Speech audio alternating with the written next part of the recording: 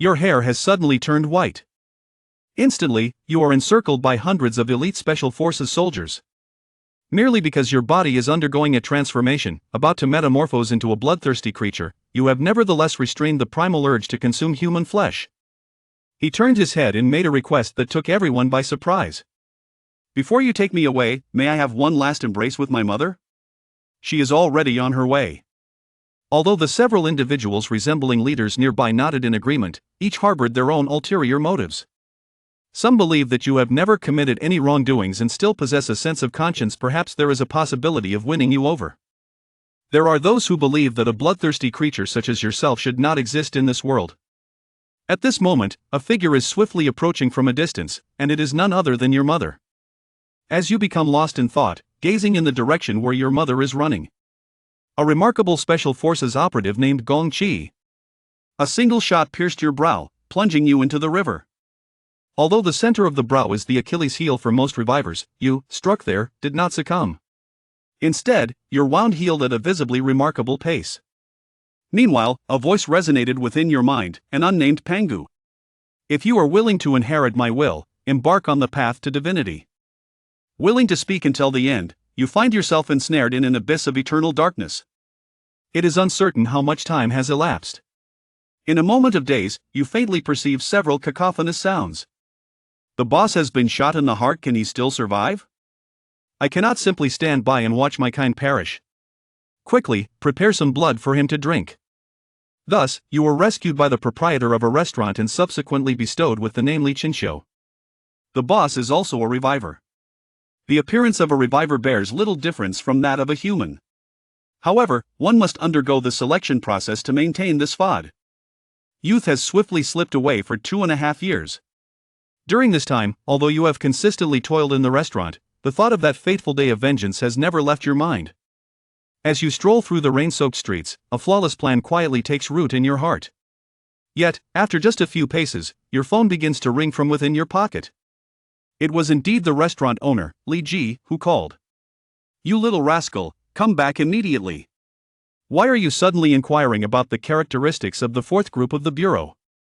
You wear an expression of tranquility, for vengeance is undoubtedly your intent. The opportune moment and favorable circumstances now align in my favor. Have you lost your mind?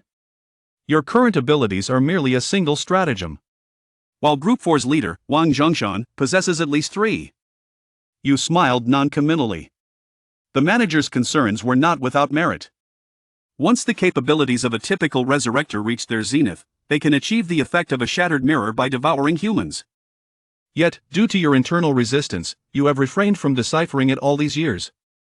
I have witnessed the battles of the triumphant ones, and I had already attained that level of mastery 6 months ago." Li Ji was momentarily at a loss for words.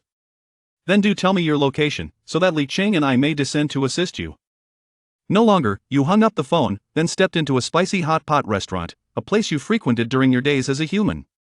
The proprietress informed you that the vegetarian set meal was no longer available. The fast food combo was discontinued 2 years ago, young man. Upon ordering a succulent beef set meal, you then sought out a seat at an occupied table. You have been intently observing the man across from you, who appears to be in his 40s. His skin is weathered and cracked, reminiscent of someone engaged in arduous physical labor. This man is your target for today. Your peculiar behavior was soon noticed by the man. Since your arrival, you have been gazing at me intently. Is there something on your mind? You delicately extracted 2 tissues, gently wiping the raindrops from your hands. If it pleases your palate, indulge a little more. Opportunities such as these may not present themselves again. The man shuddered upon hearing this, and then he shifted his left foot outside the table. There are dozens of people outside fixated on this place. Once you step through that door, your fate is sealed. The pupils of the Resurrector man suddenly constricted, and a droplet of sweat, the size of a chicken egg, promptly fell. "I have come to assist you." As you spoke, you inadvertently pierced your own finger, yet the wound healed at a visibly remarkable pace. Just as you can observe, I too am a harbinger of revival. You may take me hostage. The individuals from Tian's are too cautious to act recklessly. Upon reaching the Lujiang Bridge, there will be someone waiting to assist us. After each sumptuous meal, you completed the payment by scanning the code. At that moment, a man unexpectedly emerged, seizing you by the neck and dragging you forcefully towards the exit. Upon witnessing the situation, the proprietress promptly seized the telephone. "Release him at once, or I shall notify the authorities," she declared. However, the man was entirely unfazed by this and promptly kicked a hole in the wall. This scene instilled a sense of unease among the onlookers. Such immense force, this individual must be a resurrector. As the words were spoken, the crowd swiftly dispersed in a frenzy. The man arrived at the Lujiang Bridge with ease. However, upon his arrival, he immediately sensed something amiss. "Did you not mention that someone would be here to assist us?" At a glance, not only is there no soul upon the bridge, but even the river's surface reflects an absence of any figure. The man soon realized that he had been outwitted by this little imp. Was he merely a bait for my entrapment? However, just as he raised his fist, poised to impart a lesson, a jeep suddenly sped towards him from a distance. As the car door swung open, a fair-skinned young man descended with an air of composure. This individual is none other than Gong Chi, the vice captain of Team 4, someone you are exceedingly familiar with. "You must be the one in charge. Prepare a vehicle for me and instruct the soldiers not to hinder my passage. Once I have exited the city limits, release the individuals," the man shouted at the top of his lungs. In response to his demands, Gong Chi merely shrugged his shoulders. "If you release the hostage now, I can arrange for your family to bid you farewell for the last time. This is the utmost concession I am able to offer. And the remainder, you spoke up. According to federal regulations, if a reviver takes hostages and makes unlawful demands, the special forces possess the authority to enforce and eliminate." This sentence serves as the final straw that breaks the man's resolve. He gazes at you intently, filled with accusation. "It is you who has brought me to this point," he declares, "and do not expect to escape unscathed." With that, he summons every ounce of his strength and delivers a devastating blow to your forehead. The crisp sound of bone cracking resonates piercingly in the rain. Yet in the next moment, the man cried out in agony, clutching his injured fingers. His fist seemed to have collided with a steel plate, resulting in the complete fracture of all the joints in his wrist. This scene left all the personnel of Turnus utterly astonished. Even Gong Chi and Wang Zhongshan are no exception.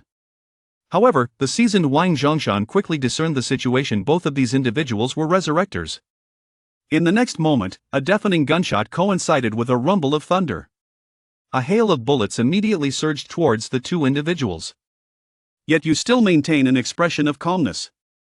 As your words resonate, the raindrops surrounding you seem to be momentarily suspended, all hovering in the air. The sound of metal clashing reverberates continuously.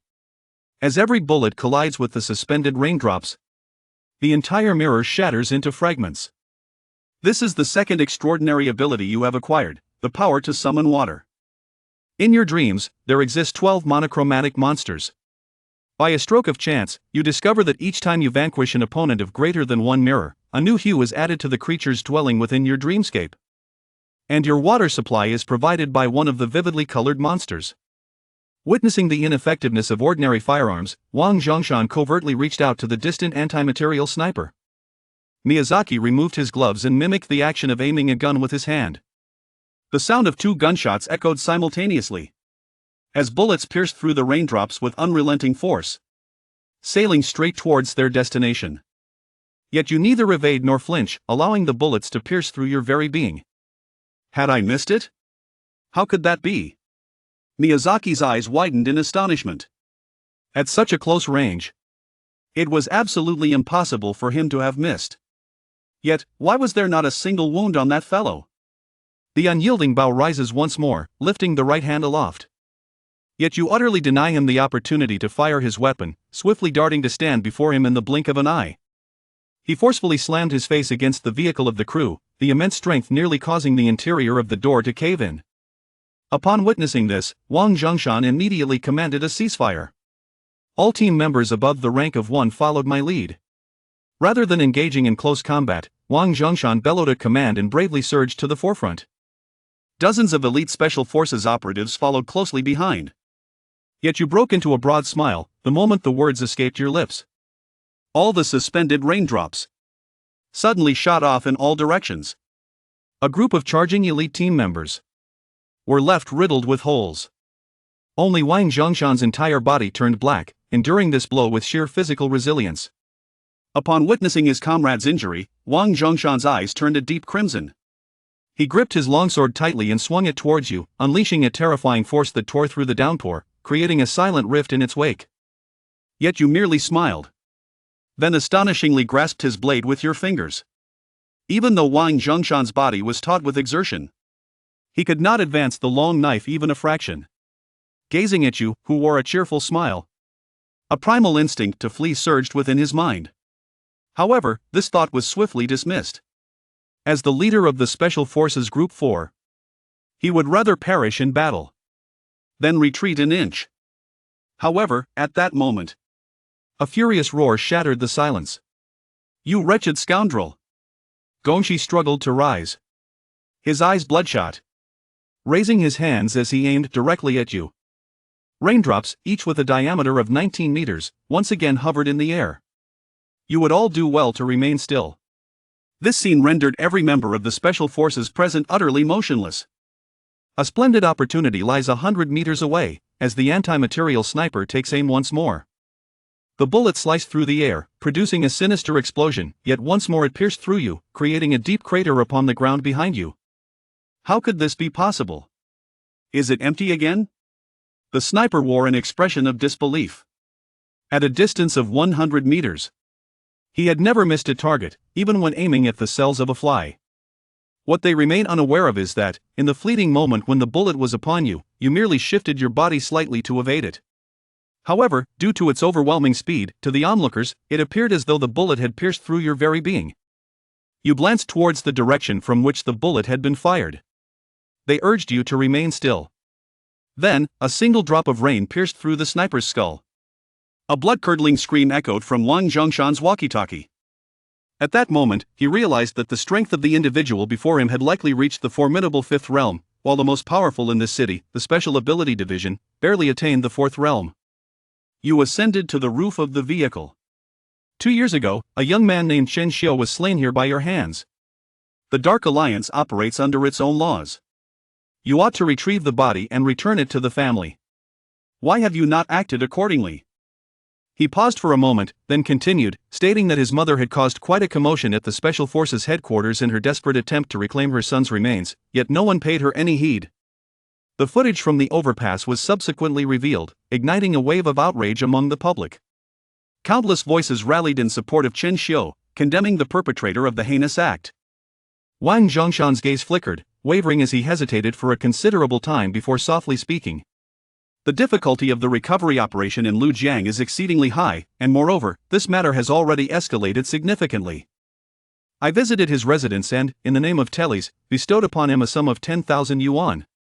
However, his emotional state was exceedingly unstable. After my departure, he tragically leapt from a building. Yet, upon hearing it, you burst into laughter. You produced a photograph and tossed it before Wang Zhongshan. It depicted a bound woman alongside a child. You granted him one final opportunity to speak the truth. Upon seeing the photograph, Wang Zhongshan's eyes instantly turned crimson. What audacity does this scholar possess to confront me? To threaten my family is no mere feat like a wild dog. Wang Zhongshan lunged towards you. With a scornful smile, you effortlessly thrust Wang Zhongshan to the ground with a single kick. Do you truly believe that I lack the courage to eliminate them? Wang Zhongshan, with a somber expression, bowed his head and said, I implore you, after I finish speaking, please spare my wife and child. I beseech you. Upon concluding his plea, Wang Zhongshan placed his hands on the ground and bowed deeply in supplication. You mentioned that I am not one to make empty promises. You spoke calmly. Upon hearing these words, Miyazaki was nearly taken aback in disbelief. He was not foolish. It was evident that the individual before him shared a profound connection with Su and her son. If Wang Zhongshan were to unveil the truth, how could he possibly endure? Contemplating this, Miyazaki was about to speak up to halt the impending revelation. The sound of an announcement reverberated through the venue. Interruption is unwelcome. Miyazaki stood frozen in place, paralyzed by an overwhelming sense of trepidation. After a prolonged silence, Wang Zhongshan finally spoke. Ever since the surveillance footage was leaked, the online community has unleashed a torrent of vitriol against Miyazaki, subjecting him to considerable scrutiny even in Torina's. Subsequently, Miyazaki leveraged his familial connections, enlisting his father to intervene in the matter. His father instructed me to address the situation and generously transferred 1 million onto my bank card. Wang Zhongshan's expression was somewhat grave as he spoke. Subsequently, I found myself at the woman's residence. The woman had succumbed to madness. The table was laden with a plethora of dumplings. I inquired why she had prepared such an abundance of dumplings, to which she replied that her son adored them. Subsequently, I issued a stern warning to him, advising against any further ventures to tell Ennis, lest he face dire consequences. Upon hearing my words, that woman, in a fit of madness, hurled scissors at me. In response, I seized his hair and cast him down from the 7th floor. You gently close your eyes and ponder, could it be possible that Suyi still lives? It seems rather improbable, for after January, we discovered a resurrector within that community. His extraordinary ability is invisibility. If all goes as expected, that woman should have been taken by the resurrector. Upon uttering these words, Wang Zhongshan appeared to age a decade in an instant. Yet those eyes are brimming with hope. I speak nothing but the truth. Could you perhaps release my family? You gently open your eyes. Your gaze is lifeless. Perhaps it is time to depart this world. I can grant you the solace of hearing their voices before you take your leave. Thank you, Wang Zhongshan, for taking a deep breath. With a swift motion, he seized the nearby broadsword and plunged it directly into his chest, collapsing to the ground. You took out your phone, navigated to a video, and then crouched before Wang Zhongshan. Behold, as you press the play button of the video, a chilling scream reverberates through the speakers. It is the harrowing cry of his daughter and wife. Yet, at the conclusion of the video, the screams fade into silence. 2 droplets of water pass through the door, unequivocally sealing the fate of both lives. Thus, the video comes to an end. Wang Zhongshan's forehead throbbed with prominent veins. Glaring intently at you. Having lost the final glimmer of hope. Are you not delighted that your family can be reunited? You need not thank me. You uttered with a cold smile. You rose indifferently to your feet. Casting your gaze towards Miyazaki, not far away. There is no need for fear. Your family is more elusive than Wang Zhongshan's. I pose no threat to you. This Wang Zhongshan is slandering. I am completely unaware of this matter. Miyazaki is retreating little by little in fear. Please hand me your mobile device. You extend your palm. Miyazaki hesitated to resist, extending the phone into your hand. You accepted the device and, navigating through the contacts, stumbled upon a number labeled ATM. Without hesitation, you dialed it. Is this Wei Gongqi, your son? You inquired directly. A moment of silence echoed from the other end of the line, devoid of any sound. Has the speaker fallen mute? A flicker of displeasure crossed your brow. A muted voice resonates on the other end of the line. Are you the reviver at the Lujiang Bridge? You are aware of my existence. You remarked with a hint of mockery. Videos of your murderous acts have gone viral online.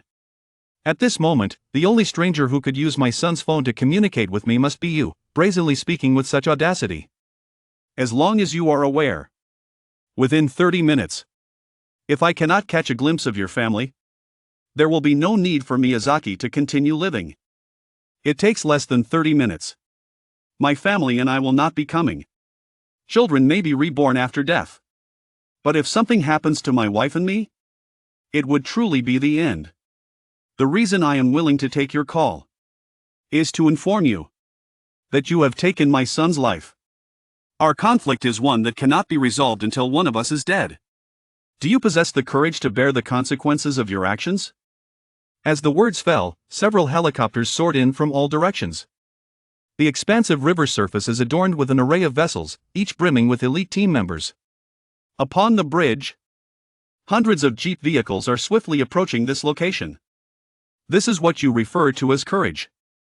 You smile subtly. Release my son. I can allow you to leave alive. If you refuse, then perish here. He declared audaciously. After hearing those brazen words, you promptly hurled your phone into the river. Meanwhile, several beams of colored light envelop you. Below, the reviver listens intently, urging the prompt release of the hostages, lest a graver mistake be committed. On the helicopter, the elite team member shouts through a megaphone. At this moment, Miyazaki kneels before you, firmly grasping your thigh. Please, brother, spare me, he pleads. I heard everything from our phone conversation. A person of your remarkable caliber has no need to risk your life or mine. You disregard him, striding towards the Miyazaki bridge like a little chick named Lynn. With the rhythm of your pulse, those suspended raindrops shoot forth, reaping the lives of the extraordinary. On the helicopter, upon witnessing this scene, the pilot felt an overwhelming sense of anguish.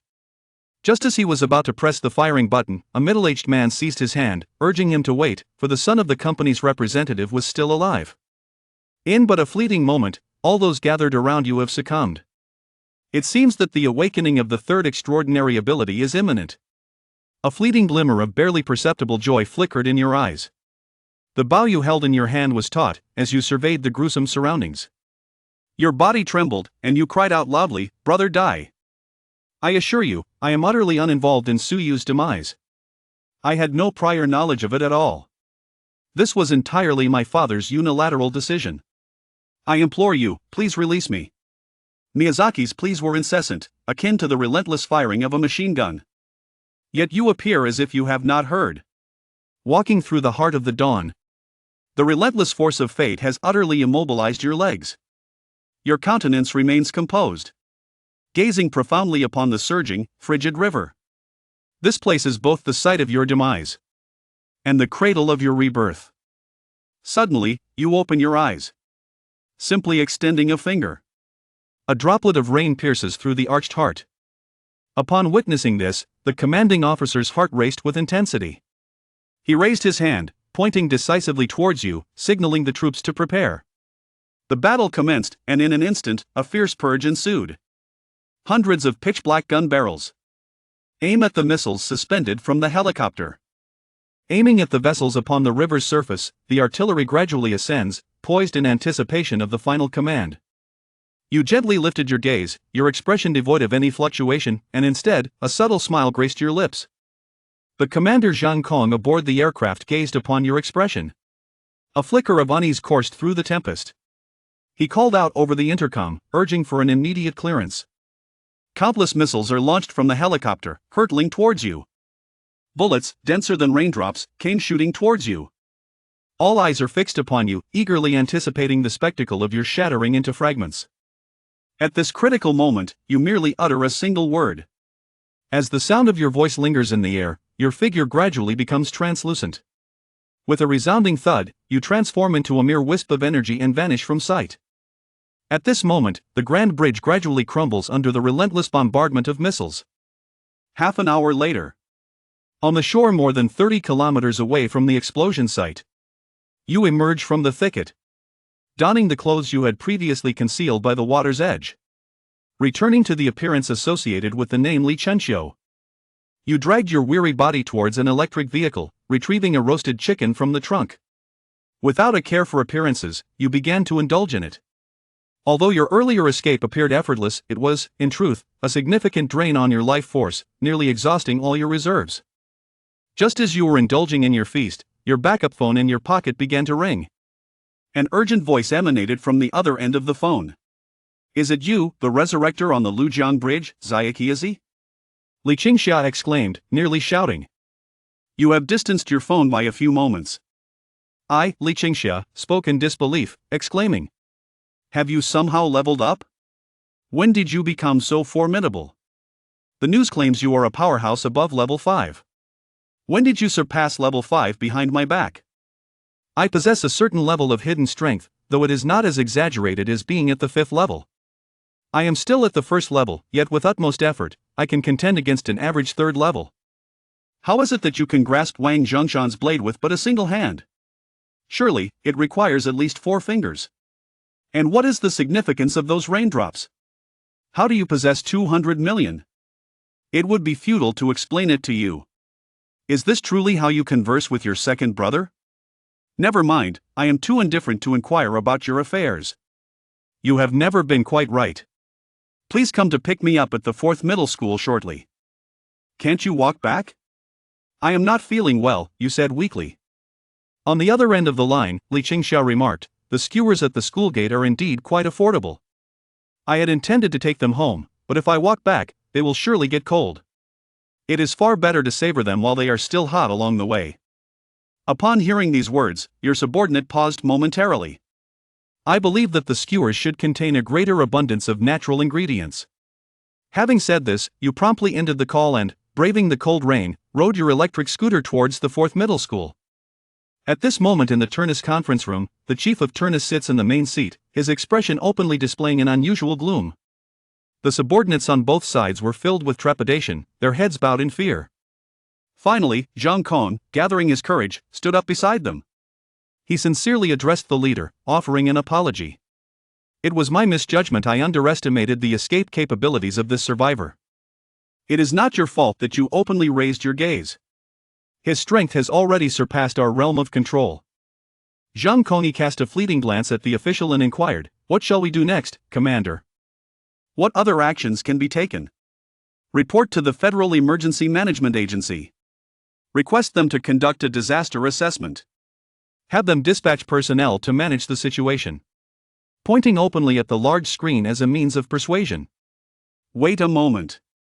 The representatives from the agency will familiarize themselves with the circumstances at that time and carry out the disaster assessment for the recovery team. In the past, has all the information not been communicated solely between you and Intonsi?" "Why have we been summoned this time?" Zhang Kong inquired with a hint of skepticism. Gong Ran smiled faintly. "My son perished at the hands of this reviver. My understanding of the situation is inevitably tinged with personal vendetta, hence the necessity of your involvement." Upon hearing this, the others nodded in realization. And soon one of them declared, "Rest assured, Chief C, we shall coordinate diligently with Chief N. When did I ever state that I required your cooperation?" Gong Ran's eyes glinted with a dangerous light, and her expression instantly turned cold. Chapter 11. Disaster Level, High Risk. In an instant, the expansive conference room fell into a pin-drop silence, the oppressive atmosphere causing everyone's nerves to tighten. Noticing the lack of discourse, Gong Ran offered a slight smile. The Security Administration seeks to understand the situation in order to assess the disaster level. You may speak freely, but I urge you to emphasize the gravity of the matter. I require a high-risk classification. Upon hearing this, the pupils of everyone present involuntarily dilated, their faces reflecting sheer terror as they gazed at Gong Ran. Within the Tianyuan Federation, the Special Abilities Bureau cannot manage the Resurrected and must report to the Security Administration. The latter evaluates the disaster level based on the abilities and threat levels of these resurrected beings, with the severity determining the attention given by the administration. The classifications, from lowest to highest, are initial risk, medium risk, high risk, extreme risk, and forbidden. Initial risk signifies that the resurrected possesses weak capabilities. However, due to their unique nature, they can incite societal upheaval, and the Special Abilities Bureau lacks the capacity to eliminate them. Medium risk indicates a stronger resurrected who can confront the Bureau directly, forcing the Bureau into a position of passive defense. High risk denotes a powerful resurrected whose existence poses a threat to the safety of the city, leaving the Bureau powerless to resist. Extreme risk represents a resurrected of formidable strength, whose presence severely impacts the future direction of the Federation, rendering them humanity's foremost adversary. Forbidden indicates a resurrected whose power is incalculable, placing human civilization at a critical juncture of survival, necessitating a united effort from all of humanity to eradicate the threat. In the annals of Federation history, only one resurrected has reached the forbidden rating, marking a dark chapter in history. After Gong Ran's pronouncement, the attendees dared not breathe, pondering the difference between deceiving the Security Administration and voluntarily resigning. At this pivotal moment, the impetuous Zhang Kong stood forth, stating, "Director, this resurrected strength can only be classified as medium risk. How can it be rated as high risk? Your mouths are affixed to your own faces. Whether or not it is deemed so is not for you to decide." Gong Ran responded with a light chuckle. "But how could the Security Administration possibly take our word for it? That video has circulated online. Anyone with discernment can see through the ruse. It's merely the video from the bridge that has spread. There are none from the bridge itself. I have already arranged for the surveillance footage to be dealt with. As long as you manage your subordinates, the Security Administration will have no means to investigate, even if they harbor doubts. Leaning back in his chair, Gong Ran rhythmically tapped his fingers on the table. I understand your fear of losing your positions over this matter, but is work not about financial gain? Comply with my demands, and each of you shall receive 500,000. Should anyone be dismissed, I will personally provide an additional 2 million and arrange new employment. What say you? Upon hearing this, the minds of all present began to stir, and after a few moments of silence, someone nodded in agreement. I am one of the director's people. Naturally, I must heed his words.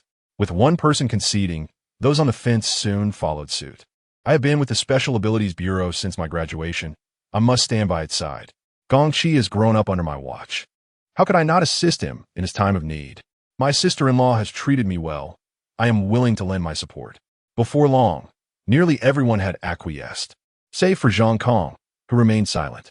As Zhang Kong found himself the center of attention, he let out a resigned sigh and nodded in agreement. Observing the scene, Gong Ran smiled with satisfaction and addressed the large screen before him. You have 10 minutes to discuss among yourselves. I suggest focusing your thoughts on the abilities of this Resurrector. No sooner had he spoken than the room erupted into a cacophony of voices.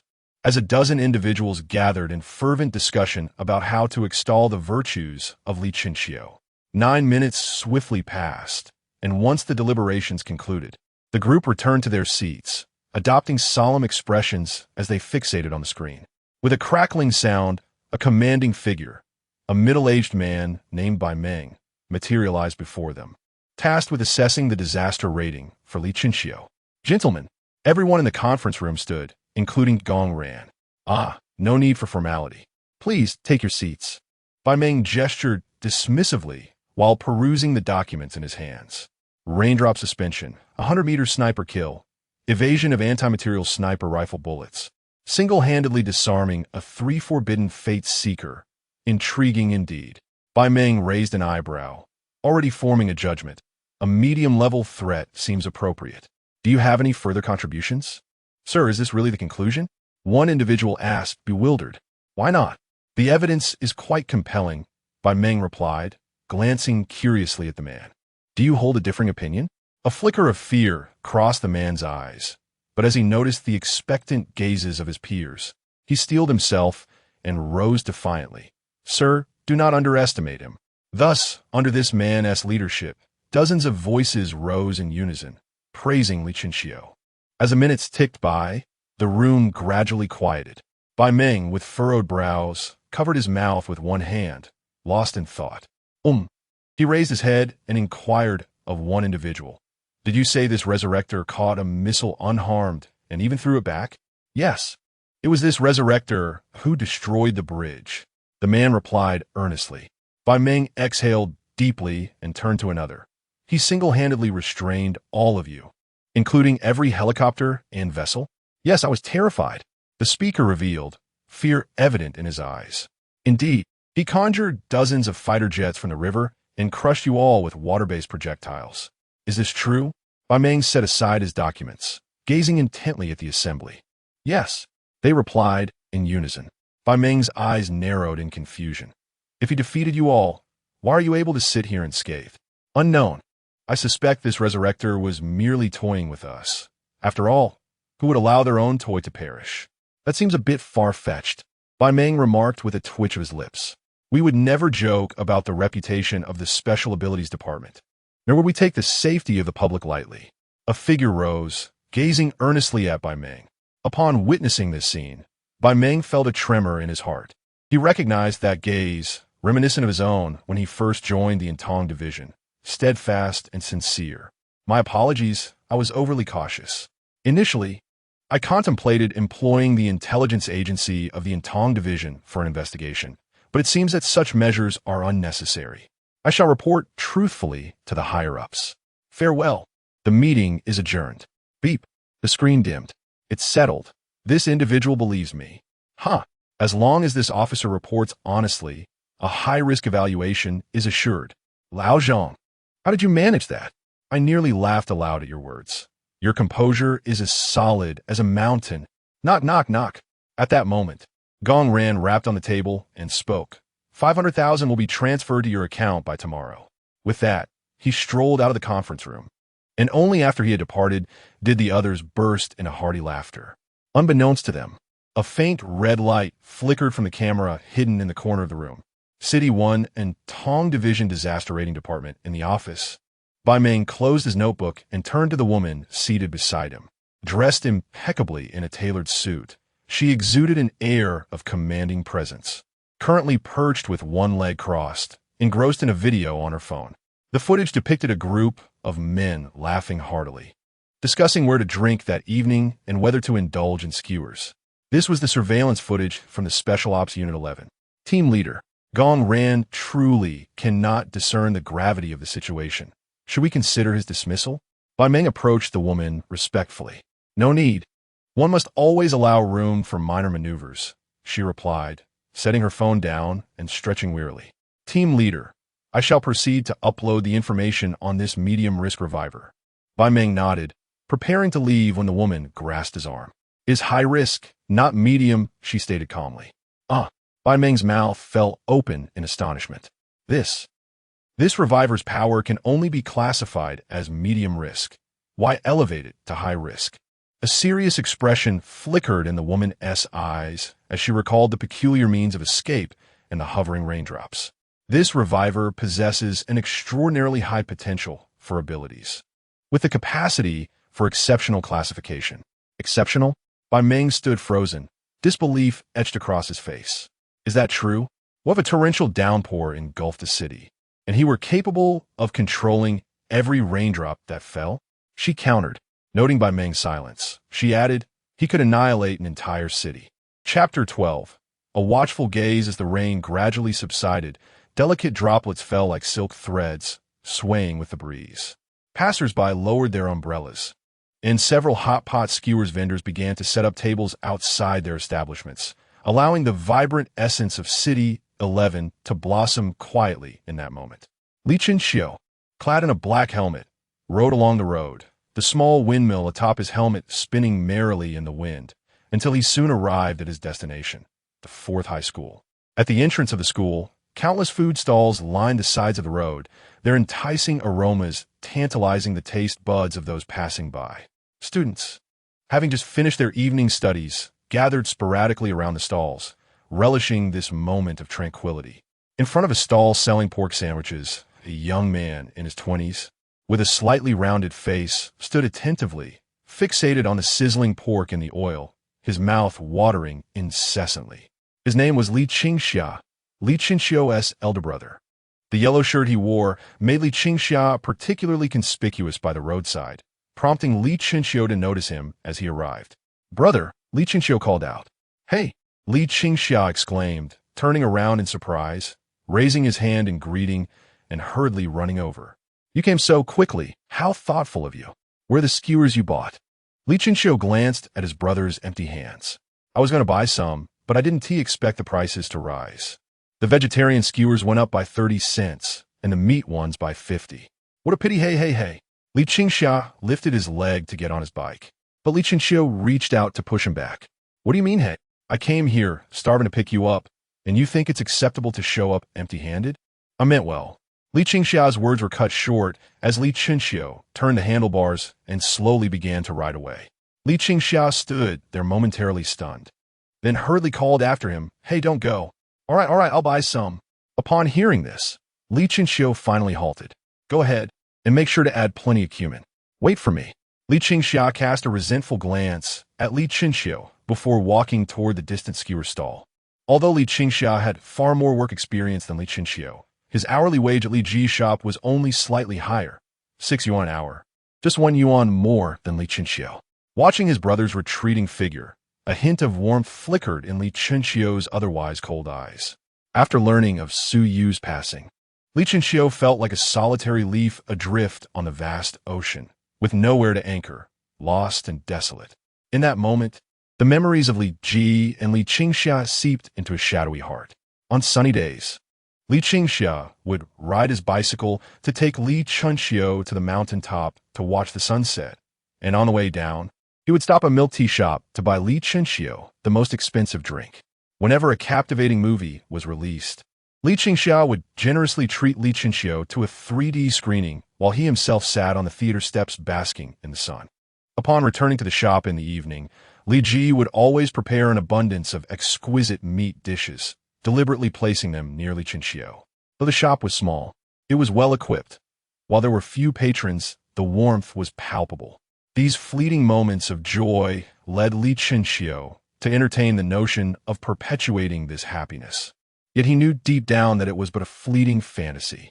The sudden appearance of Li Chenxiu aroused the suspicions of a special intelligence officer, who began to investigate and uncovered numerous inconsistencies surrounding him, even questioning the identities of Li Ji and Li Chenxiu. Shortly thereafter, this intelligence officer met his demise at the hands of Li Chenxiu, and from that moment on, Li Chenxiu realized a profound truth. The tranquility he yearned for could only be established upon the foundation of strength, and his aspirations for a better life could only be grasped with his own fists. On the roadside, Li Chenxiu, weary and despondent, leaned against the front of the car, the rumbling of his stomach making him too lethargic to sit upright. As he waited for Li Chenxiu, who had yet to return, he was about to retrieve the leftover roast chicken from the storage compartment beneath the seat when he suddenly halted, only to quickly resume his feigned nonchalance while consuming the chicken.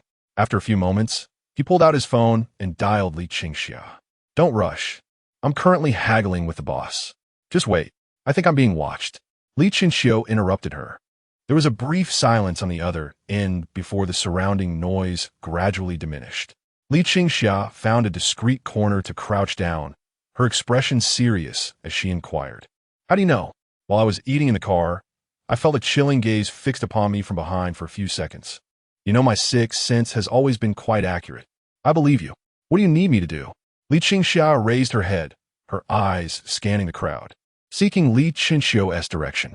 "At my 5 o'clock position, approximately 100 meters away. What building is there?"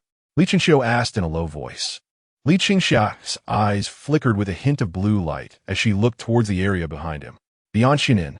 It's rather dilapidated and seems to have been around for quite some time." Li Chenxiu closed his eyes, contemplating for a moment before responding. "Is there a room between the 3rd and 6th floors that seems suspicious?" "Suspicious. Wait." After a few seconds of silence, Li Chenxiu replied, "On the 5th floor. There's something off. A person is standing behind the curtains, completely motionless." "Understood. You continue shopping." Just as Li Chenxiu was about to hang up, Li Chenxiu's voice halted him. "What do you plan to do?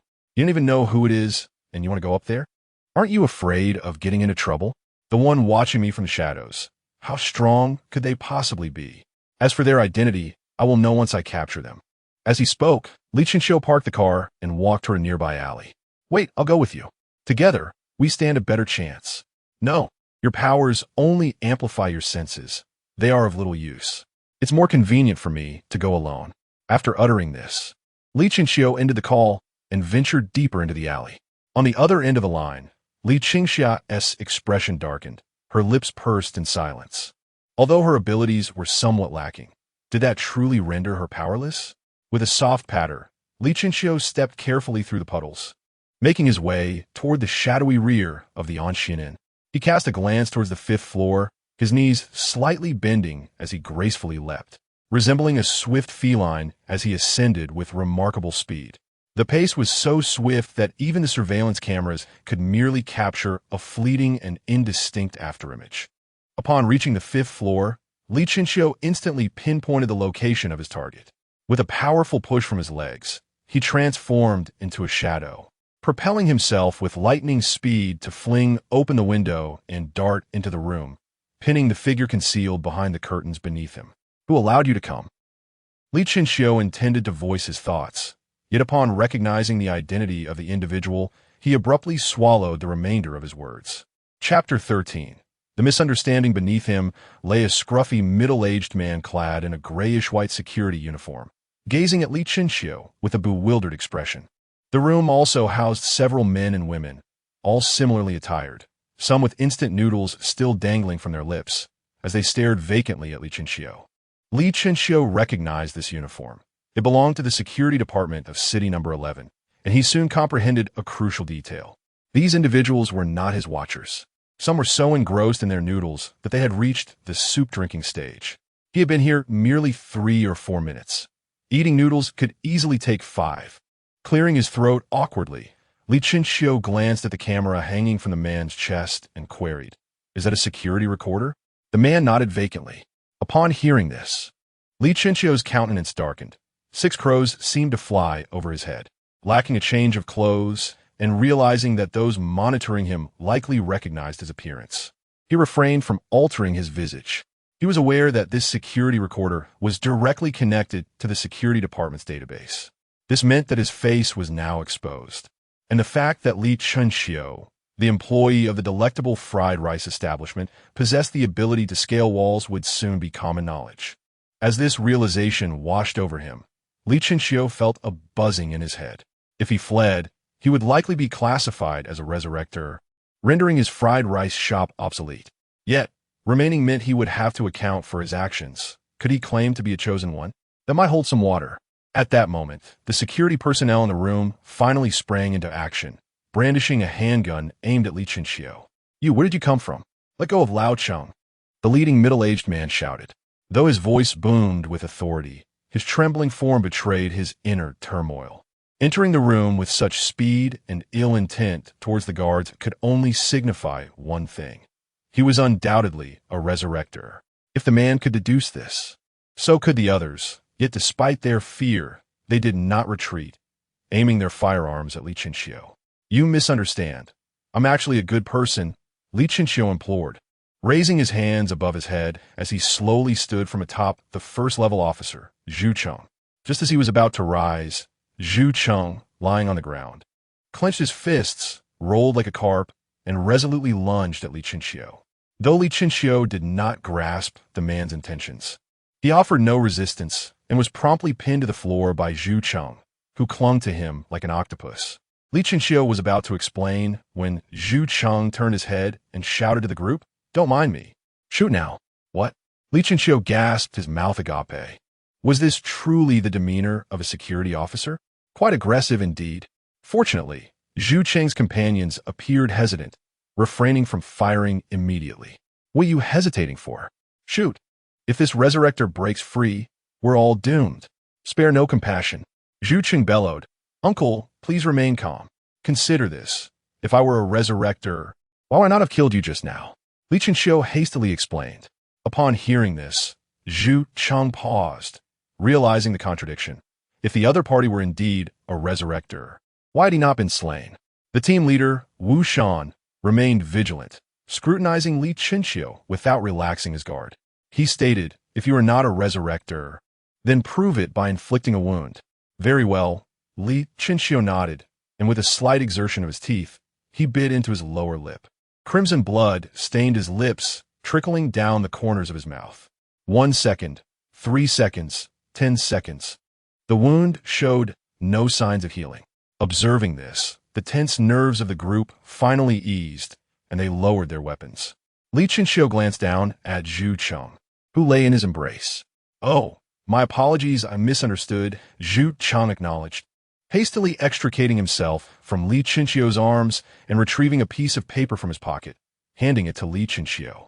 "Thank you," Li Chenxiu replied, taking the paper and using it to dab the blood at the corner of his mouth. Within the Federation, there exists only one method to discern a human resurrector, as Li Chenxiu had just demonstrated, by inflicting a wound and observing whether it heals. Due to Li Chenxiu's absolute control over his unique ability, he could dictate the healing of the wound. Moreover, there is another method to control wound healing, relying solely on human blood to sustain life, allowing energy only sufficient to prevent skin from aging. Consequently, injuries do not heal rapidly, a technique employed by Li Ji and Li Qingxia. However, this method is torturous. A resurrector, deprived of life energy for an extended period, succumbs to a state of hunger that cannot be alleviated by any other sustenance, forcing them to endure it relentlessly. In the room, Wu Shan cautiously inquired, "Are you a chosen one?" "Yes, more or less," Li Chenxiu replied with a smile and a nod. "May I ask your name?" Wu Shan continued.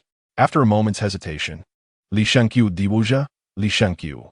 He was acutely aware of the implications. Once a chosen one was identified, it was mandatory to report to the local Special Abilities Administration. Upon reporting, this information becomes public and searchable online via name. Indeed, upon hearing his name, Wu Shan signaled to the woman beside him, who promptly retrieved her phone and moved to the back, evidently to look up Li Chinchio's information. "Young man, may I inquire why you entered from there?" Zhu Cheng, with a simple and honest demeanor, scratched his head, perplexed. "Well, my uncle and my second uncle are both my uncles, and—" Li Chinchio was about to elaborate when his phone rang from his pocket. "Apologies, I must take this call," he said with a smile of regret, walking to the window to answer. "Xiao, something's off on the 4th floor. There's clearly someone at the window, yet the lights are off." Li Qingxiao whispered from the other end of the line. "You." Li Chinchio clenched his fist, feeling an overwhelming urge to bury his second brother in the ground. "I have to hang up." After Li Chinchio hung up the phone, he leapt through the window in a swift motion, leaving everyone astonished. Beneath the neon lights, he grasped the protruding windowsill and deftly vaulted into the room below. With the window ajar, his descent was unimpeded. The room was a solitary one, permeated by a pungent odor of smoke, with an extinguished cigarette still smoldering on the bedside table. It was evident that the room had recently been occupied, as the occupant had just vacated through the window. With a click, Li Chinchio pressed the light switch, yet the room remained shrouded in darkness.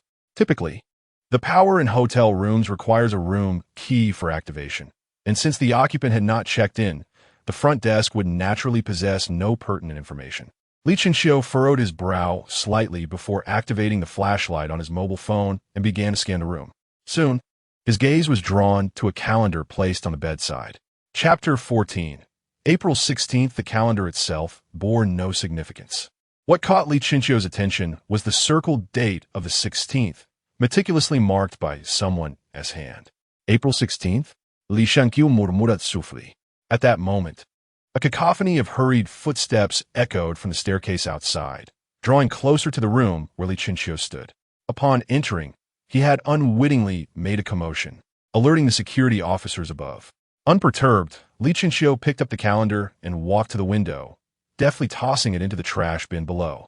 Just then, the door swung open, and a bright light flooded the room as the security personnel, guns drawn, entered with caution. Wu Shan, observing Li Chinchio lost in thought at the window, called out, "Li Chinchio, what is going on? Clarify the situation." Turning around, Li Chinchio replied with a hint of resignation. "To make a long story short, ever since I became a fated one, my sixth sense has become remarkably acute.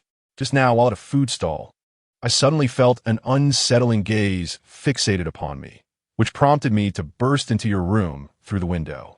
However, it appears I was mistaken. The individual watching me must be on the 4th floor, and they have already fled." A flicker of reluctance crossed Li Chinchio's eyes. "Have you offended someone?" Zhu Cheng inquired, glancing at the cigarette but on the table. "I do not know, which is why I am curious as to why someone would be watching me." Li Chinchio shook his head, observing the cigarette, but DNA can likely be detected from this. Leaving a cigarette here suggests that this person's genes have likely undergone alteration. The one fixating on you might be somewhat extraordinary. Wu Shan approached the window and peered down. Li Chinchio was well aware that anyone who becomes a fated one experiences genetic mutations. What a stroke of bad luck, to be inexplicably targeted. He feigned exasperation. Sitting on a stool, he looked at Wu Shan and continued, "Uncle, was my earlier action illegal? The fated ones are not under the jurisdiction of our security force. Whether a crime has been committed is determined by the Special Abilities Department," a female officer stated. "Does that mean I shall be imprisoned in the Special Abilities Department?" Li Chinchio pretended to be anxious. "Not unless a complaint is filed." Wu Shan turned, fixing his gaze on Li Chinchio. "If you're truly innocent, we would naturally refrain from filing a report." "What do you mean?" Li Chinchio furrowed his brow slightly. "Given you're a fated one, why did you not report to the Special Abilities Department? Or is it inconvenient for you to do so? What connection do you have with the recent string of disappearances within this month?" Wu Shan interrogated. As his words fell, the officers in the room raised their firearms, aiming at Li Chinchio. Disappearances? Li Chinchio suddenly realized that the presence of these officers was related to this matter. "What? Do you think being a fated one grants you immunity from bullets?" Wu Shan admonished coldly. Li Chenxiu offered a wry smile. The reason I did not report is that I have only recently become a fated one and have not had the opportunity. As for the disappearances, they have no connection to me whatsoever. As Wu Shan was about to articulate his thoughts, the intercom on his chest crackled to life, followed by a voice announcing, "Suspects apprehended on Dongping Street. Withdraw." Instantly, an eerie silence enveloped the scene. The members of the Public Security Bureau exchanged glances, their hands trembling on their firearms, uncertain whether to lower them. "Control yourselves. I'll inquire further," Wu Shan instructed before stepping alone into the restroom. A few minutes later, Wu Shan emerged, gesturing for everyone to lower their weapons. A collective sigh of relief resonated as the officers holstered their pistols and retreated to the side. "I apologize. With the increasing number of resurrected individuals in the city, the mortality rate within the Public Security Bureau has escalated. Being overly cautious has become an unfortunate necessity. I am truly sorry." Wu Shan bowed his head in apology to Li Chenxiu. This gesture surprised Li Chenxiu, who hadn't anticipated such kindness from the officers. Had it been the Special Ability Bureau in this situation, not only would there be no apologies, but they would likely have opened fire without hesitation. "It's nothing. It's only sensible to be cautious. Encountering a resurrected individual could enhance survival chances. If that's all, I'll take my leave," Li Chenxiu replied, waving his hand dismissively. "Wait, young man, what is your phone number?" Wu Shan called after him. "We'll need to contact you regarding the DNA test results." Li Shenqiu nudda, providing his number, 895. "Very well, the results should be available by tomorrow afternoon," Wu Shan noted, putting away his phone. "My people will reach out to you in the morning to accompany you to the Special Ability Bureau for registration." "Oh, no need to trouble yourself. I can handle the registration myself," Li Chenxiu replied, shaking his hand dismissively. "This isn't a trouble. Assisting the destined individuals with registration is the duty of the Public Security Bureau." Although reluctant, Li Chenxiu ultimately acquiesced to this notion. After bidding farewell to the officers, Li Chenxiu rode through the streets with Li Qingxia. "So, you're going to register at the Special Ability Bureau tomorrow?" Li Qingxia exclaimed, astonished. "What other choice do I have? Either impersonate a destined individual or go on the run. Even a fool knows what to choose." Li Shenqiu raturta, sumawat irritable. "You ought to be more cautious. A resurrected individual posing as a destined one is bound to attract trouble."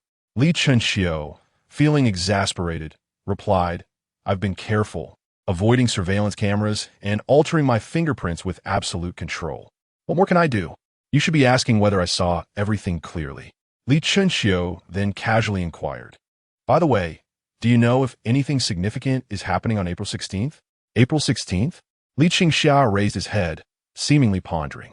After a brief pause, he responded, "Oh right, Bei Huangshan has recently been hiring numerous part-time workers, starting from April 16th. Why the sudden surge in part-time hiring?" Li Shenqiu questionat. "How should I know? It's likely for some large-scale event. What type of part-time job? Hey, are you still worried about this? Just consider how you'll explain it to your boss." Li Qingxia chuckled with a hint of schadenfreude, her lips involuntarily curling upwards. Upon hearing this, Li Chenxiu's scattered thoughts abruptly returned to reality, and her expression visibly darkened. This is a cozy fried rice restaurant, where the soft glow of the lights filters through the glass door, casting a warm illumination on the damp and chilly pavement, adding a touch of warmth to the sparsely populated street. A few cats and dogs are nestled on the steps of the restaurant, grooming each other, providing a slight warmth to the chilly night air. At that moment, a beam of light fell upon the restaurant's entrance as Li Chenxiu arrived on her electric scooter, halting at the door. "Good luck." Li Qingxia cheerfully patted Li Chenxiu on the shoulder before dashing inside with a bag of skewers. After parking her scooter, Li Chenxiu took a deep breath and, filled with trepidation, pushed open the door. Chapter 15 Awakening. As Li Chenxiu stepped through the threshold of the establishment, a pungent aroma of alcohol assailed his nostrils. Curiously, he turned his gaze to discover an elderly man, seemingly in his 50s or 60s, slumped on the floor with ruddy cheeks. The man's visage bore the marks of age, slightly plump and sagging, adorned with an apron stained with grease. while streaks of black mingled with white in his hair added an air of weariness. Surrounding the old man lay a multitude of empty bottles, and, at that moment, Li Qingxiao was crouched on the ground, tidying up the mess. Upon hearing the commotion at the entrance, he spoke without lifting his head. "The boss and his friend have drunk too much. You should help him upstairs. I can manage this on my own." "All right." Li Qingxiao said no more, moving to assist Li Ji, guiding him unsteadily up the stairs, soon placing him back onto his bed. The housing prices in city number 11 were exorbitant. In an effort to economize, Li Ji had constructed a partition in the 4-meter-high kitchen, creating a 2-meter-high dwelling above and a 2-meter-high kitchen below.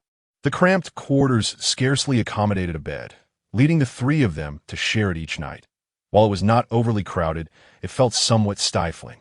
When summer arrived, the space transformed into a veritable sauna, prompting Li Ji to spread a large cooling mat in the dining area on the first floor, where he would blissfully drift in his sleep beneath the fan's gentle breeze. As soon as Li Ji made contact with the bed, his eyelashes fluttered, and he groggily opened his eyes. Oh, isn't this the formidable brother who doesn't need a plan? How come you're back so soon?" "Hee. Boss, you're drunk. Just go to sleep," Li Qingxiao said, lifting the blanket to cover Li Ji.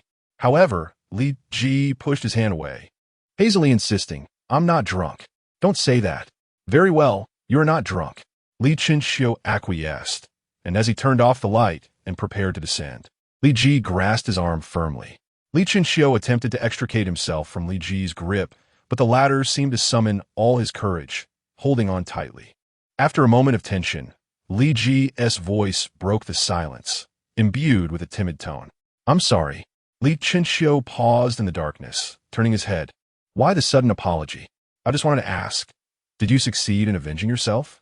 "They were weak. I dispatched them swiftly. The vendetta has been fulfilled." Li Shangqiu replied calmly. Hee. Then life should be easier for you from now on, Qingxiao. Come down here." Li Ji tugged at Li Qingxiao's arm. Without resistance, Li Qingxiao dutifully squatted beside Li Ji. "Now that you've avenged yourself, promise me you won't engage in any more perilous ventures. Let us ensure the three of us live well together, shall we?" Li Ji spoke softly. "Live well?" Li Qingxiao shook his head. "Can we truly continue to live well? Are we not doing well at present? I can cook and earn money. I can buy meat for you and procure blood for Xia. And we can be happy every day. But what if the blood supply is cut off? What if the Federation suddenly develops instruments capable of detecting resurrected individuals? What if one day we find ourselves under suspicion from a special ability department? In such a case, they would eliminate us. This is not a matter of good or evil. Much like when I stood on that bridge, despite having done nothing wrong, the label of resurrected is a death sentence. Li Qingxiao clenched his fists, his dark eyes swirling with emotion as he continued. Peace is merely a beautiful dream woven by the night sky. We shall eventually awaken. The flush on Li Ji's face faded somewhat as he replied despondently. Ultimately, we will meet our demise, so why not live fully before that moment arrives? It is possible to avoid death, provided one is strong enough. Upon hearing this, Li Ji turned his gaze towards Li Qingxiao. Can your strength surpass that of the Federation? What if, even if I perish on this path, I have no regrets? Li Qingxiao rose to his feet, declaring, My mother has already perished due to my inadequacy. I do not wish to repeat that fate. As long as I can grow stronger, nothing else matters. With that, Li Qingxiao turned and descended the stairs. Unbeknownst to anyone, the most formidable taboo in the history of the Federation was quietly hatching.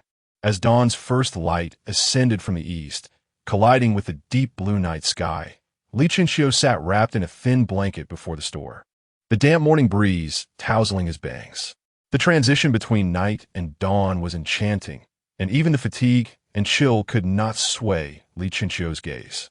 With a soft thud, the store door swung open behind him, and the sleepily dazed Li Qingxiao emerged, rubbing his disheveled hair. He glanced down at Li Qingxiao and asked, Why are you awake before dawn? The sky is particularly beautiful today. If you miss it, you won't see it again. Li Qingxiao patted the step beside him, inviting, Come and watch it with me. Hearing this, Li Qingxiao looked at Li Qingxiao and then sat down beside him.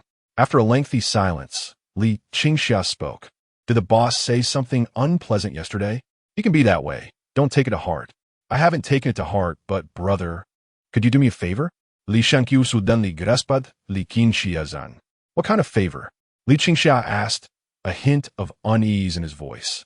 Let me state this clearly. I won't help with any money-related requests. It's not about money. I'm a bit tight at the moment. Could you assist me in finding a day job at Beiwangshan for April 16th? Is that all? Yes, that's all. Li Qingxia smiled confidently, making an okay gesture. I'll sort it out for you today. By the way, I need to report to the Special Forces when dawn breaks. Remember to inform the boss about what happened last night, about me becoming the chosen one. At this, Li Qingxia sprang to his feet, exclaiming, Why don't you go tell him yourself? I have my own matters to attend to. Besides, haven't you previously dealt with the boss when I got into trouble? Li Qingxia responded matter-of-factly. Li Qingxia pointed an accusatory finger at him, retorting, Your troubles are not comparable to mine.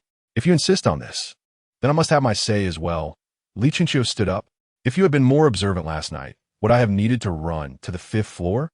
It was just a moment of carelessness. No more excuses.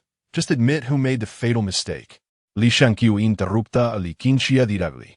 All right, I concede. A brother must be forgiving of his younger sibling's folly. I will take a step back. With that, Li Qingxia stormed into the store, visibly displeased. After witnessing the sunrise, Li Qingxia prepared a simple breakfast for the two. Due to forgetting to charge his phone the previous night, he had no choice but to run to the Special Ability Department. It was just over 40 kilometers with intermittent pauses. It would only take a short while. While Li Qingxia was en route, his phone rang. It was his uncle. Hello. Li Qingxia answered. Is this Li Qingxia? A familiar voice emerged from the other end. Yes, it's me. Hello. We met last night. I am Zhu Cheng, the one you pinned down. Oh, it's Uncle Zhu. Are you calling to pick me up? Indeed, it's a directive from above, Zhu Cheng replied excitedly. No, it's unnecessary. I can manage on my own. Once I arrive, I'll send you a photo, so no need to trouble yourself. Li Qingxia gently declined. Zhu Cheng hesitated. This reporting is quite troublesome. It can't be done by just one person. Really, it's fine. I'm not a child who needs supervision. Li Qingxia chuckled, continuing to refuse. There was a prolonged silence on the other end of the line, and after a while, Zhu Cheng's voice finally broke through. Actually, young brother, I just want to accompany you into the Special Ability Department to have a look. Normally, we from the Public Security Department are not allowed inside. And today happens to be the Special Ability Department's testing day. How would you want to miss it? Please help your uncle out. Chapter 16.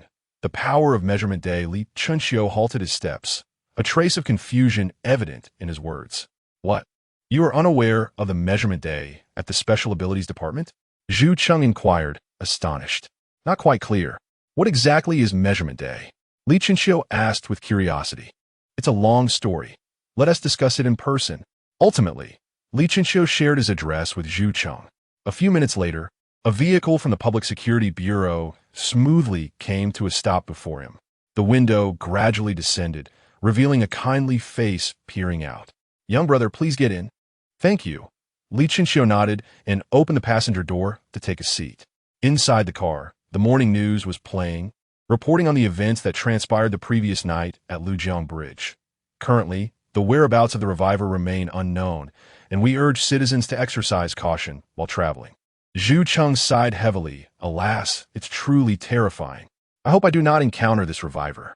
Sitting beside him, Li Qingxia wore a peculiar expression, turning to gaze out the window. Indeed, it is quite frightening. Let's hope we do not cross paths.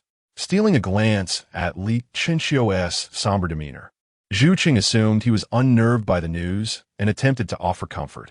Rest assured, once the Security Administration assigns a disaster level to this reviver, they will dispatch a destined individual to City 11. That reviver won't last much longer. Let's hope so, Li Qingxia nodded. By the way, Uncle Zhu, what does Measurement Day signify? Every destined individual's abilities vary in strength, and Measurement Day serves to categorize those whose abilities have yet to be rated. It occurs only twice a year, once in April and once in October. Today is Measurement Day for April. As time passed, Zhu Cheng elaborated on the subject of abilities, providing Li Qingxia with a foundational understanding. The Federation classifies the powers of destined individuals into three main categories: elemental, extraordinary, and physical enhancements.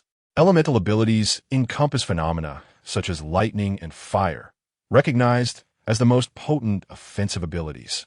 Physical enhancement abilities directly affect the individual's body. For instance, Wang Zhongshan possesses a physical enhancement ability. This category has a low upper limit but a high lower limit, representing a standard classification of abilities. Extraordinary abilities are quite unique. Any power that does not fall under the elemental or physical enhancement categories is deemed extraordinary. This category exhibits the greatest disparity in strength. Some are exceedingly powerful, while others are markedly weak. The purpose of Measurement Day is to accurately classify these abilities and rate their intensity. The ratings range from A to F, with A being the highest and F the lowest. Most destined individuals possess F-level abilities, relegating them to menial tasks at the Special Abilities Department or minor leadership roles at the Public Security Bureau. E-level abilities allow for a small team leader position at the Special Abilities Department, while D-level abilities can lead special action groups within the department. The higher tiers belong to the Security Administration. As for those above A level, Li Chinxiu remained inquisitive, leaning in to ask, "Uncle Zhu, are there any levels beyond A?" Zhu Cheng pondered for a moment and inquired, "Is there anything I am unaware of? There are some unreliable rumors circulating online. Would you like to hear them?" "I would," Li Chinxiu replied, nodding with curiosity. It is rumored that within the Intong division lies a stone inscription, etched with numerous extraordinary abilities. A few years ago, some individuals even shared information about this inscription online, claiming it to be a list of divine powers. Once one awakens the abilities inscribed upon it, they could possess the capacity to devastate the world. Zhu Cheng scoffed at this notion, saying, "Divine beings?" Upon hearing these words, Li Chinxiu's heart momentarily skipped a beat, recalling a phrase from 2 years prior. "Embrace my form, hold the power, ascend to divinity. I am Pangu. Will you accept?" Both the ancient scroll and the stone inscription contained the word divinity. Did this imply a connection between the two? What is the matter? Zhu Cheng glanced at the passenger seat. All this is merely internet chatter. There are no divine beings in the history of the Federation. It's nothing, Uncle Zhu. Besides this, what else did that person say? Li Chinxiu asked nonchalantly. Nothing much. Oh right, they mentioned the first sequence of abilities. What was that ability called? I think it was freedom. Rather peculiar, isn't it? The streets of City 11 were remarkably wide.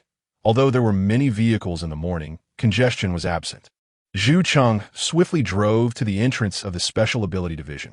Li Chinxiu stepped out of the car and looked ahead. 100-meter-long black iron gate stood majestically in the heart of the city, glimmering with an ominous sheen under the sunlight, resembling a colossal steel beast. Silently surveying the pedestrians and vehicles passing by, armed soldiers stood on either side of the gate, their cold gazes scanning the incoming and outgoing traffic with a scrutinizing intensity. Constructing such a grand gate must have cost at least several $100,000. Li Chinxiu remarked with awe. Zhu Cheng patted Li Chinxiu on the shoulder, somewhat smugly replying, "Ah, young man, you have experienced so little. This would cost at least several $100,000. At that moment, a man in a suit sauntered past them, dismissively scoffing. 2 country bumpkins. This has exceeded $1 million. A gentle breeze swept by, causing Zhu Cheng to awkwardly rub his nose, silently proceeding towards the gate, with Li Chinxiu trailing behind. After registering their information at the guard station, the staff of the Special Ability Division escorted the two into a long corridor. Li Chinxiu navigated through various rooms like a robot, continuously scanned by precise instruments.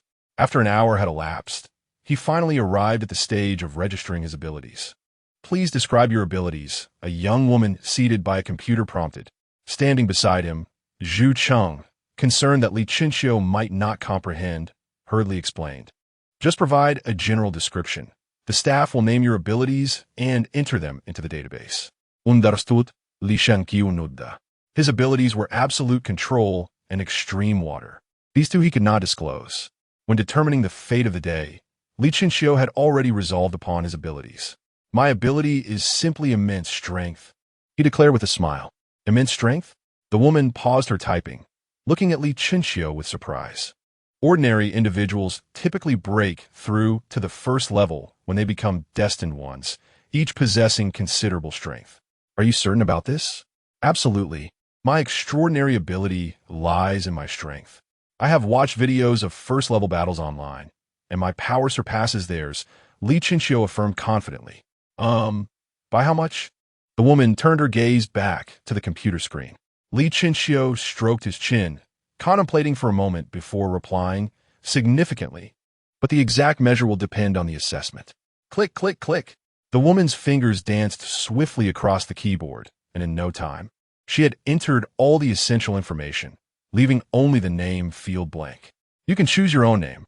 If you find it challenging, I can name you, the woman said, glancing at Li Chinxiu. If possible, let it be divine power. Chapter 17. Embarrassment on the silver screen. Very well. Your number is 43. Please proceed to the energy field for testing. After receiving the number from the woman, Li Chinxiu expressed his gratitude and followed Zhu Cheng out of the venue. As they walked, Zhu Cheng, with a curious expression, inquired, Xiao Qiu, you claim your strength surpasses that of first class, but by how much? Li Chinxiu paused to contemplate for a moment before responding earnestly. If I were to exert my full strength, it would be approximately equivalent to that of a fourth class. Zhu Cheng's eyes widened in disbelief as he abruptly halted. Fourth class? No way. Yes, casually exerting myself would be at a third-class level, but at full capacity, it would indeed reach fourth class, Li Chinxiu stated calmly, as if discussing a trivial matter. Are you joking? Full strength at fourth class? Zhu Cheng stepped back, scrutinizing Li Chinxiu from head to toe. His skepticism was not directed at Li Chinxiu's character, but rather at the sheer absurdity of such a claim. Has there ever been a precedent in the history of the Federation where a first class possessed strength comparable to a fourth class? As far as Zhu Cheng knew, there had not been. Observing Zhu Cheng's reaction, Li Chinxiu was not taken aback. He was aware that his strength indeed transcended the common understanding, and it was natural for others to be incredulous. However, whether others believed him or not was inconsequential. He simply needed to unleash his full potential. Prior to this day, Li Chinxiu had intended to remain a modest, destined one, but that notion was thoroughly dispelled by Zhu Cheng earlier that morning. Zhu Cheng revealed to him a swift method to enhance one's physical abilities, consuming the flesh of beasts that had undergone revival. The meat of these revival beasts contained a unique life energy that, once consumed, could significantly enhance the physical capabilities of the eater. However, this life energy could not be utilized for regeneration or to delay aging. Of course, this limitation applied to others. Li Chinxiu was not bound by such constraints, as he was capable of drawing life energy from the consumption of pigs, sheep, cattle, and ducks to prolong his youth. After all, revival beasts were fundamentally animals, and there was little difference. There were 4 pathways to obtain such meat. The first was purchasing it, a route Li Chinxiu dismissed outright. The second involved hunting in uninhabited zones, but this method was too slow. Li Chinxiu knew nothing about these areas and was unaware of how to identify revival beasts. The third option was to join the Special Abilities Department or the Security Department, which would periodically distribute revival beast meat to members. However, entry into these organizations required training at a military base, and only upon successful completion would one have the opportunity to join the Special Abilities Department or the Security Department. The fourth option was the Federation's Academy for the Destined, which was dedicated to cultivating powerful individuals to serve the Federation. Naturally, they would provide revival beast meat, and upon graduation, the Academy would guarantee job placement, typically within the Special Abilities Department or even the more prestigious Security Department. Li Chinxiu chose the fourth pathway, as it not only promised to enhance his strength, but also elevate his social standing.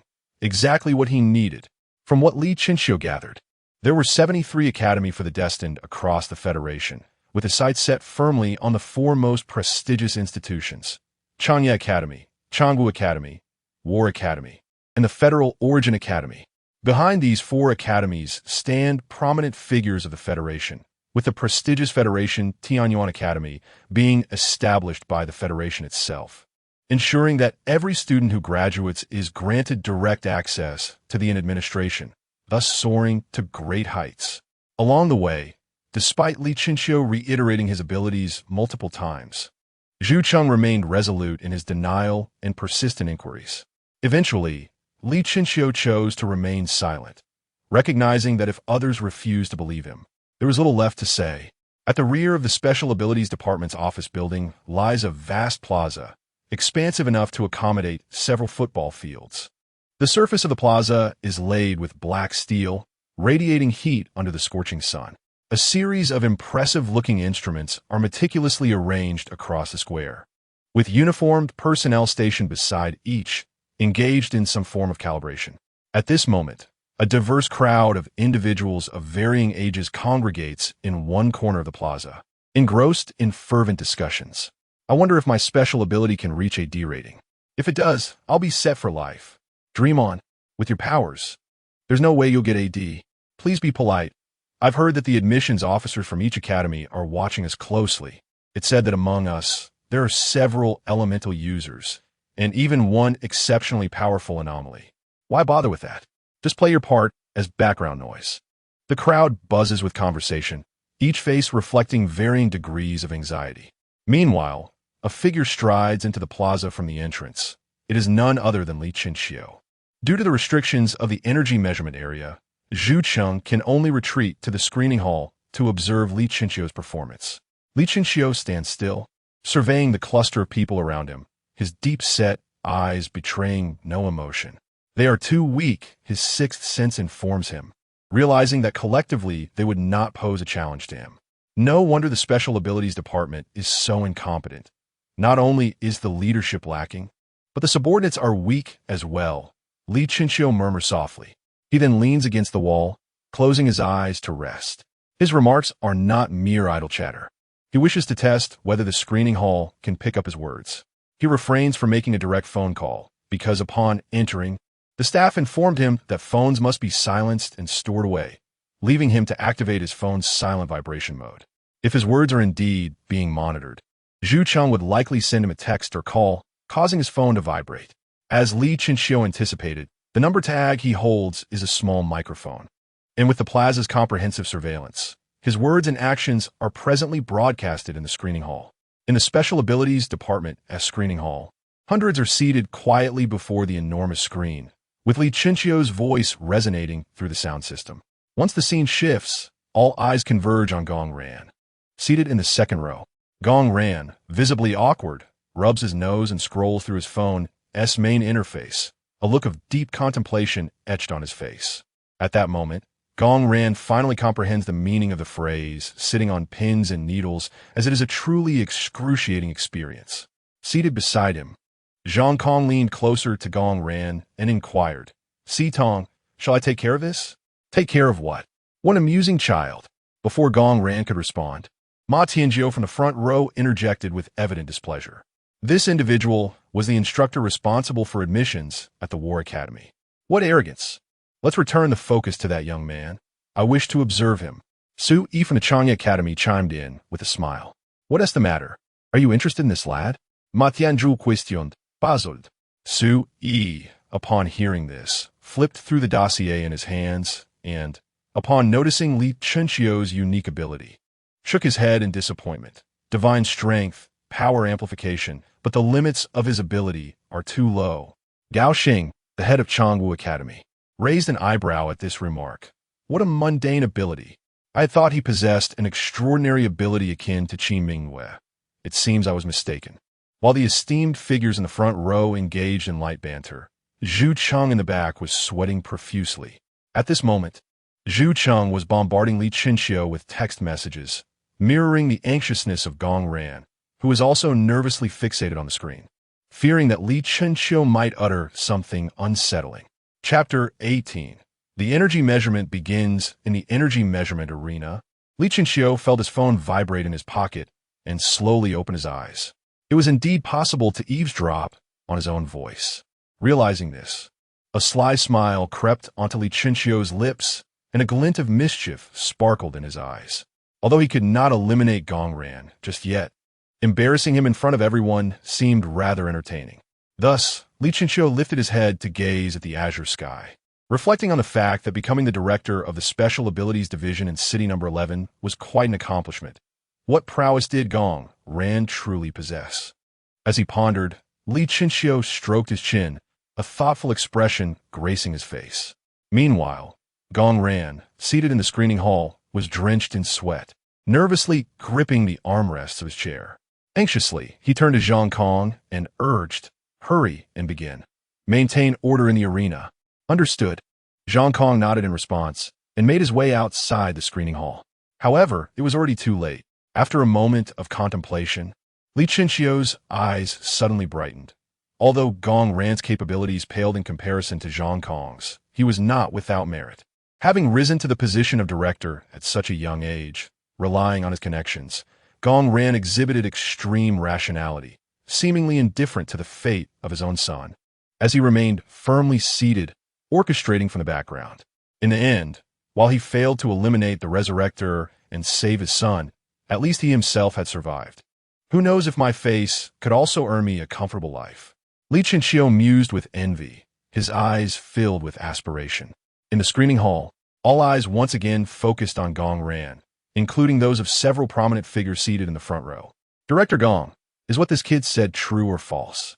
Ma Tianjiu inquired with a curious expression, taken aback by the unexpected ferocity of one who appeared so unremarkable. "He is more ruthless than a tiger. Even a tiger would not harm its own cubs." Coughing awkwardly, Gong Ran's face darkened as he directed a hawk-like gaze at Ma Tianjiu. "My child passed away just last night. Do you truly wish to reopen my wounds?" Ma Tianjiu's expression froze, and he awkwardly smiled. "I apologize for my indiscretion." With that, he turned away, resuming his focus on the large screen, his demeanor now cold and silent. In the energy measurement arena, just as Li Chinxiu was contemplating further antics, a booming voice echoed. "All energy measurement personnel assemble in the center of the arena in order of their numbers." Upon hearing the announcement, the crowd gradually moved towards the center of the square. Observing this, Li Chinxiu abandoned his desire for mischief and made his way to the center as well. Under the organization of the staff, 3 teams of varying sizes appeared in the central square.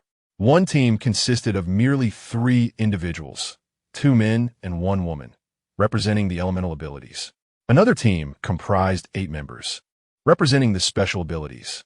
Li Chinxiu's team was the largest, boasting a total of 43 members, representing the extreme body abilities, and at that moment, he found himself at the end of this extensive line. Li Chinxiu scanned the crowd and quickly spotted a young man of similar stature standing among the special abilities team. It was his close friend, Qi Mingwei. 2 individuals reside in the same building, having journeyed together from kindergarten through elementary school, middle school, and high school. Their playful banter has become a norm, and returning home together is a cherished habit.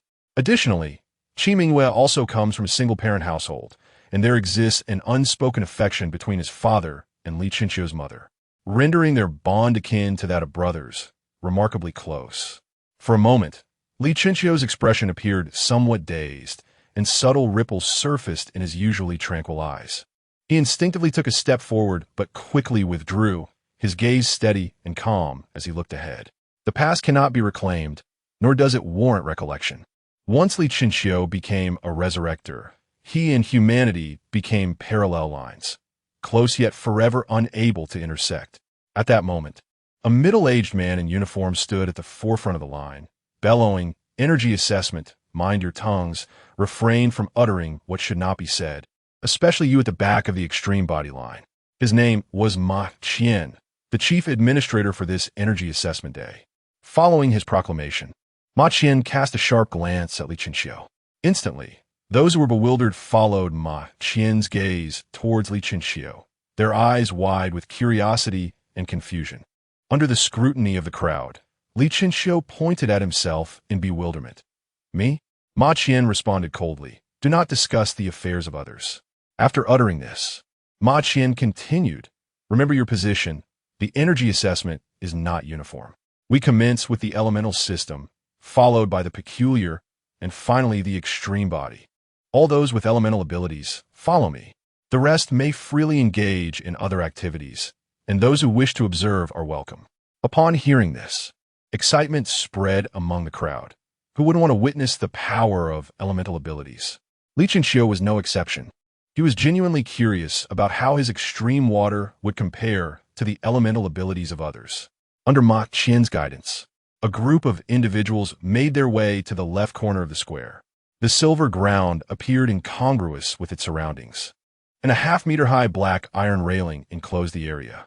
In the center stood a 5-meter-high silver cube adorned with intermittent blue lines that flowed across its surface. Ma Qian, positioned before the railing, announced, "Number 1, enter." As everyone watched, a demurely dressed girl stepped out of the crowd, crossing the railing into the silver arena. Zzz. The next moment, a crackling sound of electricity resonated, and before the crowd could react, for beams of blue light sprang from the corners of the arena. They halted 15 meters high, subsequently extending sideways, forming a deep blue square in midair.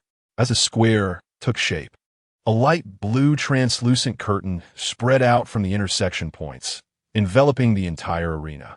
The girl stood bewildered within, turning to Ma Qian for guidance. "Do not worry. The barrier is to protect you as well as others. Listen carefully. Unleash your full force against the energy body, which is that cube.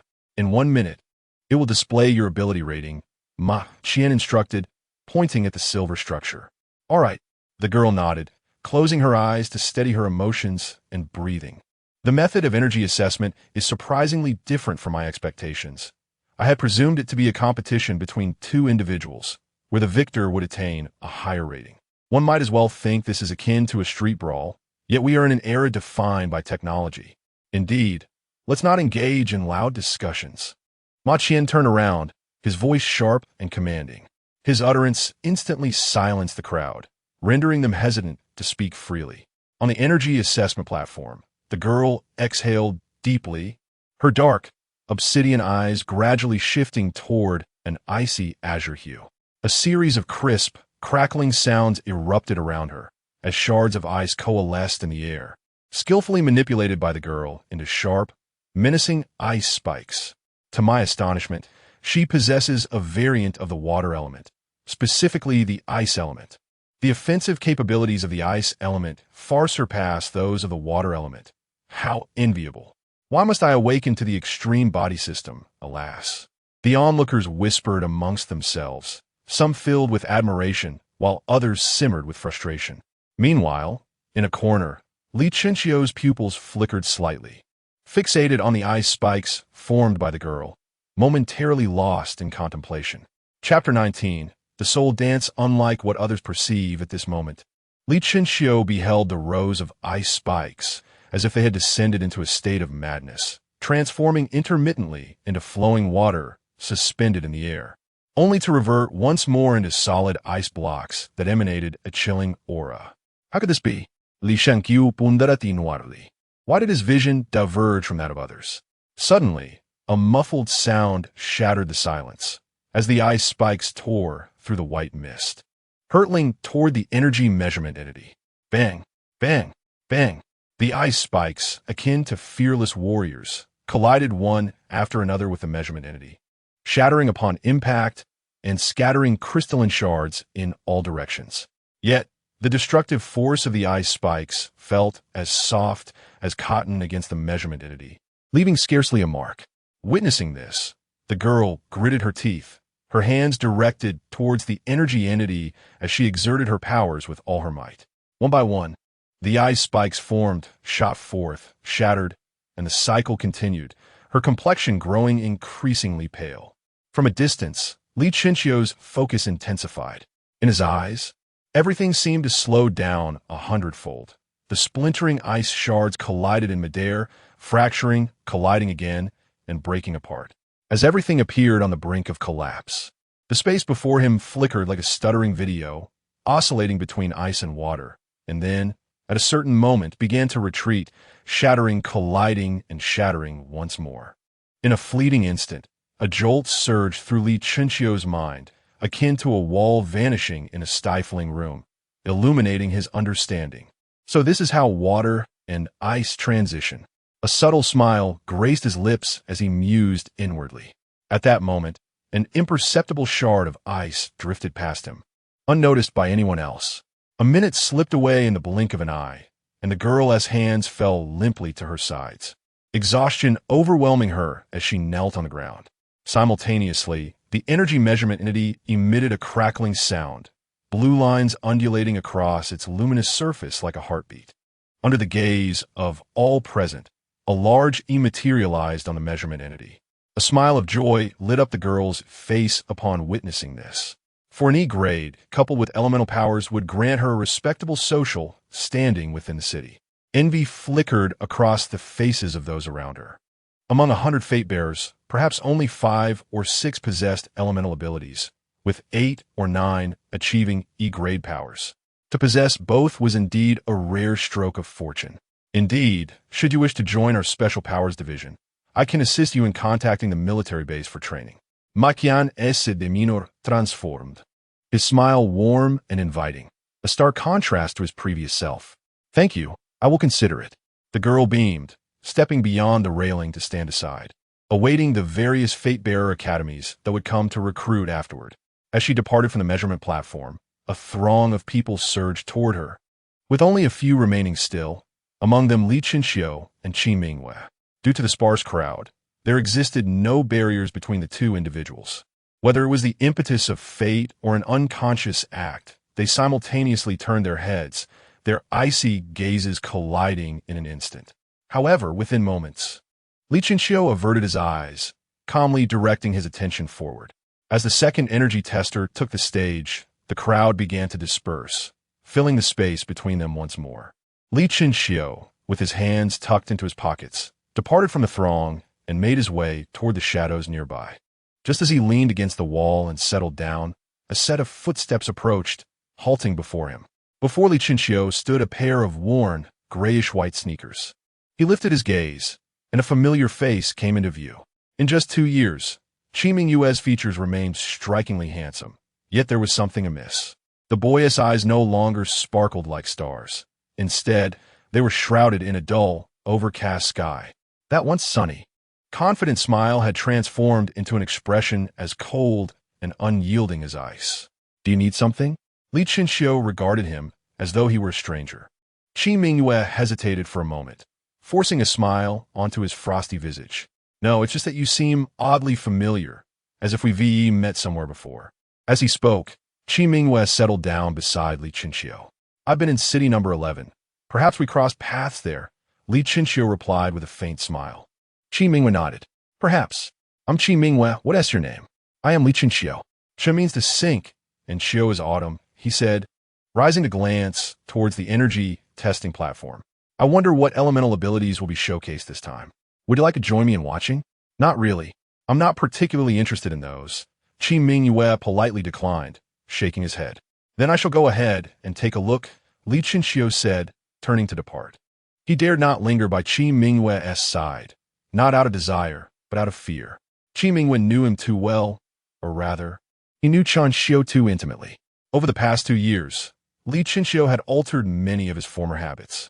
Yet he remained uncertain if he had overlooked any details that Qi Mingyue might perceive. He was unwilling to take that risk.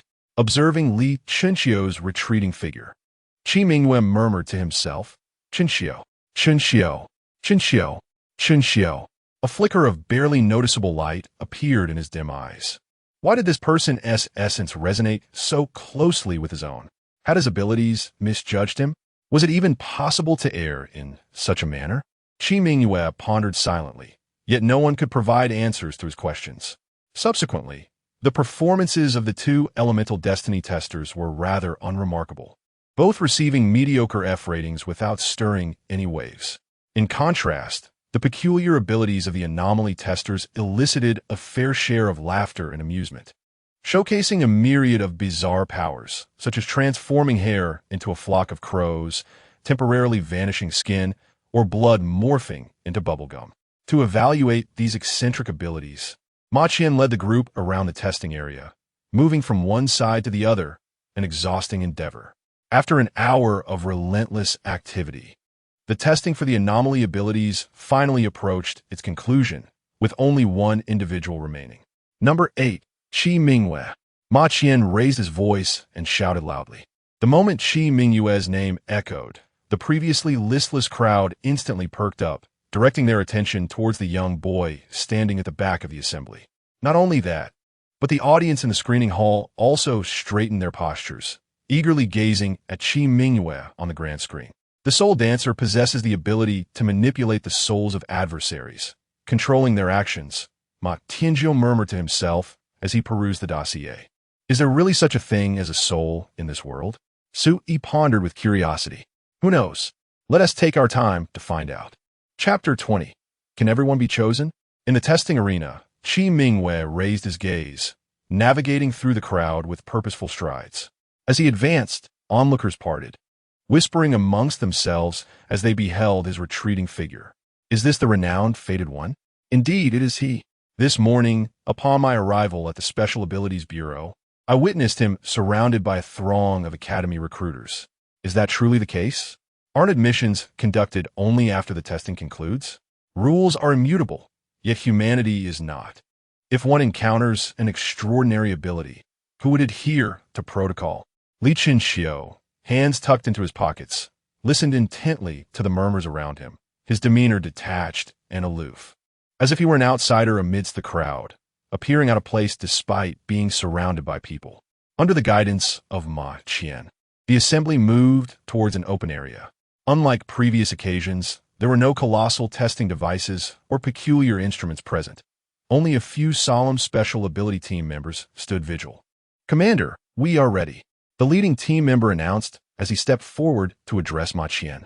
Nodding in acknowledgement, Ma Qian commanded the onlookers, everyone stand 50 meters back. Do not approach. Although perplexed, the crowd complied, retreating until only Qi Mingyue and Ma Qian's group remained in the spacious arena. Qi Mingyue turned to Ma Qian, inquiring, "Are you using people to test my abilities?" Ma Qian shook his head, explaining, "These individuals are all classified as level 1. If you can control one of them to execute the actions I specify, we will arrange for a resurgent beast to battle you, and your performance will be evaluated accordingly." Qi Mingyue frowned slightly upon hearing this. Isn't a resurgent beast feasible? Without a resurgent beast, we shall commence once you are prepared. Ma Qian retreated behind Qi Mingyue. The spectators, 50 meters away, were unable to hear the exchange between Ma Qian and Qi Mingyue, merely observing their lips move in animated conversation. What is happening? With so many present, isn't this a testing session? Where are the instruments? Who knows? Perhaps his ability is too unique to be tested? I believe. Before the speaker could conclude, an uproarious laughter erupted across the arena. The crowd turned to see a special ability team member doubled over, laughing heartily as he struck his knee with fervor. What is going on? Someone inquired. No one responded, as the rest were equally dumbfounded, save for Li Qinxiu. This individual's gaze appeared rather peculiar. Li Qinxiu's eyes deepened, fixating intently on the man laughing uncontrollably. Despite the raucous laughter and natural gestures, the man's eyes betrayed no joy. Instead, they reflected discomfort and resistance. Meanwhile, within the screening hall, Commander Gong, this cannot be the actor you selected. Sui Chen from Long Night Academy spoke in a hushed tone, his voice tinged with disbelief. He had initially assumed the term control merely referred to a minor disruption of the enemy's actions, but was astonished to discover the extent of control one could exert. These individuals were randomly chosen. They must not be actors, right? Gongran spoke uncertainly. The person being controlled laughed with such naturalness and movement that it hardly resembled someone under manipulation. For a moment, he hesitated to draw any conclusions. If this individual were not an actor, then the ability in question was indeed astonishing. Within this realm of confinement, who could be a match? No amount of strength or perfect defense could withstand such a peculiar tactic. Moreover, such meticulous control, if wielded effectively, could serve as a formidable weapon for the Federation. The audience in the screening room was abuzz, and Chun Xueshan, seated in the front row, furrowed his brow. The dossier indicated that this individual had awakened 3 days prior. However, a normal person would require considerable time to acclimate to their abilities. Why was he able to wield them with such expertise? This person was the recruitment officer from the Tianyuan Federation Academy. Stop being so suspicious. Perhaps he is simply gifted. Indeed, if you suspect his intentions are impure, then simply do not recruit him. How could a child of ulterior motives? The heads of various academies voiced their support for Qi Mingwei, leaving Chan Shuishan with no choice but to endure in silence. In the testing arena, Qi Mingwei pointed at the man who was laughing maniacally and turned to Ma Qian, asking, "Is it ready?" Ma Qian's pupils trembled as he glanced between Qi Mingwei and his uncontrollably laughing subordinate. Others around them mirrored his uncertainty, and those harboring doubts about Qi Mingwei even shook the individual he was controlling. Yet, the man continued his laughter like a programmed automaton. Seeing no one respond, Qi Mingwei reiterated, "Is it ready?" "Ah, yes." Ma Qian finally nodded, belatedly realizing, and instructed his subordinates, "Take him away. If the reviver shows any signs of disturbance, eliminate him immediately." "Understood." Soon, a group escorted Qi Mingwei out of the testing arena, granting the perpetually laughing special ability team member a moment to breathe. After Qi Mingwei departed, Ma Qian addressed the crowd. "Next, we will proceed with the rating of the extreme body system abilities according to Captain Ma. That individual hasn't finished his assessment yet." Someone interrupted before Ma Qian could complete his statement. With a furrowed brow, Ma Qian was about to express his irritation. But upon recognizing the speaker as the earlier Ice Element girl, his expression brightened, and he responded with a smile. "Qi Mingyue's abilities are rather unique and require assessment elsewhere.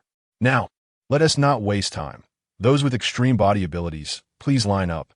I have an announcement to make." A cacophony of hurried footsteps ensued, and in a short while, everyone had formed a line, with Li Chinxiu still standing steadily at the back. Ma Qian cleared his throat and stated, "The assessment for extreme body abilities is relatively straightforward. We will divide into 3 groups for a unified evaluation. Speed types on my left, strength types on my right, and defense types in the center. Let's begin." As soon as he finished speaking, the orderly line dispersed, with most individuals exchanging puzzled glances, unsure of where to stand. "My ability allows me to elongate my nose. Does that count as defense or strength? How should I choose? Does a change in pupil color count as a speed type? If you feel that your ability is of little use, then select one that you believe to be comparatively powerful. Do not linger aimlessly." Ma Qian said impatiently. Under Ma Qian's urging, within a few minutes, over 40 individuals swiftly determined their ability types, with one notable exception. Li Chinxiu stood at the back, biting her lip, her gaze continuously flitting between the 3 teams. "What is the matter with you?" Ma Qian's piercing gaze fell upon Li Chinxiu. "Are you not going to choose? Or shall I make the choice for you?" "Brother, if you're uncertain about what to select, just opt for strength. It is a popular choice." A young man called out to Li Chinxiu. Li Chinxiu did not respond to him, but instead fixed her eyes on Ma Qian, saying, "I believe all 3 types are quite good. So, is it possible to select them all?" Chapter 21. A voice of doubt. What? A look of surprise washed over Ma Qian's face. "I stated that whether it be strength, speed, or defense, my abilities are quite proficient. Can I not test all 3 together?" Li Shankyu Raitarata. Ma Qian smirked mockingly. "Are you suggesting that your abilities lack distinction? Hence you wish to test all 3 types in hopes of claiming the highest rating as your own?" Upon hearing this, everyone present suddenly comprehended the implications. Goodness, why had I not thought of that? This sly fellow has no intention of choosing. He is merely angling for this approach. I am at a loss. Can I still leave the team at this juncture? Dream on. Having made your choice, you think you can simply select again? In an instant, those who had hastily made their selections displayed expressions of regret. Adhering to the principle that if I cannot seize this advantage, neither shall others, they vociferously objected. Each individual possesses but a single opportunity. Such actions would undermine the rules. You must not acquiesce to him. Feeling that their abilities were inadequate, they randomly selected one. But testing all 3 would likely yield an E rating. Why bother with that individual? Hurry and choose. Do not waste our time. In the face of the crowd's skepticism, Li Chinxiu remained unperturbed, as if oblivious to their remarks. The elephant pays no heed to the ant, and Li Chinxiu disregarded the antics of the clowns. Meanwhile, the screening room was far from tranquil. How intriguing. Though this lad lacks strength, his mind works swiftly. The material explicitly indicates a strong inclination towards a single ability. He possesses great strength. Why not simply select that? Engaging in such convoluted strategies may only be an attempt to prepare multiple avenues for himself. You all may watch. I shall step out for some fresh air. Ma Tianji from the War Academy stretched languidly, leisurely making his way toward the exit. Feeling a bit urgent, Su Yi from the Long Night Academy followed suit, heading toward the door. With their departure, those with keen insight discerned the underlying significance. Thus, suddenly feeling hungry, I shall step out to purchase a bun. My eyes are quite strained. I need to step out for a moment. My rear end cannot bear sitting for so long. I will go stand for a bit. In the screening room, individuals from the front rows departed one after another, while those in the rear remained steadfast, none daring to leave unbidden. Sitting in the last row, Zhu Cheng scratched his head, cautiously prodding the young man beside him. Young man, what is happening? Why are all these people leaving? The youth glanced at Zhu Cheng with indifference before returning his gaze to the screen. They are leaving early to contend for that Qi Mingwei. Huh? But the ability test has not concluded yet. Zhu Cheng inquired, bewildered. The youth, resting his chin on his hand, replied with fatigue. The elemental and special categories have nearly completed their evaluations, and we are almost at the end. The upper limit for the extreme levels is quite low, among 40 individuals. It is challenging to even produce a few E ratings. What necessity is there to continue watching? Then why did the back rows not join the contest? Zhu Cheng's clear eyes brimmed with confusion, as if they were on the verge of overflowing. The youth cast a silent glance at Zhu Cheng, remarking that they would be outmatched again, merely serving as a backdrop. What about you? Why don't you go? Zhu Cheng pressed further. The youth clenched his fists, responding, I have no desire to go. Do you think it's feasible? That is acceptable. After all, everyone has their own aspirations. In the energy testing arena, Ma Qian observed Li Qinxiu, who returned the gaze. After a moment of contemplation, Ma Qian spoke coldly. Very well, the rules permit it. Since they are the most strength-type individuals, you should be the first to test your strength, followed by speed and defense. This way, we can conclude our work earlier. Li Qinxiu nodded in acknowledgement. Thank you for your understanding. With that, he stepped to the forefront of the strength team. Come on, enough already. Even if you test 3 times, the outcome will be the same. Rather than bickering here, it would be wiser to contemplate how to navigate the situation later. Sighed the onlooker, gazing at Li Qinxiu's retreating figure. Due to the larger number of strength-type individuals, Ma Qian personally led the team, while other squads were managed by different staff. Soon, under Ma Qian's guidance, they arrived at the energy testing platform previously occupied by the elemental system, clearly designated for the strength ratings as well. As per the established rules, upon entering, one must attack the energy testing entity, with results displayed after 1 minute. You may proceed. Ma Qian commanded Li Qinxiu. Unfazed by the command, Li Qinxiu stepped over the barrier and approached the energy entity. Adjust your breathing and begin. Don't dawdle. There are still over 20 people waiting. Ma Qian urged loudly. As Li Qinxiu reached out to touch the energy entity, he turned to Ma Qian, uttering a statement that left everyone astonished. Is this energy entity durable? If I were to damage it, would I be liable for compensation? A stunned silence enveloped the arena. Moments later, a derisive chuckle erupted from the crowd, shattering the stillness and unleashing a torrent of scornful remarks. Is this kid attempting to become an internet sensation? Deliberately causing a scene to cultivate a fool's persona? An E-level ice element couldn't even leave a mark on it. How dare he pose such a question? To be honest, if he isn't pretending but genuinely foolish, I find such individuals rather endearing. Your husband. There's no need to resort to such vulgar insults. Laughter echoed throughout the area, including the screening hall. Ha ha! The youth of today are quite amusing. In my younger days, I was just as reckless, believing myself to be an unparalleled genius, until my teacher gave me a good thrashing, and that delusion was cured. Who knows, this child might possess real talent.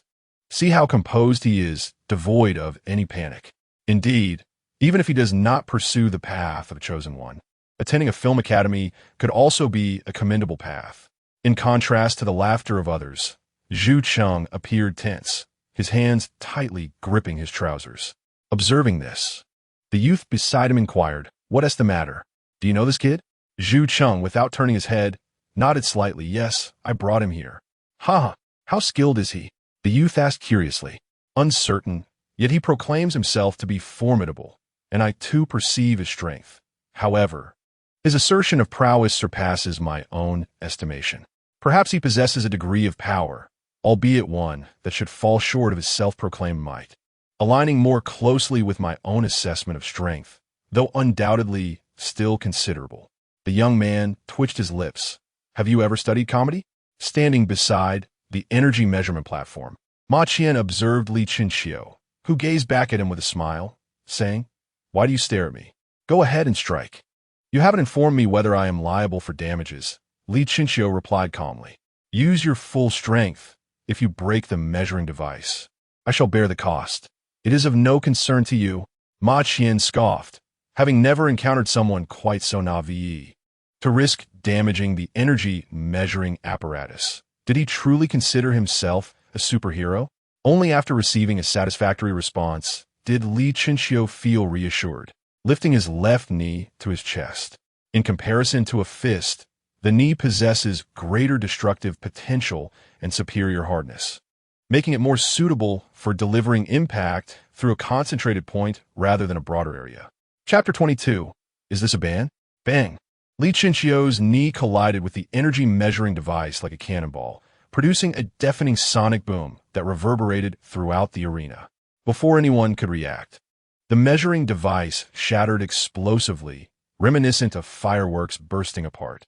Sharp fragments, entwined with blue currents, shot outwards, embedding themselves into the azure barrier, leaving distinct scratches upon the silver floor. Amidst the hazy smoke, Li Chinxiu gradually lowered his knee and calmly inquired, "What level is this?" No one responded. Everyone stood frozen, as if struck by lightning, their lips trembling yet unable to utter a sound, Ma Qian included. He felt as if his mind had been assaulted, buzzing incessantly, rendering him incapable of thought or movement. In the screening room, the previously jovial crowd fell into a profound silence, their eyes fixed on the screen with a blank stare, as if their very eyeballs might detach at any moment. The youth seated in the last row gazed at the large screen in disbelief, tugging at Zhu Cheng's arm. "Brother, is this guy a band?" Zhu Cheng did not reply. His mind was in disarray, Li Chinxiu's earlier words echoing like a haunting melody in his ears. Normally, a level 3 ban, nearly reaching level 4. Surely this cannot be a mere fabrication. Zhu Cheng stammered, his voice piercing through the stillness of the hall.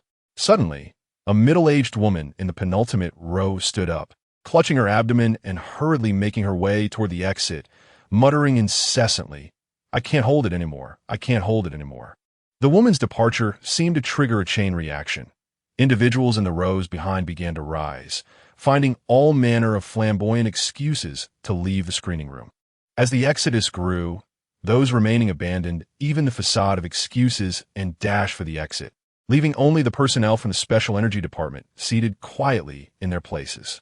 Gong Tongsu, just as Gong Ran was still coming to terms with the situation, a voice from behind pulled him back to reality. "Ah, what is it?" Gong Ran turned, slightly dazed. "Gong Tongsu, I hope you do not inform those who left in the front rows about this individual. It's sufficient for them to know about Qi Mingwei." After uttering this, the person hastily followed the others out of the hall. On the measuring platform, Li Chinxiu brushed off the dust and stepped away from the epicenter of the explosion, his figure becoming increasingly distinct in the eyes of the onlookers. Noticing the silence around him, Li Chinxiu inquired once more, "What level is this?" After repeated questioning, Ma Qian's vocal cords finally regained sensation. This, I don't know." His words stirred a wave of realization among the crowd, as complex emotions flooded their gazes fixed upon Li Chinxiu, a mixture of shock, fear, and bewilderment. "This shattered? I didn't miss C, did I?" "You did not miss C. It truly shattered. An E-level elemental system could not even leave a mark, yet this knee strike broke it? This is absurd. How could a ban be so outrageous?" Li Chinxiu cast a faint glance at the group, and in that fleeting moment, those who met his gaze instinctively recoiled. Not out of fear, but from a profound reverence for power. He leaped over the railing and strode purposefully towards Ma Qian. Witnessing the scene, Ma Qian was inexplicably engulfed by a sense of panic, and just as he felt his legs weaken beneath him, Li Chenxiu reached out to steady him. "Aren't you the one responsible for the ratings? Shouldn't you be aware of my evaluation?" Li Chenxiu's dark eyes bore down on Ma Qian with an imposing intensity. I.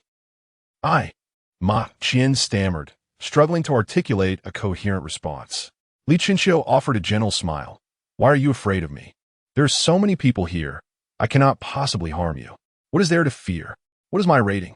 At that moment, Ma Qian felt utterly lost, unsure how to respond to Li Chenxiu's inquiry. It was akin to a child savoring a lollipop when a burly man suddenly approached and crushed the candy with his bare hands, then benignly asked, "Child, what do you think my grip strength is?" The child knows nothing except that the man could easily overpower him with a single punch. After a prolonged silence, Ma Qian finally mustered the courage to reply softly, "Well, I truly do not know. It must be assessed by someone higher up." He pointed skyward, forcing a strained smile onto his rigid face. "Given my current strength, do you think it would be difficult to gain admission to one of the 4 great academies?" Li Chenxiu inquired again. He preferred not to be in the limelight, if his ability to crush the testing apparatus was sufficient for a guaranteed spot in the academies. He had little desire to further test his speed and defense. Ma Qian's expression shifted in shock upon hearing Li Chenxiu's words, as if he had encountered something utterly astonishing. Noticing this reaction, Li Chenxiu's brow furrowed slightly. "Is it still a bit uncertain?" No. Ma Qian hastily shook his head. "If you truly possess such strength, then it should be you choosing among the 4 great academies, not the other way around." "Really?" A hint of skepticism flickered in Li Chenxiu's eyes. "I would not lie," Ma Qian replied earnestly. Upon hearing this, Li Chenxiu's lips curled into a subtle smile. Previously, he had believed that admission to the 4 great academies was exceedingly difficult, as online discussions claimed they were a selection of the best among the best, reserved only for true geniuses. He hadn't expected that merely testing his strength would allow him such leeway. The threshold seemed rather low. Just as Li Chenxiu was about to inquire about the admissions process for the 4 academies, a young man in uniform hurriedly approached from a distance. The youth halted a meter away from Ma Qian, casting a timid glance at Li Chenxiu before reporting, "Team leader, there's a gathering of many people at the entrance of the testing area who wish to meet this individual." He gestured towards Li Chenxiu with his eyes. "Are they from the academy?" Ma Qian asked. The young man nodded affirmatively. Seeing this, Ma Qian turned to Li Chenxiu. "Do you wish to take a look?" "Since I have some time to spare, I shall go and see," Li Chenxiu replied, then proceeded towards the grand entrance, leaving behind only the silhouette of his slender form. At the entrance of a square, a dense throng of people gathered, their arms brushing against one another, bodies pressed closely together, straining their necks to catch a glimpse of the grand entrance. When the figure of Li Chenxiu emerged within their line of sight, it was as if a radiant sun rose in each pair of eyes. "Quickly, proceed according to plan," exclaimed the elder at the forefront, raising his arm towards the front. No sooner had the words escaped his lips than 2 shadowy figures sprang forth from the crowd, darting straight towards Li Chenxiu. Chapter 23, as 2 robust men, resembling bandits, approached him. Li Chenxiu narrowed his eyes, a flicker of vigilance crossing his gaze, and his hand instinctively clenched within his sleeve. A sudden gust of wind swept past, causing the 2 burly middle-aged men to halt before him. Before Li Chenxiu could utter a word, one of the men, grinning broadly, reached out through his sleeve to grasp Li Chenxiu's hand, his excitement palpable as he exclaimed, "I am even more handsome in person than on screen. Greetings, Li Chenxiu. I am the recruitment officer for Nanqi Academy in city number 11. Hello, hello." The other man chimed in, "I am also the recruitment officer for Yuan Luo Academy in city number 11. Greetings." "Oh, hello," Li Chenxiu replied, belatedly nodding in acknowledgement. "Over 40 academies are eagerly waiting to discuss matters with you. Let us depart to a quieter locale for a proper conversation. It is too noisy here and not convenient." As they spoke, the 2 men positioned themselves beside Li Chenxiu, wrapping their arms around his shoulders, effectively lifting him. "Time is money. We shall escort you." Do not be alarmed. With that, the pair swiftly maneuvered through the crowd, carrying a bewildered Li Chenxiu towards the square's entrance. Although perplexed, Li Chenxiu did not resist. He knew that if he wished to leave, no one could hinder him. Upon reaching the entrance, the throng blocking the way parted, allowing them passage. The vehicle awaits at the entrance. Let us hurry. Will there be room for everyone? No problem. Let us move quickly. All right, everyone follow closely. After a brief exchange, a grand procession of 40 individuals trailed behind Li Chenxiu as they rushed towards the entrance of the Special Abilities Bureau. The path was clear, with all personnel from the Bureau yielding to their advance. The suddenness of these events left Li Chenxiu momentarily disoriented, casting a dubious glance at the men beside him. Are you truly part of the recruitment department? You seem more akin to kidnappers. Do not be anxious, we are not kidnappers. If we were, how could those from the Special Abilities Bureau ignore us? The man replied with a laugh as they continued to run. Then why? Rest assured, all our actions are for your benefit. There is absolutely no malicious intent. I vouch for it with my integrity. Seeing the man's sincere and resolute expression, Li Chenxiu temporarily set aside his doubts. Soon, the group ushered him into a spacious bus, and once the last individual boarded, the driver accelerated, swiftly departing from the entrance of the Special Abilities Bureau. As the bus traversed a desolate stretch of road devoid of vehicles, the driver, without looking back, shouted quickly, "Huang Jun, use your abilities to conceal the bus." A frail man stood up within the cabin, pressing his palm against the window, and then nothing happened, at least not inside the bus.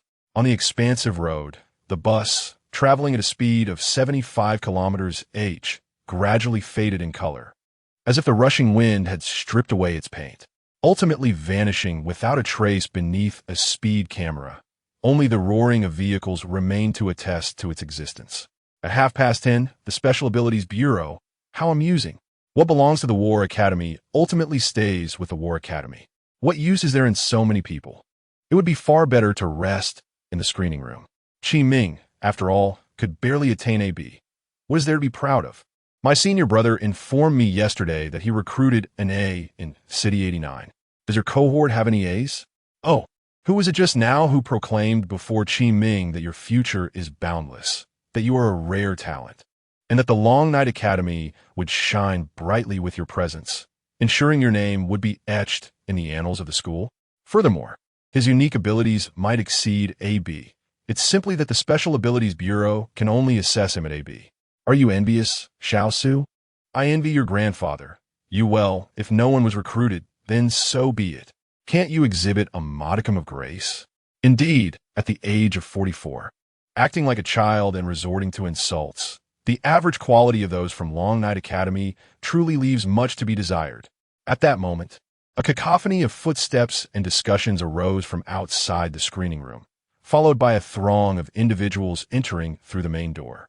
These were precisely the same individuals who had initially departed.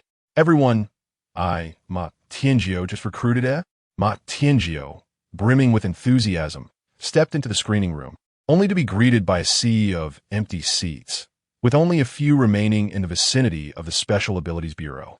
Where has everyone gone? Has the assessment concluded? Pondered Su, perplexed. Are your eyes blind? Don't you see the ratings still being displayed on the screen? Likely. Their SAC or B-level unique ability that attracted them away. A C or B-level unique ability was enough to send these individuals packing. Sigh. The recruitment for these lagging academies is no easy feat. As they conversed, they returned to their previous seats. Gong Ran and his companions remained taciturn, collectively adhering to a code of silence. If you don't ask, I won't tell. If you do ask, I shall remain ambiguous, for no one wishes to offend. At this juncture, Su, having just settled down, turned to Gong Ran. Director Gong, what level of unique ability drew them all away? I don't recall anything particularly remarkable in the data booklet. Chongwu Academy S. Gaoxing perused the materials in hand. Well, it's merely someone with somewhat ambiguous ratings, Gong Ran replied uneasily. Ambiguous? Ma Tianjiu raised an eyebrow, intrigued. Who is ambiguous? Gong Ran, feeling somewhat guilty, averted his gaze. This is simply a young individual with unadorned unique abilities. Haha, they must have instructed you not to divulge. fearing we might poach talent. Someone chuckled. Gong Ran neither confirmed nor denied this, but his demeanor was tantamount to an admission. Truly, these individuals underestimate me. Merely a unique ability, and even if it were exceptional, I would not depart before the assessment had concluded. Indeed, no one could surpass my Qiming, haha. Ma Tianji laughed with satisfaction, entirely oblivious to the unusual expressions of the Special Ability Department personnel. A few minutes later, a woman, somewhat perplexed, inquired, "Why we only been measuring speed and defense? What about strength?" Huh? Gong Ran straightened up, a slight twitch at the corner of his mouth. Indeed, measuring strength would be far more intriguing. Let us proceed with the strength assessment. Someone chimed in. Gong Ran rubbed his nose and replied, "Well, the apparatus for measuring strength has malfunctioned." Malfunctioned? Chun Shueshan from the Tianyuan Federal Academy furrowed his brow. The measuring apparatus was transported by the administration and has a lifespan of a century. How could it possibly be broken? It is indeed broken. It was accidentally damaged during the assessment, interjected Zhang Kong, who was seated nearby. Zhang Kong's assertion was accurate. It was indeed an accidental mishap. Gong Ran nodded in agreement. Gong, you mean it was inadvertently damaged? Chun Shueshan's forehead was adorned with large question marks, and he continued, "Could you adjust the surveillance so I might take a look? I possess considerable expertise in mechanical repairs. Any minor issue, I should be able to rectify. Otherwise, I cannot leave until the assessment is concluded, as per protocol." Well, the problem might be a bit more significant. Chapter 24. The collapse of Gaoxing. What does it mean when the problem seems significant? Chun Shueshan's eyes were filled with confusion, and he shouted towards the staff operating the screen, "Show me the condition of the energy measurement device." The staff member at the control panel appeared somewhat distressed and looked towards Gong Ran for assistance. After a moment of hesitation, Gong Ran ultimately nodded. As the screen flickered, an image appeared before everyone, a scene of chaos at the energy measurement platform, where workers clad in protective gear were diligently clearing the fragments of the device, surrounded by yellow caution tape that sealed off the area. Beyond the caution tape, the fated individuals were observing the shattered device and discussing amongst themselves. The heads of the various academies present in the screening room fell into silence upon witnessing this spectacle. Was this merely an accident? What transpired? Did the energy measurement device malfunction and explode? There seemed to be no precedent for such a device self-detonating. Chun Shueshan swallowed hard, his disbelief palpable as he questioned, "Are you certain this was not caused by an explosion, but rather by human error?" Gong Ran's expression turned somewhat pale as he confirmed, "Indeed, it was inadvertently damaged by someone." Suppressing his astonishment, Chun Shueshan called out again to the staff operating the screen. "Show me who is responsible for damaging the energy measurement device." It is truly perplexing that a restricted device could trigger a program malfunction, leading to an explosion. "Let it go." Gong Ran nodded. Having concealed the truth thus far, he had done all he could. The large screen flickered once more, revealing Li Chinchio, who appeared to be inquiring whether Ma Qian should compensate for the damage to the energy measurement device. Ah, how curious that it is this young man. Was he the one who damaged the device? Chun Shueshan examined Li Chinchio's profile, noting his abilities. Such powers should not be capable of causing a program malfunction in the energy measurement device, leading to self-detonation. Gong Sidong. Has he violated any regulations with a forbidden artifact? Since the emergence of the Resurrectors, even the most mundane tools had undergone transformations, acquiring extraordinary capabilities. These artifacts were collectively referred to as mystical tools, signifying their enigmatic nature. Anyone living within human society possesses some understanding of mystical tools, and it is no different for Gong Ran as a leader. After a moment of contemplation, Gong Ran spoke hesitantly. "I believe that this young man is about to make a move." Ma Tianji crossed his arms, observing the screen with curiosity. Upon hearing this, all eyes turned towards the screen, rendering Gong Ran's words inconsequential. Using one's knee? While it may possess great power, it lacks the agility and speed of a fist. The energy measurement device is rated based on cumulative damage. Does this young man not understand that? Gao Xing from Changwu Academy shook his head in disappointment. Such a mediocre ability could hardly be transformed by technique alone. Yet, What exactly would this young man employ? Boom! Before he could finish his thought, a tremendous explosion erupted from the speakers, causing the energy measurement device on the screen to shatter like tofu in an instant.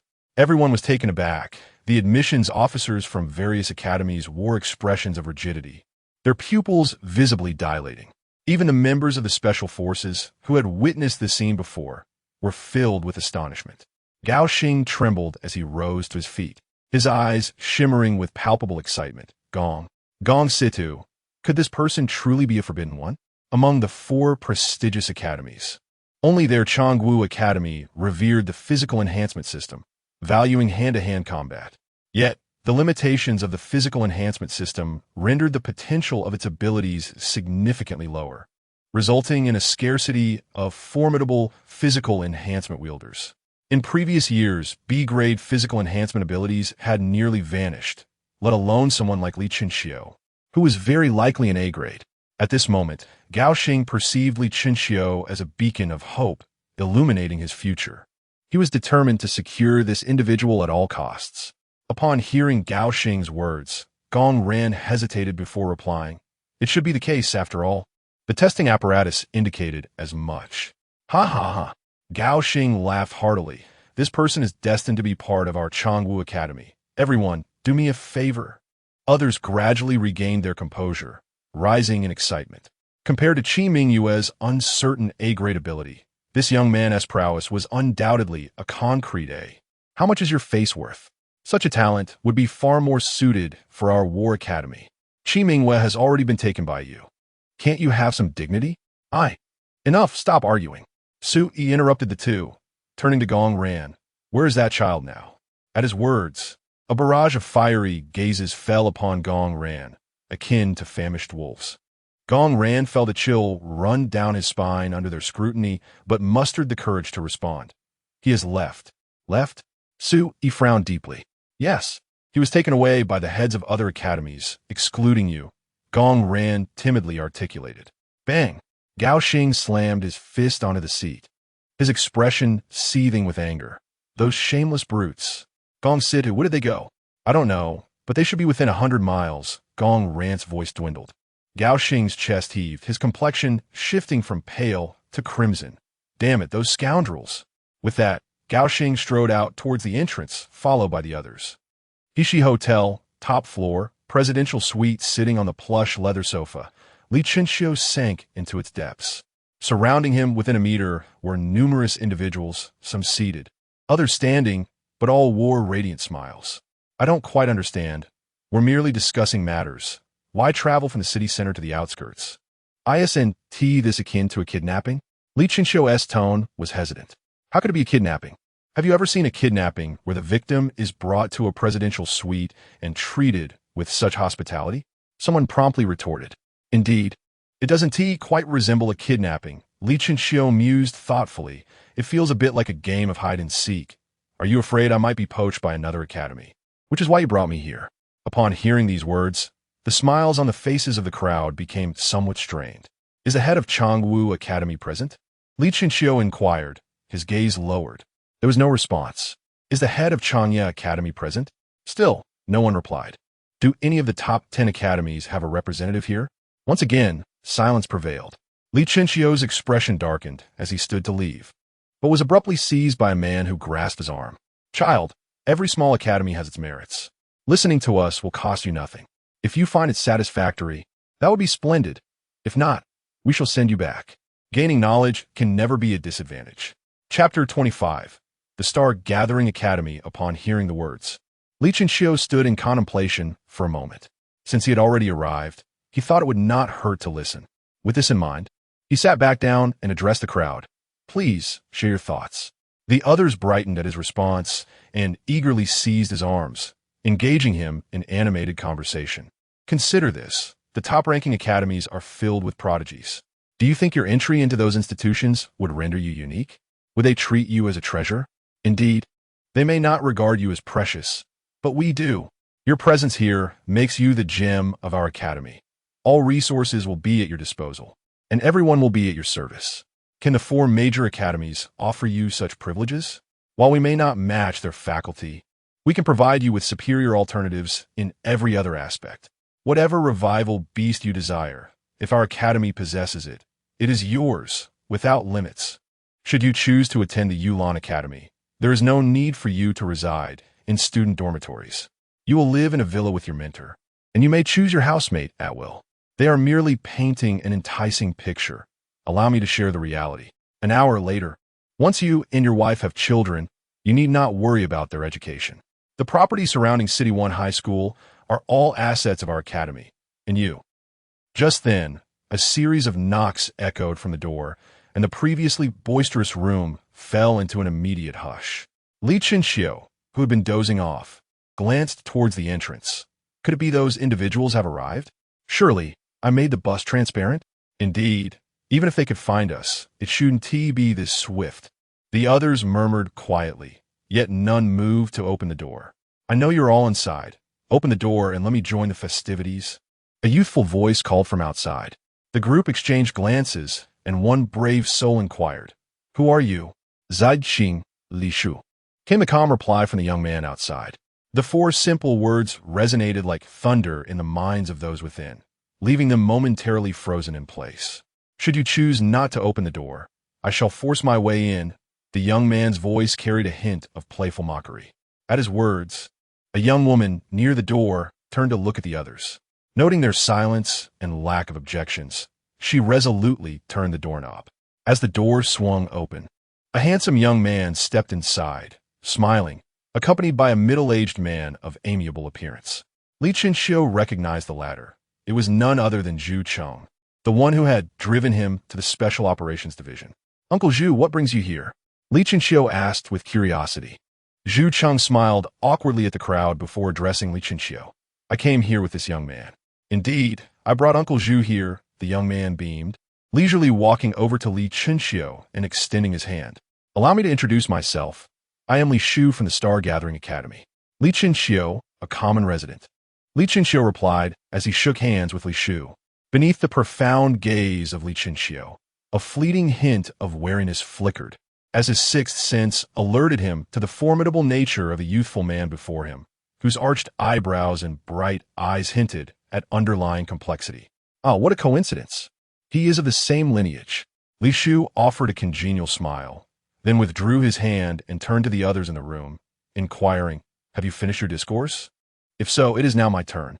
After a brief silence enveloped the air, an esteemed elder straightened in his seat and remarked, "We have nearly concluded.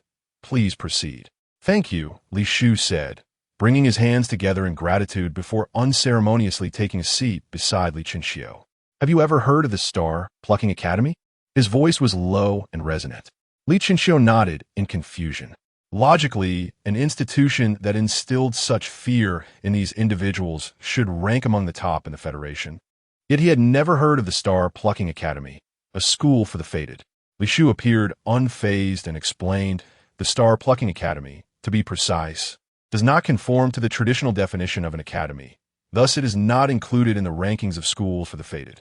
Moreover, its location is outside the city, resulting in a scarcity of those who are aware of its existence." "Not a traditional academy?" A hint of perplexity crossed Li Chinxiu's brow. "From my perspective, our academy is quite ordinary. The notion of it being non-traditional is merely an external perception. Might any of you wish to share your thoughts on the Star Plucking Academy?" The elder, upon hearing this, began to speak slowly. "Well, since you wish for me to enlighten this young man, I shall oblige." In the ensuing moments, the elder laid bare the realities of the Star Plucking Academy before Li Chinxiu. It is an institution with a graduation rate of merely 32, not due to the difficulty of its curriculum, but rather because most individuals do not survive long enough to receive their diplomas. The academy staunchly believes that only those who dance on the precipice of death can truly unlock their full potential. Hence, they promote violence and competition. Tasks assigned by the academy are directly coordinated with the security administration, and all resources must be seized through one's own strength. The strongest become the teachers, and the strongest set the rules. This is the essence of the Star Plucking Academy, an institution that transcends the laws of the Federation. In the room, Li Chinxiu questioned the elder with intrigue. How can a federation permit an academy to to supersede the law. Before the elder could respond, Li Shu interjected, "Graduates of the Star Plucking Academy are the CRME de la CRME, holding significant positions within the Federation. The current head of the Security Administration emerged from the Star Plucking Academy, as did the previous president of the Federation." Upon hearing this, Li Chinxiu experienced a sudden epiphany. No wonder it could operate above the law. The higher echelons are composed of their own. Although the environment at the Star Plucking Academy is harsh, if one possesses strength, it can indeed be a paradise. The choice is yours. Should you wish to pursue this path, seek me out in room 3012 downstairs. With that, Li Shu departed the room with Zhu Cheng, and the instant the door closed, the previously quiet room erupted into lively discourse. "Child, you must not be swayed by the words of Li Shu. The place known as Star Plucking is not meant for humans, as it is filled with warlike madmen. Moreover, Star Plucking enforces students to undertake missions, many of which are tasks that even the special operations cannot resolve and are thus relegated to the Administrative Bureau. You are still under restrictions, lacking any substantial background. How could you possibly confront those resurrected beings? One must first focus on surviving before contemplating strength. Even if you choose not to join Star Plucking, there is still a long and prosperous path ahead of you. Do not let the allure of the Presidential Bureau cloud your judgment. They are but deceivers."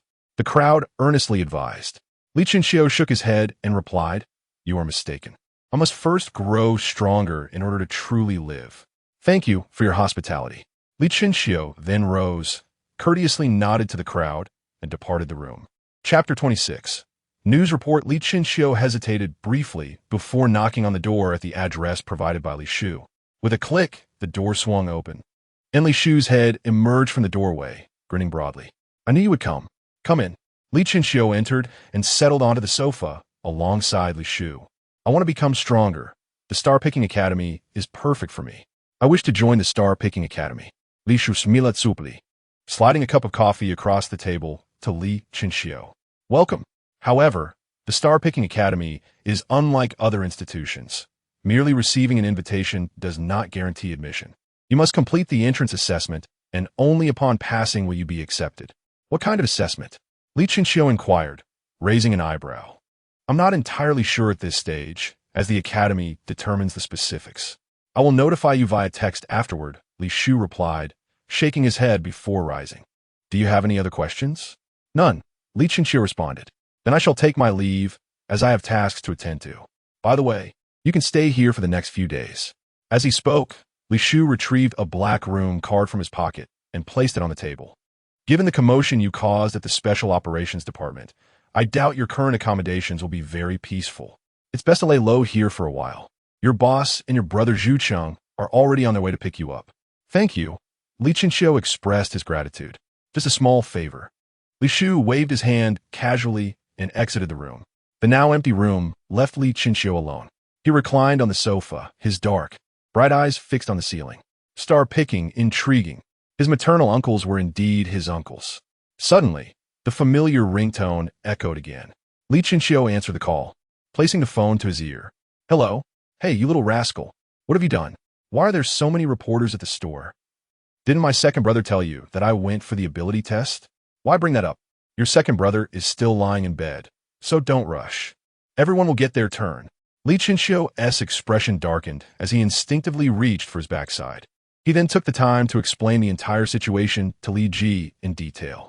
Just as Li Ji was about to unleash a torrent of curses, Li Chinxiu hastily ended the call. Li Shankyu Agzala Deeply. Confronting Li Ji felt like an insurmountable burden. The carefree moments were fleeting, and as midnight approached, a series of knocks resounded at the door. Startled, Li Chinxiu reluctantly approached the door, turning the doorknob. 3 familiar faces greeted him. A grim-faced Li Ji, Li Qingxia, clutching her backside, the good-natured Zhu Cheng. "Little Li, congratulations. When you achieve success, do remember to visit the Public Security Department. I've delivered the person. I shall take my leave now," Zhu Cheng said with a smile, though it lacked the sincerity of before, now tinged with a sense of distance. "Wait a moment. Uncle Zhu." Li Chinxiu hastily reached out to grasp Zhu Cheng's arm. "It's nearly noon. Let us dine and rest before continuing our journey." He could not allow Zhu Cheng to depart. Once he did, Li Ji's scorn would become unbridled. "Ah, that might not be appropriate," Zhu Cheng replied, somewhat hesitantly. Li Ji regarded Zhu Cheng with a gentle expression. "You have escorted us here. It is only right that we treat you to a meal. Indeed, let us dine together. I have researched online, and meals at this hotel on the 30th floor and above are complimentary. We should take advantage of it," Li Qingxiu remarked, exchanging a knowing glance with Li Qingxia. The two, in perfect synchrony, pulled Zhu Cheng into the room, with Li Ji following, his expression darkening. To prevent the room's air pressure from dropping too low, Li Qingxiu turned on the television and played a comedy film. As anticipated, under Zhu Cheng's watchful eye, Li Ji refrained from causing a scene. Such esteemed hotels are indeed luxurious. Ordering is done via tablet, with waitstaff delivering directly to the room. A marvel, Li Qingxiao exclaimed as she held the hotel tablet in awe. "Let us order more meat," Li Qingxiu suggested. "Okay," Li Qingxia replied, her gaze fixed on the screen as her fingers danced across it. Soon, a parade of delectable dishes, rich in aroma and flavor, was delivered to the room, filling the air with enticing scents. After a few pleasantries exchanged between Li Ji and Zhu Cheng, the group began their meal. "Ah, the taste is exquisite. It is undeniably superior to the fare at those roadside eateries," Zhu Cheng praised with a smile. Li Ji nodded in agreement. "Indeed, I cannot fathom why this fried rice feels better than." Before he could finish his thought, the television, which had been playing a movie, suddenly flickered, and a dignified female host appeared on the screen. "Greetings, I am Yang Hua, the spokesperson for the Special Ability Agency. Recently, our city has encountered a highly dangerous reviver.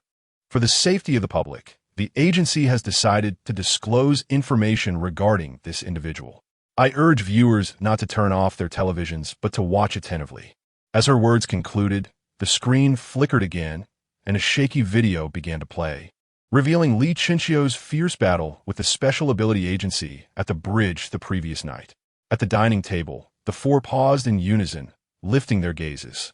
Li Ji and Li Qingxia instinctively glanced at Li Qingxiu, but this moment went unnoticed by Zhu Cheng. The video depicted Li Qingxiu manipulating droplets of water, resembling a reaper in a rain-soaked night, claiming lives with chilling efficiency. How terrifying! Zhu Cheng furrowed his brow. A task force was utterly annihilated so effortlessly. Clearing his throat awkwardly, Li Ji echoed gravely, "Indeed, it is horrifying. I never imagined such a formidable reviver lurked within City 11. Zhu Cheng nodded in deep agreement. "Every time I think of this reviver still hidden among the populace, a chill runs down my spine. Whenever I find myself in unfamiliar places, I cannot shake the feeling that this reviver is lurking nearby, watching me." Upon uttering those words, both Li Ji and Li Qingxia trembled visibly, causing the dining table to sway slightly as well. "What is the matter with you?" Zhu Cheng inquired with concern. Li Qingxia forced a smile, saying, "Well, it's just that hearing you say that has inexplicably filled me with a sense of dread. I can't shake the feeling that the room is rather eerie." Seated beside Zhu Cheng, Li Qingxiu cast a peculiar glance at him, wishing to express, "Your intuition is remarkably accurate. What is there to fear? It is merely the four of us in this room. Could that resurrector possibly transform into Qingxiu's likeness and join us for dinner?" Zhu Cheng chuckled heartily, giving Li Qingxiu a friendly pat on the shoulder. Chapter 27. The catastrophic flood with a sudden burst. Li Qingxiu could no longer contain himself. The beverage he had just sipped erupted from his mouth. "What is wrong with you?" Zhu Cheng inquired with concern, gently patting Li Qingxiu on the back and offering him a tissue. "It's nothing. I merely choked on a sip of water when you patted me, Uncle Zhu," Li Qingxiu replied, taking the tissue to wipe his mouth. "I apologize. I tend to be rather heavy-handed. Please don't take it to heart." Zhu Cheng expressed with sincere regret. "It's quite all right. Uncle Zhu, please continue watching the news. These reports concerning public safety are essential." Li Qingxiu waved his hand dismissively, genuinely worried that Zhu Cheng might inadvertently expose his secrets. Let us eat, or the food will get cold," Li Ji interjected, placing a piece of fatty meat into Zhu Cheng's bowl. "Why are you serving me? This feels rather embarrassing," Zhu Cheng protested. "It's nothing at all." Eat more and speak less, Li Ji reassured him. The video on the television was brief, lasting only a few minutes before it concluded. The screen flashed, and the host reappeared. This Resurrector, after eliminating the fourth action team, retreated to the bridge with hostages. Unfortunately, the surveillance on the bridge was destroyed, and we lack video footage from there. However, we have invited the commander-in-chief of the operation at that time, Zhang Kong, to provide a recount of the events. Please welcome him. The host gestured to his left as the imposing figure of Zhang Kong stepped onto the screen, his expression grave as he faced the audience. Greetings. I am Zhang Kong, the commander of that operation. I will now recount what transpired. Zhang Kong began, his demeanor heavy with unmasked fear and anguish. We had deployed forces across land, sea, and air to encircle this Resurrector, believing we could eliminate it. However, we underestimated the threat it posed. It had no intention of negotiating and directly killed the hostages. In my fury, I issued a command to eradicate it, unleashing missiles from helicopters. Confronted with these terrifying missiles, the Resurrector nonchalantly caught one in its hand and crushed it effortlessly, emerging unscathed. It manipulated streams of water to suspend the other missiles in mid-air, causing them to detonate without harm to itself. This explosion obliterated the Lujiang Bridge, just as I intended to command a second wave of attack. I witnessed a scene that would haunt me for the rest of my life. Zhang Kong fell silent, supporting his forehead with his hand, casting the upper half of his face into shadow. After a moment of reflection, he continued, "We were completely encircled by aircraft formed of water and suspended tanks, with no escape, merely lambs awaiting slaughter. Just when I thought the special forces would be annihilated, the Resurrector smirked, delivered a few slaps to me, and uttered a line I will never forget. Killing you is far too mundane. I wish to let you live in my shadow, instilling fear in the special forces, and making the entire city tremble before me." Upon finishing his words, he transformed into countless raindrops, vanishing without a trace. As he concluded, Zhang Kong's voice trembled uncontrollably. Had it not been for the female host beside him supporting him, he might have collapsed to the ground. We extend our gratitude to Commander Zhang Kong for recounting the events that transpired on the bridge. Please assist him offstage. Seated in front of the television, Li Chenxiu widened his eyes, chewing his food at an excruciatingly slow pace. This was indeed his doing, summoning aircraft and tanks from water, crushing missiles with bare hands, and imprisoning all missiles with merely a thought. If he possessed such formidable power, why wait for rainy days? He could single-handedly storm the Special Ability Division on a sunny day. Wasn't this absurd? At that moment, both Li Ji and Li Qingsha turned their gazes toward Li Chenxiu, their dark pupils reflecting an overwhelming sense of shock and doubt. Could it be that their dear Qiu possessed such outrageous strength?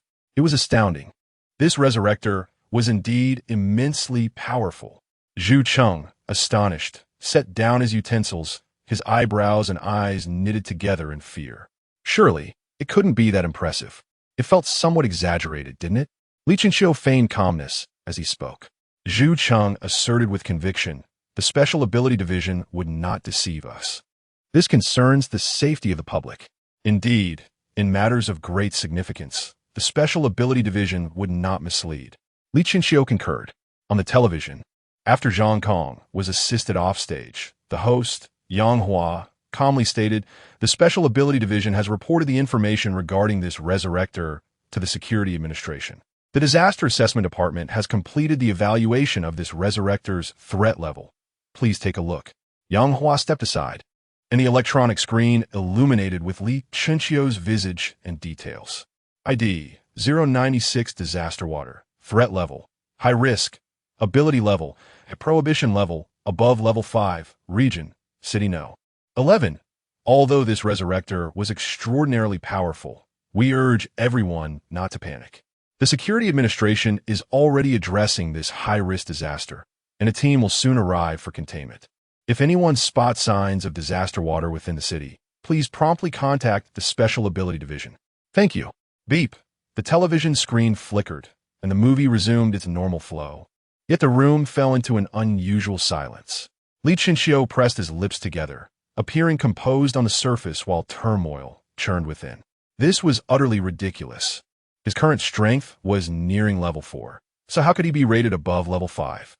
What was more alarming was the weight carried by the term high-risk disaster. It wasn't that he was afraid.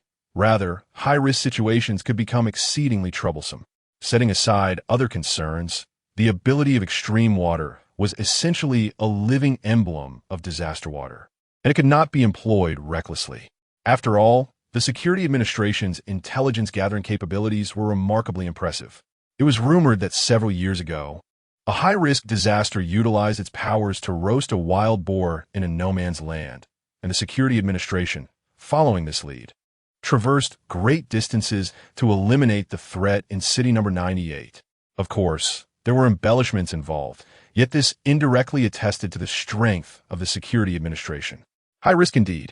Zhu Cheng rose to his feet, stating, "A high-risk disaster has occurred in City 11. The Public Security Department must be in a frenzy. I must return. Why not finish your meal first? You've barely taken a few bites," Li Ji replied politely. "I'm already quite full. Thank you for your hospitality." Li Chenxiu wiped his mouth and stood up. "I shall see Zhu uncle off." After escorting Zhu Cheng to the vehicle, Li Chenxiu returned to the hotel room. Upon entering, he immediately sensed an almost stagnant atmosphere, suffocatingly silent.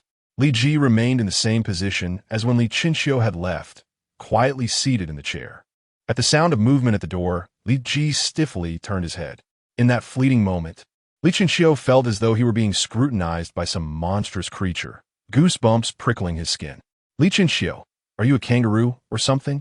Just as Li Ji was about to utter a curse, Li Chenxiu pressed a finger to his lips, signaling for silence, and gestured toward the wall with a pointed finger. Chapter 28. The security ascends the mountain. The phrase "walls have ears" encapsulates the sentiment that Li Chenxiu wished to convey. Li Ji shot a fierce glare at Li Chenxiu before resuming his seat. In an unfamiliar environment, speaking freely could lead to peril. If overheard, survival in human society would become untenable. Li Ji was no fool, and he understood the gravity of the situation. The world may be vast, but the necessity of sustenance reigns supreme. So abandon frivolous thoughts and come join us for a meal, Xiao Qiu. Li Qingxia hurriedly approached, grasped Li Chenxiu's hand, and guided him to a chair, smiling as she continued at the dining table. "For the next few days, let's enjoy our stay here, indulging in good food and drink. Boss, it's been ages since you've taken a break. Seize this opportunity to rest well." Li shot Li Qingxia a disapproving glance. "Enough chitter, let this out." In the following days, the clamor of public opinion grew increasingly fervent. The once ordinary name of Li Chenxiu ascended like a newly risen star, dominating the headlines of City Number 11 overnight. He became the focal point of public discourse and a topic of conversation during leisurely meals. "This fried rice shop hasn't opened for days. I was hoping to catch a glimpse of that fated one," someone remarked. "How could they possibly operate? Look around. Reporters are lurking from every direction, and the neighboring hotel is filled with those college recruiters. In this situation, how could they conduct business? To punch through the energy measurement device? That's truly insane. If only I could be such a fated one." Back to drinking. In dreams, anything is possible. Yet, the plight of Li Chenxiu was indeed tragic. Abandoned by his parents in childhood, he scavenged for food in garbage heaps, growing up in such dire conditions. Now, having been taken in by the fried rice shop, he finally had a semblance of a home. One might say he had endured suffering only to eventually find sweetness in life. What these individuals failed to realize was that the child they spoke of, who had rummaged through refuse for sustenance, had long perished on a frigid winter's night. However, his visage endured, and he was bestowed with the name Li Chenxiu. While the outside world was tumultuous, the hotel remained tranquil. The three of them remained steadfastly indoors, wholly devoted to their meals. Particularly Li Chenxiu. If he was not napping, he was surely indulging in meat. It was not that he wished to take advantage, but rather due to a phone call received days prior. On the afternoon following Zhu Cheng's departure, Li Chenxiu received a call from Wu Shan of the Public Security Bureau.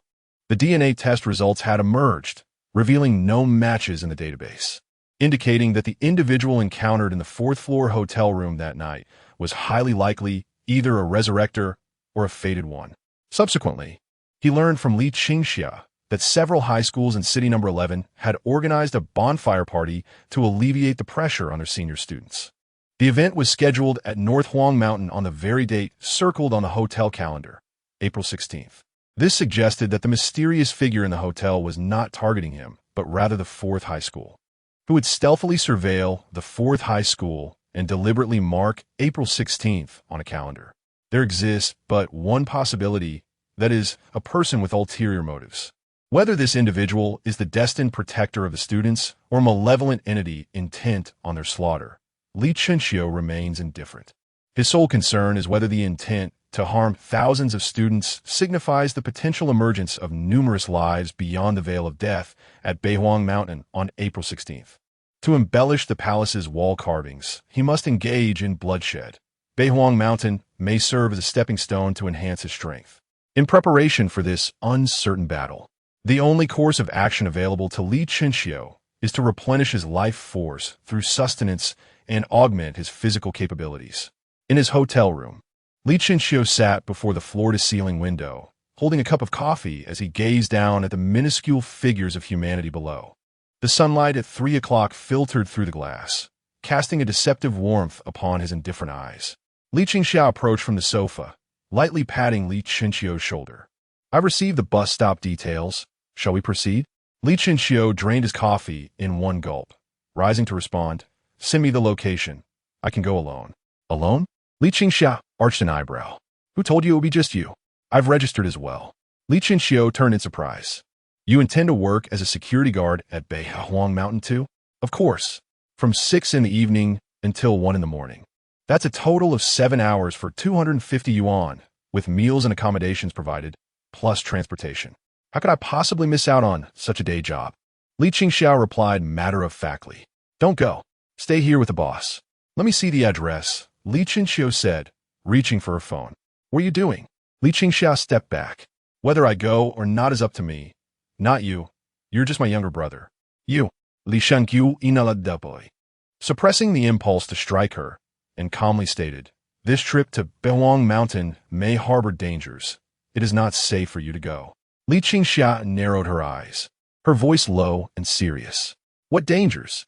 "I don't know, but there is definitely danger," Li Qingxiu replied, shaking his head, then added after a pause, "It may be quite perilous."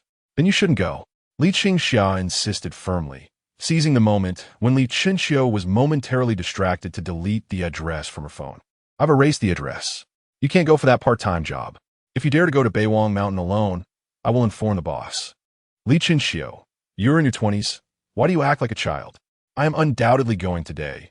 Whether you tell me the address or not is inconsequential. It merely affects convenience. Why would you go if you know it's dangerous? Why shouldn't I go? It poses no danger to me. Rather, it offers benefits."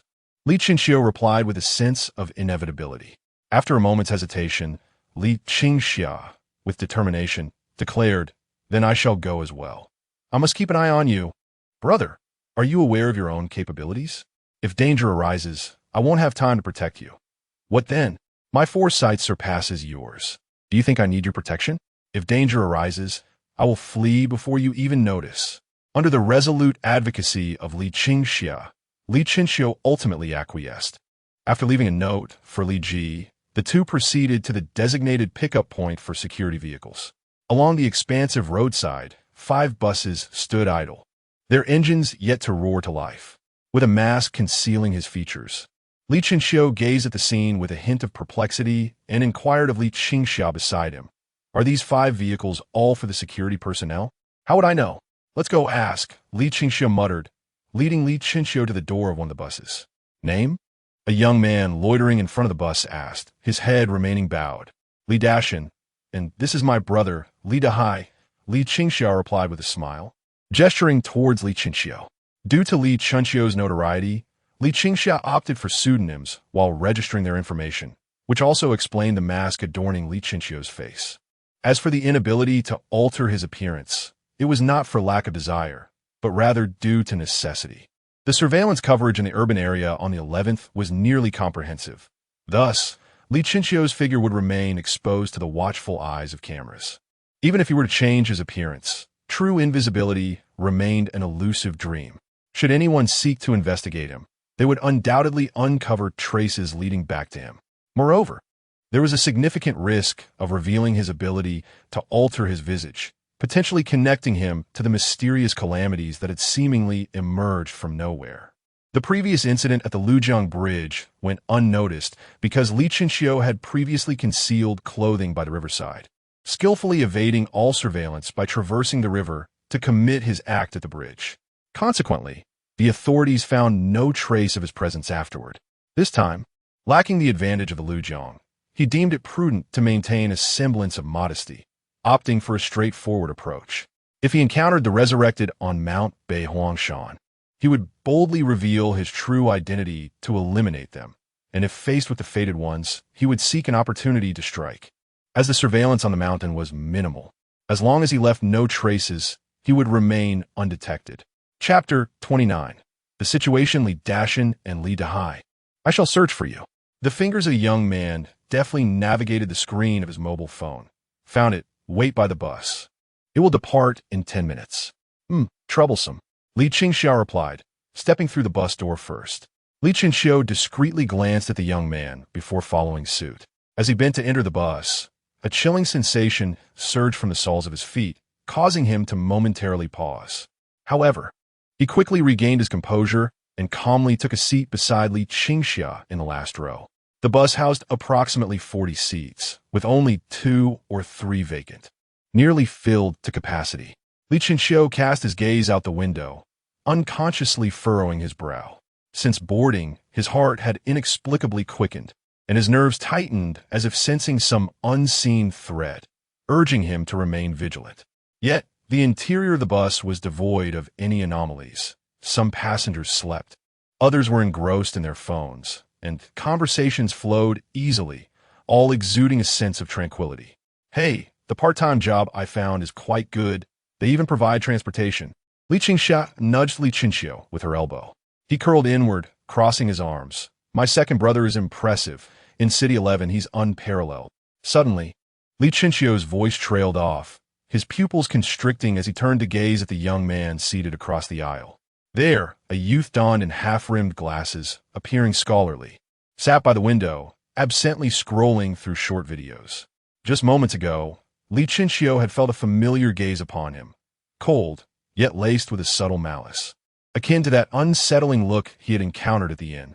Noticing Li Qingxiu's distress, Li Qingxiu inquired with concern, "What's wrong?" "Just spotted an acquaintance." "I'll go say hello," Li Qingxiu replied casually, maneuvering through the seats to sit beside the young man.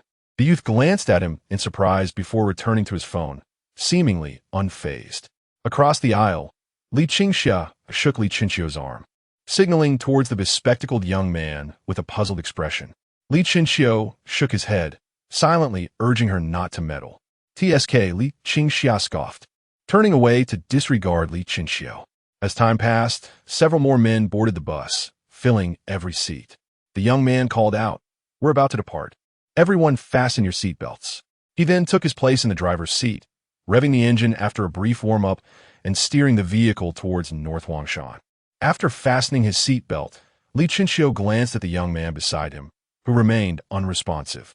He propped his chin on his hand, tilting his head in silence as he observed the youth. A minute later, a look of distaste crossed the young man's face as he quietly remarked, "I am not gay." Li Qingxiu flashed a grin. "Neither am I." "Then why do you keep staring at me?" The young man adjusted his glasses and, without turning his head, inquired, "That's because you have once spied on me, right?" Li Qingxiu's brows curved slightly. "Do you not remember that incident at the inn?" Upon hearing this, the young man's hand, which had been scrolling through a video, paused momentarily, yet his expression remained unaffected. He set down his phone and looked at Li Qingxiu with confusion. "What inn? Am I out of my mind to check into a hotel with a guy?" Li Qingxiu maintained a calm demeanor and quietly asked, "Tell me, what does the circle date of April 16th in the inn signify? What are your intentions at North Wangshan? Are you out of your mind? What circled April 16th? What am I supposed to do at North Wangshan? I have a part-time job." The young man retorted without restraint. "Do you think I wouldn't dare to end your life? Resurrected?" Li Qingxiu's expression grew increasingly frigid as he grasped the young man's palm and sliced it with his fingertip. The young man's pupils quivered, and he clenched his fist to pull away, but Li Chinchio's grip was as unyielding as a crab's claw. Moments later, the skin around the wound twitched slightly, and in the blink of an eye, it returned to its original state, with only the vivid blood serving as proof that what had just transpired was not a mere illusion. Your strength is merely at the second restriction. What qualifications do you have to lie before me? Answer my questions truthfully. Do you understand? Li Chinchio beamed brightly. The young man smirked. Are you from the Special Ability Department or the Anomaly Control Department?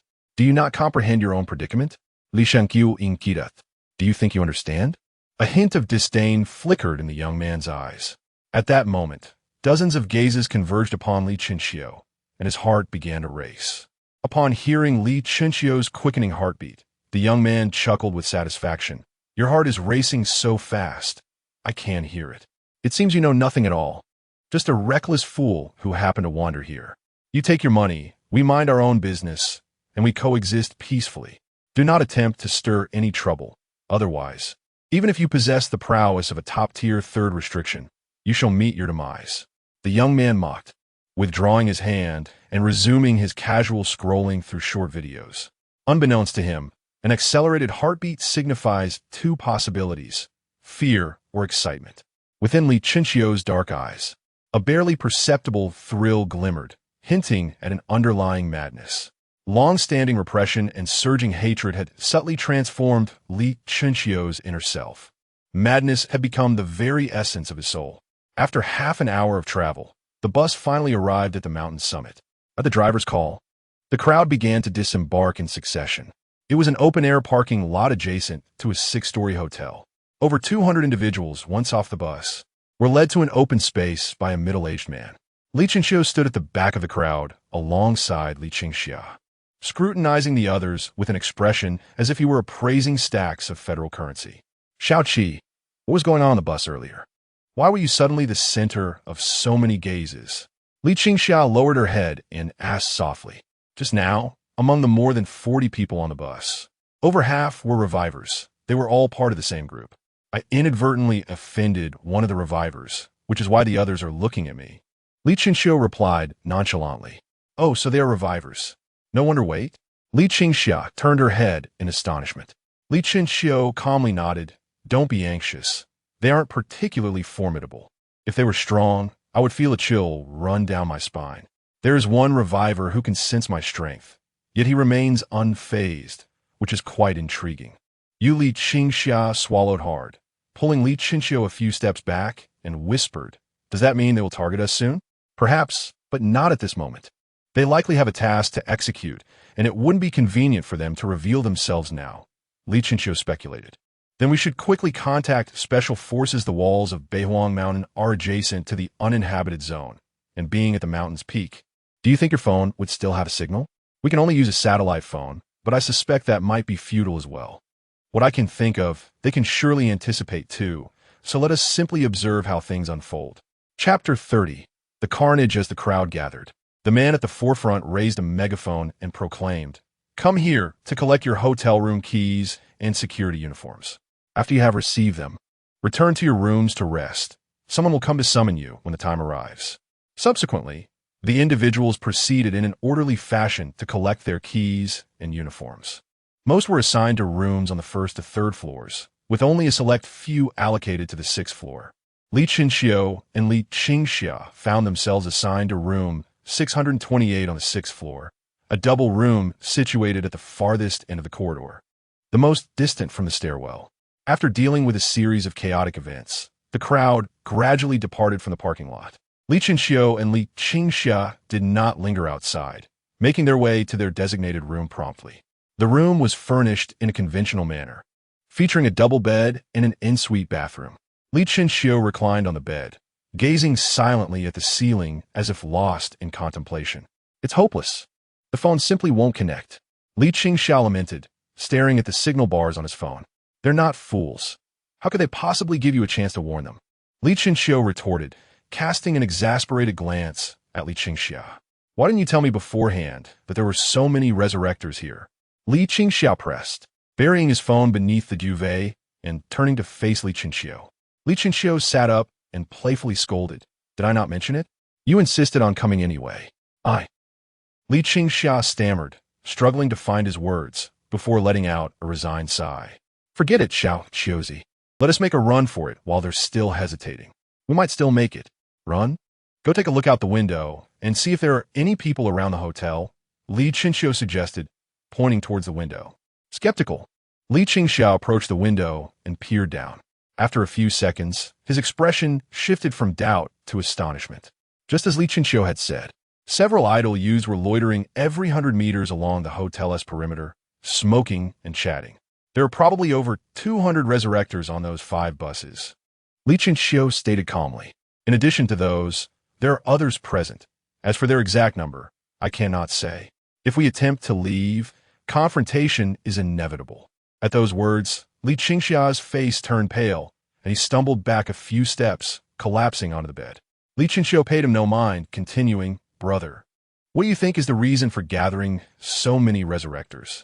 Ultimately, everything boils down to either profit or vengeance. What drives them? If it is profit, what kind of interest could compel such a multitude of resurrectors? It cannot simply be about killing and devouring one another, or seeking retribution against society, can it?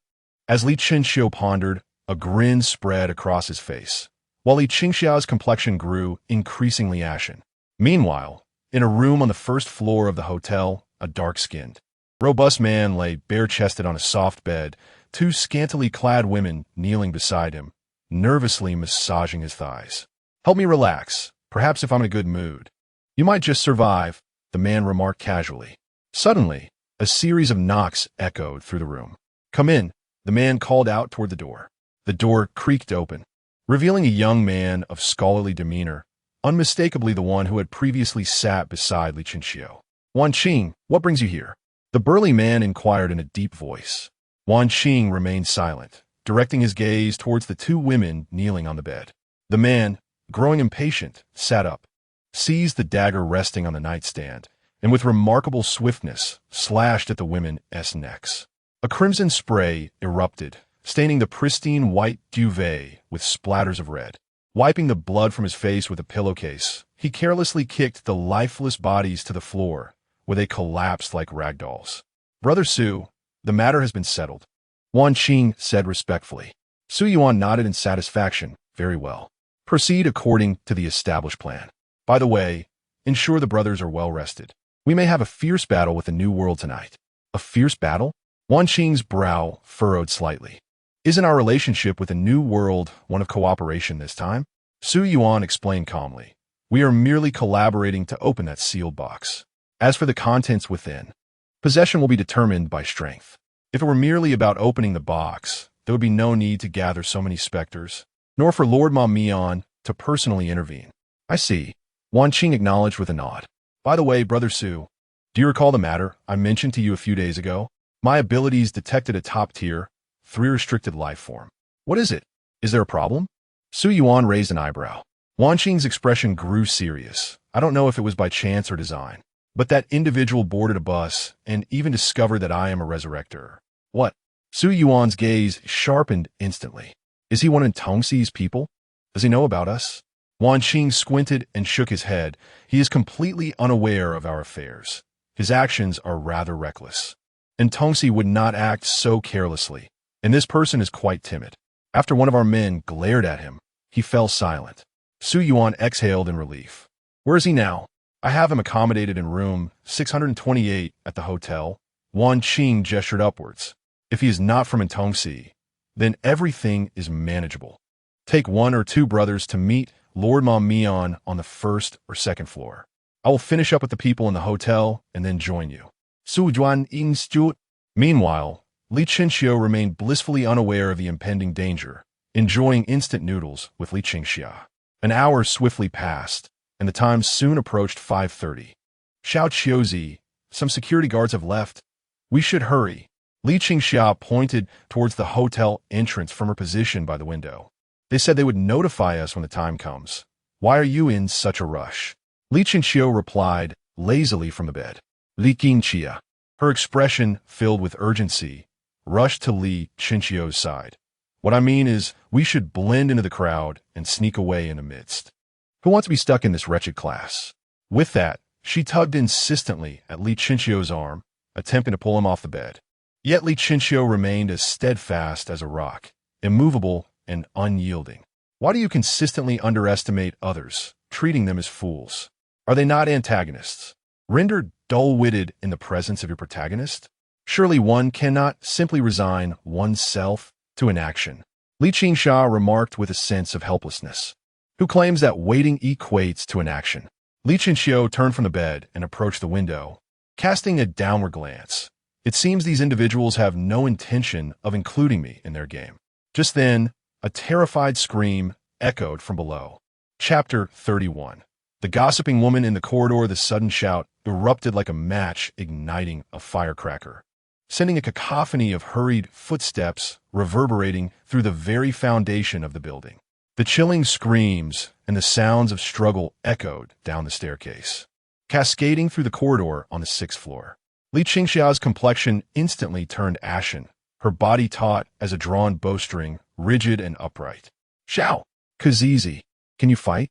Li Qingxia asked in a flurry of panic. Li Qingxiu turned to her words, replying softly, "I can fight." Yet as he spoke, his voice faltered. He glanced down at his exposed arms, where the pale skin had erupted into goosebumps, a warning from his body. Meanwhile, in the corridor of the 6th floor, those who heard the commotion cautiously opened their doors, peering out with trepidation. "What is happening downstairs?" One inquired. "I don't know. There should be any bandits around these days, right?" Another replied. "Could it be that a resurrector has entered the hotel?" At this utterance, an immediate silence fell over the gathering, and the faces of all turned ghostly pale. A young man, trembling with apprehension, spoke up, "I'll go check the stairway." With that, he carefully pushed open the door and, bracing himself against the wall, gingerly made his way to the staircase. "Be careful," a girl from the same room called out, her voice quaking. The young man turned to her with a faint smile. "Don't worry." Suddenly, a sickening squelch and a resounding crash echoed in unison. White dust cascaded from the corridor walls, and the light flickered ominously, crackling like something out of a horror film. The young man's face was illuminated beside the flickering light. His smile mirrored in its erratic glow as he towered at 6 feet tall, swaying like a feather in the air. Under the illumination, the onlookers not only beheld the young man, but also a tongue, an appendage that pierced through his skull, extending all the way to the staircase. Being here early has its advantages. A sinister voice emerged from around the corner of the stairway, accompanied by a damp sound, reminiscent of footsteps on wet ground. A strikingly beautiful young woman emerged from the shadows. Her mouth, agape, green saliva dripped from the corners, and her elongated tongue writhed through the air like a worm. "Husband!" The girl in the same room shouted, her voice rising in desperation. The woman at the stairway turned at the sound, a glint of cunning evident in her narrow, beautiful eyes. In the next heartbeat, her tongue shot out like a constrictor, piercing through the door that stood before her, creating a small hole and plunging into the heart of the woman behind it with a sickening squelch. "Since you love him so dearly, how could you allow him to die alone?" The woman taunted. "It's a resurrector! It's a resurrector!" At last, the crowd shook off their stupor, the sound of slamming doors ringing out like firecrackers. The woman's lips curled into an alluring arc as she swayed her hips towards the door of room 601. "Have you hidden well? I'm coming to get you." Inside the room, a middle-aged woman, upon hearing the voice from outside, swiftly concealed her 6-year-old daughter beneath the bed. "Shall you be a good girl and remain silent? If you do, your father will take you to the amusement park every day." The mother pressed her face against the cold floor, clasping her daughter's small hand tightly. Although she wore a smile, tears streamed down her face, dripping onto the floor. "Mom, I am scared," the girl stammered, her eyes shimmering like shattered glass. "Do not make a sound, no matter how frightened you are." With that, the mother released her daughter's hand and rushed to the bathroom, shutting the door behind her. A few seconds later, the door was kicked open with a resounding bang. The woman strode in, and as she approached the bathroom door, it suddenly swung open. The middle-aged woman, wielding a mop, swung it towards the intruder's head. Pathetic. The woman effortlessly withdrew her fingers from where they had pierced the other's skull, a smirk of disdain gracing her lips. The girl beneath the bed could not see the entirety of their forms. She only caught a glimpse of her mother's feet before they collapsed. "Mom!" She cried out uncontrollably. As she instinctively moved to cover her mouth, a series of wet footsteps echoed in her ears. Turning her head, she came face to face with the woman's turned profile. Oh, what a lovely little girl. Just as the woman reached out for her, heavy footsteps approached from outside the door, interrupting her movement. At the entrance of room 601, Li Chinxiu entered with his hands in his pockets, kicking aside the obstructing corpse. He towered over the crouching woman, peering down at her. "You, Li Chinxiu." The woman's eyes widened in disbelief. Li Chinxiu, astonished, remarked, "Have I become so famous that even the revivers have heard of me?" Before he could finish his sentence, the woman's tongue shot out like a bullet. As it neared him, within mere inches, he tilted his head, narrowly avoiding it. Seizing the moment, Li Chinxiu grasped her tongue and, with a powerful toss, hurled her out of the room. She crashed against the wall with a thud, the force of impact rendering the wall as fragile as a spider's web. This reviver was not the one who sent shivers down his spine. She possessed only the strength of a novice at the second restriction. Gasping for breath, the woman's eyes brimmed with astonishment. How could the focal figure of City 11 suddenly appear here? She had no time to ponder this question. Just as she attempted to rise and flee towards the staircase, a gust of wind swept through, and before she could react, a large hand slammed her head forcefully into the wall. After securing her head, Li Chinxiu's other fist ascended, striking her jaw with a resounding crack. The sound of bones shattering echoed across the ground as the woman's jaw instantaneously disintegrated, her teeth severing her own tongue under the force. The excruciating pain caused her limbs to convulse uncontrollably, and she emitted a series of anguished whimpers. Although the resurrected possess the ability to regenerate, it does not mean they are impervious to pain. I inquired about the purpose of their arrival at North Huang Mountain, the reason for their presence, the number of individuals, and the strength of their most formidable member. Li Chinxiu asked coldly, his demeanor unyielding. Moments later, the woman's injuries began to heal, and with a malevolent glare fixed on Li Chinxiu, she threatened, "Do you know whose woman I am? Let me go or I..." Li Chinxiu pressed down with force, and with a resounding pop, the woman's head exploded, transforming into a delicate mist of crimson. Chapter 32. The anomaly after dispatching the woman. Li Chinxiu wiped his bloodied hands on her clothing. Upon hearing the chaotic footsteps from the staircase, he strode towards it. In the cramped stairwell, the resurrected surged like a swarm of frenzied bees, racing towards the 6th floor. Their bodies were smeared with blood, and they chewed on morsels of raw flesh, their eyes gleaming with insatiable greed and bloodlust. Just one more floor to go. If I consume a few more, I shall surely break through the second restriction. Don't push, you fool. What's the rush? If we don't hurry, we might miss out on the beautiful ones. The young man at the forefront bared his teeth, crimson liquid seeping from between them, just as he was about to reach the exit of the stairs. Li Chinxiu emerged from around the corner. "Ha ha ha." The young resurrected displayed a wild grin, tilting his head as he lunged for Li Chinxiu's neck. Too slow. Li Chinxiu raised his arm and struck the resurrected's head as one would swat a fly. Bang! In an instant, the opponent's skull shattered like a watermelon, viscous fluid splattering across the white walls. The sudden turn of events left the resurrected behind him in shock. Fear gripped him as he grasped the railing, attempting to retreat. But the others behind him offered no chance, forcing him forward into Li Chinxiu's path. I'm just bang. The head exploded once more. Li Chinxiu shook the blood from his hands and descended the stairs, each step echoing with the demise of the resurrected who had barely grasped the gravity of their situation. After dispatching 7 or 8 of them, the remaining resurrected finally recognized the peril they were in, shouting in alarm. Retreat! Everybody retreat! There's someone suspected of the 3rd restriction. Get back, you idiots! If you don't want to die, don't crowd. At these frantic cries, the once maddened resurrected regained their senses and retreated down the corridor on the 5th floor, their expressions filled with dread as they fixated on the staircase. Pitter-patter, pitter-patter. Li Chinxiu slowly emerged from the bloodied scene, his presence a chilling specter. ISNT that the A-class anomaly, Li Chinxiu? What's he doing here? Li Chinxiu paid no heed to their bewilderment, his sharp gaze piercing through the crowd towards the end of the corridor. There, Su Yuan stepped out from a room, blood still staining the corners of his mouth. As if sensing an unseen force, Su Yuan turned his head at that moment, locking eyes with Li Chinxiu. Their gazes collided in an electric moment of recognition. How intriguing.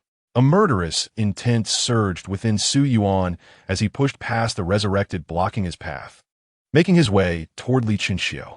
In the distance, Li Chinxiu offered a slight smile. The calmness of his eyes flickered with a hint of disturbance, as if a flame danced beneath the surface of still water. For a resurrected being who posed a threat, he felt a mix of curiosity and excitement. Though this was not the ultimate battlefield he had envisioned, a test would be worthwhile. With this thought, Li Chinxiu sprang into action, propelling himself forward like an arrow, charging towards the resurrectors in the corridor. Do not be afraid, let us. Bang! Li Chinxiu executed a swift kick, shattering the skull of his opponent. The other resurrectors were momentarily taken aback, but rapidly regained their composure, surging towards Li Chinxiu like a swarm. However, most of them were the first tier, with only a few at the second, rendering their disparity in strength all too apparent. Li Chinxiu moved through them with the ease of a wolf among sheep, harvesting lives as if traversing an uninhabited realm. Yet, the ease of his slaughter did not bring him joy. Instead, it deepened his confusion. When he had dreamt of the palace last night, the second mural had been nearly 70 complete. Logically, after eliminating so many resurrectors, his third ability should have awakened. Why? Then did he feel nothing? But Li Chinxiu had no time for contemplation, as a chill crept up his spine. In a moment of peril, he concentrated all his strength into his calves and retreated swiftly to the side. Bang! The hard concrete floor was smashed through, a terrifying shockwave sending the nearby resurrectors flying, while fine pebbles shot out like bullets, spraying blood in their wake. Amid the hazy dust, Su Yuan retracted his fist and regarded Li Chinxiu like a wild wolf. Impressive. A third tier can evade my punch. You are quite remarkable to have forced me to retreat. Li Chinxiu smiled, but his eyes were filled with wariness.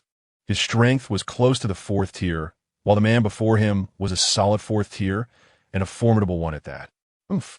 Su Yuan let out a low, sinister chuckle, suddenly darting forward, tearing through the air, and delivering a powerful punch towards Li Chinxiu, the force creating a deafening sonic boom. In the face of such an assault, Li Chinxiu pivoted on his toes, turning his back towards the end of the corridor, his arms casually raised to shield himself.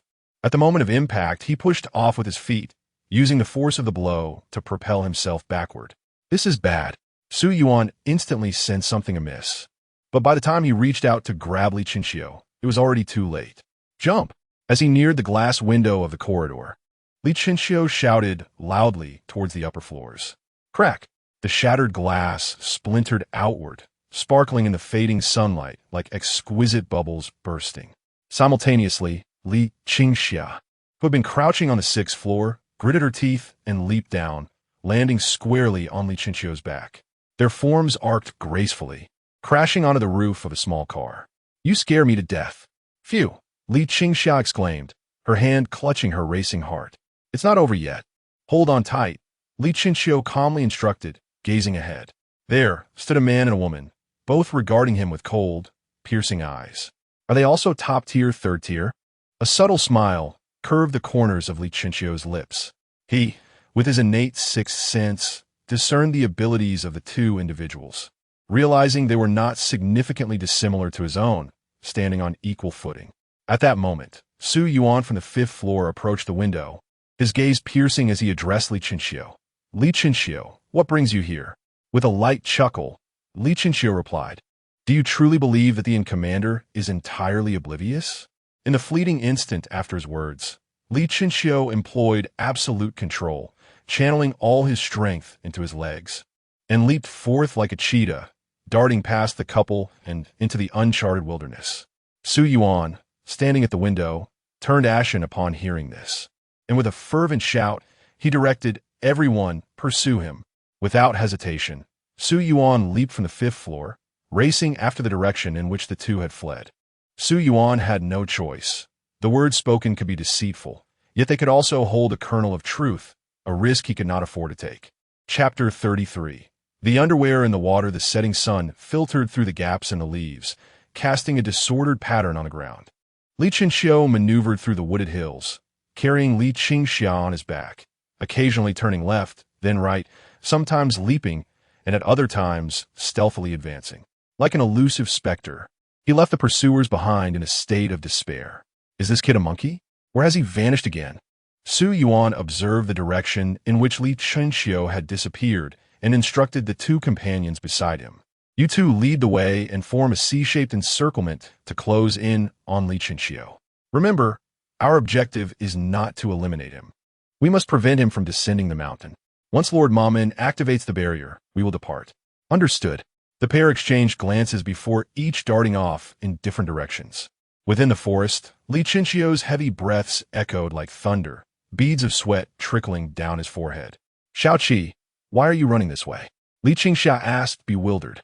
With a profound gaze and a steady tone, Li Qingxiu replied, there are no surveillance cameras here. Even if my abilities as a reviver are exposed, it matters not.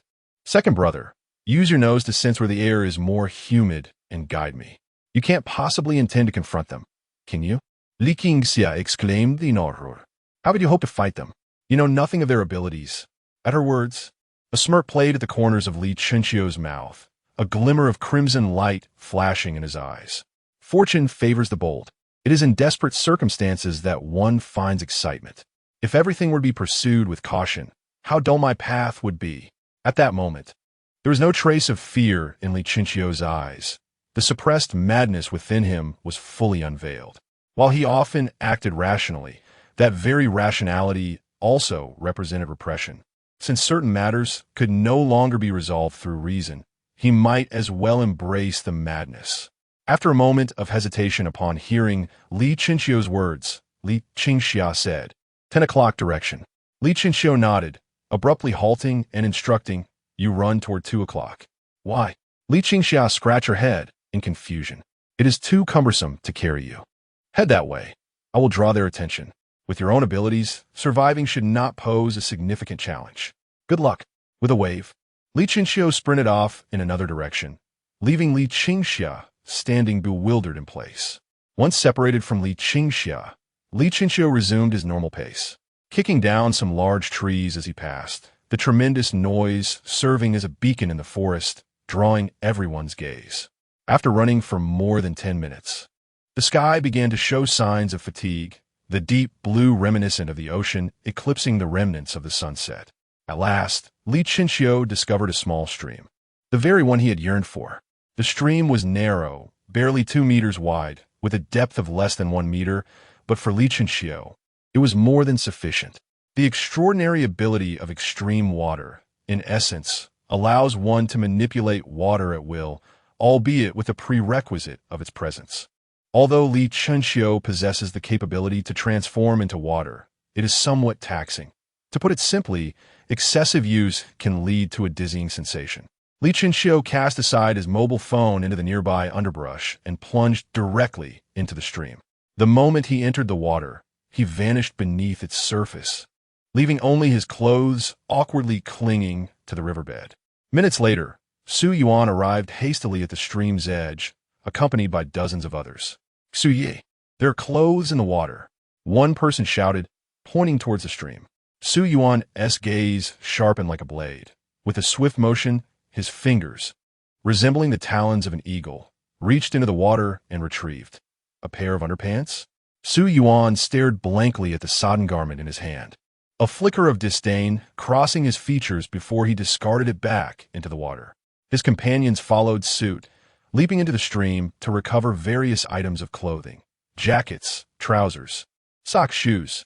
This is Li Qingxiu's attire. What on earth is he planning? Even if he intended to escape downstream, there was no need to remove his underpants. Su Yuan pondered, glancing between the stream and the dark, foreboding mountain path ahead, uncertainty clouding his judgment. Brother, let us press forward. After all, our men have surrounded the rear. There is no way they could slip away unnoticed. If anything arises, we have radios and signal flares for assistance. one suggested. Su Yuan nodded in agreement. You are right, but we should leave a few individuals here. I have a feeling Li Qinxiu may return for his underpants. Li Qinxiu, concealed within the currents, felt utterly speechless at the absurdity of it all. Yet, Su Yuan was not entirely mistaken. He indeed planned to reclaim his underpants. After assigning personnel, Su Yuan swiftly departed deeper into the woods, leaving 3 individuals behind to monitor the garments. Clothes need watching? Who would come back to retrieve them if they already fled? A young man approached the stream, idly tossing pebbles into the water. Suddenly, 3 droplets of water shot forth from the surface, and before the trio could react, they pierced through their foreheads with a soft thud. Thus they met their demise. Following their fall, a stream surged forth, carrying the garments floating on the riverbed, swiftly transforming into the likeness of Li Qinxiu. Observing his drenched attire, Li Qinxiu gave it a gentle shake, causing droplets to rise from his body and fall around him, restoring him to his former pristine appearance. Having completed this, he approached a fallen body, stripped off the security uniform, and adorned himself with it, altering his appearance to match that of the deceased. This should suffice, Li Qinxiu remarked, tapping his face. And with a mere thought, he commanded the stream to envelop the bodies, reducing them to a mist of crimson. In the darkened forest, beams of yellow light flickered amidst the shadows of the trees. More than 50 resurrectors cautiously searched for the whereabouts of Li Qinxiu, led by the man from downstairs, Zhang Tong, a distinguished Tier 3 resurrector. Suddenly, a terrified cry for help pierced the stillness of the mountain forest, rapidly approaching Zhang Tong. Stand guard. Zhang Tong raised his arm, and the resurrectors behind him immediately halted, anxiously gazing in the direction of the sound. In a moment, a frantic figure burst forth from the woods, prompting everyone to shine their flashlights towards him, fully revealing his dire condition. His tattered clothing was riddled with gaping wounds, and crimson blood soaked his body, resembling a ghastly zombie from a film, menacing and horrifying. Isn't that Xue Deong? Chapter 34. The Calamity of Water. Why is Xue Deong in such a predicament? Wasn't he following Su Ge? Could it be that something has befallen Su Ge? Impossible. Su Ge is a formidable figure. The crowd murmured in a state of disarray, their trepidation escalating as fear took hold. Xue Deong's footsteps grew increasingly audible, drawing nearer to the group. Just as he was within mere dozens of meters, he unexpectedly stumbled. Whether tripped or exhausted, he lurched forward, his face crashing against a stone. With a resounding crack, the sound of bone fracturing mingled with the sickening squelch of flesh. As Xue Deong shakily propped himself up, his visage was a gruesome tableau, blood pouring forth. Yet, mere moments later, his injuries began to mend before the eyes of the onlookers, leaving only traces of blood upon his face, devoid of any other marks. Help, help! Xue Deong extended a hand toward Zhang Tong, who stood at the forefront. Observing this, Zhang Tong swiftly dashed to Xue Deong's side, hauling him upright. Weren't you with Su Ge? How'd you end up in this state? Where is Su Ge?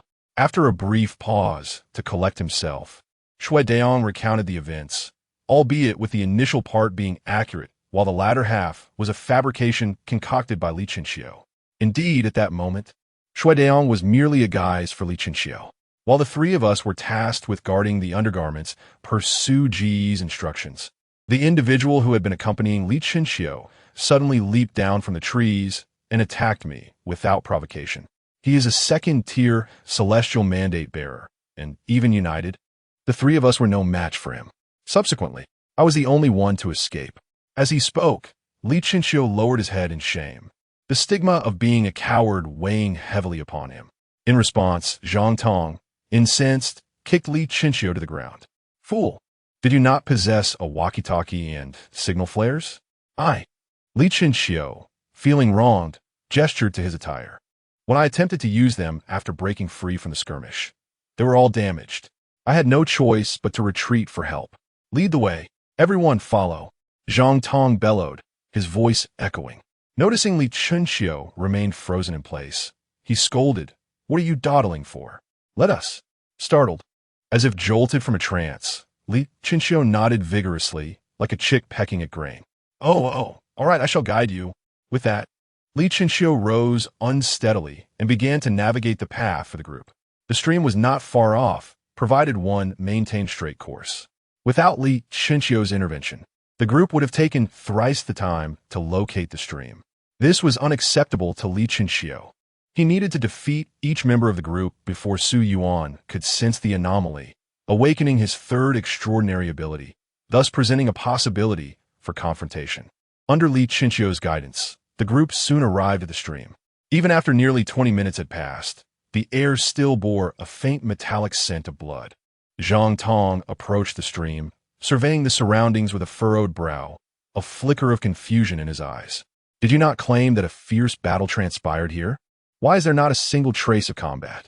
Li Chinxiu, was about to utter something when a droplet of water suddenly coalesced in midair, piercing through my brow with a swift hiss. With a resounding thud, I fell, my eyes wide open, lifeless upon the ground. The abrupt turn of events astonished everyone present, including Zhang Tong, who was no exception. Hey, what is wrong with you? Zhang Tong nudged me with his foot, yet I remained unresponsive. At that moment, a fellow reviver crouched down to part the hair on my forehead, revealing a small puncture in my brow. The reviver's pupils dilated in shock as he stammered this. He seems to be dead. Dead? Zhang Tong crouched closer, and upon seeing the tiny hole on my forehead, his pupils shrank to the size of pinpricks.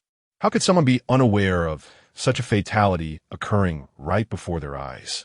Instantly, Zhang Tong shouted, "Stay alert, form a defensive formation." Over 50 revivers swiftly divided into 10 teams, maintaining a distance of approximately 15 meters between each, a measure designed to safeguard each group while preventing total annihilation. However, for me, this was of no consequence. I had no need for close combat. All I had to do was lie on the ground, condensing the moisture in the air into droplets, then aim and release. The atmosphere grew increasingly oppressive, and even the rustling leaves in the wind heightened the tension among the crowd. Silence, in that moment, was akin to the stillness of death. The longer it lingered, the more frantic the hearts of the people became. They were oblivious to when the next death might occur, each second a torment. 1 minute passed, and at last, someone could no longer bear it, whispering to Zhang Tong, "Brother Zhang, perhaps we should leave? It feels as though there's no one here." Zhang Tong furrowed his brow, hesitating for a moment before nodding. "Yes, let us depart and continue our search as planned." Upon hearing this, the tension that had gripped the others began to dissipate. But at that precise moment, I struck. Whoosh! A barely perceptible sound of slicing air accompanied a few droplets of crimson that drifted away. Several revivers, their smiles still lingering, would never again express another emotion, collapsing onto the damp earth. Another life claimed. The words of one individual remained unfinished as the droplets, dense as rain, surged toward the crowd, the sound of flesh being pierced echoing continuously. Vivid red blood flowed like ribbons in the night breeze. Some attempted to shield themselves with their arms, but it was utterly futile. The droplets penetrated everywhere, leaving only Zhang Tong, the third-tier reviver, capable of defending himself with finesse. This method of attack was the high-risk disaster water 096. "Brother Zhang, save me. Brother Zhang, save me." How could this disaster be here? Wasn't he also a reviver? It was hopeless. Such a high-risk calamity was beyond our capacity to withstand. In an instant, the air was filled with wails, and the emotions of despair and terror spread like a plague among the crowd. As he watched those around him fall one by one, Zhang's eyes widened in despair.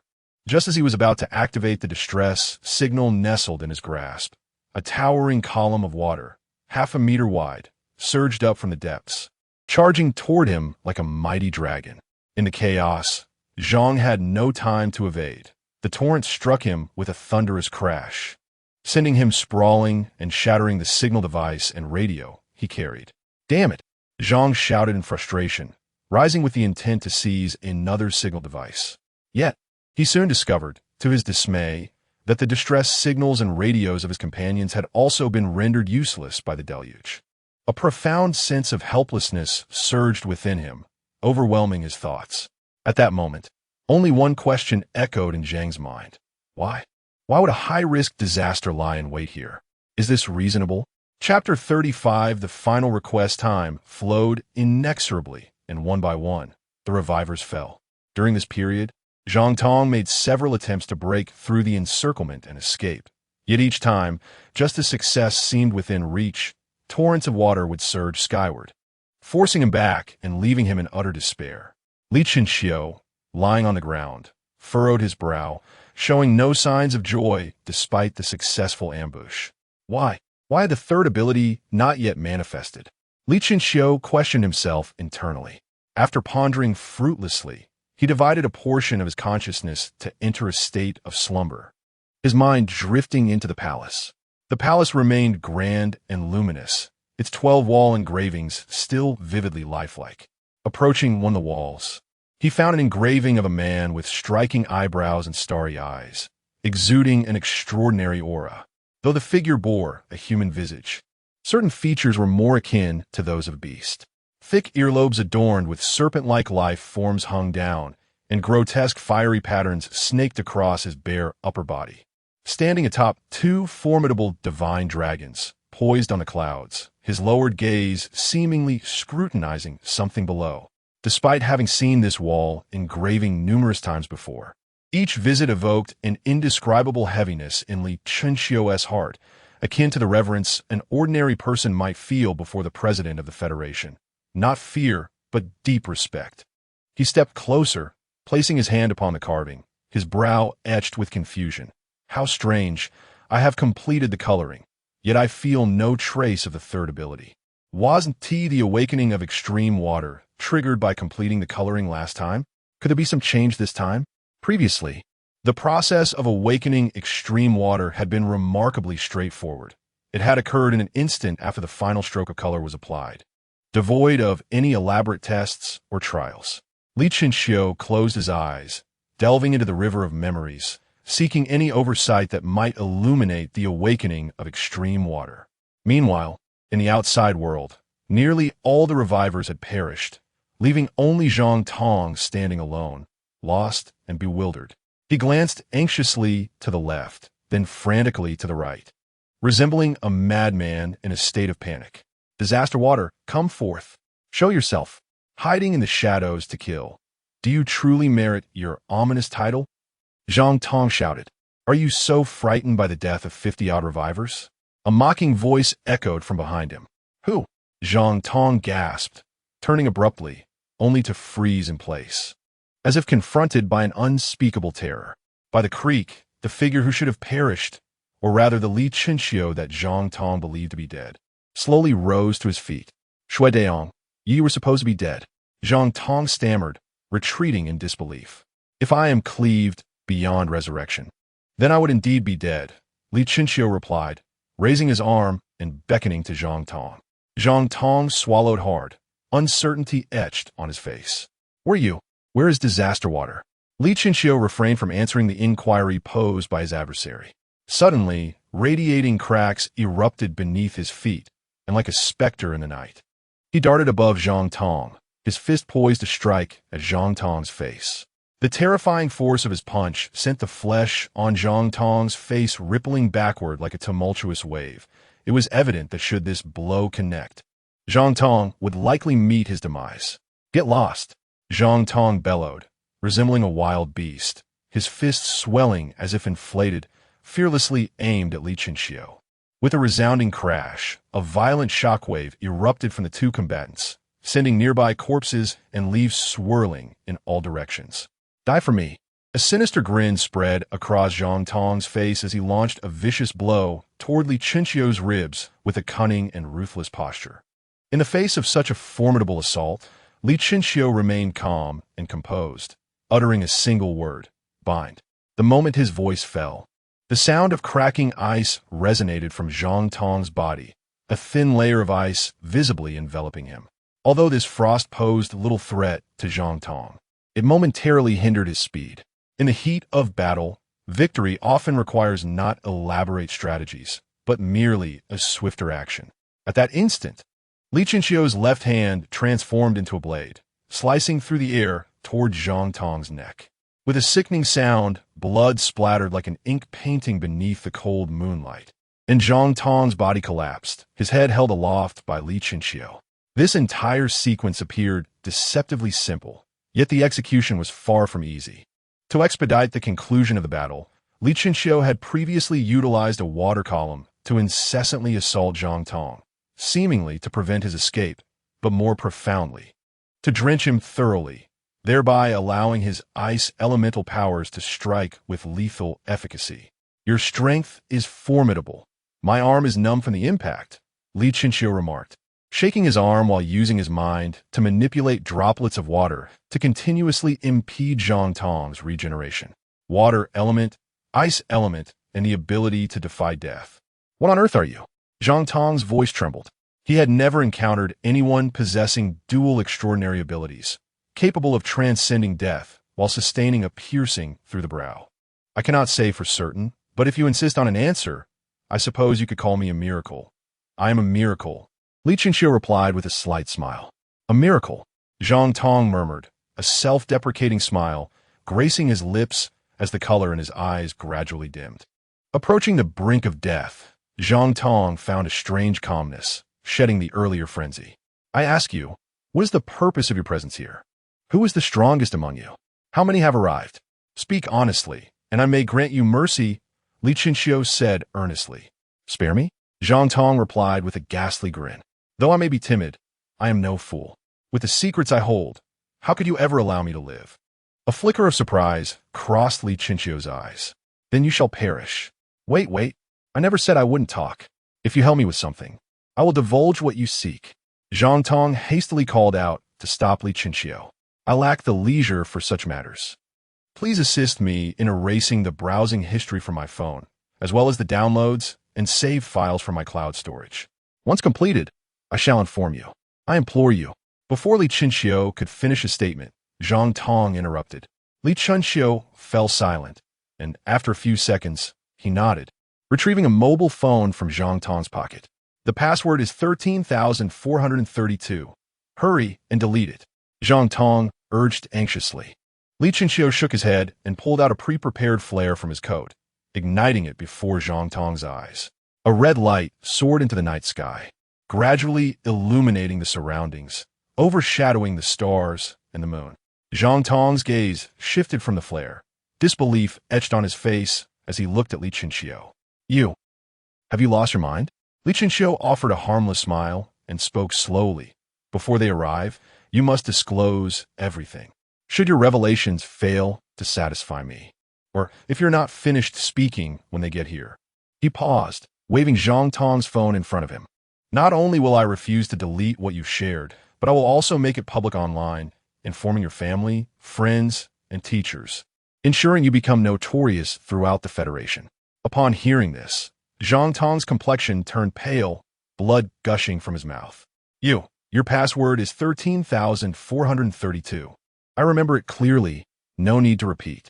Just a reminder, your time is running short. Chapter 36, The Arrival of the Anarchy Officer. Zhang Tong's pupils trembled incessantly, blood vessels creeping across the whites of his eyes. If a gaze could slay, Li Chinxiu would have been reduced to a sieve. Despite the fury gnawing at Zhang Tong's teeth, he unclenched his jaw. Currently, atop Mount Beihuang, two factions of resurrectors have emerged from the wasteland, one being my own, the underworld, and the other the new world, both of which are paramount entities in the wasteland. Li Chinxiu raised an eyebrow, surprised to learn that there existed a faction of resurrectors in the wasteland, intriguingly named the underworld, a term previously unearthed by an archaeological team amidst the remnants of ancient ruins. However, Li Chinxiu chose not to delve further into this and continued to listen to Zhang Tong's discourse. The reason for coming to Mount Beihuang was that several months ago, the New World discovered a sealed box in the cursed land of the wasteland. You are aware of what a cursed land and a sealed box are, correct? Li Chinxiu shook his head. I am not. Zhang Tong's eyes widened in surprise, yet he patiently explained. In the wasteland, certain areas have become distorted due to unknown reasons, where rules have twisted. For instance, drinking water does not quench thirst. One must consume soil instead. The faster one runs, the slower they become, Conversely, walking upside down increases speed. Perhaps due to the distortion of rules, these places have birthed life forms beyond ordinary comprehension. Akin to the indigenous inhabitants of these lands who have adapted to all rules, possessing terrifying strength. This is what constitutes a cursed land. The so-called seal box is a special mystical artifact, essentially a storage device, but it can only contain mystical artifacts. Once the lid of the seal box is closed, reopening it becomes a daunting task, governed by the box's own rules. For instance, some boxes require immersion in water for a year, while others necessitate striking the box 1,000 times with a blade. The rules are myriad, and only upon completion can the box be opened. Li Chinxiu suddenly understood, so that is how it is. However, one question eludes me. Why do sealed boxes appear in cursed lands? Consuming the creatures or peculiar fruits from the cursed land can enhance one's physical prowess, which is why many fated individuals venture into cursed areas in search of improvement. Yet, the cursed land is fraught with peril. Even powerful fated individuals risk death when faced with certain doom to prevent their mystical artifact from falling into enemy hands. They often place their artifacts within sealed boxes. Upon hearing this, a smirk crept across Li Chinxiu's lips, his eyes in the darkness seemingly brightening. Fascinating. Were the rules governing the sealed boxes atop Mount Beihuang? Zhang Tong replied solemnly, to kill 10,000 people before the box. The New World has already completed 4,000. In order to fulfill the final 6,000, they sought our assistance from the underworld, proposing a collaboration. Since we possess certain resources in City 11, they suggested that we organize a bonfire gathering, while they would take charge of adhering to the rules of the sealed box. Thereafter, they would retain the mystical artifacts, and the corpses would belong to us. Li Chinxiu chuckled softly, saying, according to your assertions, your realm of the underworld need not exert any effort, but rather bask in the fruits of your labor. Yet, witnessing your grandiose display, it appears you are prepared for battle. The capabilities of the mysterious artifacts are unfathomable, and naturally, our underworld yearns to stake a claim. I am uncertain about the number of individuals from the New World that have arrived, or who the strongest among them is. Yet I do possess some knowledge of the underworld, approximately 300 resurrected souls. How many possess abilities beyond the third restriction? Who stands as the most formidable among them? And what powers do they wield? There are fewer than 10 who exceed the third restriction, and the strongest is known by the moniker Mom Mian. However, this is merely a code name. I am not privy to the specifics of his abilities or strength, only that he is exceedingly powerful. A flicker of reverence crossed Zhang Tong's eyes, causing his expression to grow weighty. How does he compare to that earlier brute? Li Chinxiu inquired, his gaze steely. Su Yuan, perhaps? Zhang Tong scoffed with a smirk. One strike is nearly sufficient. Upon hearing this, Li Chinxiu's demeanor shifted to one of grave concern. If Su Yuan could not withstand a direct confrontation, then the terror embodied by Mom Mian, who could dispatch Su Yuan with a single blow, was unimaginable. How then could they hope to seize the artifacts? With a deep sigh, Li Chinxiu fixed his gaze upon Zhang Tong and posed his final question. Where can one find a satellite phone on Mount Beihuang? City number 11. Immigration checkpoint, a formidable black steel wall loomed beneath the night sky. Upon its surface, beams of white light cascaded onto the tranquil wilderness, vigilantly guarding against the sudden appearances of resurrected beasts. In the distance, the sound of wheels rolling and grinding echoed from the darkness. The roar of an engine shattering the silence of the open expanse, as glaring headlights flickered in the shadows. The soldier stationed atop the wall noted the heavily armored pickup truck and promptly verified via intercom. License plate number, Lianxi 53274, requesting confirmation. The sound of fingers tapping on a keyboard resonated from the other end of the intercom, and after a brief pause, a voice emerged. Verification complete. The high-risk clearance unit, Operation Team 14, is estimated to arrive at 1814. Current time is 1812. Meeting requirements. The first checkpoint has been opened. Please verify your identity. Received. The soldier stowed the intercom and hurriedly departed with his fellow sentinels atop the wall. Before the impregnable barrier, A cacophony of clanging steel reverberated as the 50-meter iron gate began to part, emitting a deafening roar. However, beyond the gate lay not the roads of city number 11, but yet another iron door. Between the two gates were countless apertures. Should any identification discrepancies arise, these openings would unleash bullets and missiles, precisely eliminating any foe. The sound of the pickup's engine grew nearer, and it soon eased into the gate, coming to a halt in the center. All occupants of the vehicle, please disembark for verification. A voice boomed from all directions. As the doors creaked open, 2 men and 1 woman emerged composedly from the vehicle, clad in matching camouflage combat attire, their postures erect, exuding a subtle yet palpable sense of pressure despite their apparent lack of action. The woman at the forefront is named Yu, 31 years of age, a member of the 14th Action Team of the Entente Division, and the leader of this operation. After a thorough verification, the second iron gate gradually opened, allowing the 3 to drive away in a pickup truck, vanishing into the vastness of the night.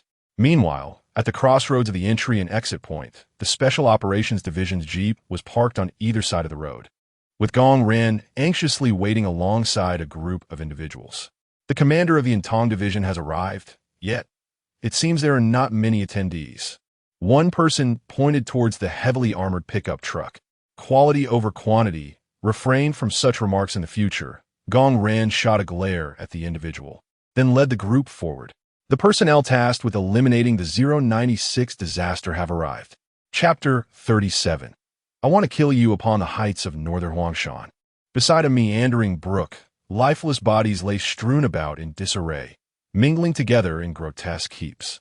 Vivid crimson blood pooled upon the uneven ground, forming numerous small crimson puddles that reflected the eerie light of the moon.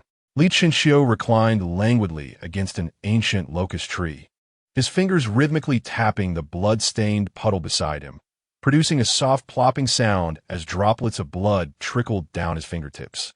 At last they have arrived. Li Chenxiu's gaze darkened as he slowly closed his eyes, remaining utterly still, resembling a corpse himself.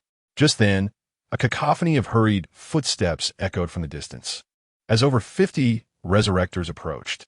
At the forefront, a young woman named Feng Qian raised her arm, halting the advance of the group. "Stop! Do not approach!" Feng Qian exclaimed, her voice laced with alarm.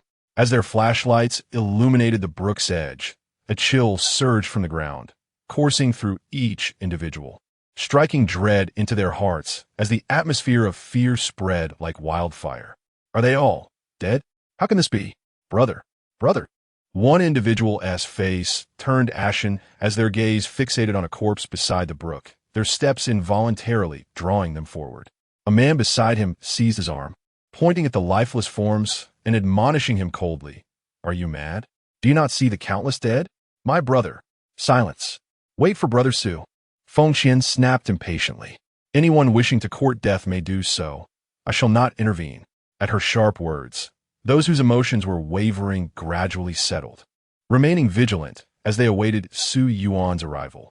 Feng Qian's expression grew grave as she surveyed the bodies by the brook, her breath quickening involuntarily.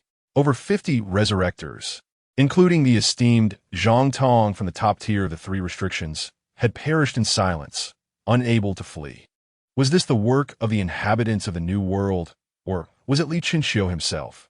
Beneath the ancient locust tree, Li Chenxiu raised an eyebrow, opening his eyes, surprised by the caution displayed by Feng Qian and her companions.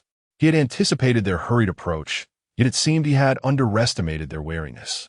If an ambush was unfeasible, then let us engage. A faint, sanguine glimmer flickered in his eyes as he leaned against the old tree and gradually stood up. The distance between the two parties was not great, and Feng Qian's group naturally heard the sounds emanating from Li Chenxiu's direction. Feng Jia, it seems there is someone. A vigilant voice called out. Feng Qian stepped back a few paces and commanded, point the flashlights over there. In an instant, countless beams of white light converged upon Li Chenxiu, his figure starkly illuminated before all eyes. Shui Deong. Feng Jia, that is Shui Deong, Su Gu's lackey, exclaimed a sharp-featured man. How'd he end up here? ISNT this Zhang Tong's team? Feng Qian murmured to herself. then raised her voice to call out to Li Chinxiu, "Shui Deong, come here." Understood. Li Chinxiu calmly acknowledged with a nod, striding swiftly to a position 10 meters away from the crowd. Just as he contemplated advancing further, Feng Qian extended her hand to halt him. Feng Qian scrutinized Li Chinxiu from head to toe, her eyes reflecting a hint of skepticism. "I ask you, what transpired here earlier? Why is it that you alone survived? How did they meet their demise?" Li Chinxiu merely smiled, choosing silence as he stepped towards Feng Qian. "What are you doing?" She retreated step by step. "I intend to eliminate you." In an instant, Li Chinxiu's figure flickered, his terrifying speed sweeping the fallen leaves aside.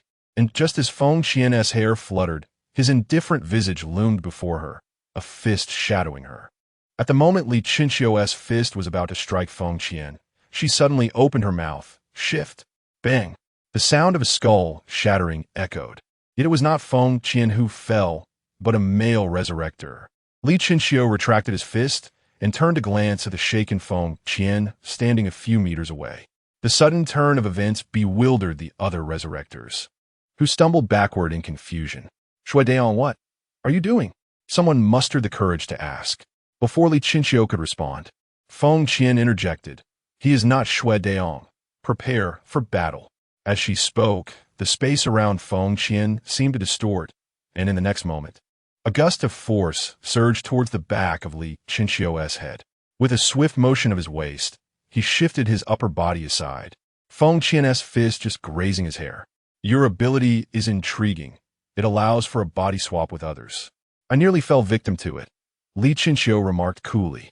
Had the adversary possessed long-range or area damage abilities, Li Chinxiu would have found himself in a perilous situation, but in close combat, he felt no pressure. Although their strength and speed were comparable, the control over their bodies and the coordination of power were worlds apart. "I hope you remain this relaxed," Feng Qian sneered, her fists striking like relentless waves towards Li Chinxiu, who resembled a boat on turbulent seas, teetering yet always managing to navigate to safety. What a remarkable display of martial arts. A continuous barrage of strikes, truly a sight to behold, Li Chinxiu praised, though his words fell upon Feng Qian's ears as blatant mockery. "What you all dawdling for? Attack together," Feng Qian shouted. At that moment, she finally comprehended why Zhang Tong and the others had been annihilated. This individual's ability was shape-shifting. He had first stealthily eliminated Zhang Tong, and then effortlessly dispatched the others. As for his identity, Feng Qian was already well aware. Who else but the New World would have such motives? "Humph. Now that I have seen through your disguise, I eagerly await how you will maintain your nonchalance," Feng Qian mused inwardly, her attacks growing increasingly rapid as she wielded her powers from various unpredictable angles to assault Li Chinxiu. The space here is far more constricted than a hotel corridor. The onslaught of over 50 individuals, combined with Feng Qian's occasional underhanded tactics, inflicted considerable injuries upon Li Chinxiu, despite his absolute control over his own body. Yet, such wounds are trivial for a resurrector. Wind blades, earth spikes, and fire burns. Each flamboyant ability incessantly pierced Li Chinxiu's thighs, arms, and chest. However, his countenance bore no signs of agony, but rather an almost frenzied exhilaration. He was utterly captivated by this sense of helplessness. The intense pain repeatedly stimulated Li Chinxiu's brain, causing a rapid secretion of endorphins that coursed through his entire nervous system, rendering his movements ever swifter and his observations increasingly meticulous. In stark contrast, the resurrectors assaulting him grew more horrified and despondent with each strike. Was this person devoid of pain? Was he a machine?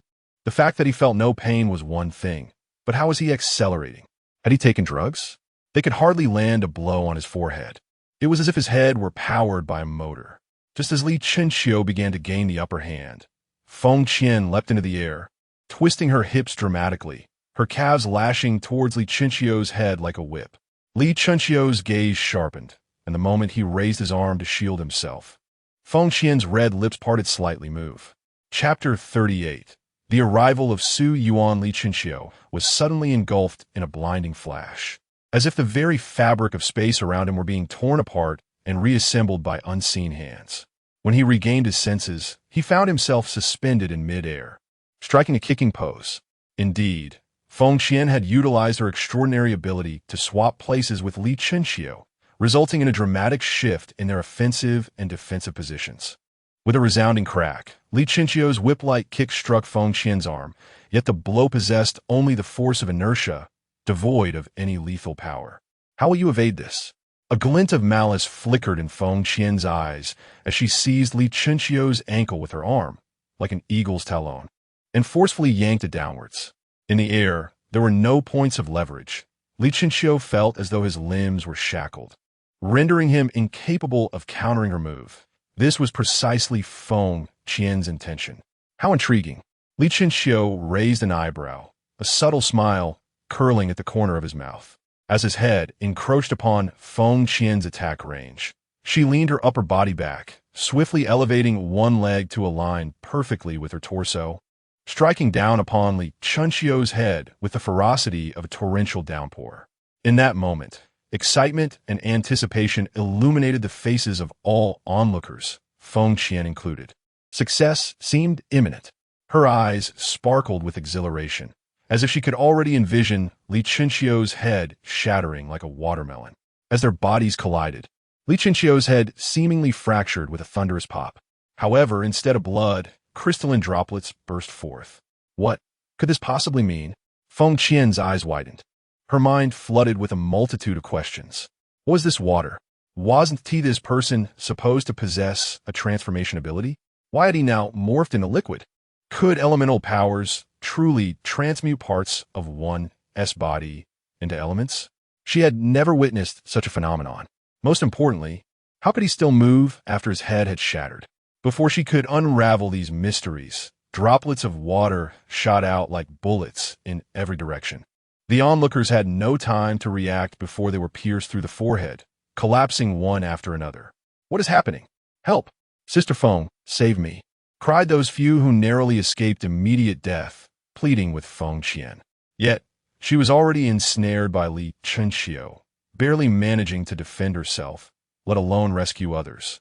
The massacre unfolded rapidly, as the proximity to Li Chenxiu left only him and Feng Qian standing amidst the chaos.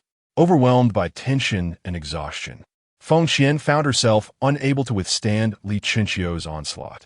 She could only utilize her powers to continually swap positions with the fallen bodies, buying time as she awaited Su Yuan's arrival.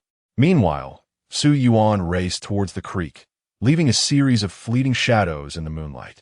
In a mere minute or two, he arrived at the site where the signal flare had been launched. Upon witnessing the gruesome scene by the creek, his imposing figure trembled violently, his eyes wide with disbelief. They are dead. How could this be? Su Yuan spoke with a trembling voice, his overwhelming shock causing him to selectively ignore the fierce battle involving Feng Qian. In the distance, upon catching sight of Su Yuan, Feng Qian clung to hope like a lifeline, shouting at the top of her lungs, "Brother Su! Brother Su! Brother Su!" It was only on the third call that Su Yuan snapped back to reality, but it was already too late. As Feng Qian began to call for help, her evasion rhythm faltered, allowing Li Chenxiu to pierce through her arms with a swift motion, puncturing her brow with a sickening sound. Just as Li Chenxiu intended to withdraw his finger, he sensed a powerful gust approaching from behind and instinctively bent forward. In the next moment, a fist, seemingly imbued with the force of 1,000 pounds, grazed past Li Chenxiu's back, the terrifying power tearing through his clothing and leaving a deep gash on his body. However, Feng Qian was far less fortunate. Her head was reduced to a mist of blood. Thud! Su Yuan crashed down to the ground like a small mountain, the force of his landing sending shockwaves that shook the surrounding trees askew. I thought you would take a while to arrive. I didn't expect this hulking figure to be quite so swift. Li Chenxiu exclaimed as he tore off the garment clinging to him, revealing a sculpted upper body, defined like a work of art. Su Yuan turned around with a grim expression, suppressing the fury within him as he demanded, "Who are you? And why have you come to kill my people? Weren't we just engaged in combat moments ago? What? Do you not recognize me?" Li Chenxiu replied with a smile, simultaneously reverting to his original appearance. "Li Chenxiu," Su Yuan exclaimed in disbelief. You, were these people slain by you?" What is the matter? Do you doubt my capabilities? Li Chinxiu asked, tilting his head with a smirk as he stared at Su Yuan. You're merely at the third threshold. You lack the ability to have killed them. Why don't you summon your accomplices? As he spoke, Su Yuan's gaze darted around the shadows, searching. The strength of my arms lies in my own hands. If I have the ability, you will find out soon enough. As soon as the words left his lips, Li Chinxiu's expression sharpened, like a predator preparing to strike, launching himself with a speed that far exceeded his previous pace, fully harnessing the mastery of his power. Su Yuan narrowed his eyes and charged forward with a powerful elbow strike. Bang! The sound of their collision reverberated through the forest like thunder, sending leaves cascading from the trees into the sky. After the initial strike proved ineffective, Li Chinxiu did not hesitate. Retracting his fist, he drove his knee into Su Yuan's groin, forcing Su Yuan to defend himself and granting Li Chinxiu an opportunity to escape. Several dozen meters away, Li Chinxiu regarded Su Yuan with a serious expression, his eyes filled with caution. Although he could control his entire strength, combat hinged on reaction, and the constantly shifting power could hardly compare to the raw might of the fourth threshold. No wonder Feng Qian fell to your hands. You do possess some skill. Su Yuan grinned menacingly, fists clenched as he charged at Li Chinxiu. The two engaged in a fierce struggle amidst the forest, akin to wild beasts wrestling in combat, with the intensity of their conflict causing trees to topple and deep craters to form in their wake. Su Yuan's assault grew increasingly fierce, leaving Li Chinxiu in a state of frantic evasion to avoid injury. Presently, Li Chinxiu's chances of victory appeared dim, yet not entirely absent.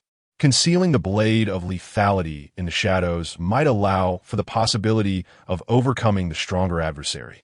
Amidst the hazy clouds of dust on the battlefield, Li Chinxiu resembled a fin slicing through the surface of the sea, charging towards Su Yuan, his clenched fist producing a deafening sonic boom. Foolish. A sly smile crept across Su Yuan's face as he angled his forearm towards Li Chinxiu's wrist in an uncanny manner. Chapter 39. Peculiar Demise with a Sharp Crack. Li Chinxiu's fist halted just a few centimeters from Su Yuan's face, entrapped by the latter's grip, which clutched his wrist like a vice. How astute. Su Yuan's face broke into a triumphant grin. Li Chinxiu maintained his composure, ready to transform his fist into a flowing stream that would pierce through Su Yuan's brow. However, Su Yuan executed an action that left him utterly perplexed. With a deft twist, Su Yuan intertwined his fingers with Li Chinxiu's, shouting, "Shared fate commence." In that fleeting moment, Li Chinxiu felt an elusive connection between himself and Su Yuan, as though an invisible thread tethered them together. After this peculiar act, Su Yuan swiftly withdrew, stopping at a distance of several dozen meters from Li Chinxiu. Li Chinxiu stared at him in confusion. Why have you ceased your attack? Su Yuan enigmatically shook his head. Did you not inquire about my abilities before engaging in battle? If you knew too much, the fight would lose its thrill. Li Shanqiu responda Tarceli. In order to secure victory, I devised several strategies, yet I have not even revealed my Resurrector or extreme water abilities, and you suddenly choose to retreat. What is the meaning of this? With a smirk, Su Yuan declared, "Within an hour, you will be under my control. My ability is called Shared Fate. In essence, any injury you endure, I shall also suffer, and vice versa. This effect will persist for an hour, meaning your survival hinges upon obeying me." A glint of pride flickered in Su Yuan's eyes. Initially, he had no intention of utilizing his powers, but upon witnessing Li Chinxiu's prowess, he felt compelled to reconsider. The demise of the first and second-tier Resurrectors was inconsequential. They merely served to slaughter and hunt humanity. However, the third-tier Resurrectors were different, each tasked with significant missions. With two of his third-tier subordinates now deceased, a replacement was imperative. The individual before him, capable of momentarily contending with a fourth tier, was undoubtedly the optimal candidate to fill that void. Upon hearing this, Li Chinxiu finally comprehended Su Yuan's intentions. While the Resurrectors could recover from injuries almost instantaneously, the fated individuals could not. It was clear that Su Yuan viewed himself as a fated one, attempting to use self-harm as a means of coercion. With an ironic smile, Li Chinchio replied, "If I were to smash my own skull right now, would you perish as well? Indeed, but would you dare? Comply with my commands, and after an hour, I shall restore your freedom. Otherwise, you may find yourself crippled or dead, and you cannot blame me for not offering you a chance." Sujuan Tito con Li. Li Chinchio's lips twitched, momentarily at a loss for words. Then, with Su Yuan watching, he pressed his finger to his brow. "I offer you a chance at survival. Divulge everything you know, and I can ensure your continued existence." "What did you say?" Su Yuan responded, as if hearing the most ludicrous of jokes, placing his hand over his own heart. "I too extend an opportunity. Obey my commands. And I grant you a chance to live. I am unlike you. I shall not perish even if I pierce my brow. Are you truly willing to gamble your life?" Li Chinchio advised gently. "I wager that you lack the courage. If you possess any valor, then let us meet our demise together. Speaking grandiloquently here is mere folly." Before Su Yuan could finish his words, a jet of water shot forth from Li Chinchio's fingertip, piercing through his own brow. Simultaneously, a tiny blood hole appeared on Su Yuan's forehead. The difference lay in the fact that Li Chinchio's wound healed swiftly, while Su Yuan fell dramatically. His eyes fixed on Li Chinchio as if to question why. Li Chinchio approached Su Yuan, exasperated, and said, "I told you that piercing my brow would not lead to death. Why did you not believe me?" Su Yuan's complexion flushed as he coughed up a mouthful of blood, his head tilting as he succumbed to death. Witnessing this absurd scene, Li Chinchio could not help but chuckle. He crouched down and rummaged through Su Yuan's belongings, retrieving his satellite phone.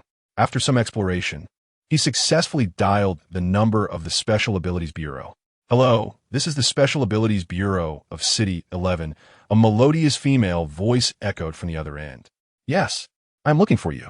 Li Chinchio's words were urgent, his anxiety palpable. "Please do not panic. Have you encountered a resurgence? Kindly provide your specific location. We will dispatch personnel immediately." I have encountered it. I have seen the disaster water." "No, I saw it. I saw the disaster water and a multitude of resurgences." "Hurry, you must come quickly." Li Shanqiu stammered. "What?" The voice on the other end instantly became tense. "Are you certain you witnessed the 096 disaster water?" "Not just the disaster water. There are countless resurgences gathering at the summit of North Huangshan." "All right, please remain calm and describe." "Zzz." Before the woman could finish her sentence, the satellite phone emitted a series of electrical crackles, rendering it silent. Simultaneously, the once profound night sky appeared to have been stained with blood. All the moons and stars bore a hue of crimson, as if a canvas cloaked the entire summit of North Huangshan. Yet, from outside North Huangshan, the summit appeared unchanged, serene, and tranquil. Li Chinchio's eyes grew deep with contemplation as he cast the satellite phone to the ground, crushing it beneath his foot. Before he could take further action, a cacophony of sound akin to a tsunami surged from the distance. Although Li Chinchio could not discern the specific cries, he could acutely sense the impending dread. He recognized that the bonfire gathering had devolved into slaughter. The frenzied screams of thousands created such a tumult. So soon? Li Chinchio's brow furrowed slightly, for the events were unfolding with unexpected swiftness. He had anticipated that, since the television had reported days prior that the Security Bureau would address the disaster water, their personnel would have likely arrived in City 11 by now. If they were dispatched to eliminate a high-risk disaster, they must possess formidable strength. If one were to reveal the whereabouts of the formidable disaster controlling agents, the personnel from the Security Administration might arrive at Northern Huangshan, potentially restraining the masters from the underworld and the New World, thus granting him an opportunity to navigate the murky waters. However, the slaughter is unfolding with alarming swiftness. It is possible that the agents from the Security Administration may not even arrive before these two factions abscond with the mystical artifacts, a scenario that Li Chinchio is loath to witness. He silently prays that their numbers do not exceed 10,000. If they remain fewer than that, these resurrectors will undoubtedly dispatch others to capture more humans, affording him the chance to buy time and simultaneously craft an image of nobility for external perception. Creak. In the distance, The sound of a branch snapping underfoot echoed from the shadows. Li Qinxiu turned to see Li Qingxia timidly peeking from behind a tree. "Little Qiuzai, did you do all this?" Li Qingxia inquired, her gaze sweeping over the corpses strewn about, her voice trembling and faint, as though she were a lost child. "Second brother?" Li Qingxiu's brow furrowed slightly. "What are you doing here?" Li Qingxia swallowed hard, using the tree for support as she gradually emerged. "I heard commotion from this direction and became worried, so I came over." Li Qingxiu's gaze turned icy. "But given your pace, you shouldn't have arrived so swiftly." Chapter 40. The gears of fate as these words were spoken. The atmosphere between the two grew palpably colder. Li Qingxia paused momentarily, her expression betraying a hint of confusion. I simply ran over here at this speed. Perhaps it has something to do with my abilities, which allow me to take shortcuts." Li Qingxiu narrowed his eyes slightly. "After we parted ways, in which direction did you head?" "You said 2 o'clock. What of it?" Upon hearing this, Li Qingxiu fell silent for a moment, scrutinizing Li Qingxia with keen eyes. If she had indeed followed the direction she claimed, she would have needed at least an additional 10 minutes to arrive after hearing any commotion. However, there existed another possibility. Perhaps Li Qingxia had not taken the path she described at all, which would account for her swift arrival. Yet, as a mere first tier, how could she have evaded the search conducted by the Resurrected? This made little sense. With this thought in mind, Li Qingxiu reassessed his elder brother. "Have you lost your senses? Why are you staring at me so intently? I am your brother. You must not act recklessly." Li Qingxia clutched herself tightly, cautiously retreating. Li Qingxiu shot her an exasperated glance. "If I were truly in a blood frenzy, would you still be standing here so calmly?" With that, he bent down and effortlessly lifted Su Yuan with one hand, sinking his teeth into the latter's neck and greedily drinking his blood. Su Yuan's robust frame visibly withered before their eyes. "Xiaoqi, you..." Li Qingxia gazed at Li Qingxiu in shock. After draining Su Yuan's lifeblood, Li Qingxiu released the now desiccated corpse and wiped the blood from the corner of his mouth. "I have shed far too much blood in this place. Should anyone harbor suspicions and obtain my hair or other DNA samples, they could trace me. Thus, I must transcend the second tier to alter my genes." While speaking, Li Qingxiu kicked the corpse toward Li Qingxia. "Elder brother, you should partake as well. After all, human blood fetches a steep price outside." Li Qingxia stood frozen, uncertain of her next move. It's no different from what you usually consume, merely a touch fresher. If it troubles you, so be it." Li Qingxiu remarked dismissively, then approached Feng Qian's body, lifting her effortlessly. However, this time he did not bite immediately. Instead, he closed his eyes as if adjusting something.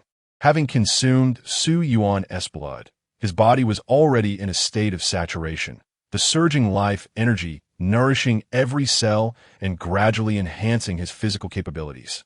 Li Qingxiu could distinctly sense that he was but a step away from a transformative leap into the second tier. While he could circumvent this step through patience, time was not on his side. He opted to shatter the shackles of his body using a greater influx of life energy. Taking a deep breath, Li Qingxiu mused, "The sensation of my body splitting apart should not be overly painful." With a grin, he sank his teeth into Feng Qian's neck. Crimson blood gushing forth from the carotid artery, flowing down his throat into his stomach, where it transformed into life energy coursing through his limbs and body. In an instant, Li Qingxiu's eyes transformed into a crimson hue, his body trembling uncontrollably as if a cacophony of tearing and writhing resonated within him. Beneath his fair skin, it felt as though countless centipedes scurried back and forth. Li Qingxiu had never before endured such agony. He felt akin to rolling on a bed of needles. His body incessantly pierced and torn, the torment intensifying with each moment. Yet, despite this, he refrained from crying out. He released Feng Qian and ventured into the depths of the forest alone, turning back only to call out, "I'm going to find something, second brother. Wait for me here." "All right, be careful," Li Qingxiu replied with concern. Once Li Qingxiu fully stepped into the shadows, his body suddenly resembled a shattered porcelain doll, covered in fine lines of blood, crimson liquid oozing forth along the fissures. With his next step, his leg crumbled like soil mixed with water, and without support. He fell to the ground with a thud, collapsing like a puddle of mud, enveloped in unrelenting anguish. Fortunately, Li Chinxiu had preemptively destroyed his tear ducts and vocal cords. Thus he neither wept nor made a sound. In the darkness, only a shapeless mass reminiscent of a human writhed as if boiling. By the brook, Li Qingxia strolled through the corpses with hands in pockets, her demeanor a stark contrast to her earlier self. They truly killed them all. Had I known, I wouldn't have come. I wonder if he suspects me, she mused, rhythmically tapping her chin with her fingers. After a moment's contemplation, she sighed with resignation. Well, let fate take its course. With that, she stepped forward, and when her foot fell again, she found herself seated 100 meters away, waiting patiently for Li Chinxiu to proceed methodically onto his next stage. Since the moment Li Chinxiu's name emerged, the wheels of destiny had quietly begun to turn. Had he maintained a sense of skepticism towards everything, he might have discerned certain truths, such as who had summoned him to the entrance of the 4th Advanced High School, who had misdirected him, who had found him part-time work, and who had allowed him to catch sight of that voyeur on the bus. At North Huangshan, the bonfire party, just 10 minutes prior, had been filled with laughter and joy. Yet now, 10 minutes later, the scene was one of rivers of blood, limbs scattered in disarray. A group of resurrectors clad in security uniforms scoured the square for those feigning death. Before the roaring bonfire, 2 men stood facing each other. A wooden box positioned between them, its front bearing a blood-stained number, 9413. One man wore a grim expression, his lips cracked, his exposed skin devoid of color, while the other was well-proportioned, a faint smile perpetually gracing his face. Ma Mian, we agreed this operation would be handled by our new world. You from the underworld are quite eager, dispatching over 200 resurrectors and even sending a skilled one like you. Is it not a matter of concern for unforeseen circumstances? Moreover, transporting thousands of corpses at once would be considerably easier with more hands on deck. The man with a somber complexion replied with a wry smile. If it is merely the transportation of bodies, then why do your men accompany ours to search for surviving humans in other locations? Shen Yuingwa's pupils darkened slightly. Is it not a fear of unexpected events? The man with a horse-like face smiled insincerely, his eyes radiating a facade of gentleness and friendliness. Well said. Have you perhaps foreseen that our people might encounter some misfortune at North Huangshan? I cannot say for certain, but I believe that if you were to depart now, such an incident might be averted. And what if we choose not to leave? Shen Yuingwa's gaze lowered. Then I cannot assure you of your safe departure from this place. The man with the horse-like visage tilted his head, revealing a chilling smile, as he drew a broadsword from his waist and plunged it beside the wooden crate. Chapter 41. The fierce battle at Baiting Hotel unbeknownst to the two combatants. The Special Operations Division and the Security Administration had already been apprised of the situation via Li Chinxiu's phone call, and they had devised a tactical plan. In contrast to the bustling urban environment, the open mountaintop was the comfort zone for the Special Operations Division. Despite their individual combat prowess being lackluster, they compensated for this with the utilization of firearms. After all, no matter how formidable the Resurrectors may be, they remain carbon-based beings. Bullets classified as Level 1 could effortlessly overpower them, while Level 3 bullets could contend with them. Beyond that, missiles would come into play, and if missiles proved ineffective, it would become the responsibility of the Security Administration.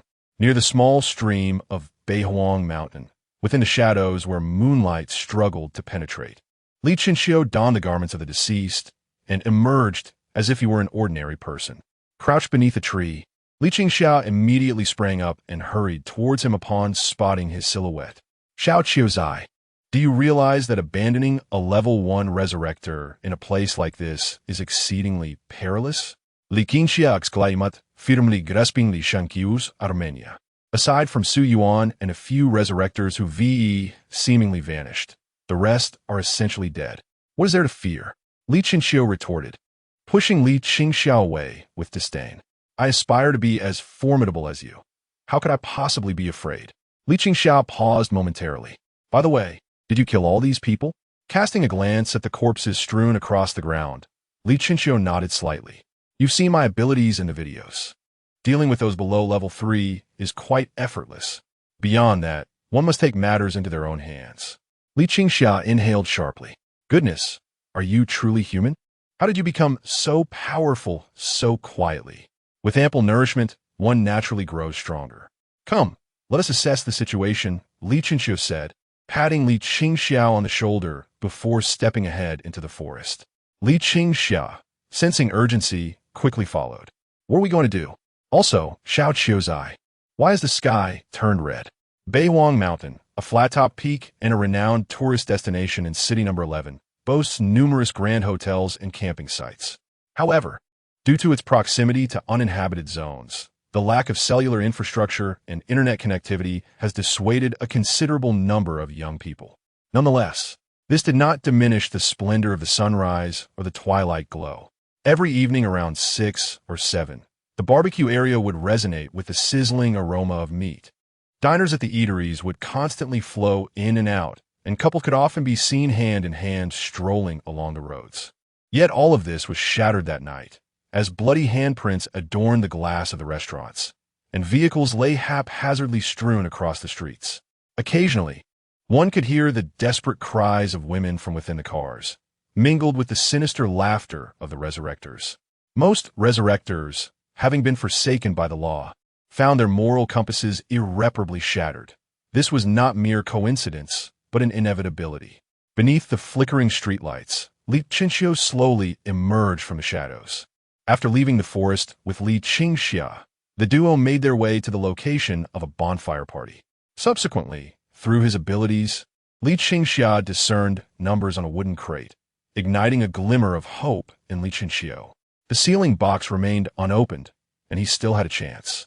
If he could stall for time until the Security Administration's personnel arrived to divert those two individuals, perhaps he could vie for the so-called mystical artifact.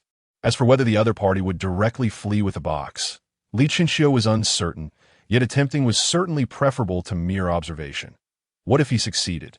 At present, he needed to accomplish one task, to delay the activation of the sealing box, essentially hindering the resurrectors from locating humans with undue haste. On the desolate street, Li Qingxiu strolled up to a small, swaying car with his hands tucked in his pockets. Through the car window, he clearly discerned a young resurrector attempting to coerce a tender-faced girl through forceful means. The sounds of tearing fabric mingled with cries of distress, creating an excruciating cacophony. Witnessing this, Li Qingxiu clenched his fist and with a resounding crash shattered the car window, extending his fingers to seize the resurrector by the collar and dragging him out, hurling him harshly to the ground. "Hey, what the hell are you?" the young man began, yet Li Qingxiu swiftly crushed his arm with a decisive kick. Agonizing pain contorted the young man's features into a grotesque expression as he writhed on the ground. The girl in the car clutched her clothing tightly, biting her lip in anxious anticipation while gazing at Li Qingxiu, tears cascading down her cheeks. Li Qingxiu, she stammered. Li Qingxiu turned his head. "Do you know me?" The girl excitedly wiped her nose and nodded. I've seen you on television." Li Qingxiu responded nonchalantly, then shifted his focus back to the resurrector. "I ask you again, where has your main force gone? Why, you're from the New World?" The youth gritted his teeth, inquiring. "I'll ask you one last time. Where has your main force gone? If you refuse to answer, you may as well die." Li Qingxiu lifted his foot and pressed it firmly against the young man's face. "Bastard." The youth transformed his hands into claw-like appendages and lunged at Li Qingxiu. "Be careful. His claws are sharp," the girl shouted nervously. In response to the youth's attack, Li Qingxiu applied slight pressure with his toes, and with a thunderous pop, he crushed the young man's skull, rendering his arms lifelessly limp. Having now transcended to the second tier, Li Qingxiu's true strength was on par with the fourth tier. Should he employ all his abilities, he could barely contend with a fifth-tier adversary. To him, a first-tier resurrector was no more significant than an ant. The girl, witnessing the scene, instinctively recoiled towards the car. Having lived in peace, she had never encountered such brutality. Li Qingxiu turned to her. "Do you know of any nearby locations where survivors are gathering?" "There's our first high school. We are scheduled to attend a bonfire party in sequential classes. There are still 2 classes behind me at the hotel," the girl timidly replied. "First high school?" A flicker of scarcely noticeable nostalgia crossed Li Chinchio's eyes. It had been a long time since he had heard the name of his alma mater. Meanwhile, 1,000 meters away at the Beiding Hotel, several buses were stationed before the entrance, while a dozen security personnel crouched inside, continuously firing at the resurrectors approaching the door through the windows. Qi Mingwei, come back quickly. We are low on ammunition, shouted Officer Wu Shan, who was pressed against the window, his voice strained as he fired his pistol, aiding Qi Mingwei in the fierce battle against the resurrectors. At the entrance of the Beiding Hotel, a group of over a dozen revivers besieged a strikingly handsome young man, who was none other than Qi Mingwei. At that moment, Qi Mingwei appeared to be in dire straits. His complexion was ashen, and his clothing was tattered and hanging off him in shreds. Despite controlling 2 second restriction revivers, he was still overwhelmed by the onslaught of the many assailants. Impressive. A first restriction reviver can actually hold back so many of us, one of the attackers exclaimed. He can't withstand this much longer.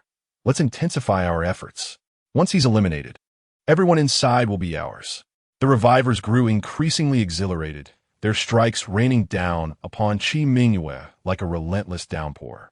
Though the bullets from the security personnel provided some relief, they merely alleviated the pressure without resolving the situation. Captain, I'm out of bullets, Zhu Cheng exclaimed, desperately pulling the trigger with no response, his eyes darting anxiously towards Wu Shan. If you're out of bullets, use whatever you can find in the vehicle to strike. Qi Mingwei is holding the line. We cannot retreat, Wu Shan commanded, his eyes reddened with urgency. Understood, Zhu Cheng replied loudly. Just as the situation appeared to be deteriorating further, a cacophony of hurried footsteps echoed from the rear of the bus. Chapter 42. A noble death. A group of 70 or 80 youthful individuals, their faces still bearing the innocence of youth, burst forth from the hotel building, each clutching bags brimming with sharp and jagged items. Picture frames, shattered mirrors, and broken teacups among them. Damn it, do they truly think we are soft targets? Let us unite and charge. The sentiment was palpable. A mere handful of revivers could not instill fear in such a multitude. Those with precise aim hurled their projectiles at the heads of the revivers, while the less skilled targeted their bodies. If we can endure this trial, survival awaits us. If we falter, death is inevitable. There shall be no retreat. The leaders of the charge shouted to their comrades, whose initially despondent expressions began to lift, fear receding from their eyes. Wu Shan, hearing the commotion, withdrew his head behind the car window and turned to look back. Are you all mad? Retreat and take cover. Despite his admonition, the youths pressed forward, one after another, into the bus, jostling toward the shattered windows. Soon, the once empty bus was teeming with people. As assorted items were hurled from the windows, crashing down upon the revivers gathered at the entrance. Enough, Wu Shan stammered, glancing at a middle-aged woman beside him. Her round spectacles perched on her nose. What are you doing? As a teacher, you should be safeguarding your students rather than leading the charge as if you were commanding troops in battle. The woman shot him an exasperated glance and, seizing a shard of glass from her bag, flung it outside. If you can rid us of these revivers, would I need to bring students out here? Wu Shan's face flushed crimson at her words. He remained silent, resolutely gripping his firearm as he continued to fire. With the students' involvement, the tide of the confrontation began to shift. You four, deal with the people inside the bus. The lead reviver barked to his companions. At his command, four revivers, shielded by others, broke through Qi Mingwei's defenses, racing towards the bus with lightning speed. Get back. Qi Mingwei's complexion paled at the sight, and like a bull, he charged directly into one of the revivers, his knees impacting the foe's chest with a resounding thud. As he prepared to rise and pursue the others, a foot struck him from the side, sending him soaring 10 meters away, crashing into a streetlight. The lamp shattered with a crack, plummeting from above, and, accompanied by a shower of sparks, struck Qi Mingwei back to the ground. Qi Mingwei, Zhu Cheng, in the bus, turned pale, drawing his dagger and leaping clumsily from the window, landing awkwardly on the ground. He inhaled deeply, glaring fiercely at the revivers swiftly approaching the bus. Zhu Cheng, are you out of your mind? Wu Shan, clenching his fist and pounding it against the seat, followed Zhu Cheng's lead and jumped from the window. Anyone without bullets, get out. The security personnel on the bus exchanged glances, a flicker of determination igniting in their fearful eyes as they drew their daggers and leaped from the window, rushing to join Wu Shan against the four revivers. Get lost. As Zhu Cheng closed the distance to the nearest resurrector, he lunged forward, reversing his grip on the dagger and aiming it at the resurrector's brow. Yet, his speed paled in comparison to that of the resurrector, who effortlessly sidestepped Zhu Cheng's attack. By the time Zhu Cheng realized and attempted to slash downward, his wrist had already been seized by the resurrector's hand. Fool, do you think you can contend with me? The resurrector sneered disdainfully, forcefully bending Zhu Cheng's hand back. A sickening crack echoed as Zhu Cheng's palm aligned with his forearm, crimson blood gushing from the mangled break. Uncle Zhu, Qi Mingwei shouted from beneath the street lamp, as he tried to use his mental powers to control the two resurrectors for rescue. A sudden wave of heat surged in his throat, causing him to flush and spew blood, losing control over the resurrectors. Stop! It's me, the surrounded resurrector barked, prompting the others to cease their assault and direct their attention to the bus. Damn it, cripple them all, just leave them breathing, commanded the leading resurrector. And like a flash of lightning, more than a dozen resurrectors surged forth. Wu Shan and his companions crumpled like tofu, swiftly overwhelmed and knocked to the ground. The bus erupted with anguished cries, the sound of bones breaking echoing incessantly. The two resurrectors previously controlled by Qi Mingwei did not advance towards the bus. Instead, they approached him slowly, looking down upon him. Cough, cough. Qi Mingwei coughed up blood, raising his gaze to the two. You little brat, did you enjoy playing with us just now? Did you relish controlling us? One of them grinned menacingly, gripping Qi Mingwei's neck and yanking him forcefully from beneath the street lamp. If you want to kill me, just do it. Why all the idle chatter? Qi Mingwei's voice was weak, yet a faint glimmer of anticipation flickered in his eyes. Throughout his life, he had cherished many individuals, yet they had all departed one after another. His best friend had perished on a bridge.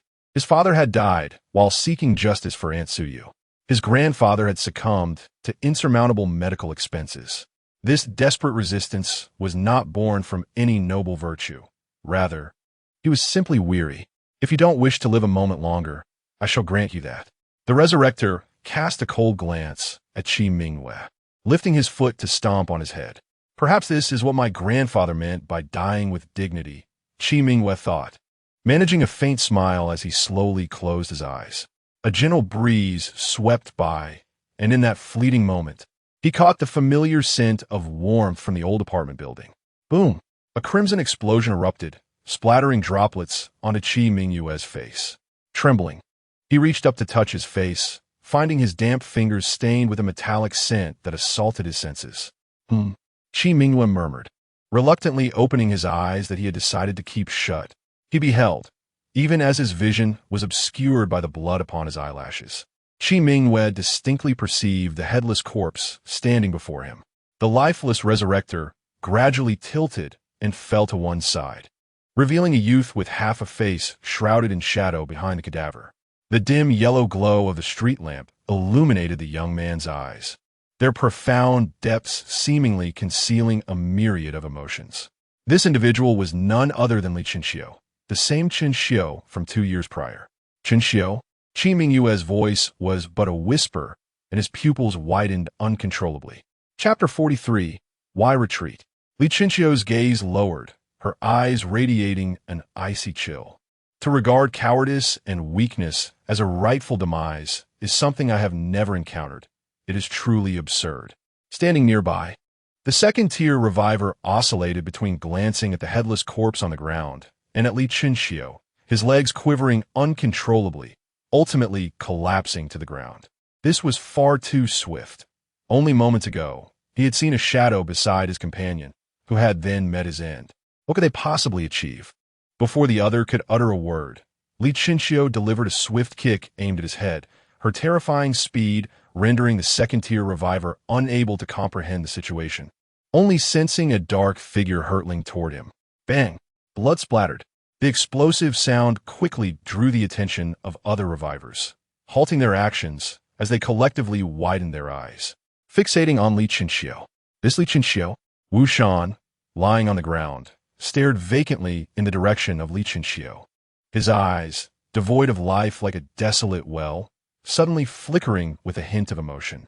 A single name stirred tumultuous waves upon hearing Li Chinxiu. Both revivers and ordinary individuals alike instantly conjured images of the prodigious fated individual of City No. 11. The very Li Chinxiu who shattered the energy measurement apparatus in a single blow, the figure of renown during the energy measurement day, is truly him. I have seen him on television.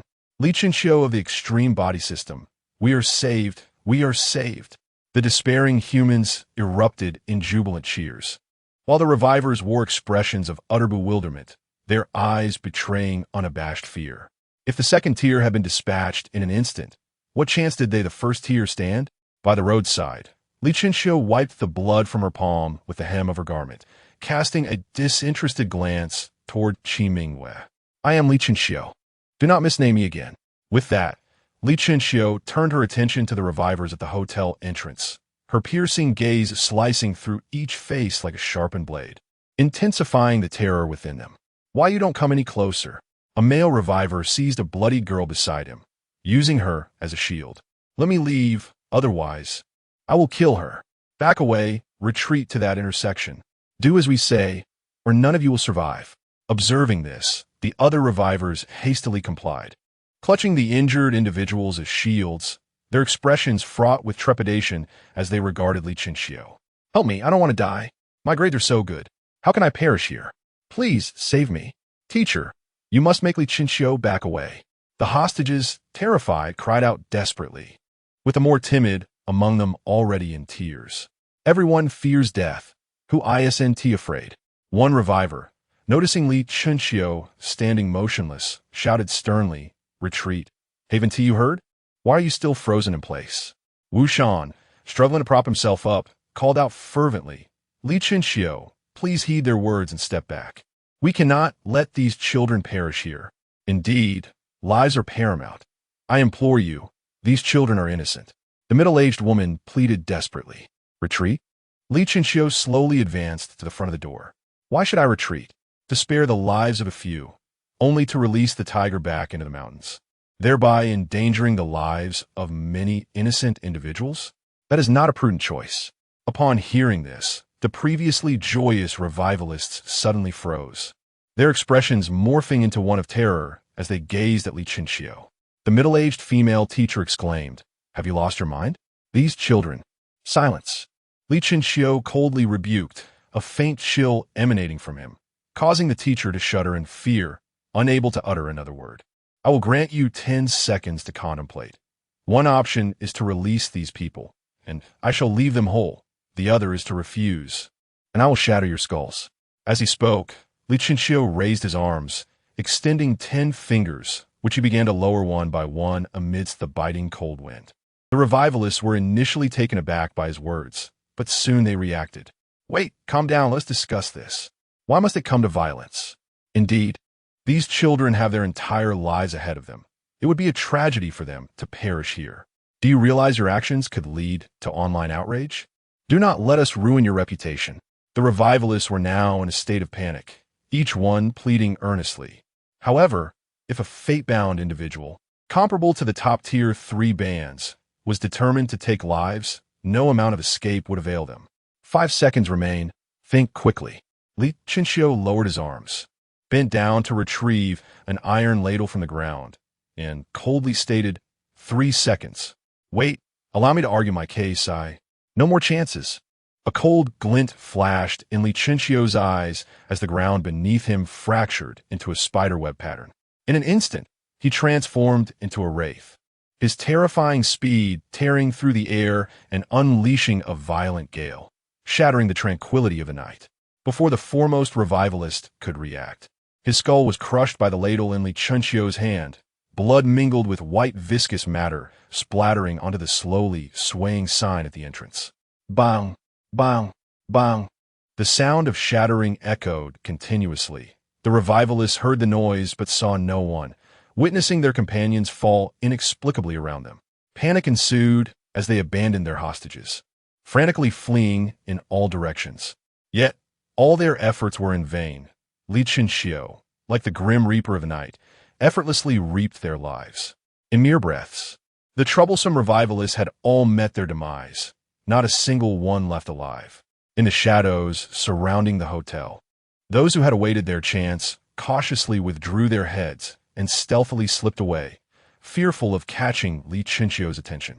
At the hotel entrance, amidst the horrified gazes of onlookers, Li Chinxiu discarded the twisted ladle in his hand and calmly stated, "All revivalists are dead. 2 students have perished, and that is my limit." A profound silence enveloped the crowd. The sound of a pin dropping could be heard. What manner of creature is this? A single person exterminated all the revivalists in mere seconds.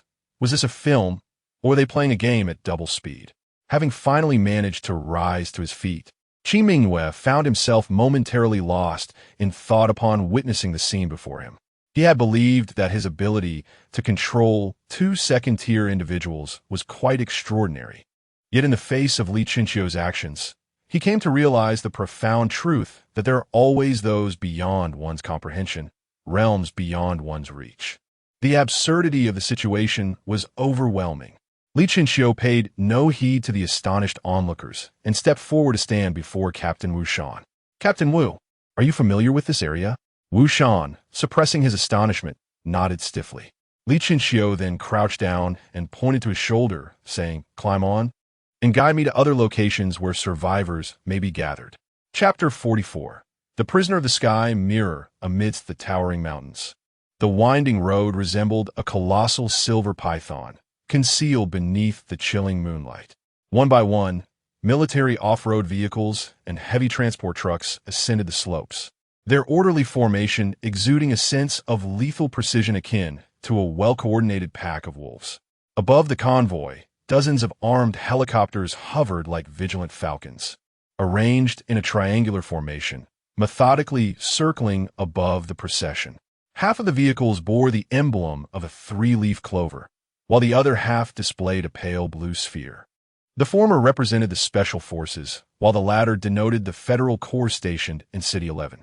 Inside a jeep situated in the middle of the convoy, 3 members of the 14th Operations Team of the Special Forces occupied the back seat and the front passenger seat, with the vehicle being driven by Commander Gong Ran. The overall mission leader, Yiyu, leaned against the passenger window, repeatedly listening to a recorded message on his phone, the distress call made by Li Chinxiu to the Special Forces operator.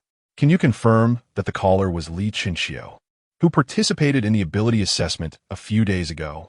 Yiyu inquired, turning to Gong Ran. "I say there's a 90% certainty."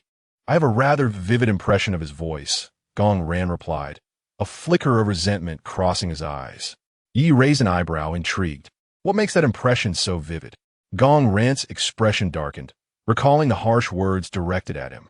"It's nothing. The boy is quite exceptional. So I paid a bit more attention to him," he replied with an awkward smile. Suddenly, the fixed telephone in the jeep rang, and Yiyu answered, activating the speakerphone so the other 3 could hear. "Commander, this is Su Xian, leader of the 2nd Operations Team. I have information to report," came the voice from the other end. "Go ahead. Your commander is listening," Yi responded calmly. "Understood, Commander. Following your instructions, we investigated the vehicles and personnel entering and exiting the North Huangshan area over the past week and discovered a significant number of unidentified suspicious individuals. These individuals arrived at the 11th train station via underground trains using temporary passes, subsequently proceeding to North Huangshan under various guises, such as security personnel, tourists, and members of magic troops and university clubs, suspected to be revivers." Gong Ran furrowed his brow, discreetly glancing at Yiyu. Noticing he remained silent, he continued, "How many ordinary civilians are currently at the summit?" After a moment's pause, the voice on the line replied, "Many. Under normal circumstances, the count would range between 503, 100. However, today, due to several high schools jointly hosting a bonfire party, the estimated number is between 8,000 and 8,300. Upon hearing this figure, Gong Ran's heart raced, causing the entire vehicle to jolt slightly. After a brief moment to compose himself, he feigned calmness, saying, "Understood. Maintain vigilance. Eliminate any suspicious individuals on site without verifying identities. Understood, came the response before the call ended. Night Yu felt fatigued as she rubbed her temples. The situation was far more dire than she had anticipated, extending beyond merely eliminating a high-risk target. Xiao Yi, do we need to call for reinforcements? Inquired a slightly older man in the back seat. Before Night Yu could respond, another team member, Zhang Kong, shook his head. Uncle He, it's too late. He-Lu managed a wry smile. That's true. We have time to wait, but the people on the mountain do not. Bang! At that moment, the sound of a collision echoed from the front of the convoy, prompting Gong Ran to slam on the brakes, bringing the jeep to a steady halt. He then exited the vehicle and grabbed the walkie-talkie, calling out, "What is happening up front?" A buzzing noise emanated from the device before returning to clarity.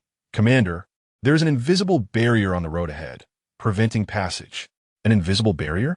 Gong Ran paused, glancing at Night Yu with a look of concern. Night Yu stepped out of the vehicle, approached Gong Ran, and inquired through the walkie-talkie, "Does it ripple like the surface of water when you collide with it?" "Yes, exactly like that." The voice on the other end hurriedly confirmed. Upon hearing this, Night Yu's expression became grave. It's the prison heaven mirror of the new world. Clang! The other two individuals in the vehicle opened their doors and stepped out, their faces etched with astonishment.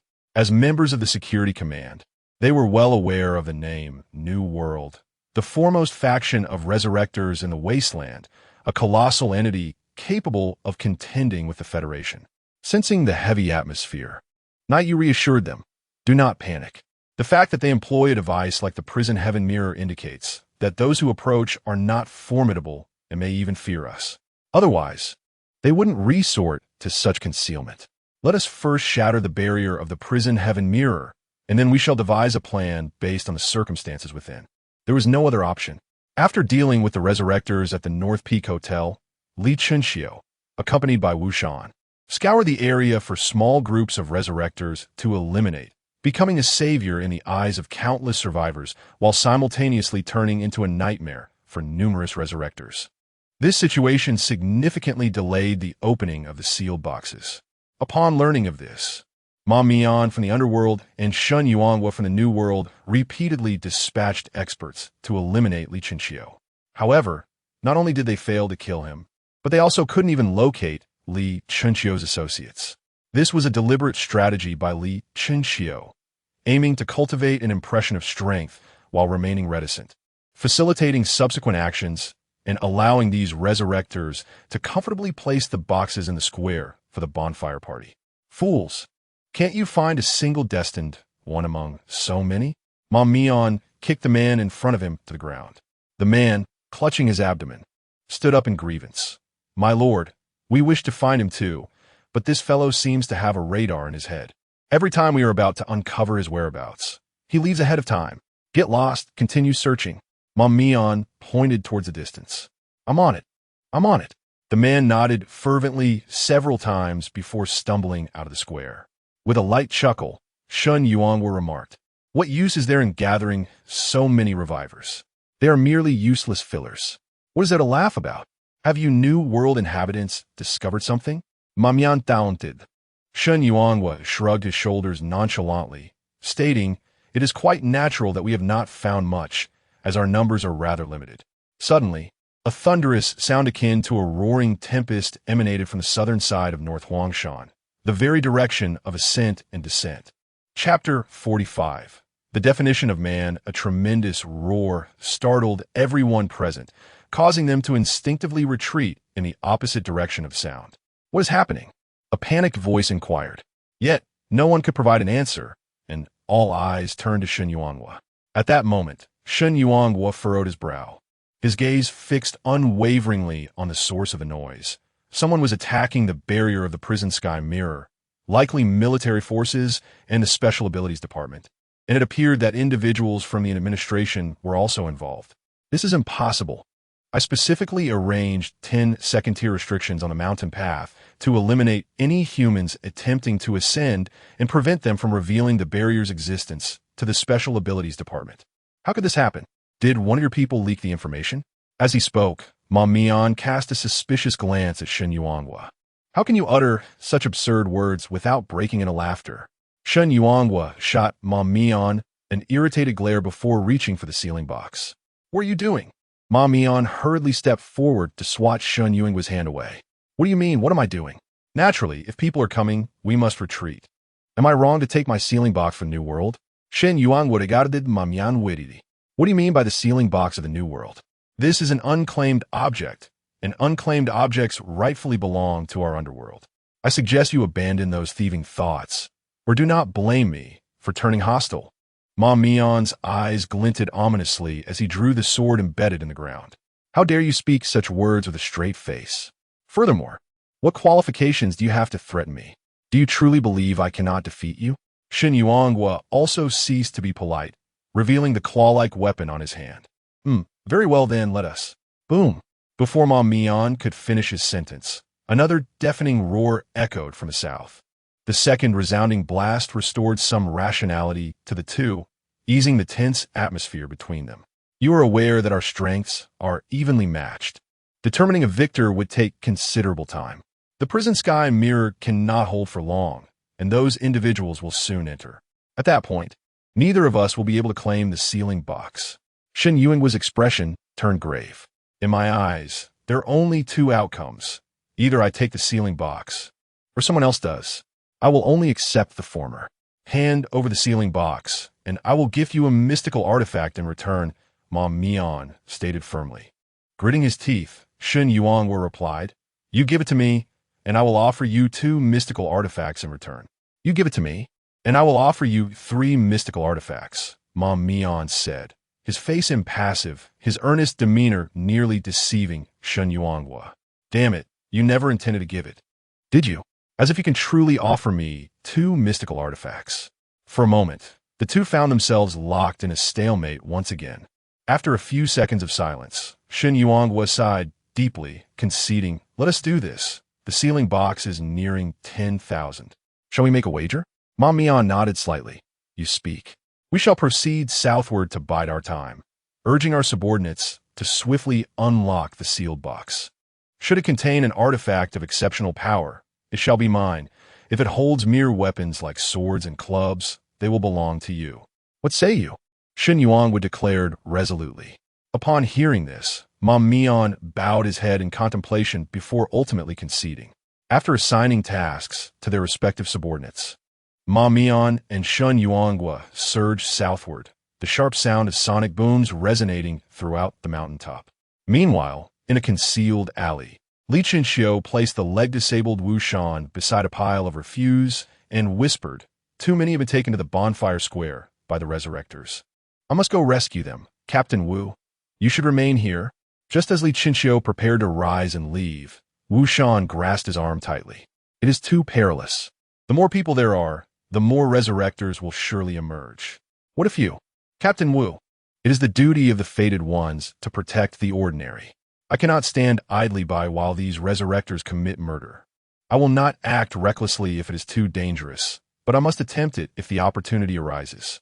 Li Qinxiu pushed Wu Shan's hand away. You. Wu Shan clenched his fists. I am not as capable as you. Prioritize your safety above all else. Li Qinxiu nodded solemnly and dashed into the alley. As Li Qinxiu emerged into the light of the street lamp, a faint smile crept upon his lips. In mere moments, his figure was several hundred meters away, vanishing into the vastness of the night. A few hundred meters from the bonfire square, atop a small hill, a head peeked out stealthily. It was none other than Li Qinxiu. Earlier, when Li Qinxiu was with Li Qinxiu, he had revealed everything to her and instructed her to monitor the square's every movement from that location. Li Qinxiu yonat, rufling akera fluing bangs, complaining. To leave me here alone in this cold without even a blanket. Just then, a sudden sound startled her, causing her heart to race. Li Qinxiu, lying on the ground, looked bewildered and asked, What is wrong? Is there a bug on the ground? You. Li Qinxiu stammered, pointing at him. Do you think you're ghost? Sneaking up beside me like that. It's your slow reaction that is to blame. Hurry and lie down before someone sees us. Li Qinxiu gestured for her to lower herself. Like a petulant child, Li Qinxiu playfully kicked Li Qinxiu before reluctantly lying down. What is going on? Quick! Use your eyes to look, she urged, shaking his arm.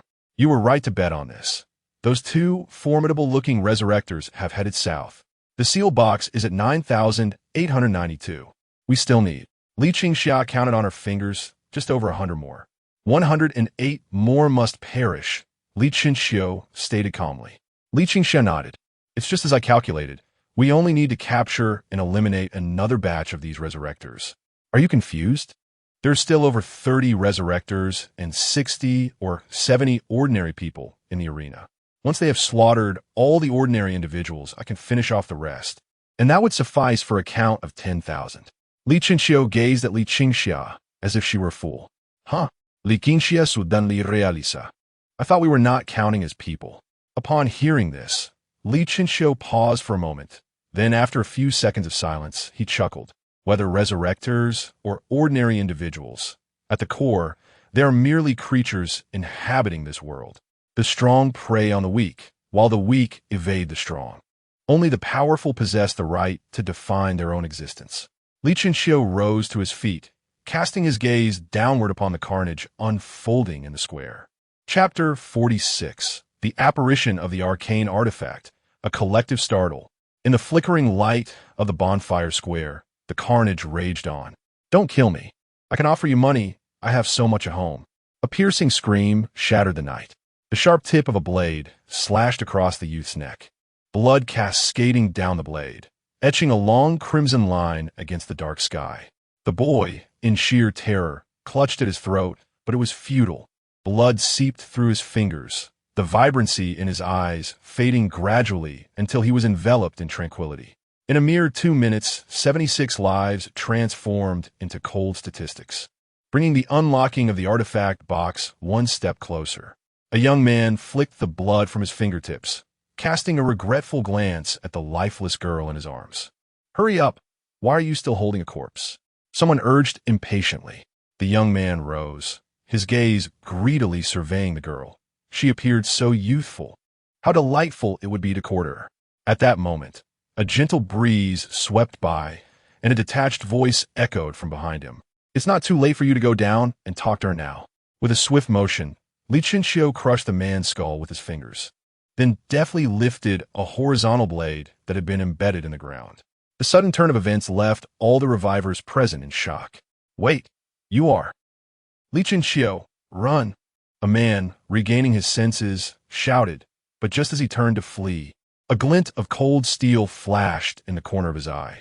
In an instant, as the man's foot touched the ground, a slender line of blood extended from his forehead down to his neck. With a sickening sound, his body split in two, collapsing outward, the clean cut resembling a horizon. Li Qingxiu wiped the blood splattered on his lashes, his form a blur as he charged toward the other revivers.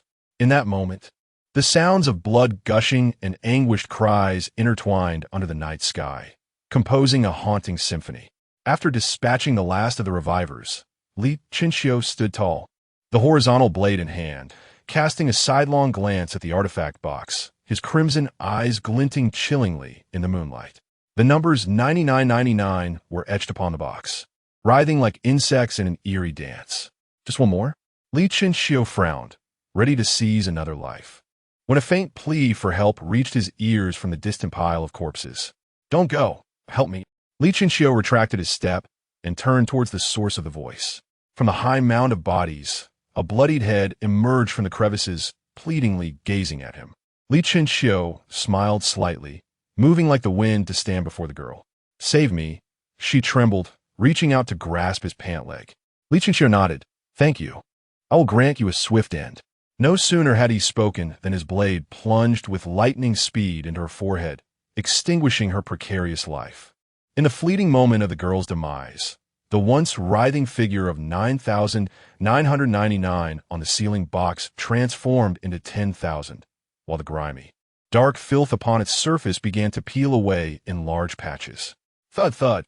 The sound reminiscent of a heartbeat reverberated from within the box, causing the entire container to tremble in synchrony with the rhythm. Li Qingxiu, gripping his sword with vigilance, approached the ceiling box, his mind flooded with questions. Wasn't the object within a mystical artifact? How could there be a heartbeat? As if sensing Li Qingxiu's proximity, the heartbeat erupted into a thunderous cacophony, the terrifying resonance expanding outward like a tsunami, cracking the surrounding corpses. Yet, to Li Chinxiu, this was akin to a mere tickle. He calmly advanced to the front of the ceiling box, contemplated for a moment, and then raised his sword above his head, striking down mercilessly. Crack! The ceiling box shattered like tofu, splintering into its shavings. Before Li Chinxiu could discern the nature of the mystical artifact within, a horrifying wave of energy burst forth, propelling him 100 meters away. Immediately thereafter, a radiant crimson beam surged skyward, crashing through the barrier of the prison sky mirror and piercing the dense cloud layers, casting the entire sky above North Huang Mountain into a deep crimson hue. Ha ha ha ha ha!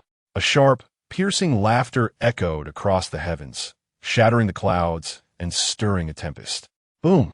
The blood-red beam emitted a tremendous roar, then compressed into a thin layer, slowly parting to the sides until it ceased at a width of 100 meters. Come, enter. Do you not desire to possess me? This voice was rife with madness and anticipation, reminiscent of a lunatic's exclamations. Li Chinxiu, supporting himself against a nearby corpse, rose to his feet, a glimmer of excitement in his eyes.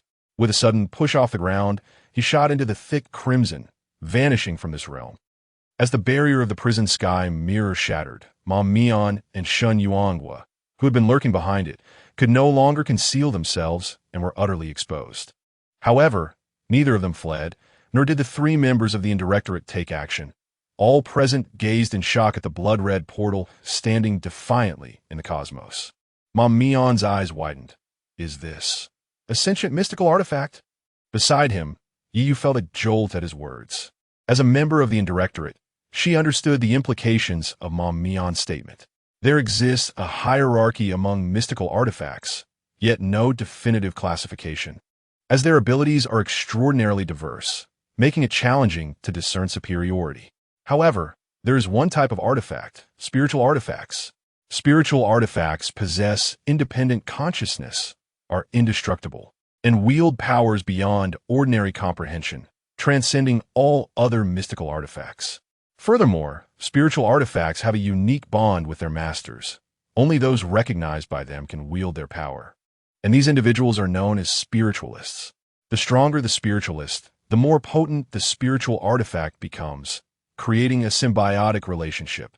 The last appearance of a spiritual artifact in the Federation was 19 years ago, a long spear known as the Crimson Tassel Spear. The mystical artifact ultimately fell into the hands of a young man named Huang Fuqing, who presently serves as the commander of the Second Group Army of the Federation. Upon this realization, Yiyu's breath quickened suddenly, and he instinctively took a step towards the crimson portal. The sound of his footfall shattered the silence among the group. Ma Mian was the first to react, reaching out to pull Shun Yuanghua back, while he himself propelled forward like a cannonball towards the blood-red portal, exclaiming, "Huh? This mystical artifact is mine, all mine. You wretch, do you truly believe you are worthy of such an artifact?" Shun Yuanghua retorted angrily, and with a swift motion, he vanished from his spot, only to reappear several hundred meters away. Chapter 47. The rules of the underworld. Lu swallowed hard and turned to Yiyu, saying, "Xiao Yi, the spirit artifact must not fall into the hands of these individuals. Indeed, Sister Yi, the spirit artifact must not be in the possession of these revivers." Zheng Kong hurriedly echoed, "We can enter, but our primary objective must be to prevent the revivers from obtaining the spirit artifact. Do you understand?" Yi spoke in a grave tone. "Understood. I will place my personal desires last." "So will I." The two nodded excitedly in agreement. After Yi Yu assigned tasks to Gong Ran, she led the two towards the Crimson Portal. At the same time, those revivers with a modicum of awareness and strength were hastening towards the Crimson Portal atop the mountain. For who would not wish to gamble on the opportunity to leap from a koi to a dragon? The commotion at North Yellow Mountain was so great that it captured the attention of those below, who noticed the blood-red sky. What is happening with the sky? Why has it turned crimson? I don't know, but look at the entrance to North Yellow Mountain. There's so many soldiers standing there. Oh no, could something significant be about to occur? Ah, then what are we doing standing here? Let us hurry. Hold on. I need to record a video for my social media first. The bright red moon hung high amidst the overcast clouds, while gnarled trees formed clusters throughout the mountainous forest. The damp, chilly air was permeated with a faint, metallic scent, wafting through the woods with the night breeze. The pale red moonlight draped the tranquil forest in a sinister veil. Li Chinchio stood beneath a large tree, bewildered as he surveyed his surroundings. Where is the artifact? The moment Li Chinchio rushed into the crimson portal, he felt a flash before his eyes, and when his vision returned, he found himself inexplicably in this place.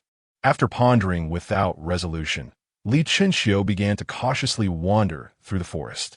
Upon reaching the bank of a small stream, his pupils dilated, and he abruptly halted. He clenched his fist before his eyes, murmuring to himself, "Why has my level been suppressed to the first tier?" Gurgle, gurgle before Li Chinchio could contemplate further. A sound resembling the rumbling of intestines echoed before him. He looked up to see dozens of neatly arranged crimson characters materializing in front of his eyes. All personnel have arrived. The master assessment begins now. Here are the rules and precautions. 1. In the underworld, everyone's levels will be suppressed to the first tier, and revivers cannot self-heal. 2. Once entered, no one can exit the underworld midway. 3. Upon entering, each person will encounter a corresponding mirror image, which possesses all the abilities of the original and is of equivalent strength, being immortal. 4. The purpose of the mirror images is to eliminate the assessors. Please exercise caution. 5. Scattered throughout the underworld are 5 keys. Once the assessors gather all 5 keys and insert them into the altar at the center of the underworld, the final assessment will commence, allowing 5 participants. Wishing everyone good luck. As Li Chinchio read the final character, the crimson text gradually faded, disappearing without a trace. The examination of recognition raises a question in Li Chinchio's mind. Does the spiritual artifact also require a master? This query, however, is swiftly dismissed as he faces a more pressing dilemma. The arrival of others signifies that he is not alone, although their presence introduces a degree of uncertainty. It is not the main source of his concern. The true complication lies in the existence of the mirror image. According to the rules, each individual possesses a mirror image that wields all the abilities of the original, including the mastery of extreme water and absolute control. This predicament is dire. If his mirror image were to showcase extreme water in front of others, the identity of the disaster would certainly be revealed. With a heavy sigh, Li Chinchio's brow furrows in contemplation. What should he do now? Eliminate everyone or locate his mirror image and find a way to ensnare it. He resolves to take things step by step. Rising to his feet, he alters his appearance with a mere thought and ventures into the depths of the forest. Deep down, he senses a mysterious force guiding him.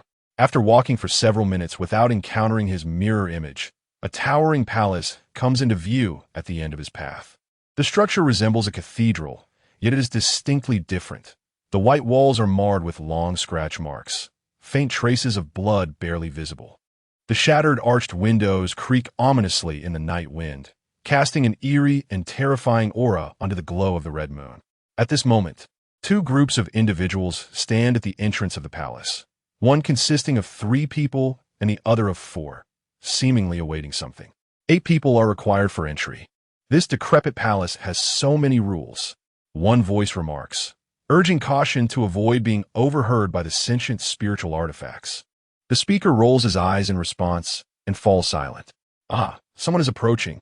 It's Brother Lu Chong," cries out a voice, pointing excitedly in Li Chinchio's direction. To facilitate his actions, Li Chinchio has transformed his appearance to resemble the recently slain reborn 3-restriction individual, Lu Chong. "It truly is Brother Lu Chong," the others exclaim, their spirits lifted. "Now we are 4 from the underworld. How splendid." The underworld members beam with joy, contrasting sharply with the dark expressions of those from the new world. Soon, Li Chinchio arrives at the palace entrance, and before he can speak, the 3 from the underworld crowd around him. "Brother Lu Chong, I never expected to find you in this vicinity. This is wonderful. I was worried we would be outnumbered by the New World group." Weren't you 4 just laughing merrily? Why the long faces now?" A youth taunts. "I merely smiled at you in goodwill, and you interpret it as provocation. Truly, those with dark hearts perceive everything as tainted. You, enough. What are you all waiting for here? Li Chinxiu interrupts, his displeasure evident. The young man cast a glance at the individual, then turned to Li Chinxiu with a smile, saying, "Brother Lu Chong, come and take a look." The young man led Li Chinxiu to the entrance of the grand hall, placing his palm against the door. A familiar sound of gurgling, reminiscent of the workings of the stomach, resounded once more, and a line of crimson characters materialized from thin air. Palace of Doubt, a palace containing the key of doubt, requiring 8 individuals to simultaneously push the door to open the hall. Upon completing the trials within the palace, one may obtain the key of doubt. Palace of Doubt? Li Chinxiu murmured to himself before inquiring. What did you mean by 3 hits 4 earlier? Huh? The young man paused, a hint of uncertainty in his voice as he replied. Isn't it logical that 8 people can be divided into 2 teams? It should be 4 against 4, right? Li Shangqiu. Chapter 48. The fatal game. Li Chinxiu pressed both hands against the door without turning his head and said, "Push the door. This place feels eerie. The sooner we finish, the sooner we can leave." Urged by Li Chinxiu, the other 7 stepped forward, placing their hands on the grand palace door. Let us begin pushing. With their combined strength, the once immovable door began to tremble, dust and fragments of spider webs cascading down upon them. With a resounding clang, the heavy door creaked open a narrow gap, releasing a pungent odor of decaying wood that rushed into their nostrils. Ugh, what is that smell? The individuals standing at either side of the door collapsed to their knees, covering their noses and retching. You'll get used to it. Li Chinxiu reassured one of them with a pat on the shoulder, then sidled through the narrow opening into the palace. The others, braving the foul stench, followed suit. The interior was shrouded in darkness, illuminated only by the moonlight filtering through the windows, with no other source of light to be found. The terrifying atmosphere compelled them to huddle together, vigilantly scanning their surroundings. As the last person stepped into the grand hall, the heavy door slammed shut with a thunderous bang, echoing throughout the chamber. Ghost! One of the revivers near the door was so startled that he collapsed onto the floor, clutching his companion's pant leg, fearfully gazing towards the door. Can't you show a little backbone? The underworld is watching. Get up quickly. The frightened individual nodded, feeling aggrieved, and shakily rose to his feet with the support of the wall. Li Chinxiu withdrew his gaze and advanced forward. The moment his foot touched the ground, a whistling sound like the wind surged through the hall. Immediately, flickering candle flames began to spread from the walls on either side of the door, and before long, the hall was aglow, revealing its entirety to Li Chinxiu. The space was modest, measuring only around 200 square meters, devoid of any remarkable features, appearing rather empty. The sole distinguishing aspect was a grid resembling a 9-square game, drawn in red chalk upon the central floor. Welcome to the Palace of Doubt. I am its master. I trust you have all come for the key of doubt.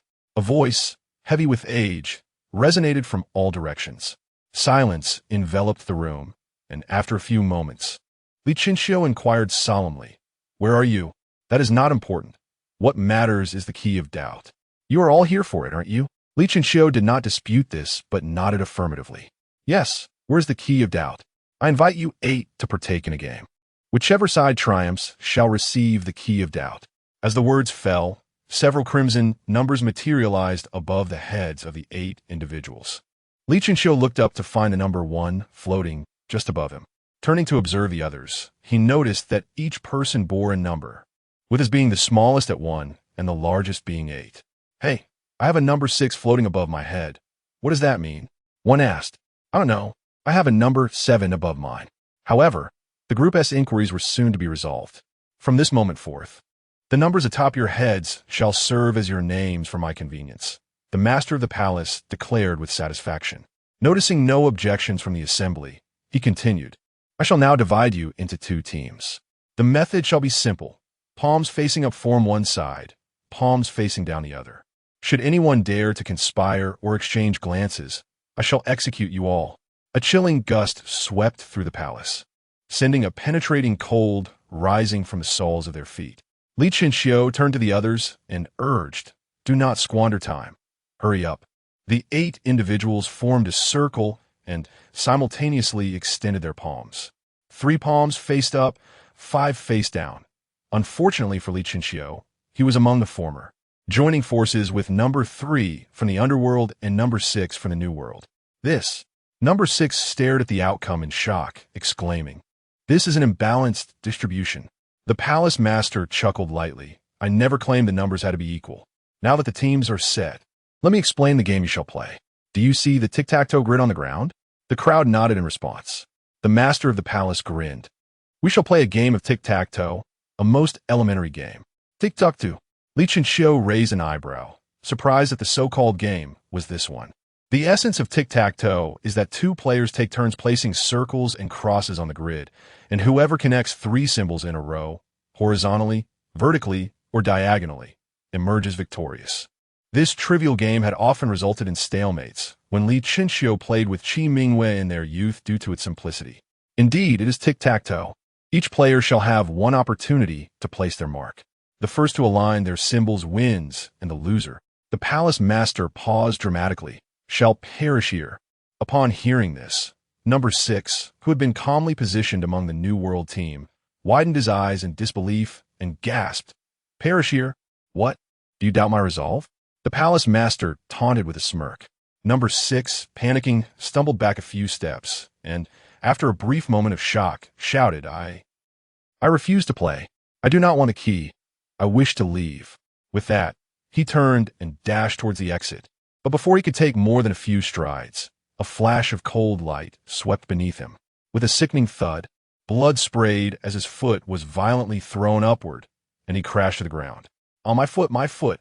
Wang Wan, are you all right?" The expressions of the New World team shifted as they rushed to assist the fallen number 6. "Fear not. I shall not allow him to die before the game concludes. Focus on playing, and do not compel me to take lives," the palace master remarked casually, as if killing were as mundane as dining. Before the New World team could respond, number 3 from the underworld bellowed, "How can we compete? They have 5 members while we have 3. This is an inevitably losing scenario." At this moment, Li Qianxiu furrowed his brows. Number 3 was not mistaken. If each individual had but a single opportunity to place their piece, then their side possessed no chance of victory whatsoever. Yet, if the outcome was already predetermined, why did that individual not conclude the game? Do not be anxious. It is merely a matter of one move per person, and whether one can make a move depends on one's own capability, the master of the palace elaborated. Li Qianxiu raised an eyebrow, inquiring, "What do you mean? Should one wish to place a piece, one must stand within the confines of the grid, where each square presents a unique trial. Only upon successfully completing the trial may one proceed to place their piece," the palace master explained. "And if we ultimately fail to connect a line, how shall we adjudicate?" Number 2 asked gravely. "Whichever side occupies more squares shall be deemed the victor. In the event of a tie, let me ponder. I have it. Let us simply annihilate all the pieces. Does that not sound rather amusing?" the palace master said with eager anticipation. Upon hearing this, a flicker of subtle menace glimmered in Li Qianxiu's profound gaze. Chapter 49. The true rules. Let us commence. Those who are numerous should descend first. Is there a need for any discussion? The 5 individuals, upon hearing this, remained silent, exchanging glances of bewilderment, their faces inscribed with the word puzzlement. Who wishes to proceed first? The second individual broke the silence, casting his gaze past the 4th and 8th individuals beside him towards the 5th and 7th, who stood further back. "What are you staring at? The 3 of you from the New World should step forward first, shouldn't you?" The 5th individual, visibly anxious, took a few steps back. "Indeed, Brother Liu, please lend us your voice." The 7th individual looked towards Li Qianxiu with an expression of desperation. Li Qianxiu cast a fleeting glance at him, then turned away, taking a seat beneath the wall-embedded candelabrum. "Brother." The 7th individual's eyes widened in astonishment. The master of the palace, with a hint of displeasure, spoke. "7th, you may proceed. I can hardly tolerate those who betray their own." The 7th individual pursed his lips, reluctantly stepping into the center of the grid. "I choose this one." The moment his words fell, the 7th individual's eyes suddenly became vacant, standing motionless like a zombie, as if experiencing some profound ordeal. An eerie silence enveloped the scene. At that moment, the 3rd individual, part of Li Chinchio's team, supported the sixth individual and sat beside him. "Brother Liu, what shall we do now?" The third individual inquired anxiously. "We shall merely occupy a connection. What else can we do?" Li Chinchio maintained a calm demeanor, gesturing towards the limping sixth individual. "You will go next. If the opponent fails to claim the center, you shall occupy it. If they do, you may choose any position." "Me?" The sixth individual, astonished, pointed at himself, expressing his difficulty. "But my foot is in such a state." "It matters not. You are not required to engage in combat." Did you not observe that the seventh individual remained utterly still? It is likely just a simple riddle. Boom! Before Li Chinchio could finish his sentence, the seventh individual, standing in the grid, erupted into a cloud of blood mist, vanishing without a trace. Regrettably, the seventh individual has failed the trial. It is now your turn. The master of the palace's deep voice resonated in the ears of the onlookers. The third individual poked Li Chinchio, stammering, "This. Brother Liu, did you not say it was merely a riddle?" "I was merely guessing," Li Chinchio dismissed casually, rising to face the sixth individual. "Go on. I wish you success." The sixth individual curled himself into a corner. "May I wait a moment?" Without further ado, Li Chinchio grasped the sixth individual with one hand, disregarding his struggles and cries, and hurled him into the center. "We shall choose here as well." Upon uttering this phrase, the sixth individual ceased his flailing, falling into a state of stupor akin to the earlier seventh individual. Just as Li Chinchio turned to take a few steps away, a sudden explosion echoed behind him. The sixth individual perished. "What?" Li Chinchio stood in stunned silence, staring at the obliterated sixth individual, his eyes wide with horror. "This is a jest, is it not?" In the brief moment of turning, he was gone. What kind of game is this? Not only Li Chinchio was bewildered, the others shared in his confusion. What a situation! Even before securing a single point, 2 lives have already been lost. It is truly regrettable. The voice of the palace master resonated once more. Over at position 2, a foreboding cloud seemed to loom above the 4 individuals, each face pallid and devoid of color. Number 5 from the underworld was about to utter something when the gazes of the other 3 converged upon him simultaneously. "Very well, I'll go," Number 5 said with a resigned smile, fully aware that he had no choice. He stepped into the grid, selecting the upper left square, opting not for the more favorable center position. Soon, he found himself ensnared in the same predicament as the previous 2, with Li Chinchio quietly observing nearby. After a few moments of silence, a buzzing sound filled the air, and Number 5's eyes gradually regained clarity, shimmering with surprise. "I did it. I succeeded. Is that for real?" Number 4 asked incredulously. "Absolutely," Number 2 exclaimed, grinning as he looked at Number 5. A gurgling sound emanated from Number 5's stomach, and a series of symbols appeared before his eyes. Noticing this, Number 5 turned to the side where Li Chinchio stood. "Brother Liu, we chose the cross. Then we shall go with the circle." Li Chinchio nodded. Number 5 pressed the symbol, and a large began to materialize beneath his feet. Witnessing this, a faint smile crept onto Li Chinchio's lips, an understanding flickering in his eyes, though the others remained oblivious to his expression. Under Li Chinchio's subtle coercion, Number 3 reluctantly approached the grid, selecting the upper right position. A minute later, Number 3 exploded with a resounding bang. Li Chinchio's expression darkened as he folded his arms and stepped aside. Now, only numbers 1, 2, 4, and 8 had yet to make their moves, leaving Li Chinchio as the sole player remaining. "We're in a good position. We still have 3 chances. As long as we secure 1 more point in the grid, victory will be ours," Number 2 exclaimed, clenching his fists excitedly, then turning to the weakest among them. "Number 8, go ahead. I believe in you. You can do it." Number 4 encouraged, gripping Number 8's arm and shaking it vigorously. All right, I'll do my best." Ultimately, Number 8 was compelled to approach the grid, selecting the first square of the second row from the left. Under the watchful eyes of the others, Number 8 met the same fate as Number 6 within 3 minutes, leaving no trace behind. At that moment, all gazes turned towards Li Chinchio. Observing that Li Chinchio remained motionless, Number 2 exclaimed in frustration, "What are you waiting for? Go!" Yet, Li Chinxiu still did not budge. Instead, he inquired of the palace master, "May I allow them to go first? Have you lost your mind? Number 8 is one of us. It's your turn now. If you wish to avoid becoming a mist of blood, you might as well take your own life now." The others regarded Li Chinxiu as if he were a fool upon hearing his words. Ignoring their stares, Li Chinxiu patiently awaited the palace master's response. "If you intend to evade the game, I will ensure your demise." The voice of the palace master carried a hint of chill. "Since my entrance into this palace, I have pondered the reason behind its name, the Palace of Doubt, and now, enlightenment dawns upon me." Li Chinxiu paused momentarily before continuing. "It is to instill in me a sense of skepticism towards everything. Number 1, what nonsense are you spouting? Hurry and make your move. Are you attempting to evade the game?" The palace master's tone was laced with a trace of anger. "Watchdog, which of your eyes perceives my desire to avoid the game? I am merely adhering to the rules."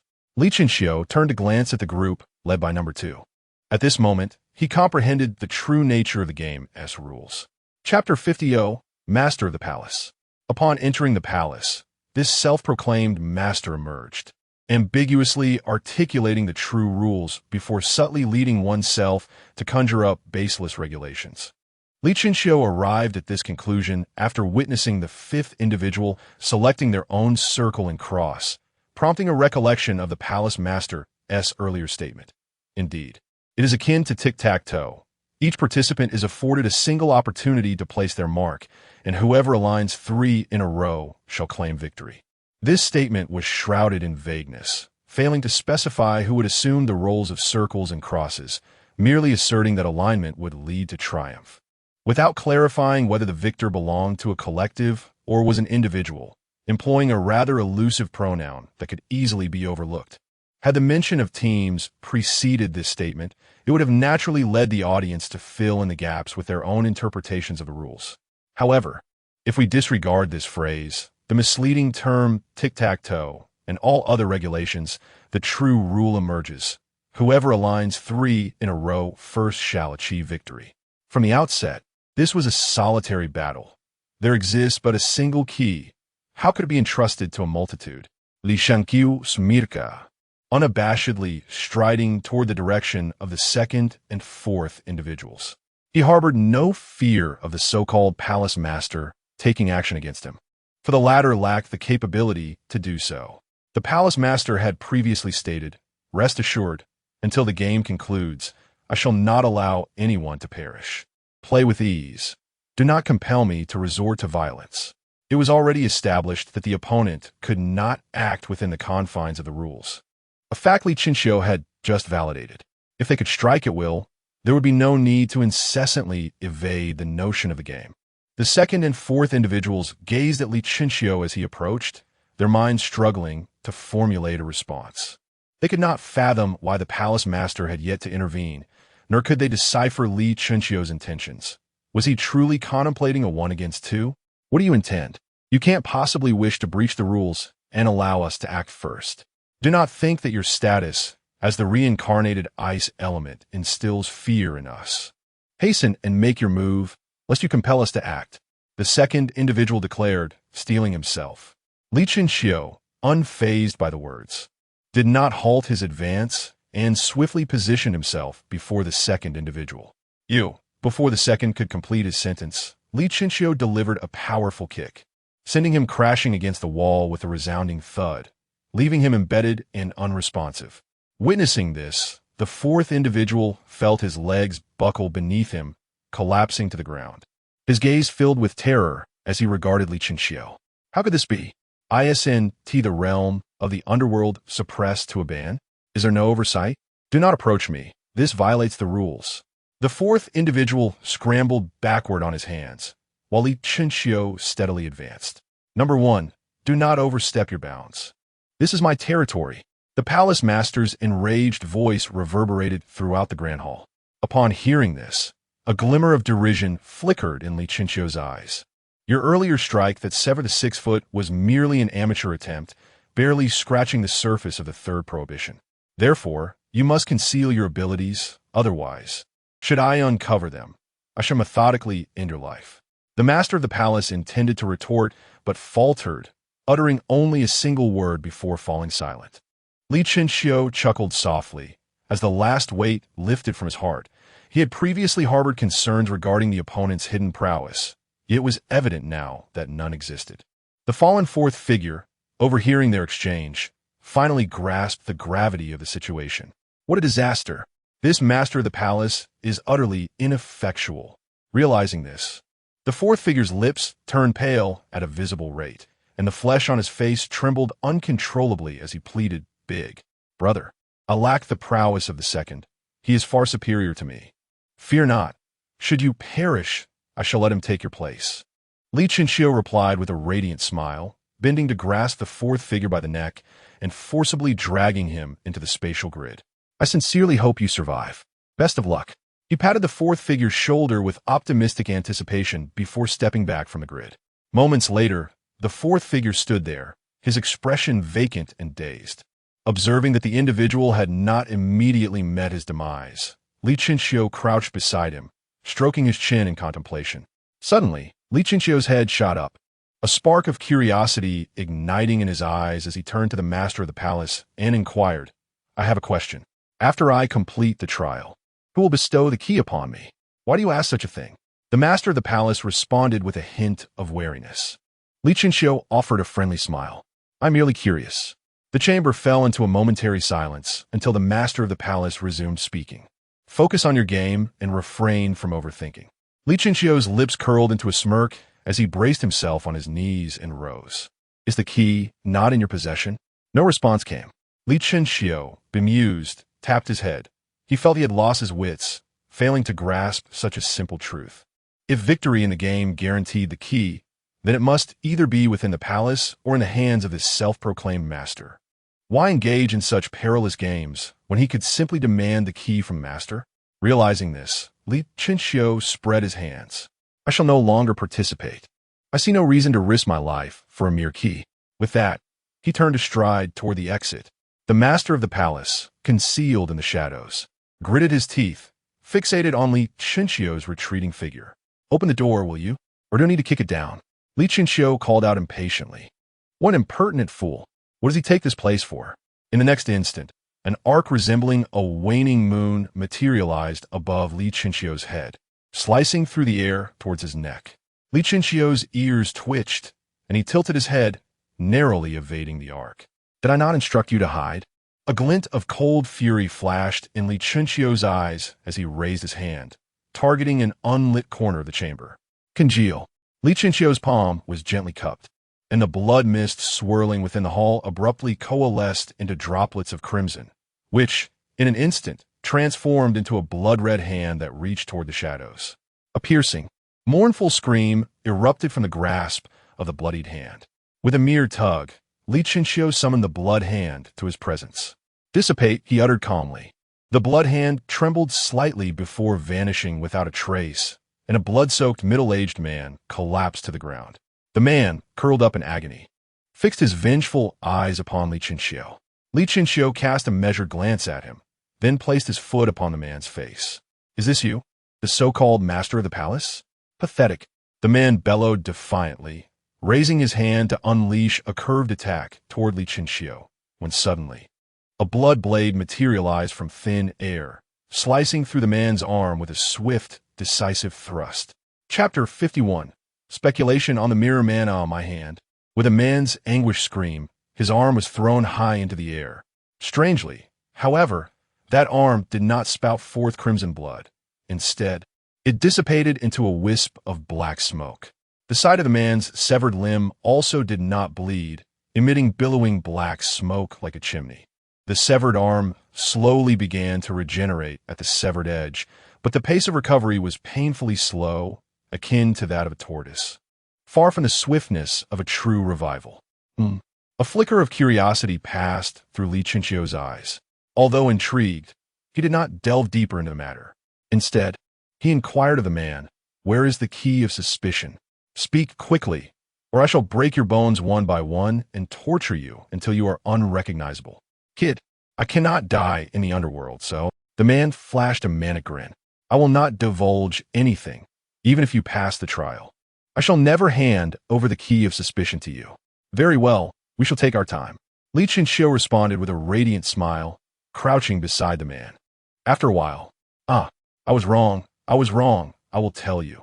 The man lay on the ground, feeble and despondent, his body exhaling billowing black smoke, no longer exhibiting the arrogance he once had. Li Chinxiu playfully patted the man's face, teasingly remarking, "Did you not say you would tell me nothing?" I was momentarily overwhelmed by anger, and thus spoke those immature words. The man admitted, trembling as he extended his hand, palm open before Li Chinxiu. In the next moment, the man's palm slowly split open, revealing a silver metal key before Li Chinxiu. Li Chinxiu chuckled as he picked up the key, weighing it in his hand. "If you had done this sooner, we could have avoided wasting my time." The man's expression darkened. "You crushed my mouth from the very beginning. What could I say?" In the distance, the awakened number 2 and the triumphant numbers 4 and 5 stood at the innermost position, gazing in horror at Li Chinxiu. "Brother, what on earth is happening?" Number 4 tugged at number 2's sleeve. "I have no idea." Number 2 shook his head in confusion and then turned to number 5. Has Liu Chong from the underworld always been this formidable? Number 5's gaze was complex, hesitating before responding. Brother Liu Chong possesses ice element abilities. But this man does not seem to fit that description. At that moment, Li Chinxiu raised his gaze toward the trio's direction. "You 3 come here." The 3 of them trembled at his command, exchanging glances as if entranced, rooted to the spot. "Do I need to come over and invite you?"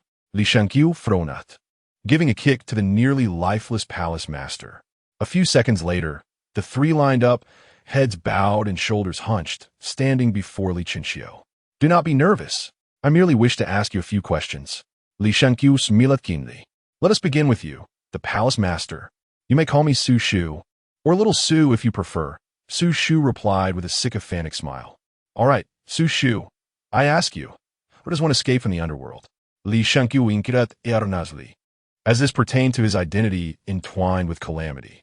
This, Su Shu's face betrayed a hint of difficulty. "I am at a loss. If I possessed the knowledge, I would not find myself here."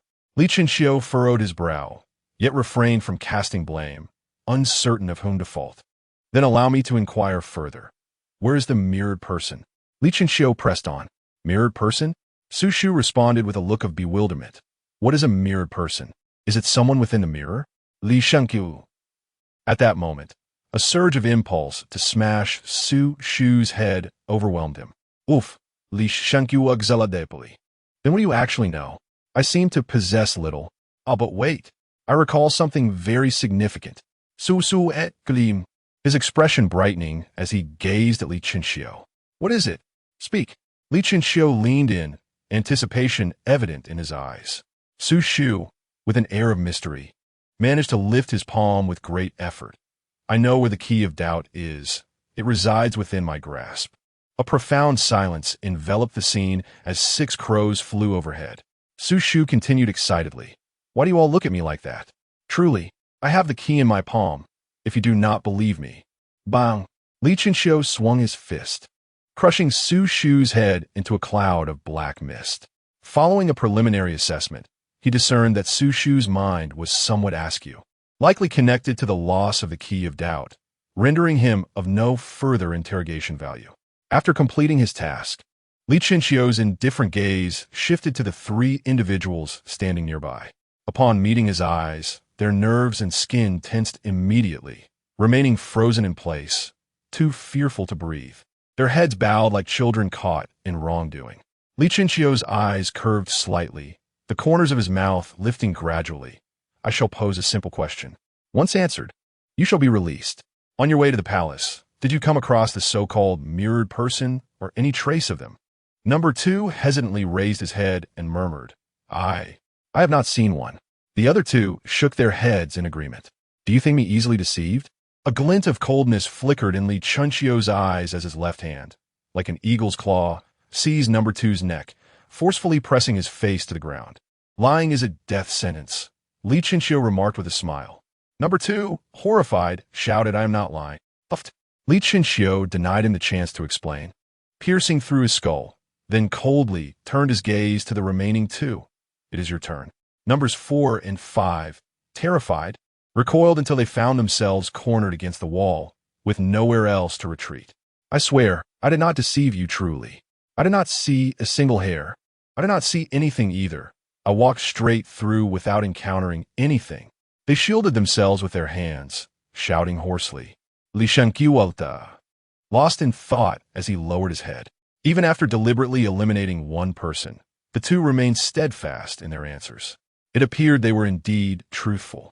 If none had encountered the mirrored person, could it be that such a being did not exist at all? A flicker of confusion crossed Li Chinchio's brow.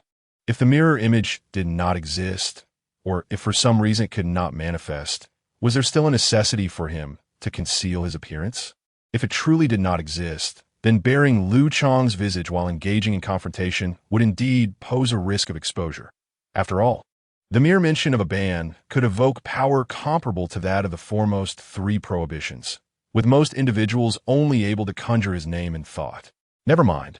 For the moment, the mirror image had yet to appear. Li Chinchio murmured to himself. No sooner had his words left his lips than his features reverted to their original form. Witnessing this transformation, numbers 4 and 5 stared in astonishment, their eyes wide, fixated on Li Chinchio. My goodness, is this not Li Chinchio himself? Chapter 52, The Pursuit of Giants. This cannot be true. Number 5 trembled as he extended his hand to rub his eyes. Yet when he opened them again, the cool visage of Li Chinchio remained fixed before him. At that moment, Li Chinchio happened to raise his head, and their gazes collided directly. You, stay away. If you come any closer, I will scream. Number 5 stuttered, clutching number 4's arm as he retreated with trepidation. Do not be afraid. I do not harm the innocent, and this will not hurt, Li Chinchio declared, and with a mere thought, 2 droplets of blood materialized out of thin air, swiftly piercing the foreheads of the 2 men, ensuring their painless demise. After dispatching them, Li Chinchio approached their lifeless bodies and rummaged through their belongings, uncovering 2 signal flares, one from the underworld and the other from the new world. Having found what he sought, Li Chinchio strode towards the entrance. Just as he prepared to kick the door open, it swung wide, as if it possessed awareness. Creaking open with a soft click. Quite perceptive, Li Chinchio murmured in surprise, then proceeded to ignite the 2 signal flares in front of the door. With a whoosh, the flares shot skyward, the red and blue lights gradually brightening until they emitted a dazzling brilliance against the somber sky. Satisfied, Li Chinchio nodded and returned to the palace, awaiting the arrival of others. His reasons for this were twofold, yet ultimately converged upon a singular objective: to ascertain the existence of the mirror people. The accounts of the 3 individuals were insubstantial, lacking credible proof. He required more witnesses. If mirror people resided within this forest, they would undoubtedly be drawn towards the flares. Even in the absence of such beings, the flares would certainly attract some revivers, whom he could interrogate rigorously. In the shadowy forest, a figure darted through the thick canopy like a monkey. This individual was none other than He-Lu, a middle-aged man from the trio of the Intongsi. At this moment, He-Lu's complexion was ashen, his face beaded with fine droplets of sweat, and his tight combat suit was tattered and hanging in strips around him. Despite his deteriorating physical state, He-Lu's eyes shone with unwavering resolve as he evaded his pursuers and sought a path to survival. A towering humanoid giant, standing 50 meters tall, charged through the forest, its fiery gaze locked onto He-Lu from 100 meters behind. The giant, with disheveled hair and bare skin, had eyes resembling 2 blood-red lanterns, swaying ominously beneath the blood moon. Among its protruding teeth, remnants of severed limbs were visible, rendering its expression grotesque and terrifying. The trees in the forest barely reached the giant's knees. With each step it took, the trees fell like dominoes, stirring clouds of dust. Surrounding the giant were a dozen smaller giants, each less than 20 meters tall, frantically pursuing He-Lu, gradually encircling him. Behind these giants, a group of individuals followed leisurely, led by the hoarse face of the underworld. Indeed, the individuals from the administration possess remarkable skills, managing to escape from peril in such dire circumstances. Ma Mian exclaimed with unreserved admiration. Half an hour prior, Ma Mian had arrived in the underworld, and to facilitate their movements, he summoned over 20 souls from the realm of the dead via intercom. The group soon stumbled upon an ancient city nestled within the mountains. Driven by curiosity, Ma Mian led his subordinates into the city, where they discovered a key atop a towering structure. However, they were not the sole discoverers. He Lu and Zheng Kong from the administration were also present. A fierce battle ensued, but due to the limited space atop the tower, the underworld's numerical advantage was rendered ineffective, and the key was seized by the administration. He Lu departed the tower with the key, while Zheng Kong remained behind to delay the underworld entourage, allowing He Lu to gain distance. Just as He Lu stepped through the ancient city S-gates, the structures within began to collapse like sand, and from the ruins emerged colossal hands, as towering giants clawed their way out. Sprinting in the direction of He Lu's escape, Ma Mian and his group, caught within the ancient city alongside Zheng Kong, were also affected. However, the giants primarily targeted He Lu, resulting in only a few casualties among Ma Mian's men. In stark contrast, Zheng Kong, due to ill fortune, encountered the leading giant head-on and was promptly devoured, his fate now uncertain. In pursuit of the key held by He Lu, Ma Mian chose to trail the giants, culminating in the current predicament, akin to a mantis stalking a cicada while the yellow bird lurks behind. My lord, these giants are undoubtedly after the key. If we were to acquire it, we would be subject to their relentless pursuit, an anxious reviver remarked. Ma Mian squinted, responding with a calm demeanor. Where there is a will, there is a way. Solutions will manifest, though I have yet to uncover them. Allow me a moment to ponder. Meanwhile, He Lu's condition deteriorated rapidly. He felt his limbs threatening to disintegrate, spiraling beyond his control. Gazing at the key nestled in his palm, a flicker of conflict ignited in his eyes.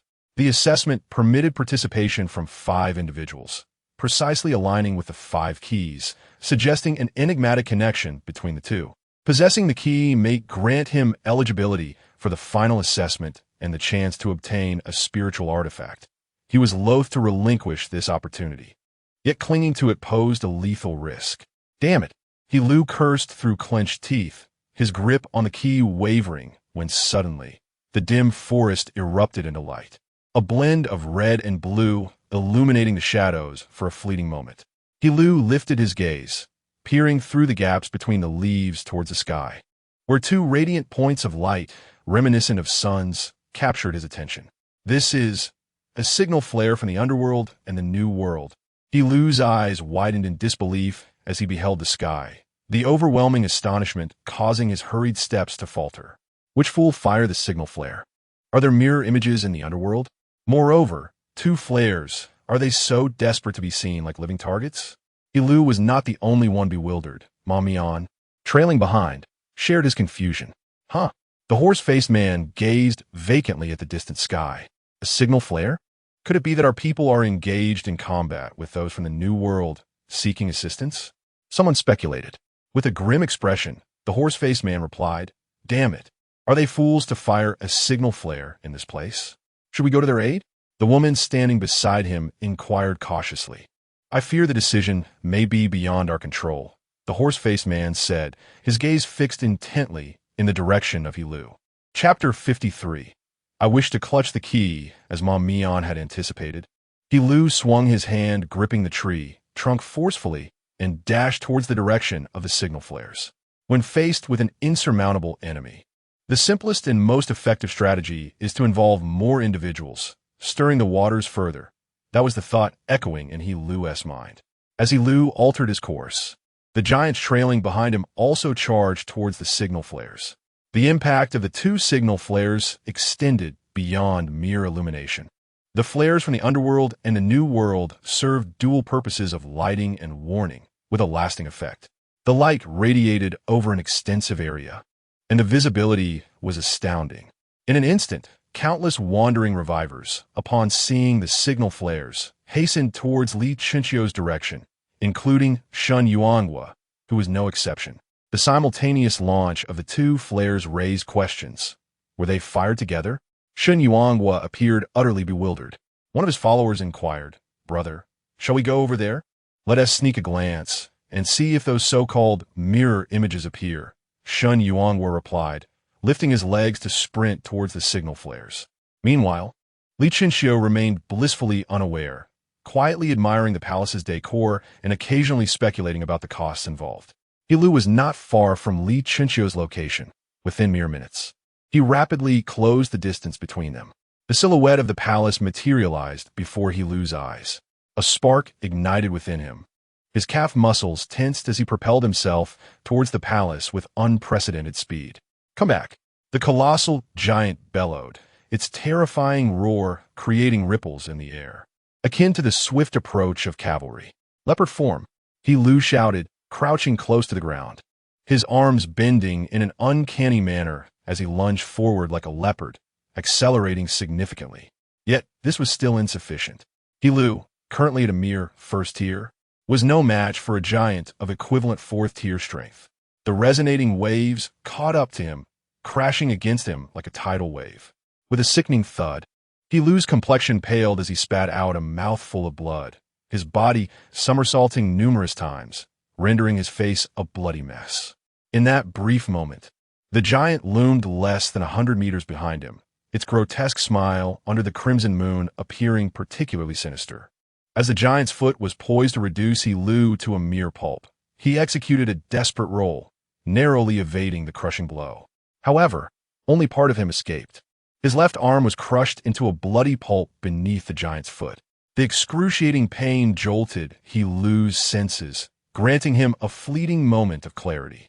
Why was he so fixated on this key, unwilling to relinquish it even when his life was in grave peril? In an instant, the name of the ancient city surged into his mind, the city of greed. In the face of death, He Lu finally comprehended everything. It was this key that had been the source of his torment. Just as he contemplated releasing the key, a smaller giant lunged from the shadows, delivering a swift kick that sent him hurtling through the air. With a resounding thud, He Lu was propelled into the air, akin to a football, crashing down repeatedly and creating shallow craters in the muddy ground. The sound of cracking bones echoed within him like the explosive din of firecrackers. After enduring 7 or 8 falls, He Lu finally relinquished the force of the small giant, collapsing like a puddle of muck 10 meters away from the Palace of Doubt. The greed key he held slipped from his grasp, landing at the entrance of the palace. Surveying the desolate surroundings, a bleak smile crossed He Lu's face. Alas, it seems I shan't return home for the new year this year. Confronting death, He Lu felt no fear, only an overwhelming sense of regret. Clang! At that moment, the grand doors of the palace creaked open, and a heavy footfall echoed from directly ahead. Straining to lift his head, He Lu beheld a young man emerging from the palace. The youth's gaze resembled an endless ocean, exuding an ineffable calm and composure, as if no catastrophe could disturb his tranquility. He Lu's pupils dilated slightly as he quietly observed Li Chinxiu. The relentless escape and intense focus had left him utterly exhausted, and seeing such an unruffled face filled him with an indescribable sense of reassurance. Li Chinxiu approached the palace entrance and picked up the key from the ground, lifting his gaze to the rapidly approaching giant before shifting his attention to He Lu. Noticing the blue orb on He Lu's chest, he inquired curiously, "Are you from the Bureau?" "Yes," He Lu instinctively nodded, but quickly regained his composure, fixing his gaze on Li Chinxiu. "You are Li Chinxiu?" Li Chinxiu nodded. It seems the Bureau's work is quite leisurely, allowing time to catch up on the entertainment news from City 11. He Lu disregarded Li Chinxiu's jest, clenching his fists urgently. "Quick! You must throw away the key. The giants are coming for him." Hearing this, Li Chinxiu held the greed key, directing it towards the crimson moonlight. "Is this one of the 5 keys? It is black, which is rather uncommon. Do you not understand human speech? Toss it away now." He Lu shouted once more. "Why should I discard a key I have found?"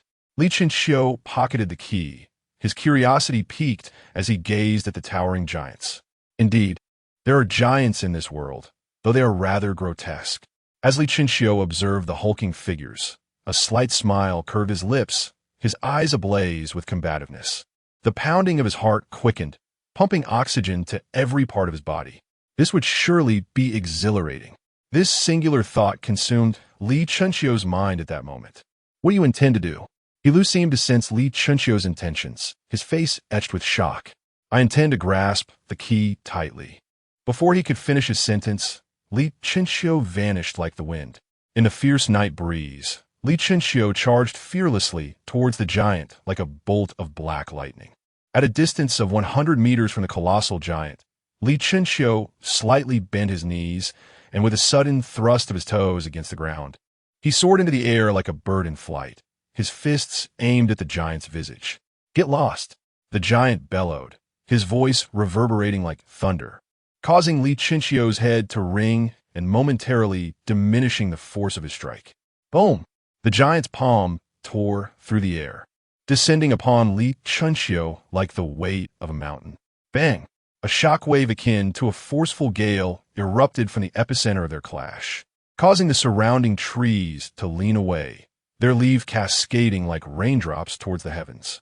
In the next instant, Li Chinxiu shot towards the palace like a rocket, crashing into the entrance with a resounding thud that left a 1-meter-deep crater, shaking the very ground beneath him.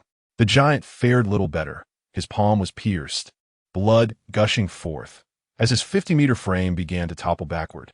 Chapter 54. The last one in an instant, the earth trembled violently.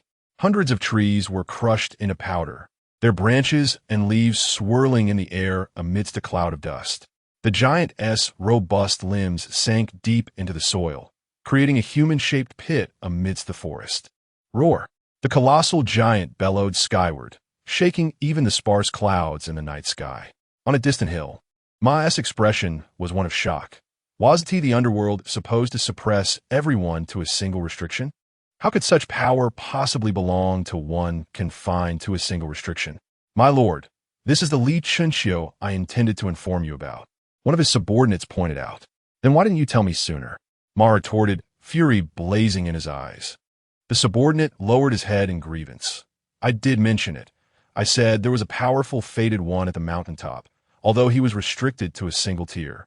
But you interrupted me, insisting that I shouldn't report trivial matters. Ma. Before the palace of doubt, Li Chinxiu wiped the blood from the corner of his mouth and staggered to his feet.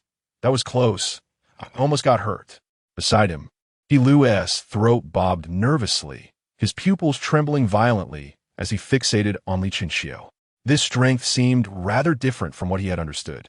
Wasn't one restricted to a single tier, supposed to be no match for those of the third tier?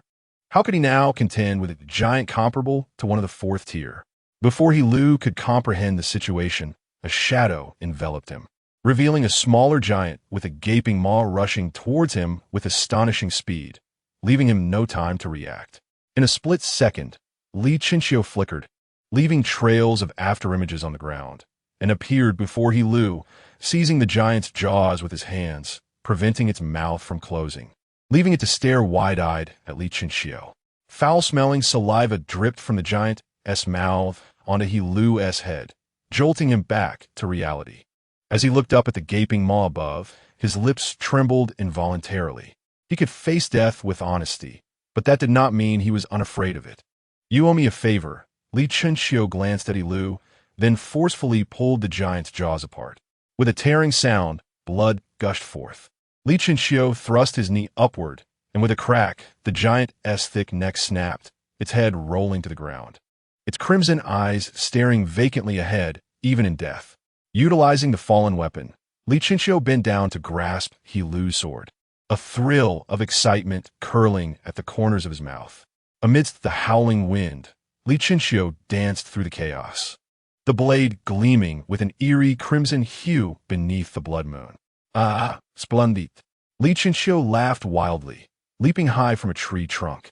Above him was the blood moon, and beneath him, a throng of smaller giants with their claws raised.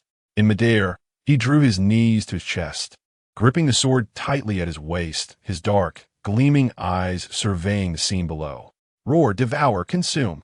The giants gazed greedily at Li Chinxiu, surging toward the same spot, forming a small mountain of flesh, dozens of massive hands reaching out towards where he would land. 50 meters, 40 meters, 30 meters. Li Chinxiu plummeted downwards, his gaze growing ever colder. At this moment, the cacophony around him faded into silence, leaving only the howling night wind in his ears. Before him, there were no longer grotesque faces, but rather taut strings stretched to their limits. With a deep exhale, Li Chinxiu sprang into action just a few meters away from the giants. With a swift motion of his blade, akin to a crescent moon, dozens of enormous hands were sent soaring into the air. Blood fell like stars, embellishing the lonely gleam of his sword. Like the wind, Li Chinxiu wove through the throngs of giants, his blade painting the scene crimson. Even the black earth was stained a deep red. One by one, the giants fell to the ground, trampled into the mud by their kin, encircling Li Chinxiu with no escape in sight. Yet even so, none could breach the 1-meter radius around him. For those who dared to cross that line, a cold flash of his blade awaited them. Meanwhile, the resurrectors of the new world had arrived nearby, witnessing Li Chinxiu's descent. They stood frozen like wooden puppets. At that moment, the leader, Shen Yuanhua, voiced the same incredulous question as Mom Mian. Is this truly the strength one should possess in the first realm? Brother, this is the Li Chinxiu mentioned in the news. Am I blind? Shen Yuanhua remarked impatiently, his eyes betraying an overwhelming astonishment. Though he had read about Li Chinxiu's exploits, witnessing such formidable combat prowess firsthand left him utterly astounded. Suddenly, the ground began to tremble. The colossal giant that had previously fallen rose from the earth. Its crimson eyes filled with rage upon seeing Li Chinxiu mercilessly slaying its kin, veins bulging beneath its skin. Devour. Devour him. The massive giant charged at Li Chinxiu, its swinging arms shattering smaller cliffs in its wake. In the distance, Li Chinxiu stood atop a pile of corpses, gasping for breath. Mere moments ago, he had slain the last of the smaller giants. Hearing the commotion behind him, he glanced at his battered blade and then at his bloodied self. Just one more left. He gently caressed the blade, revealing its true form. Thud, thud, thud. The footsteps grew closer, the tremors beneath his feet intensifying. Li Chinxiu took a deep breath, slowly turning to face the giant, his gaze unwavering. In this forsaken place, life energy could not be harnessed, meaning the resurrectors could neither regenerate nor recover their strength. After the intense battle, Li Chinxiu's body signaled fatigue, indicating he could not confront the giant head-on. Thus, victory lay in one singular path: to be swift, swifter than the giant, swifter than the gale.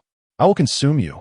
The giant's hand, reminiscent of a small mountain, reached for Li Chinxiu, casting him entirely into shadow. The contrast between a man barely over a meter tall and a giant towering over 50 meters was striking, akin to clear water meeting hot oil, an arresting visual collision. In that moment, everyone held their breath, silently observing the unfolding scene. Just as the enormous hand was about to make contact with Li Chinxiu, he sprang into action. His feet propelled him like a coiled spring, allowing him to slip through the gap between the giant's fingers. Do you truly believe you can slay me? Li Chinxiu's gaze was piercing as he gripped his saber tightly and struck down upon the back of the giant's hand. With a sickening sound, the serrated blade embedded itself in the giant's palm, blood gushing forth like a meandering stream. A roar of pain erupted from the giant as it swatted at Li Chinxiu with its other hand, but it was already too late. Chapter 55. You dare to measure me. Li Chinxiu's eyes glimmered with a chilling intensity as he propelled himself forward with a sudden surge of power, spiraling upwards like the blades of a helicopter along the giant's outstretched palm. In an instant, crimson blood flowed like a billowing red ribbon, entwining the giant's arm, while chunks of flesh fell away helplessly, cascading onto the exposed bone. No! The giant's features contorted in rage as he raised his hand, aiming a preemptive strike at his left shoulder. Should Li Chinxiu advance, he would be caught beneath the giant's colossal hand. Yet, undeterred by the giant's anticipation, Li Chinxiu remained composed, drawing his blade with unwavering resolve. His pupils contracted to pinpricks, fixated on the giant's neck. Just as the giant's hand descended, Li Chinxiu curled his body, fine rivulets of blood tracing upwards from his feet, as if gathering some formidable power. In the nick of time, a thunderous boom erupted beneath him, striking the giant's arm as if it were hit by cannon fire, rendering it powerless to fall. And then, Li Chinxiu's form seemed to vanish into the night, as if erased from existence. The giant let out a terrified roar, his gaze darting aimlessly around. Meanwhile, above the giant's head, Li Chinchio plummeted like a falling star, his blade glistening with the reflection of the crimson moon, embodying divine retribution. His eyes radiating an indifference towards all. The piercing sound of slicing wind echoed through the air as the giant finally perceived the disturbance above. He looked up, and their eyes met. In that moment, an inexplicable fear burgeoned within the giant's heart. Instinctively, he reached out to shield himself, but it was too late. Li Chinchio's sword passed the giant's cheek, gripping the hilt of his weapon as he plunged it into the giant's neck. "Die for me," he barked coldly, planting his foot upon the giant's throat, twisting the hilt of the blade along the thick column of flesh. With a sickening sound, blood gushed forth like a stream from the path of the blade, dazzling yet ephemeral, reminiscent of fleeting fireworks in the night sky. No, no, no. The giant's gaping maw unleashed a terrifying roar, creating a tempest that sent Li Chinchio's garments flapping violently, causing blood to flow from his ears. Crack! The sound of the blade snapping echoed from the giant's neck. Li Chinchio realized that his weapon had struck the giant's vertebrae. The blade's hardness was insufficient to fracture the giant's bone, but that mattered little. Without a sword, he still possessed himself. With a powerful push, Li Chinchio leaped to a position level with the giant's eyes. Farewell. A smirk graced his lips as his left leg tore through the air, producing a deafening sonic boom as it struck directly towards the giant's head. Bang! The vertebrae connecting the giant's head shattered, launching it like a cannonball towards a distant hillock. Boom! Accompanied by a thunderous explosion, dust billowed from the hill, stones splintering like bullets, as a gaping chasm 10 meters deep emerged atop the mound. A few dozen meters away from the colossal pit, Mom Mian swallowed hard, trembling as he raised his hand to touch the bloodstains on his face, etched by sharp stones. In the arena, after kicking the giant's head away, Li Chinchio descended gracefully from the air, landing firmly on the ground. The towering figure, reaching 50 meters, began to topple behind him, crashing into a dense cluster of trees and stirring up a tempest. Moments later, the atmosphere gradually settled into silence as Li Chinchio emerged from the chaos, stepping with a somewhat unsteady gait towards the Palace of Doubt, discarding the now blunt hilt of his sword before he lew. "It seems your blade requires replacing. It has grown too dull," Li Chinchio remarked calmly. You. Lu gazed at Li Chinchio as one might at a monster. "Is this a prohibition?" Li Chinchio shook his head. "I have already transcended to the second prohibition. However, I am presently suppressed to the first by the realm of the underworld, indeed possessing the strength of merely the first prohibition." I. "Thank you," Lu stammered, struggling to articulate a coherent thought, ultimately managing to express his gratitude. With that, he endured the excruciating pain radiating through his body and propped himself up, weakly inquiring, "One of my companions was devoured by that giant. Could you assist me in searching for him?" "Please wait a moment. There are quite a few eyes nearby," Li Chinchio replied, scanning the surroundings. Lu glanced around, and upon doing so, was startled. In the surrounding woods, both in pairs and alone, there were at least 100 resurrectors. Among them were Shun Yuanghua from the New World and Mom Mian from the Underworld, each regarding Li Chinchio with a mixture of apprehension and greed. "Li Shenqiu, you must have the keys hidden within the palace behind you. Have you already taken them?" Ma Mian inquired, his eyes gleaming coldly as he glanced at Li Chinchio's pocket. Li Chinchio scoffed dismissively. "Indeed, I have taken the keys within. I also acquired the one guarded by the giant. Do you have any objections?" Before Ma Mian could respond, Shun Yuanghua from a distance mocked him deliberately. "No matter how strong you are, you remain merely at the first prohibition. After slaying so many giants, do you still retain even a fraction of your former might? We are not blind. Your trembling hand concealed within your sleeve, and your unsteady steps lay bare your frailty." Ma Mian squinted as he continued. "I know you must possess some fighting spirit left, but I doubt you can face us all alone. Though there may be friction among us resurrectors, we unite when confronting humanity.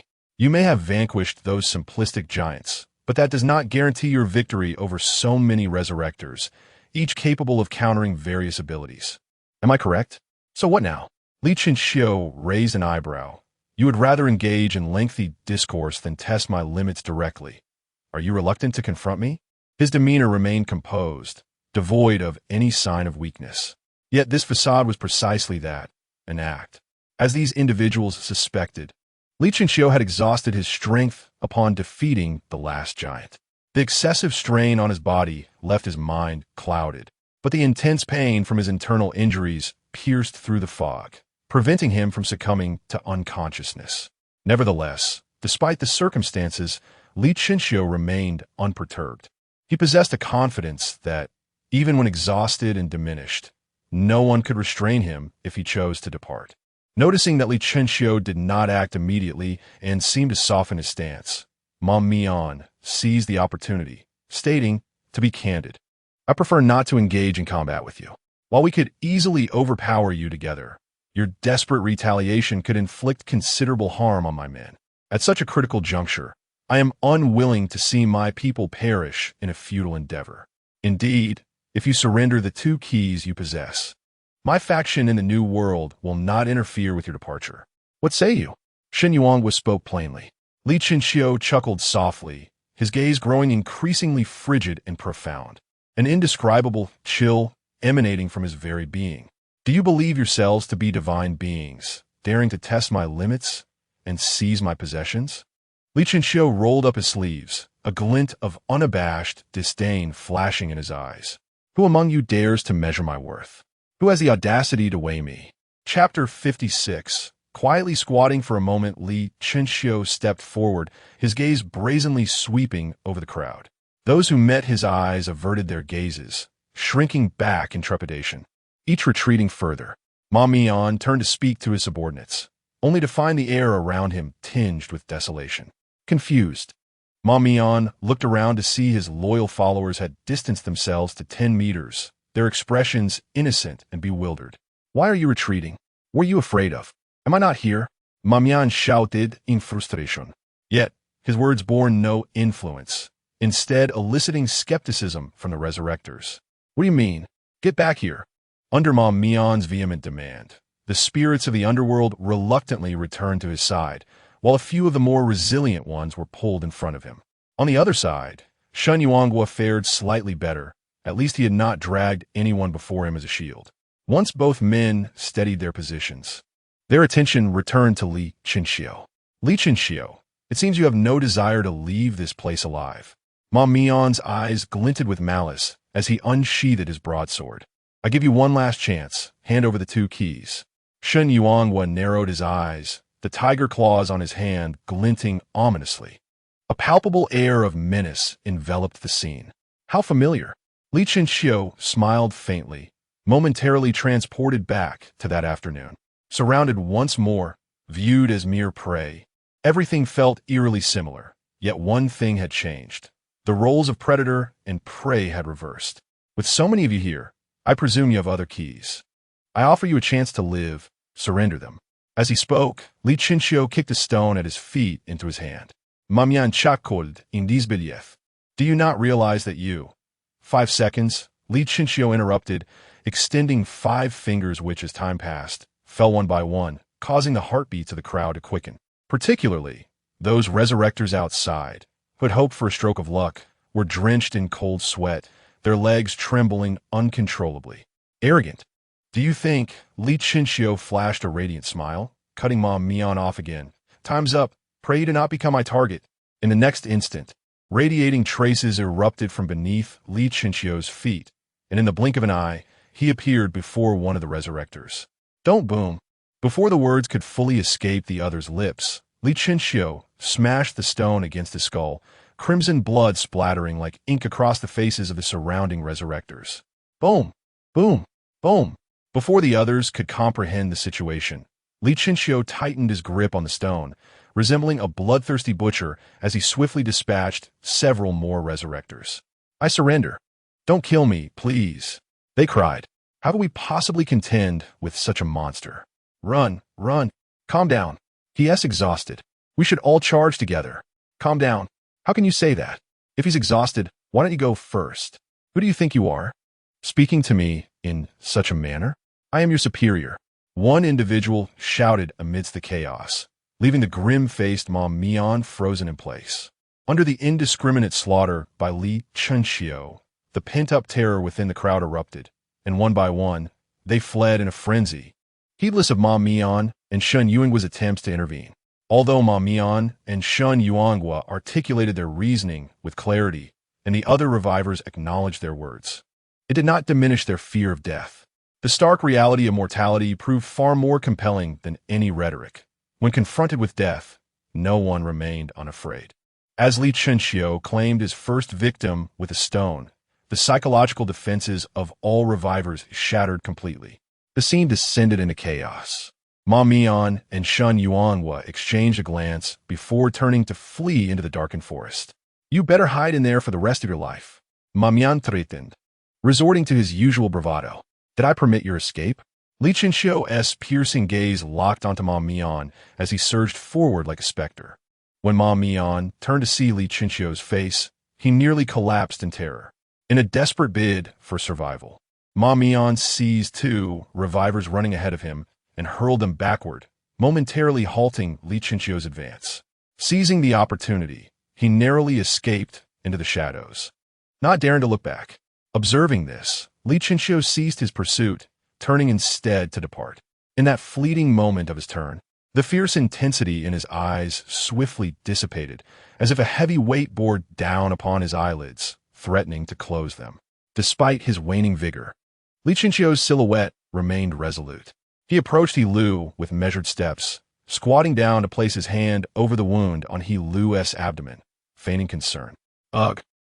He Lu involuntarily groaned from the pain, raising his gaze to Li Chunxiu.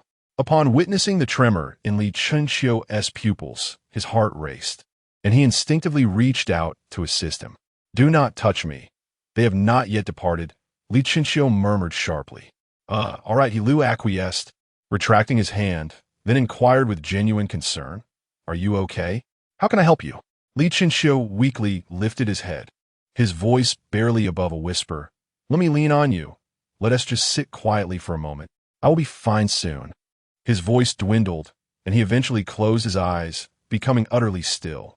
Throughout the earlier battle, Li Chunxiu had suppressed his pain until this moment, when it surged forth in a tidal wave within his mind. For another, such agony might have been unbearable, perhaps even leading to unconsciousness. Yet Li Chunxiu endured in silence. Compared to the torment he had faced during his second breakthrough, this pain felt trivial. 1 minute passed. 5 minutes. 10 minutes.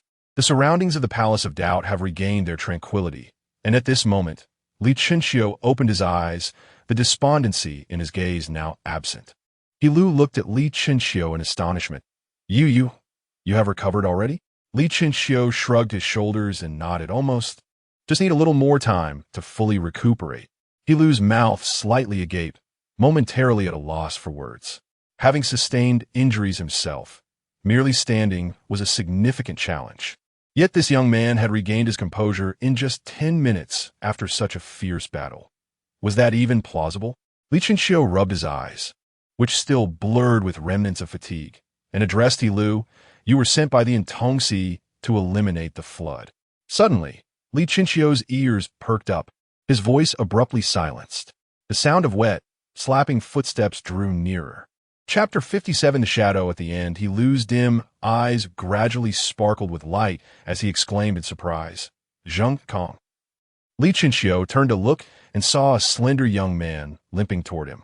The youth appeared as though he had emerged from the depths of water, with damp hair clinging to his scalp and a bloodied saber gripped tightly in his hand. This was none other than Zheng Kong, who had previously been swallowed whole by the giant. Is he also from the Intongsu? Li Chunxiu inquired in a low voice. Indeed, He Lu replied, nodding with excitement as he struggled to stand, gripping Li Chunxiu's arm for support. Upon hearing this, Li Chunxiu cast a fleeting glance at the two, a barely perceptible glint of murderous intent flashing in his eyes. However, after a moment of contemplation, he dismissed the thought. If he were to eliminate these two, the Intongsu would undoubtedly send even more formidable individuals in their stead. It was more prudent to keep them alive, allowing the darkness to cloak their movements and muddle the enemy's investigative direction. Before long, Li Chunxiu assisted He Lu to Zheng Kang's side. Are you all right? He Lu asked, gripping Zheng Kang's arm with palpable emotion. I'm sorry for your misfortune at the hands of the giant. It is not your fault. He Shu, it was my own carelessness. Fortunately, my unique ability lies in defense, so the giant could not harm me. Zheng Kang forced a weak smile. Li Chenxiu raised an eyebrow and turned his gaze toward the headless corpse. A bloody cavity had been ripped open in the creature's abdomen. Ah, He Lu exhaled in relief. I'm glad you're all right. He Shu, I would like to inquire about these.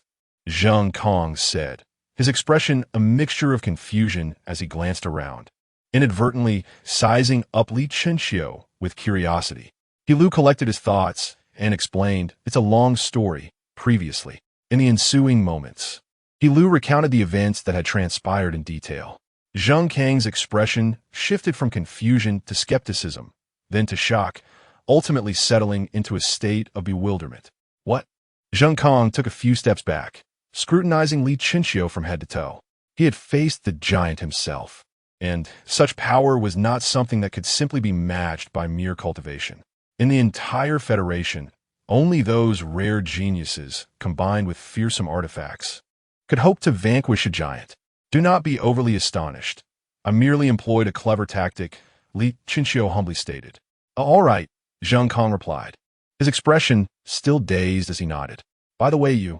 Just as Li Chenxiu was about to inquire about the calamity, a series of gurgling sounds, reminiscent of intestinal movements, resonated before him. He Lu and Zheng Kang experienced the same phenomenon. The three exchanged glances, then turned their attention forward. Moments later, a series of peculiar, writhing red characters materialized before them. Congratulations to you all for gathering 5 keys. The direction of the altar is now revealed. Await further instructions. As Li Chenxiu read the final word, the crimson text seemed to dissolve into the air, vanishing without a trace. Simultaneously, at the very moment the red characters disappeared, Li Chenxiu felt an inexplicable pull emanating from the direction of the red moon, as if something was beckoning him from afar. He Lu turned to glance at Li Chenxiu, then at Zheng Kang. Do you both sense something alluring in that direction? The two nodded in agreement without turning back. Time was of the essence. We must hasten towards it. Before Zheng Kang could finish his sentence, He Lu seized his arm, admonishing, what are we going there for to meet our demise? Look at our current state. I am a cripple, and you are half broken. What can we possibly do against those revivers? Yet, Zheng Kang bit his lip in frustration. With Xiao Yi missing, we are unable to even ensure our own safety. How can we contend with or thwart those revivers? He Lu's expression darkened. Zheng Kang remained silent, turning away, clearly acquiescing to He Lu's decision. After persuading Zheng Kang, He Lu turned to Li Chenxiu and earnestly stated, I will remember this kindness. And if I manage to leave this place alive, I shall repay it. You, be wary of those treacherous revivers. Upon hearing this, Li Chenxiu's brow involuntarily furrowed. This was not a favorable message for him. The situation remained uncertain, and whether the so-called mirror entities would manifest was unknown. The location of any exit was shrouded in mystery, and everything in this realm seemed cloaked in fog. Li Chenxiu could only keep the uncertain factors close, allowing himself to gauge their fates based on the circumstances. Therefore, he could not allow the two to leave his sight. Should they insist on departing, he would be compelled to take drastic measures. Realizing this, Li Chenxiu shook his head, determination filling his eyes. I will not abandon you here. We may be the only 3 humans in this realm, surrounded by revivers. Your chances of survival without me are far too slim, so come with me. I will ensure your safety. He Lu did not anticipate such a response from Li Chenxiu, his eyes widening in surprise. Zheng Kang, who had been turned away, also turned back, astonished by the declaration. A flicker of hesitation crossed He Lu's eyes, but he ultimately shook his head. Let it be. Following you would only hinder you. Protecting you is merely a matter of convenience. It doesn't constitute a burden. Let us not waste time. Let us go together. Ultimately, under Li Chenxiu's persuasion, He Lu and Zheng Kang nodded in agreement. The 3 companions set off towards the direction of the Crimson Moon. This was a flat expanse of land, devoid of undulating hills or remarkable trees. However, describing it as flat would not be entirely accurate, for the center of this terrain was starkly severed by a long, deep chasm. Its edges were smooth, as if carved by a sharp instrument. To the left of the chasm lay a bridge resembling a city wall connecting the two sides. The bridge spanned a width of 100 meters and extended over 10,000 meters in length, flanked by stone brick railings, with the ground paved in flagstones, resembling a wooden beam stretching across the abyss. As time gradually flowed by, a group of individuals emerged upon the plain to the east, unmistakably the resurrectors of the netherworld and the new realm. Under the pressure exerted by Li Chinxiu, Ma Mian and Shun Yuan will momentarily set aside their past grievances and united in purpose. The altar should lie just beyond the bridge. Shall we cross it? Ma Mian's countenance was grave, as he spoke while occasionally scanning the surroundings, wary of Li Chinxiu's potential arrival. Shin Yuanghua shook his head, his tone laden with hesitation. The far side of the bridge is shrouded in thick fog. Visibility is non-existent. Should we recklessly proceed? Might we encounter unforeseen peril? Perhaps we should wait until Li Chinxiu has crossed before making our move? Have you considered that after Li Chinxiu crosses the bridge, he might lie in wait for us at the other end? Ma Mian retorted. Noticing Shun Ying's silence, he continued, let us advance. At the very least, we can seize the initiative. With that, Ma Mian led the denizens of the netherworld forth onto the bridge, and though apprehensive, Shun Yuanghua steeled himself and followed suit. In the face of unknown dangers, his fear of the known entity, Li Chinxiu, proved far greater. Meanwhile, amidst the dense, swirling fog at the end of the bridge, a slender figure lazily leaned against the railing, seemingly awaiting something. Had Li Chinxiu been present, he would undoubtedly find that figure strikingly familiar. Chapter 58. Identity exposure on the long bridge. A vast throng of people pressed together, slowly advancing forward. Initially, the crowd's nerves were taut, but after traversing a considerable distance unscathed, they gradually relaxed, the oppressive atmosphere easing significantly. Ma Mian pushed aside the subordinates blocking his path and stepped to the forefront of the line.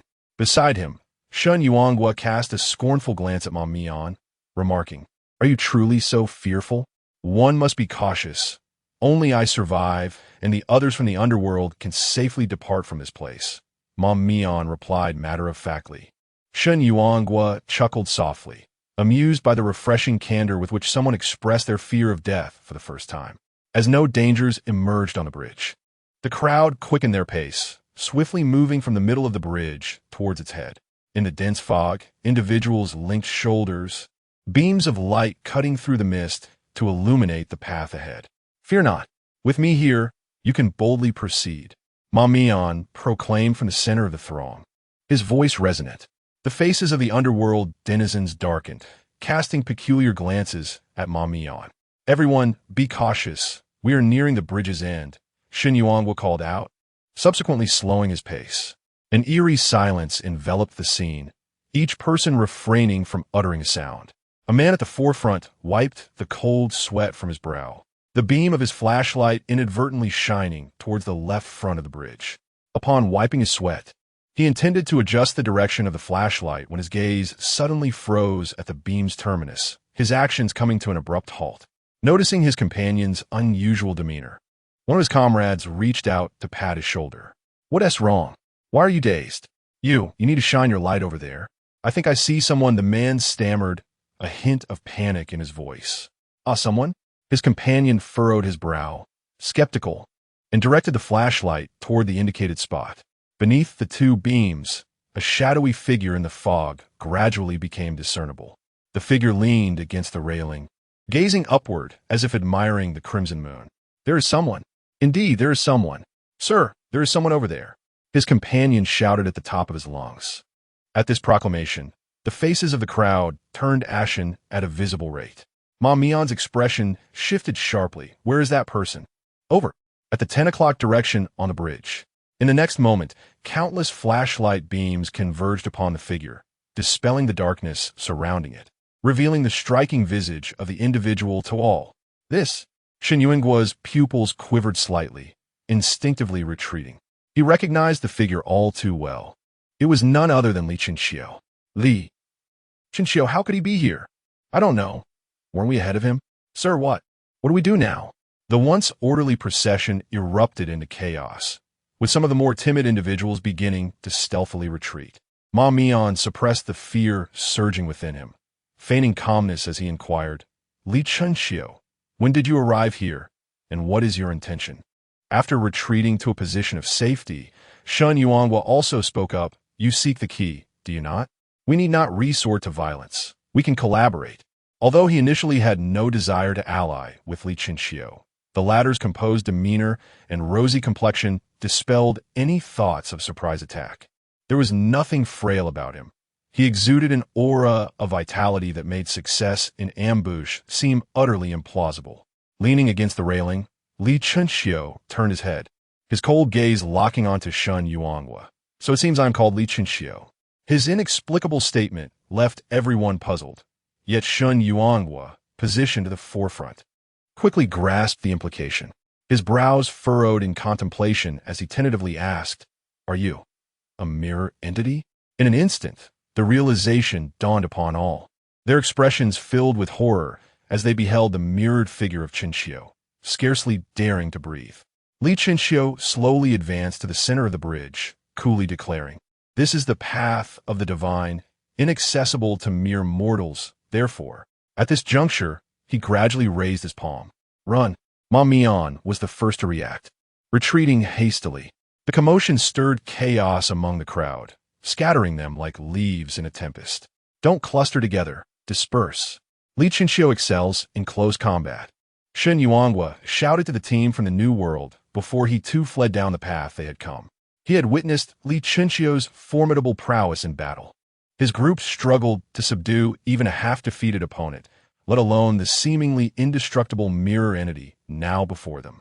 At Shun Yuanhua's urging, those who had previously huddled together hastily broke apart, sprinting frantically as if possessed. Li Chenxiu tilted his head, a hint of bewilderment flickering in his eyes. What do they mean by him excelling only in close combat? Team battles were his true forte. Observing the panicked throng, he concentrated his thoughts. Suddenly, with a resounding splash, his arm transformed into a column of water, soaring skyward into the thick mist. A frigid wave of energy spread out above the fleeing crowd. Ma Mian, running at the forefront, felt a sudden jolt of alarm. Believing himself to be safe, he glanced back at Li Chenxiu, just in time to witness the transformation of his arm into flowing water, erupting into the air. This, Ma Mian's pupilles dilated in shock, the sheer astonishment causing him to falter in his flight, maintaining a backward glance. Shun Yuanhua caught up to him, giving Ma Mian a nudge. What are you dawdling for? Ma Mian swallowed hard. What is Li Chenxiu's ability? Strength, why? But how can he turn into water? Before he could finish his sentence, a gruesome sound erupted from behind him. Turning around, he beheld a resurrector with a bloodied hole in their forehead. Yet, this was merely the beginning. Within the fog, droplets of water shot forth like bullets, the air filled with a cacophony of whistling as anguished cries filled the scene. Oh, what is happening? What is this rain? Why can it kill? Save me, save. Is this not the power of a flood disaster from the internet? Why is it manifested here? Wait a moment. Why is this mirrored figure's body transforming into water? Does Li Chenxiu possess such abilities? Someone turned around and noticed something amiss, shouting loudly. Do not look any longer. Li Chenxiu is the flood. Run towards the bridge.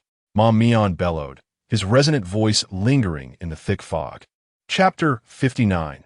Departure and arrival in stark contrast to the chaos and clamor of the western bridge. The eastern side exuded an unusual tranquility. Li Chenxiu and his two companions traversed through the mountains and across the plains, finally arriving at the eastern end of the long bridge. He Lu, hindered by his mobility issues, was supported by Zheng Kong, which resulted in a notably slow pace, and it was only now that they stood before the abyss.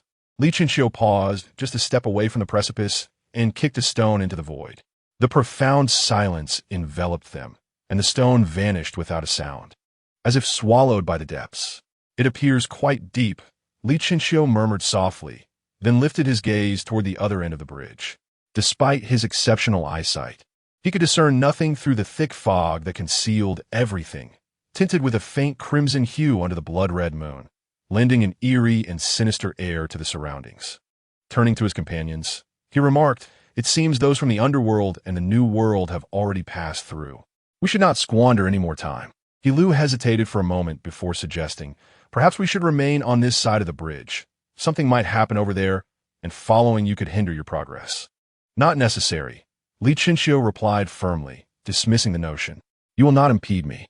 Let's move." Without allowing further discussion, he stepped onto the long bridge. Zheng Kong and Hilu exchanged glances, resigned, and followed suit. As all three ventured onto the bridge, a gurgling sound echoed in their ears. Li Chinchio halted and looked ahead. Moments later, a series of erratically swirling crimson letters gradually materialized. All participants have embarked on the divine path, fulfilling the conditions to depart the underworld. The red moon faces west, indicating the direction of the altar, while the north leads to the portal to leave the underworld. Please assess accordingly. Suddenly, a thunderous rumble erupted behind them. Hilu was the first to react, turning to glance over his shoulder. Before them loomed a colossal black vortex, nearly 500 meters in diameter, dominating the bridge's entrance and rotating in a clockwise manner. The sudden emergence of such a behemoth startled Hilu, causing him to tremble. Had it not been for Zheng Kang's steady hand at his back, he might have collapsed. Li Chinchio approached the vortex, examining it with curiosity, and then turned to his companions, saying, "Since the exit has manifested, you should leave at once." "Thank you. I shall remember your kindness, and once we are out, I will certainly express my gratitude in person." Hilu nodded appreciatively at Li Chinchio. Li Chinchio waved his hand dismissively. "No need for that. That will not do. A life-saving grace cannot be dismissed as a mere, trifling favor." Hilu interjected passionately. Zheng Kong, standing beside him, added, "Indeed, while you may view this as insignificant, it has undoubtedly saved our lives. Such a debt must be repaid." Li Chinchio regarded the two with a bemused expression and explained, "What I mean is, there is no need for a personal visit. If you wish to repay me, you may transfer some funds to my bank account. I am rather impoverished. Otherwise, I would not have taken a security job for a few hundred yuan." A profound silence enveloped the scene. 6 crows soared overhead, tracing a path above Hilu and Zheng Kong. Money?" Hilu seemed uncertain, having not fully grasped what Li Chinchio had said. "Yes, precisely, it is money. The quantity depends entirely on the intentions of your intongsi." Li Chinchio replied with a smile. After a brief moment of confusion, Hilu finally responded, "Oh, well then it's money." Upon hearing this answer, Hilu's stature in Li Chinchio's eyes instantly elevated, and the chill within Li Chinchio's gaze softened, imbued with a touch of warmth. Just as Li Chinchio was about to speak, he suddenly felt a tremor in his ear. Li Chinchio raised an eyebrow, directing his gaze beyond the two towards the west of the bridge. Moments ago, he had faintly heard a rising chorus of shouts. Noticing the change in Li Chinchio's expression, Zheng Kong inquired with concern, "What's the matter? Is something wrong?" Li Chinchio casually shook his head. "It's nothing. You both should leave quickly. Staying here any longer increases the danger. Don't waste time." "All right, brother. Besides us, a young woman has joined the intongsi. If you happen to meet her on the bridge, I hope you will assist her. Our intongsi would be immensely grateful." Hilu earnestly grasped Li Chinchio's hand. Li Chinchio offered Hilu a reassuring glance. "Rest assured, as fellow humans, I shall not turn a blind eye." "Thank you. We appreciate it." After exchanging their gratitude, they supported each other and stepped into the vortex. Beiwang Mountain, Bonfire Square. Soldiers, paired in twos, carried stretchers, transporting the bodies scattered across the square. Before the blood-colored portal that seemed to merge with the clouds, Yiyu stood anxiously, a prominent bump swelling on her forehead. Earlier, just as she was about to charge into the blood-colored portal, an invisible barrier appeared before it, forcefully rebounding her to the ground. "When will this bump go down?" Yiyu lamented, reaching up to touch her forehead. It was not that she was concerned about her appearance, but rather felt somewhat embarrassed. At that moment, a soldier jogged up to her. "Commander, we have searched the area, but found no trace of the 096 disaster water. Any findings regarding the location of the satellite phone distress signal?" Yiyu turned her gaze toward the soldier. Based on the traces left at the scene, it could be confirmed that the 096 disaster water engaged in battle with other resurrected beings. As for who emerged victorious and where the disaster water has gone, we currently have no results. Yi nodded thoughtfully and commanded, conduct blood sampling and send it to the testing department. Ensure all blood data is recorded in the DNA database. Understood. The soldier replied emphatically before hastily departing. Yi gazed deeply at the blood-colored portal, pondering. Could be inside? If not on the mountain, this was the only possibility that came to her mind. Before Yi could delve deeper into her thoughts, the surface of the blood-colored portal rippled, and two figures, limping, emerged, He Lu and Zheng Kong. Yi? They exclaimed in unison, astonished. What has happened to you both? Night Yu stepped forward with concern, assisting He Lu from Zheng Kang's grasp. He Lu, with a wry smile, replied, It's a long story. Let me catch my breath, and I'll elaborate. By the way, why didn't you go in? And what happened to the bump on your head? Night Yu, with an odd expression, evasively responded, I accidentally bumped into something. It's insignificant. Let's discuss your matters first. Meanwhile, on the bridge of the netherworld, Li Chinxiu stood before the vortex, quietly gazing ahead. His remarkable vision allowed him to see the fleeing crowd as well as the raindrops cascading from the sky. Li Chinxiu was acutely aware that this was the manifestation of extreme water. His mirrored counterpart had arrived. Chapter 60. Struggle before the vortex on the long bridge. A scattered group of individuals desperately sprinted towards the eastern end. Those who faltered, succumbing to fatigue, were mercilessly pierced by droplets of water, meeting a swift demise. Ma Mian turned to behold the dwindling number of souls from the underworld trailing behind him, his countenance darkening as if it could weep. The revivalists of the first and second tiers had perished, but those of the third and fourth tiers were his most trusted subordinates, each loss inflicting further pain upon his heart. Run. We are near the exit. If you wish to live, keep moving. Ma Mian shouted, his urgency akin to that of a physical education teacher urging students to hasten their pace. Just as he was about to voice further commands, Shun Yuanhua, racing alongside him, tugged at his arm. What is it? Ma Mian nearly shouted in response. Shin Yuanhua swallowed hard, pointing ahead. Is that Li Chinxiu? At this revelation, Ma Mian's expression froze, recalling the ominous red characters from earlier. Indeed, everyone had arrived on this bridge known as the Divine Path. How could Li Chinxiu not be present? With gritted teeth, he turned stiffly, akin to a marionette, and glimpsed the diminutive figure beneath the vortex. He wished to distance himself from that silhouette. Yet he had no choice. Cowardice was the original sin. As the distance between them dwindled, more revivalists began to notice Li Chinxiu's presence. Li Chinxiu cast a cold glance over the assembly. Now that you are aware, there is no need for you to proceed.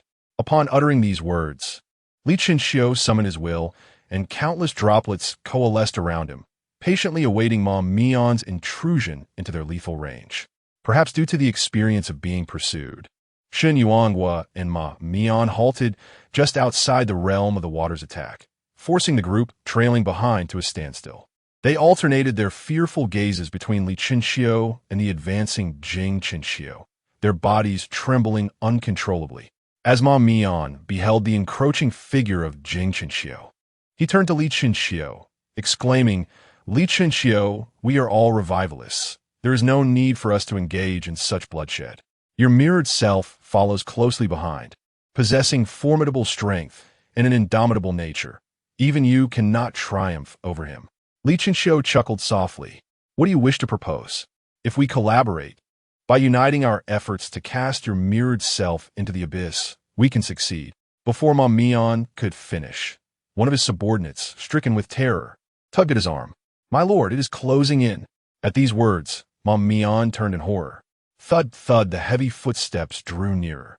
Jing Chinxiu emerged slowly from the enveloping mist, hands tucked into his pockets. Surrounded by foes on both sides, Ma Mian and Shun Yuanhua found themselves trapped. Li Chinxiu, were you contemplating? We are all revivalists. Only by joining forces can we withstand your mirrored self. Shin Yuanhua shouted emphatically. Li Chinxiu did not respond to their words. Instead, he curiously observed Jing Chinxiu, who reciprocated the gaze with equal intrigue. The two of them, in perfect unison, refrained from taking action, allowing the resurrectors caught in between to vociferously shout. How amusing! Jing Chenxiu smiled enigmatically and snapped his fingers sharply. Instantly, a biting cold wind swept across the bridge, and tendrils of black smoke surged forth from the fog, manifesting into human forms upon the bridge. Among this throng were figures like the Horseface and Shun Yuanhua. Whether those who perished upon the bridge or those still alive, all were present, evidently mirroring the others. After their appearance, the mirror images first scrutinized their own bodies, then, like famished wolves, turned their gaze towards the resurrectors trapped in the middle. Jing Chenxiu, with a playful demeanor, raised his hand to restrain the multitude of mirror images behind him. Do not move. Let us witness a dog-eat-dog scenario. Upon hearing this, the resurrectors felt a profound humiliation but dared not voice their thoughts. One by one, they turned to look at Horseface and Shun Yuanhua. Shen Yuanhua spun around, glaring intently at Li Chenxiu. Do you truly intend to proceed with this? Li Chenxiu's eyes darkened. I'm not fond of slaughter, but I have no choice. You must die. Upon finishing his statement, droplets of water emanated from his body, hovering silently in the air. A wan smile appeared on Shun Yuanhua's face. After you eliminate us, you think you can simply leave, ha ha ha. No, Li Chenxiu shook his head. I will reach the opposite shore. What are you hesitating for? Charge! Horseface shouted, seizing two resurrectors and leading the charge. Seeing this, the other resurrectors gritted their teeth and followed suit. In an instant, chaos ensued as everyone exerted every ounce of strength in a desperate bid for survival. Scatter! Li Chenxiu's lips parted slightly, and droplets of water shot forth like bullets, their precision far surpassing that of Jing Chenxiu. Although Jing Chenxiu possessed all of Li Chenxiu's abilities, their familiarity with those abilities was worlds apart. Under Li Chenxiu's indiscriminate onslaught, one resurrector after another fell to the ground, leaving fewer and fewer survivors. Yet, amidst the dense barrage of water droplets, some managed to miraculously reach the end. Li Chenxiu raised his hand in a grasping motion, summoning an ice blade that shimmered with a ghostly chill into his grasp. Like a specter, he blinked and tore through the rain curtain, arriving above Shun Yuanhua in an instant. Shun Yuanhua looked up in astonishment. Ice. With a swift thrust, the icy blade, enveloped in frigid air, sliced through his neck. Shun Yuanhua's head was sent soaring, and before the crimson blood could spurt forth, it crystallized into transparent ice due to the cold, shattering upon striking the stone pavement. Meanwhile, Shun Yuanhua's head tumbled into the abyss below. After dispatching Shun Yuanhua, Li Chenxiu remained in motion, lightly tapping his toes to flash in front of Horseface. You fool! Did you truly believe I would meet my end here? Horseface shouted, his eyes reddened as a sharp bone spike erupted from his forearm, aimed at Li Chenxiu's head. However, to Li Chenxiu, all of this seemed painfully slow. As the bony spur was poised to pierce Li Chenxiu's skull, he tilted his head slightly to the left, narrowly evading the deadly strike. By the time the Horseface figure realized the need to alter the trajectory of the bone spike, Li Chenxiu's ice blade had already severed his head from his body. Thud! The head of the horse-faced creature plummeted onto the frigid ground, the headless torso reluctantly collapsing beside it. The features of the horse-faced figure contorted in agony. His expression twisted with malevolence as he fixed his gaze upon Li Chenxiu. Just wait for me. Just wait for me. I shall come for you. Before he could finish his ominous declaration, a droplet of water pierced through his skull, extinguishing the spark of life within him. Meanwhile, the very Li Chenxiu whom he obsessively recalled had already surged forth with his ice blade, advancing towards his next victim, oblivious to the words that had been uttered. In city number 11, within a dilapidated rental unit, close to a decaying wall, there lay a single bed, damp and odorous.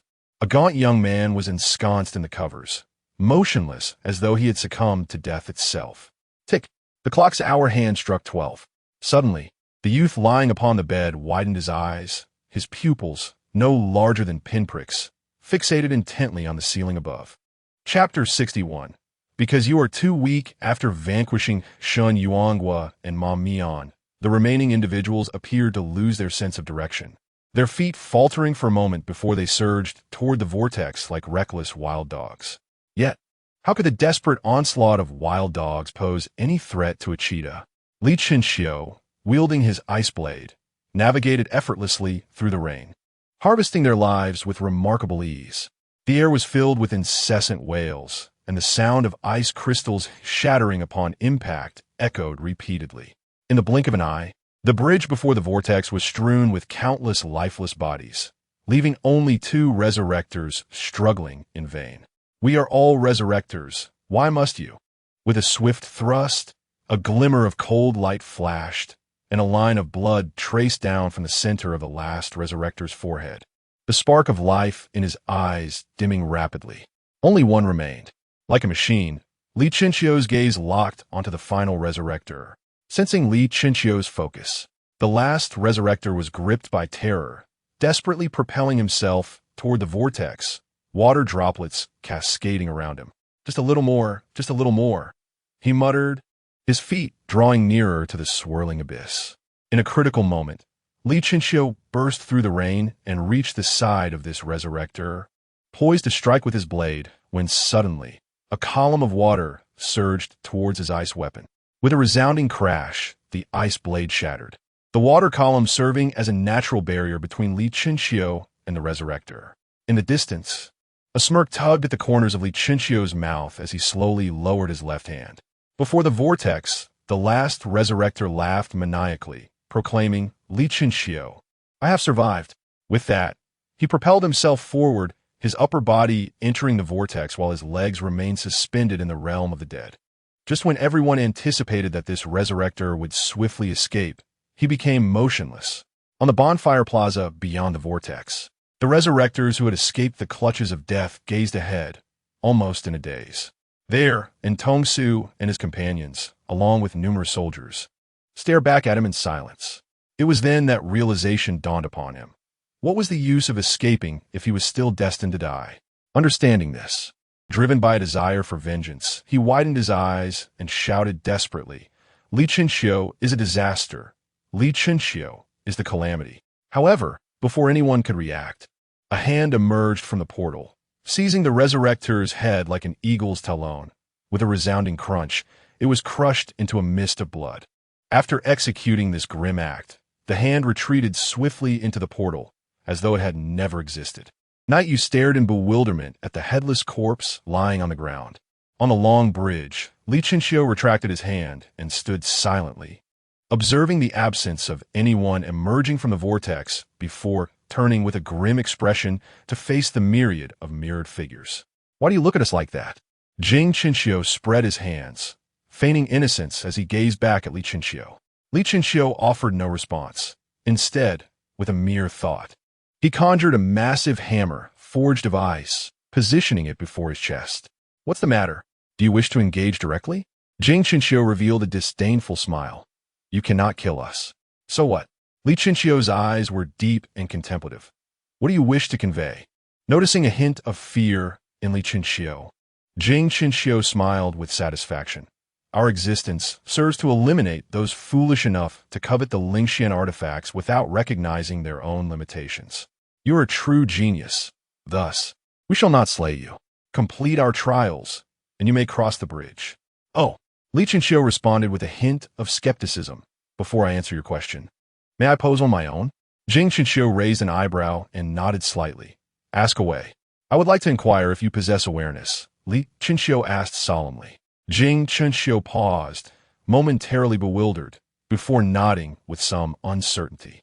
Observing this, Li Chinxiu smiled faintly, grasping the hammer before him, his fingers twisting slightly as he swung it like a pen. "What do you intend to do?" Jing Chinxiu squinted, watching Li Chinxiu with heightened vigilance. Li Chinxiu stepped forward slowly, his gaze sweeping continuously over the mirrored figures. As he spoke, "It is good to have awareness. Otherwise, if I were to strike you and you did not cry out, it would feel rather lacking." "Strike me?" Jing Chinxiu pointed incredulously at himself, as if he had heard the most absurd joke. "Am I not aware of your capabilities? You cannot defeat me in a one-on-one confrontation." And now you wish to take on many with so few? Participating in the trial is for your own benefit. Otherwise, do you believe you can traverse the divine path with your own strength? Truly a delusion. The other mirrored figures erupted in laughter upon hearing this, each regarding Li Chinxiu with disdain. Li Chinxiu did not retort. Rather, he preferred to let his actions speak for themselves. A tempest erupted around Li Chinxiu, causing him to vanish from view. Everyone retreat. Jing Chinxiu shouted to the crowd. Just as he intended to step back, a shadow loomed above him. Jing Chinxiu's pupils constricted, and with a flick of his mind, he transformed into mist, disappearing from the spot. In that instant, Li Chinxiu's colossal hammer descended from the sky, crashing onto the bridge with a resounding thud akin to a mountain's weight. Instantly, dust surged like a tsunami from around the hammer, and spiderweb-like cracks spread out from beneath Li Chinxiu's feet. The terrifying force compelled the surrounding mirrored figures to stagger back. In the distance, the human-like form of Jing Chinxiu gazed at Li Chinxiu's silhouette in terror. It was too swift, so fast that he could barely react. Yet why was this so? Wasn't his strength supposed to be on par with this individual? Amidst the billowing dust, Li Chinxiu extracted the hammer from the deep crater, turning to face Jing Chinxiu's direction. That was quite fast. Jing Chinxiu struggled to suppress his astonishment. Why are you so fast? Because you are too weak. With that, Li Chinxiu swung the hammer towards several mirrored figures standing nearby. Bang, bang, bang, accompanied by a series of explosive sounds. Plumes of black smoke billowed from beneath the hammer, reminiscent of the former ruler of the palace. Brute! Jing Chinxiu shouted coldly as he conjured a massive ice hammer, charging towards Li Chinxiu. Snap!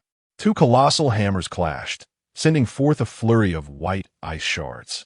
Li Chinxiu, calm and composed, tightened his grip on the hammer's handle, pressing downward with determination. In contrast, Jing Chinxiu knelt on one knee, gritting his teeth as he struggled to resist.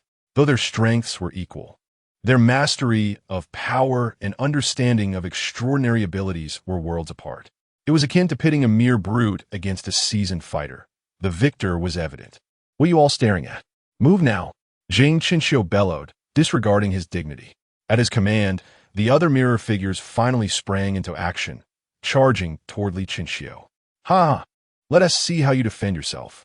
Jing Chinxiu exclaimed, a manic grin spreading across his face.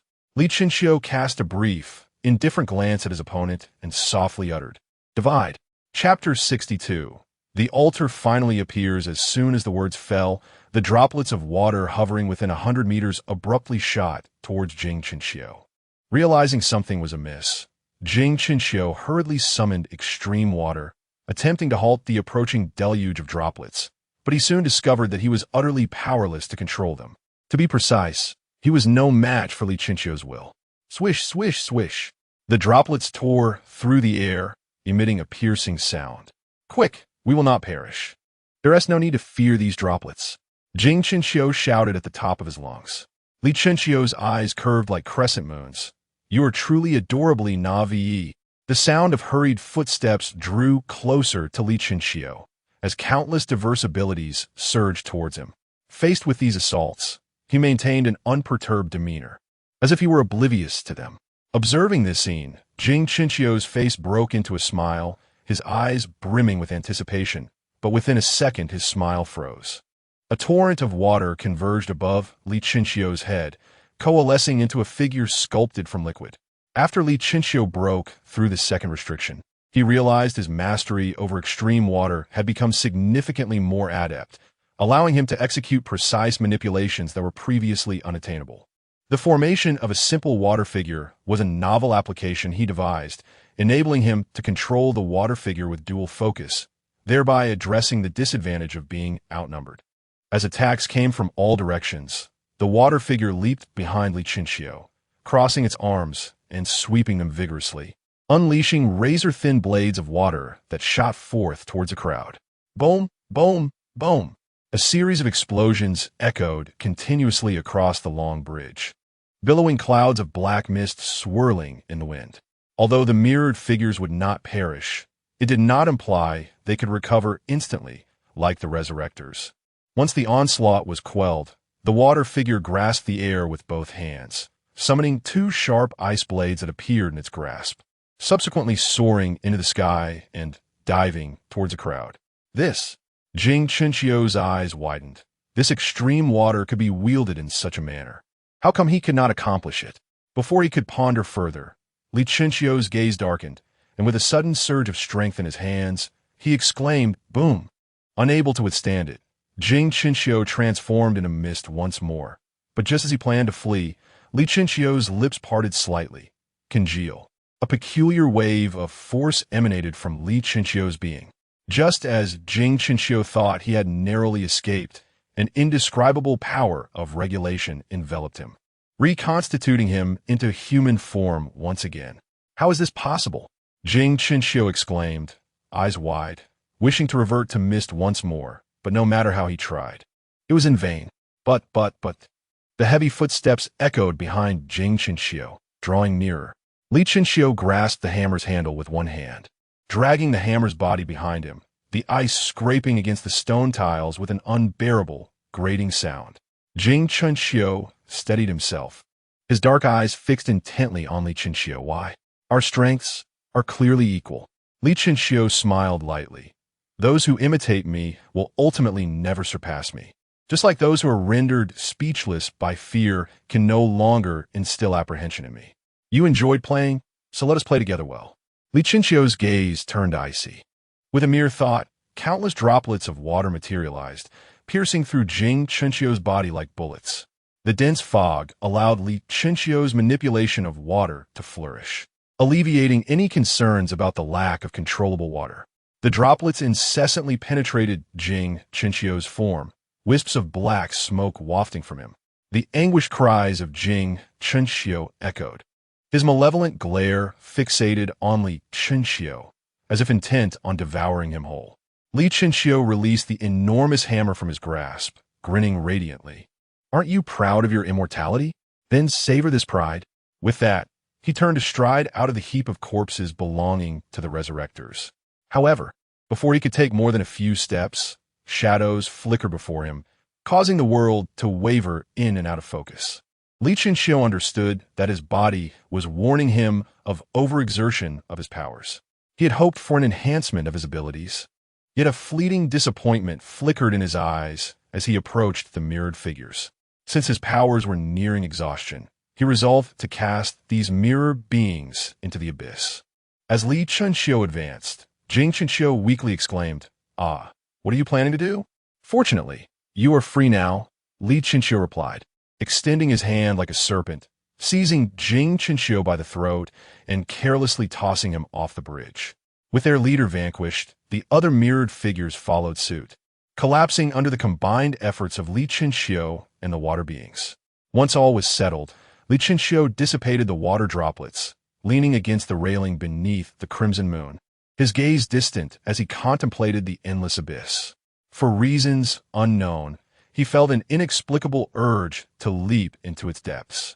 After a brief respite, Li Chinchio approached the vortex, squatting to search each body meticulously. He possessed only 2 keys and required 3 more to unlock the final trial. After spending nearly half an hour, he successfully gathered 5 keys and set off towards the western end of the bridge. At Baiting Mountain, the bonfire square was alive with soldiers continuing to transport bodies, while the 3 members of the Intongsi sat together. A headless corpse lay before them. Yiyu, adorned in white gloves, delicately used tweezers to peel away the clothing adhered to the corpse's surface. Beneath the garments, numerous tiny blood holes lay bare, exposed to the trio. Yiyu squinted, extending his hand to the side. The soldier nearby promptly retrieved an envelope from his backpack and handed it to Yiyu. After accepting the envelope, Yiyu extracted several photographs, distributing them to Zheng Kong and He Lu. The images depicted deceased bodies, each marked with the same blood holes as the Resurrector before them.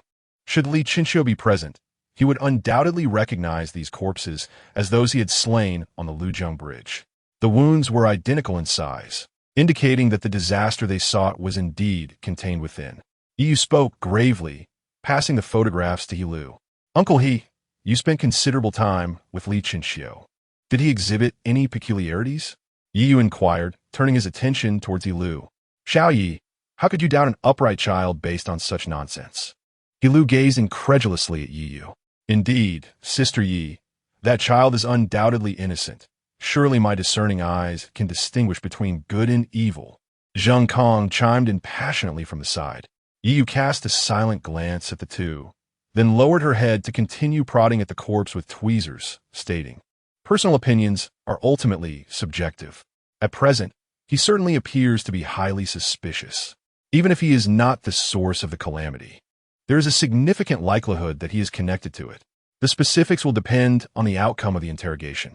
As they walked westward across the bridge, Li Chenxiu ventured a few more miles and finally beheld the altar referenced in the crimson letters. Chapter 63. The Dragon? Beneath the pale, crimson moonlight, the square altar stood solitary and forlorn. The ancient yellow stone steps exuded an indescribable sense of antiquity, flanked by soldiers clad in silver armor, their wide-open eyes carved into the stone, staring blankly yet vividly at Li Chenxiu. After pausing briefly before the altar, Li Chenxiu ascended the stone steps, completely disregarding the murals etched on either side. Perhaps due to a lack of visitors for an extended period, dust covered the steps and cobwebs adorned the corners. Each time Li Chenxiu's feet touched the ground, clouds of dust billowed into the air. Unbeknownst to him, with every step he took, the soldier's eyes began to glimmer with a hint of crimson, their rigid eyeballs following the retreating figure of Li Chenxiu. The steps were not lengthy, and Li Chenxiu soon reached the end, where a vast platform came into view. A rumbling sound emanated from his stomach, and crimson words gradually appeared. Please insert the 5 keys into the 5 keyholes at the center of the platform. Those who insert the keys will enter the final trial. After reading the message, Li Chenxiu retrieved 5 keys from his pocket and approached the center of the platform, where indeed 5 keyholes awaited him. Without hesitation, he inserted each key into its corresponding keyhole. With a sharp click, as the last key was inserted, the platform suddenly began to tremble. Li Chenxiu furrowed his brow, using his strength to leap to the edge of the platform, his gaze alertly fixed on the center, where his sixth sense warned him of imminent danger. In an instant, the space at the center of the platform quivered like fabric, and with a crackle, a slender fissure appeared before Li Chenxiu. Ha! At last, I have emerged. A maniacal laughter echoed from the crack, the terrifying sound sending winds swirling across the platform.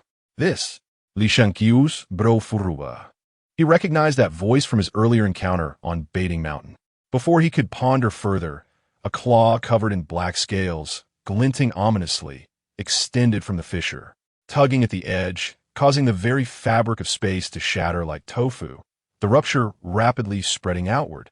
The purest black consumed all light like a ravenous beast. Realizing something was amiss, Li Chenxiu propelled himself backward, plummeting toward the ground. 100 meters, 70 meters, 50 meters, 30 meters. Just as Li Chenxiu was about to plunge into the abyss, he calmly uttered, "Rise."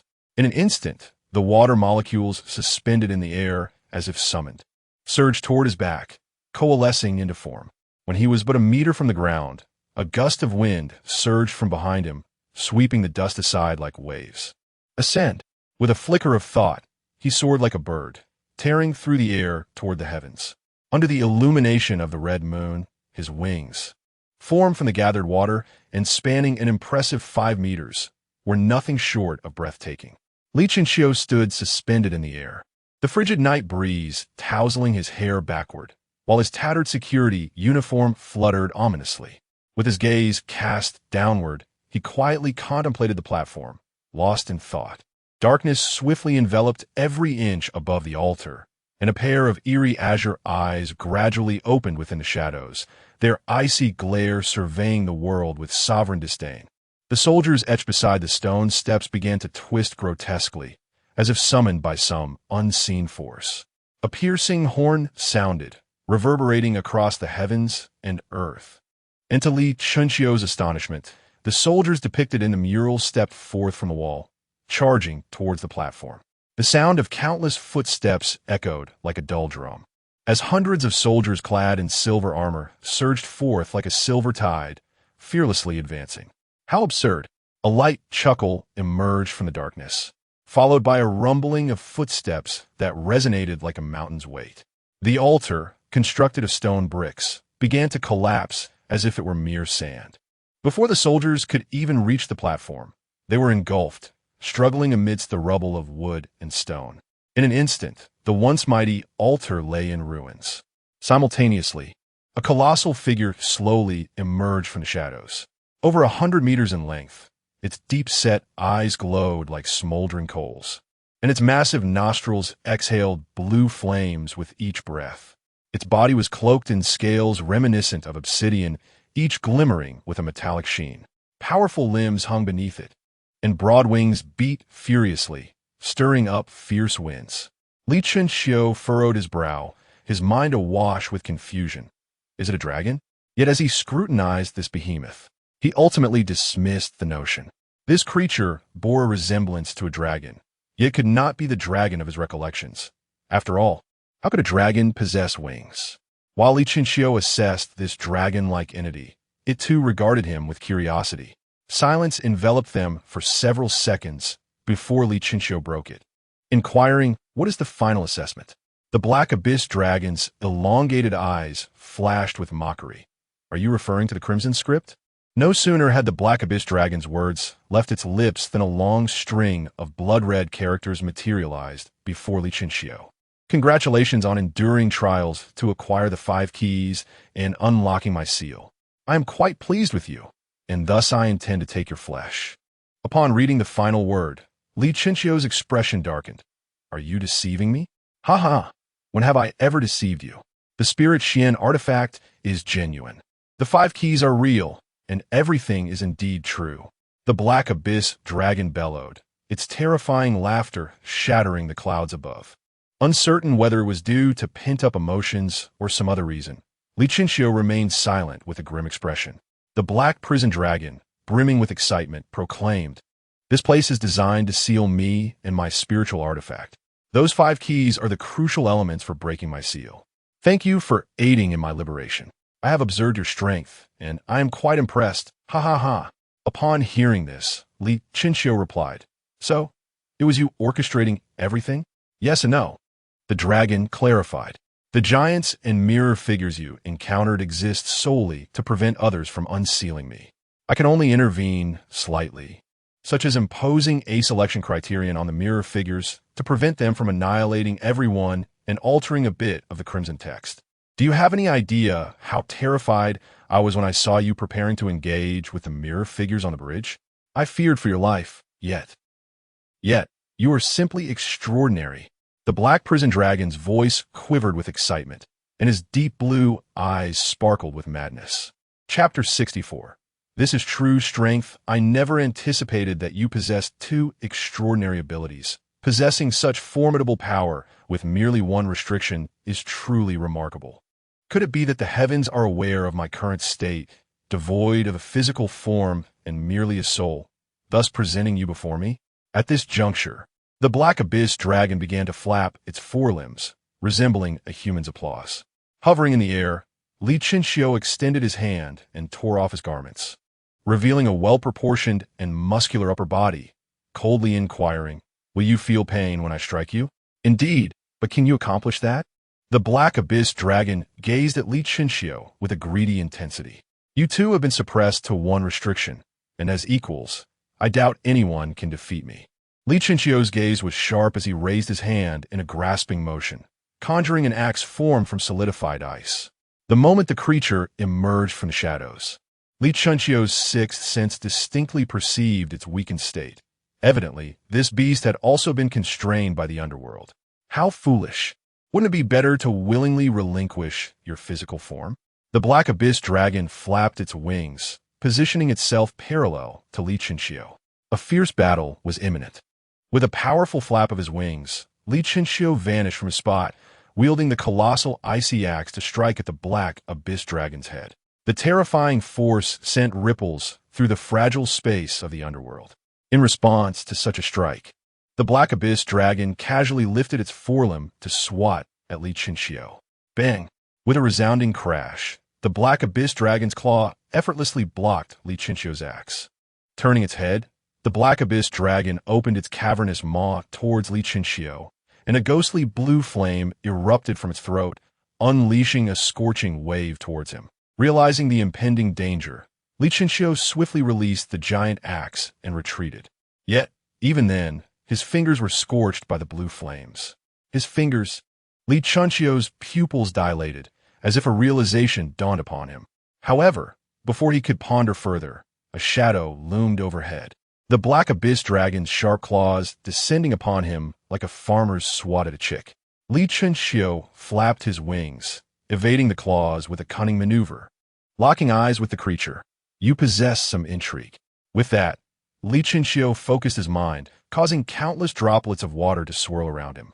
With a downward gesture of his fingers, the droplets shot forth. The black abyss dragon opened its mouth, spewing forth the ghostly blue flames. At the moment of contact, a hissing sound emanated from the flames as Li Chinchio's water droplets vanished without a trace. "Stop struggling, although I'm restricted to one. The underworld's constraints upon me are not absolute. My power is merely limited to the second restriction," the black abyss dragon mocked. "It's just a matter of having a bit more strength." Li Chinchio smiled subtly, sidestepping the oncoming blue flames, while simultaneously extending one of his fingers into the blaze. Moments later, a smirk played upon his lips, and a glimmer of understanding flashed in his eyes. At this moment, he finally comprehended why he had been unable to awaken his third supernatural ability. It turned out that awakening such powers required not only a transformation, but also the experience of a death closely associated with the ability itself. Much like the element of extreme water, he had drowned 2 years ago at the Lujiang Bridge, which enabled him to awaken this ability immediately after the transformation. So that was the reason. Li Chinchio withdrew his finger.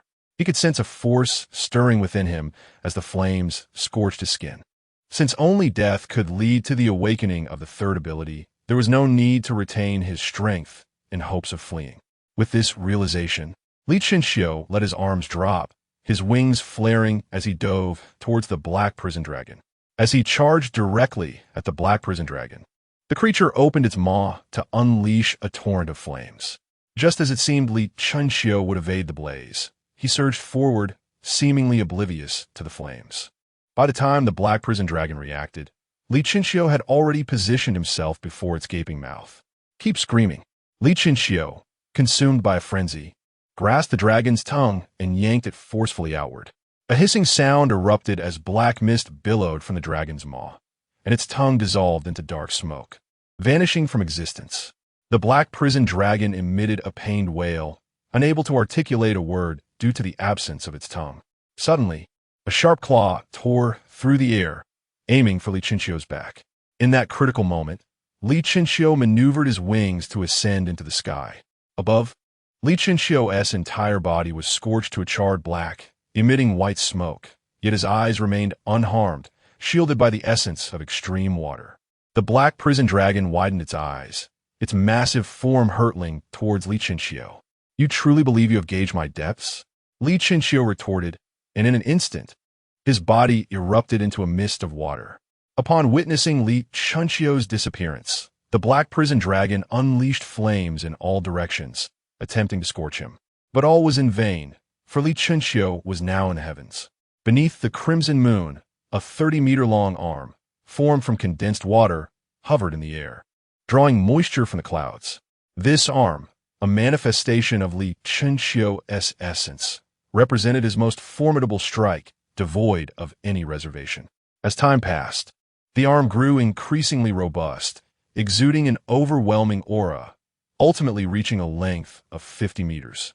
"Now, this is true strength." Li Chinchio's indifferent voice resonated from the clouds. As the colossal arm descended upon the black prison dragon, the sound echoing like wails of the damned. The black prison dragon lifted its head, its deep azure eyes reflecting a human-like horror. Yet, it had no option to retreat. It spread its wings and soared skyward, raising its forelimbs to collide with Li Chinchio. "I shall not be defeated. How could I possibly succumb to one who is restrained?" The black prison dragon roared within. With a thunderous crash, Visible ripples radiated through the air as the fabric of the nether realm was torn asunder like parchment. Two terrifying forces clashed and held their ground in the skies. Just when the abyssal dragon believed it had successfully thwarted its adversary, a light, mocking laughter emanated from its arm. "Do you truly think yourself worthy to measure me?" In that fleeting moment, an overwhelming force erupted from its limb, suffocating the abyssal dragon as its once prized strength was completely crushed by Li Chinchio. The 100-meter-long dragon's body was forcefully pressed into the ruins, creating a gaping pit several dozen meters deep in the once even ground. Roaring in defiance, the abyssal dragon twisted and writhed in a futile struggle. "It seems you enjoy games, much like Jing Chinchio."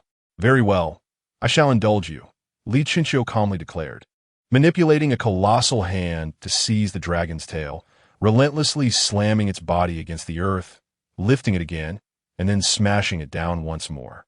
Chapter 65. Homecoming. After several back-and-forth exchanges, Li Chinchio finally released his grip. The black prison dragon lay on the ground, its eyes rolled back in torment, resembling a puddle of muck. With a mere thought, Li Chinchio's 50-meter-long arm abruptly dissipated.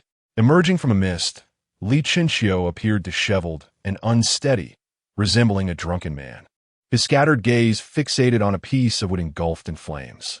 According to Li Chinchio's reasoning, if he were to perish in the fire, it would be akin to his previous drowning, allowing him to be reborn once more. Closer now, stronger. Li Chinchio's weary eyes sparkled with a hint of joy as he conjured an ice spike aimed at his own heart. With a soft puncture, crimson blood trickled down as the pain jolted his foggy mind back to clarity. Almost there, so close. A grin spread across his lips as he approached the blaze, merely 3 steps away. Just as he was about to take his penultimate step, the black prison dragon behind him opened its eyes, its azure slit pupils widening in astonishment. In the next moment, the massive form of the dragon transformed into wisps of black smoke, drifting away with the wind, yet one tendril surged in the opposite direction towards Li Chinchio. At the precipice of taking his final step, the wisp of smoke surged into the back of his head, causing his already wobbling body to collapse to the ground. In the boundless darkness, Li Chinchio stood, utterly exhausted. "Where am I?" He glanced around, bewildered, observing his translucent body akin to glass. "I truly underestimated you. You are unexpectedly formidable." In the darkness, a pair of azure eyes gradually illuminated, followed by tendrils of blue flame spiraling upward, revealing the form of the black prison dragon before him. In stark contrast to its previous towering height of 100 meters, the black prison dragon now appeared diminutive, standing just over 2 meters tall. Although the journey had proven convoluted, the outcome remained unchanged. Your soul has indeed weakened. Now, I simply need to extinguish your spirit, and this corporeal vessel shall belong to me. Before the dragon could finish its sentence, it flapped its wings and lunged at Li Chinchio. It was genuinely afraid, fearing Li Chinchio might suddenly utter, "Do you think you are worthy to measure me?" The black prison dragon's speed was not swift, yet Li Chinchio moved even slower, having no intention of evading. With a resounding thud, Li Chinchio was pinned beneath the dragon. "You have no chance left. Your soul is too feeble." The black prison dragon secured Li Chinchio with its limbs, the blue flames on its body gradually spreading to him. In an instant, a piercing pain shot through Li Chinchio's forehead. However, he did not exhibit any discomfort, as this pain was trivial to him, or perhaps he was simply able to endure it. Li Chinchio calmly regarded the black prison dragon, a faint smile adorning his lips. "Your fire lacks fervor." "You." The black prison dragon widened its eyes, such a resilient tongue. The azure flames blazed more fervently, wisps of black smoke drifting from Li Chinchio's soul. "Enjoy this moment." The hell dragon released Li Chinchio, soaring into the sky, silently awaiting the moment of his demise. The fire grew increasingly intense, engulfing Li Chinchio entirely, rendering him invisible from the outside. How long must it burn to claim a life? Li Chinchio bit his lip, instinctively curling his body tightly as the searing heat enveloped him, holding his knees with both hands. Time became an indistinct blur. Li Chinchio could no longer see the colors of the flames, nor hear the crackling sounds. He felt as though he had fallen into a deeper abyss of darkness, an ineffable sense of solitude wrapping around him. Warm, gentle sunlight filtered through the aged window, slowly coaxing Li Chinchio's eyes open. The ceiling above bore several cracks, and the peeling wallpaper clung to the wall with tape, while an antiquated tungsten light swayed with the morning breeze. An enticing aroma of steamed buns wafted in from outside the window. Li Chinchio recognized that Uncle Wang's bun shop on the second floor had commenced its operations. What?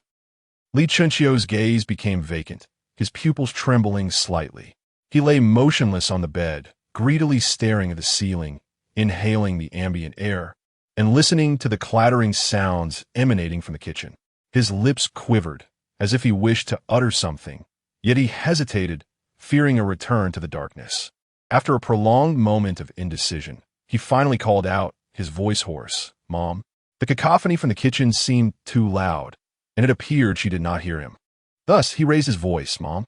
"Oh, what is it?" came a gentle and familiar voice from the kitchen. Li Chinchio, lying in bed, froze momentarily, as if a string within him had been plucked, and tears began to flow uncontrollably from the corners of his eyes. Trembling, he pushed aside the covers and, steadying himself against the wall, took slow, measured steps toward the kitchen. This was the shortest yet longest journey of his life. Leaning against the kitchen doorframe, he gazed at the middle-aged woman wearing an apron, her hair now flecked with gray, the wrinkles at the corners of her eyes deepening. "So you seem to notice the commotion at the door and turn to look at Li Chinchio. Oh dear, why are you crying?" Li Chinchio rubbed his eyes, forcing out an awkward smile. "Something seems to have gotten into my eyes. Quickly wash your face. Dinner will be ready soon. Go call Xiaoyu next door." Suyu responded without suspicion, resuming her previous task. "All right." Li Chinchio nodded obediently, turning to leave the kitchen. Just as he reached the door, a series of knocks echoed from the other side. "Coming," he called out, hastening to the door and opening it ajar. As the door creaked open, a hand quickly grasped the doorframe, followed by a radiant face appearing before Li Chinchio. "Oh dear, what happened to your red eyes? Have you been crying?" Qi Mingwei, as if witnessing something astonishing, pointed at the corner of Li Chinchio's eye with a mischievous grin, his gaze filled with surprise. "Get lost. I wouldn't shed a tear even if you were to die," Li Chinchio retorted, brushing aside Qi Mingwei's hand. Qi Mingwei chuckled softly, "Your tongue is still quite sharp. If the day ever comes when one of us must perish, I shall ensure it is before you, so I can behold your tears for me, while you remain oblivious to my own sorrow. Two birds with one stone." Li Chinchio paused momentarily, then, in a jesting tone, asked, "Are you, a heartless creature, truly capable of weeping for me?" Qi Mingwei lightly tapped Li Chinchio's shoulder with a clenched fist. "Let us not jest about such morbid matters. If one day your own words lead to your demise, what shall I do, left alone without a companion to converse with? You wouldn't want me to follow you to heaven, would you?" Chapter 66. It should not be called a final wish upon finishing his words. Qi Mingwei retrieved a concert ticket from his pocket and placed it on the entrance table. "Since you adore Zhou Mulan songs, I have procured a ticket for his concert. Today, I will take care of your duties, so go enjoy yourself. No need to thank me. Just consider me a legend."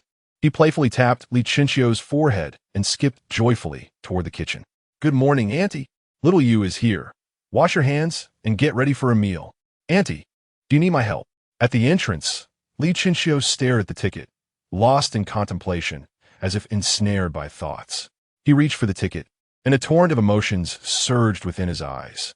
He recalled this day as the first time he had attended a concert. Zhou Mulan's melodies were enchanting, and the evening breeze had been gentle. "Xiaozi, why are you standing there? Come and eat." Qi Mingyue's voice broke through Li Chinchio's reverie. "Oh," Li Shankyu responded suddenly, tucking the ticket into his pocket as he settled at the coffee table in front of the large television.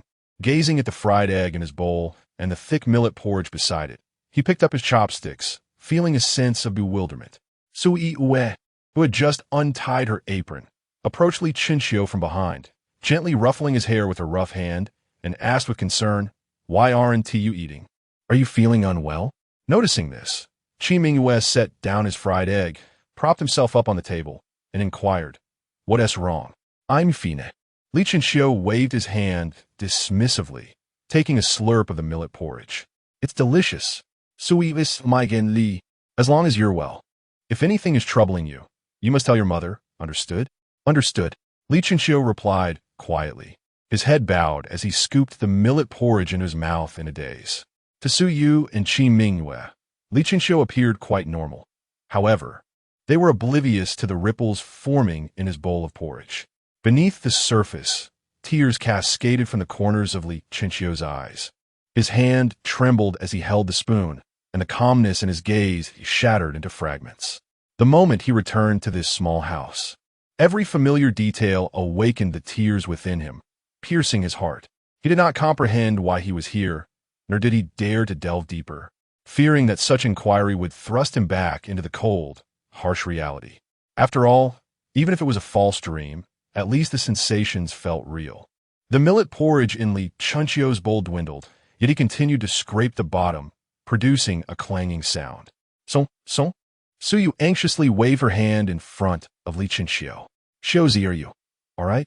Qi Mingyue stepped closer, resting a hand on his back. Leaning down to examine his profile. I. Li Chenxiu could no longer suppress the flood of emotions within him. He raised his gaze to meet Su Yu's worried expression, tears streaming down like a spring, silent and serene, akin to falling leaves in autumn. Mother, I am so sorry. It is my fault. I owe you an apology. Li Chenxiu knelt on the ground, clutching Su Yu's legs with trembling hands, his body quaking from overwhelming emotion. Son, what is the matter with you? Su Yu bent slightly, anxiously caressing the back of Li Chenxiu's head with her hands. Do not frighten me. Have you been bullied? Bullied? Qi Mingyue exclaimed, his expression shifting as he grasped Li Chenxiu's shoulders and demanded, Who has wronged you? Was it those ruffians at the school gate? Li Chenxiu paid no heed to their queries, lost in a torrent of guilt. Mother, I should not have made that phone call. I failed to protect you. I should not have awakened so late. If only I had risen earlier, you would not have had to die. I am so sorry. I could not provide you with a grand house. I could not cure your migraines. I never took you to the seaside for a stroll. I am a fraud. But truly, I never intended to break my promises. As he spoke, Li Chenxiu's voice grew hoarse, the tremor of his weeping enveloping the room in a somber chill. Silence fell, and everything seemed to still. Panic surged within Li Chenxiu as he looked up, meeting Su Yu's serene smile. Silly child, I have never blamed you. You have never wronged me. You must live well. I will always watch over you. Her words were gentle as a breeze, soothing Li Chenxiu's anxiety. Tentatively, he asked then, Mother, could you visit me in my dreams more often? I long for your dumplings. Su Yu affectionately ruffled his hair. I will come. You rascal. Qi Mingyue's head unexpectedly popped up from the side. You can't just not tell me if you're alive. What a dreadful name. Li Chenxiu. Chenxiu sounds so much better. Next time we meet, you must tell me your name. Impossible. Li Chenxiu paused, then broke into a smile through his tears. If you were to die, I could tell you my name at your grave. Then you must keep it hidden, lest I discover it. Qi Mingyue winked at Li Chenxiu, then transformed into a wisp of blue smoke, drifting out the window. Immediately, the surrounding space crumbled like shattered glass, collapsing from the outside inward. Mother, Li Chenxiu grasped Su Yu's hand. Do you have any final wishes? Su Yu smiled gently, looking at Li Chenxiu with warmth. A mother's wish should not be called a final wish. With that, Su Yu, like Qi Mingyue, dissipated into a wisp of smoke, and the surrounding space plunged into darkness. Li Chenxiu remained frozen in place, repeating Su Yu's words like a fool. It should not be called a final wish. It should not be called a final wish. His voice dwindled to a whisper, yet the smile on his face blossomed ever more brightly. A ludicrous thought arising in his heart. In the endless darkness, the fervor within Li Chenxiu diminished, and the vibrations of his soul weakened, akin to a candle nearing extinguishment. The hell dragon, exhilarated, descended from the sky. It was finally on the verge of success. No matter how strong you are, you can only serve as my bridal gown. The black prison dragon chuckled ominously. Just as it was about to devour Li Chenxiu's head in a single bite, an inconspicuous deep crimson hue emerged amidst the ethereal blue. Simultaneously, An overwhelming sense of dread enveloped the black prison dragon's entire being, rendering it suddenly immobile, as if its very spirit had been ensnared by an unseen force. In that moment, the black prison dragon felt an immense terror awakening behind it, gazing down upon it with an air of supremacy. It sensed that the slightest movement would result in its annihilation. Suddenly, the flames engulfing Li Chinchio appeared to be startled, flickering and dwindling before extinguishing completely, surrendering to the encroaching darkness. Chapter 67, The Extinguishing of the Blue Flame, cast the majority of the surroundings into darkness, leaving only a flickering deep crimson flame to persist, dispelling the surrounding chill and gloom. This small flame hovered above Li Chinchio's head, seemingly observing the black prison dragon, appearing harmless.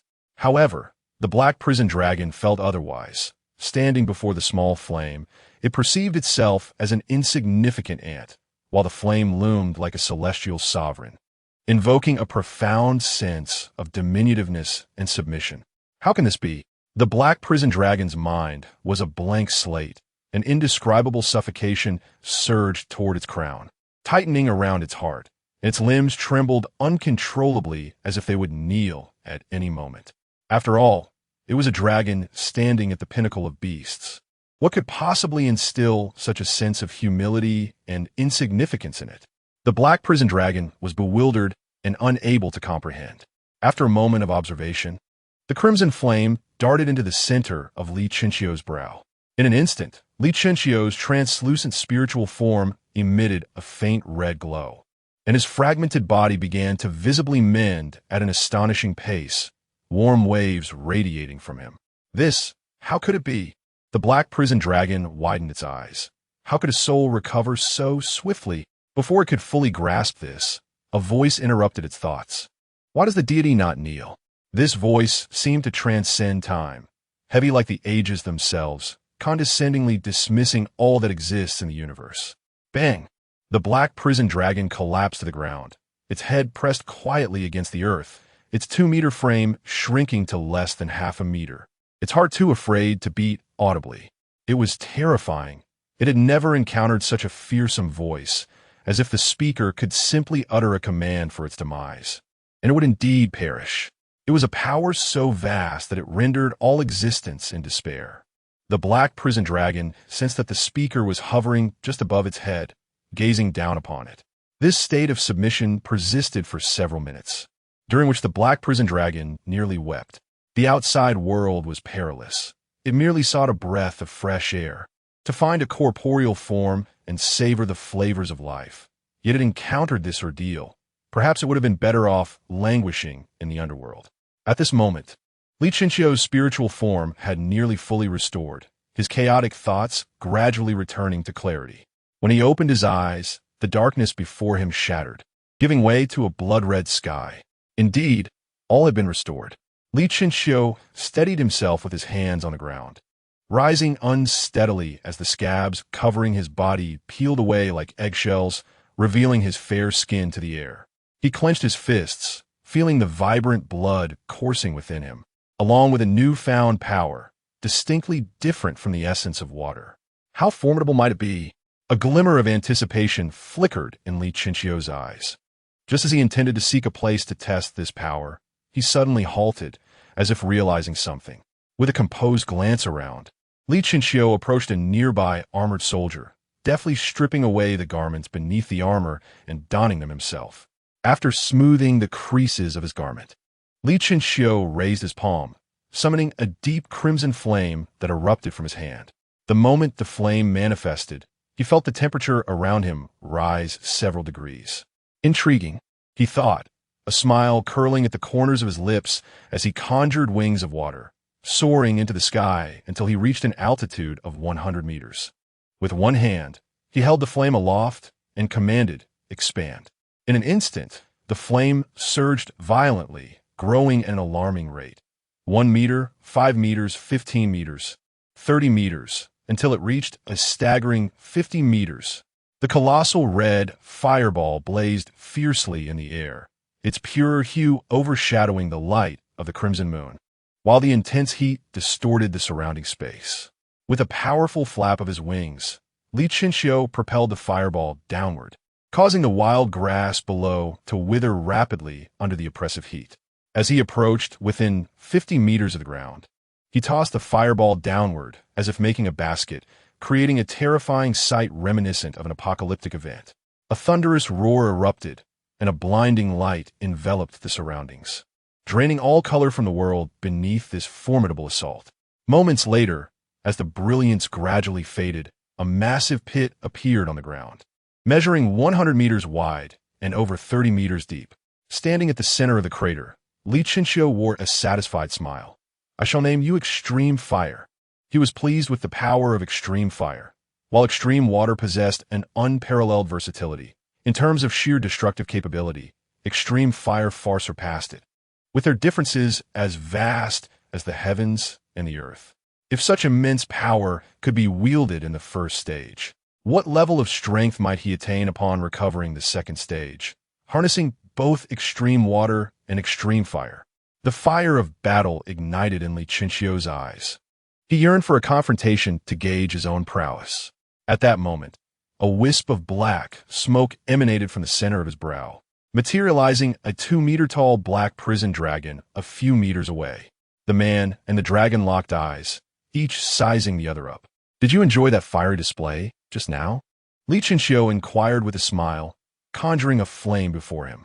The black prison dragon trembled and took a cautious step back, tentatively asking, "Brother, if I were to apologize and say I'm sorry, would you forgive me?" A flicker of confusion crossed Li Chinxiu's brow. "Why are you not surprised by my summoning of fire?" "Surprised?" The black prison dragon's lip twitched. It had witnessed far more astonishing events than mere flames. Just as it began to formulate an explanation, Li Chinxiu shook his head dismissively. "Never mind. It is of no consequence." With that, he stepped closer to the black prison dragon. In a panic, the dragon raised its forelimbs to block Li Chinxiu's path. Wait. You want his Spirit Xian artifact, right? I could provide it for you. I can even explain it. Please do not act rashly." Upon hearing the phrase Spirit Xian artifact, Li Chinxiu halted, voicing a long-held curiosity. "What is a Spirit Xian artifact?" "Huh?" The black prison dragon appeared bewildered. "You don't know what a Spirit Xian artifact is?" Li Chinxiu manipulated the flames to glide before the black prison dragon, inquiring, "Shall it be you questioning me, or shall I interrogate you?" The elder brother, anxious, responded, "Calm down, I shall speak." The Spirit Essence artifact. The black prison dragon began to explain earnestly. During this discourse, it contemplated concealing certain information, such as the master recognition ritual, but upon encountering the frigid gaze of Li Chinxiu, it abandoned that thought. Through the dragon's elucidation, Li Chinxiu gradually gleaned the essence of the Spirit Essence artifact, an artifact imbued with consciousness, capable of continual growth and master recognition. How intriguing. "And what of you?" he queried, extending his hand before the black prison dragon, his expression as frosty as ever. The dragon reared up on its hind legs, gesturing towards itself. "I'm the consciousness manifested from the Spirit Essence artifact, the so-called spirit of the artifact." "You?" Li Chinxiu's eyes reflected unabashed disdain. Chapter 68. Ashes Indeed. The black prison dragon puffed out its chest, attempting to project an aura of strength. "Spirit tools are all soul entities, which is why when you strike me, it results in black smoke rather than blood." Li Chinxiu suppressed his disdain and inquired, "What exactly is a soul entity?" "A soul entity? Well, to put it simply, it is the essence of a life as soul. If the soul dissipates, that life ceases to exist." The black prison dragon explained to Li Chinxiu as simply as possible. Upon hearing this, Li Chinxiu immediately thought of the revivers. Aside from aging and the mark on their foreheads, they seemed devoid of other flaws. Could it be that the so-called soul resides in the center of one's forehead? Contemplating this, Li Chinxiu pressed the black prison dragon further. "Is a person's soul located at the forehead?" The black prison dragon shook its head. "The place where the soul resides is called the soul palace. It is a peculiar realm that does not exist within the physical body, though I cannot say where it is. However, every living being possesses a bridge connecting to the soul palace, much like your yin tang, which is indeed your forehead." Li Chenxiu reached up to touch his forehead, astonished as he looked at the creature that delighted in manic laughter. So, you just enter my soul palace through my Yintang? How did you manage that? Well, it seems only I can accomplish such a feat. Whenever a person's consciousness is clouded, I can invade their soul palace directly. The Black Prison Dragon explained obediently, fearful of incurring Li Chenxiu's wrath. How remarkable! One would never guess you possess such knowledge, Li Chenxiu remarked, his earlier disdain softening. Much of this wisdom was gleaned from ancient inscriptions on stone walls, and it pales in comparison to your own understanding. The Black Prison Dragon humbly replied, its demeanor transformed from arrogance to humility. Li Chenxiu grasped his wrist thoughtfully. I am known for my propensity for retribution. Although I willingly allowed you to scorch me earlier, logic dictates that I should retaliate. However, hiss! The Black Prison Dragon gasped, feeling as if it were plummeting from a great height. It had completely abandoned the notion of establishing its own dominion, not out of disdain for independence, but rather due to a lack of alternatives. The choice was clear, submission or demise. And, it seemed, submitting to an enigmatic entity was not such a bad option after all. Li Chenxiu scrutinized the Black Prison Dragon before continuing. Yet in your current feeble state, I doubt you could withstand my attacks. Indeed, I could not withstand them. The Black Prison Dragon nodded like a little chick. Very well, in light of your honesty, I shall spare your life for the time being. Now, where is the spirit artifact? Li Chenxiu extended his hand toward the Black Prison Dragon once more. One moment, please. The Black Prison Dragon smiled benevolently, then closed its eyes as if sensing something.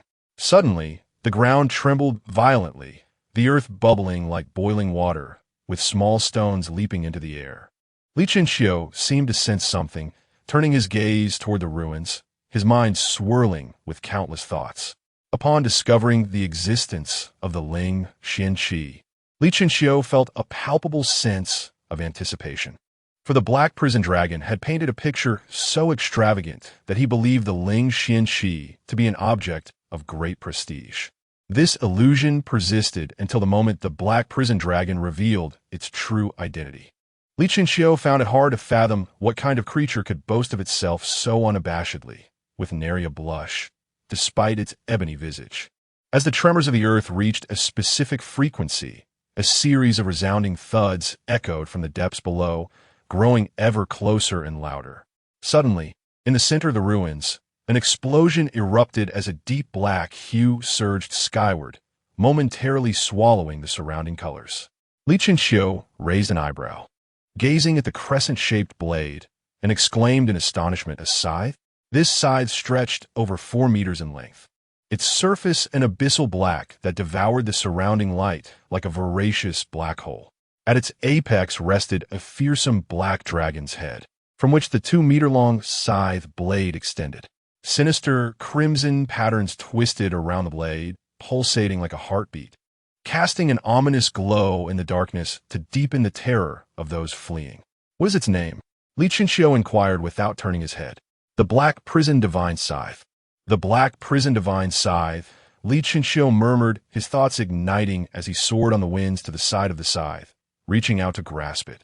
The blade felt cold as ice, yet it posed no significant inconvenience to Li Chenxiu. What a flamboyant name. Little Dragon, he called down to the Black Prison Dragon. Do you mind if I give a new name? None at all. Call it whatever you wish. The Black Prison Dragon gestured with its forelimb, indicating Li Chenxiu's freedom to choose. Li Chenxiu nodded in satisfaction. Aside from its loquacious nature and somewhat manic laughter, the little dragon was quite commendable. As he regarded the scythe in his hand, a contemplative expression crossed his face. It emerges alongside my extreme fire, and its darkness is as profound as an abyss, seemingly endless. In that case, Li Chenxiu grinned, I shall name you Jean. The night wind howled, carrying a chill that stirred Li Chenxiu's hair and garments. The 4-meter-long Jean consumed all surrounding light, leaving only Li Chenxiu illuminated. The Black Prison Dragon flew beside him, lowering its head. Big brother, place your hand upon my head to acknowledge your dominion. Upon hearing this, Li Chenxiu raised his right hand to rest atop the Black Prison Dragon's crown. In the next instant, red lines emanated from his palm, conjuring the outline of a star. As the radiance of the lines intensified, A unique sensation welled up within Li Chinchio's heart, as if an invisible thread connected him to Jean. After completing the acknowledgement ritual, the black prison dragon lifted its head. "Big brother, now." "Wait a moment," Li Chinchio interrupted, a puzzled expression crossing his face. "What should you call me?" The black prison dragon responded with some discomfort. "Master." "Master. Very well." Li Chinchio nodded and remarked, "Do not mistake my words for humiliation. Since you are a weapon, considering us as brothers transcends the boundaries. You must recognize your true nature. Do you understand?" "I comprehend," the black prison dragon responded somewhat begrudgingly. With a swift motion, Li Chinchio brandished the blade of JN, sending forth two white waves of energy that sliced through the air. He then inquired, "Tell me about JN's abilities." "JN possède unique pouvoirs. If you wish to use me, to eliminate someone, JN will suppress the soul of the target, rendering it usable for you, much like my own form, which is tangible yet strikes as mere black smoke. In theory, JN has no limits. The more souls it suppresses, the stronger it becomes." Chapter 69.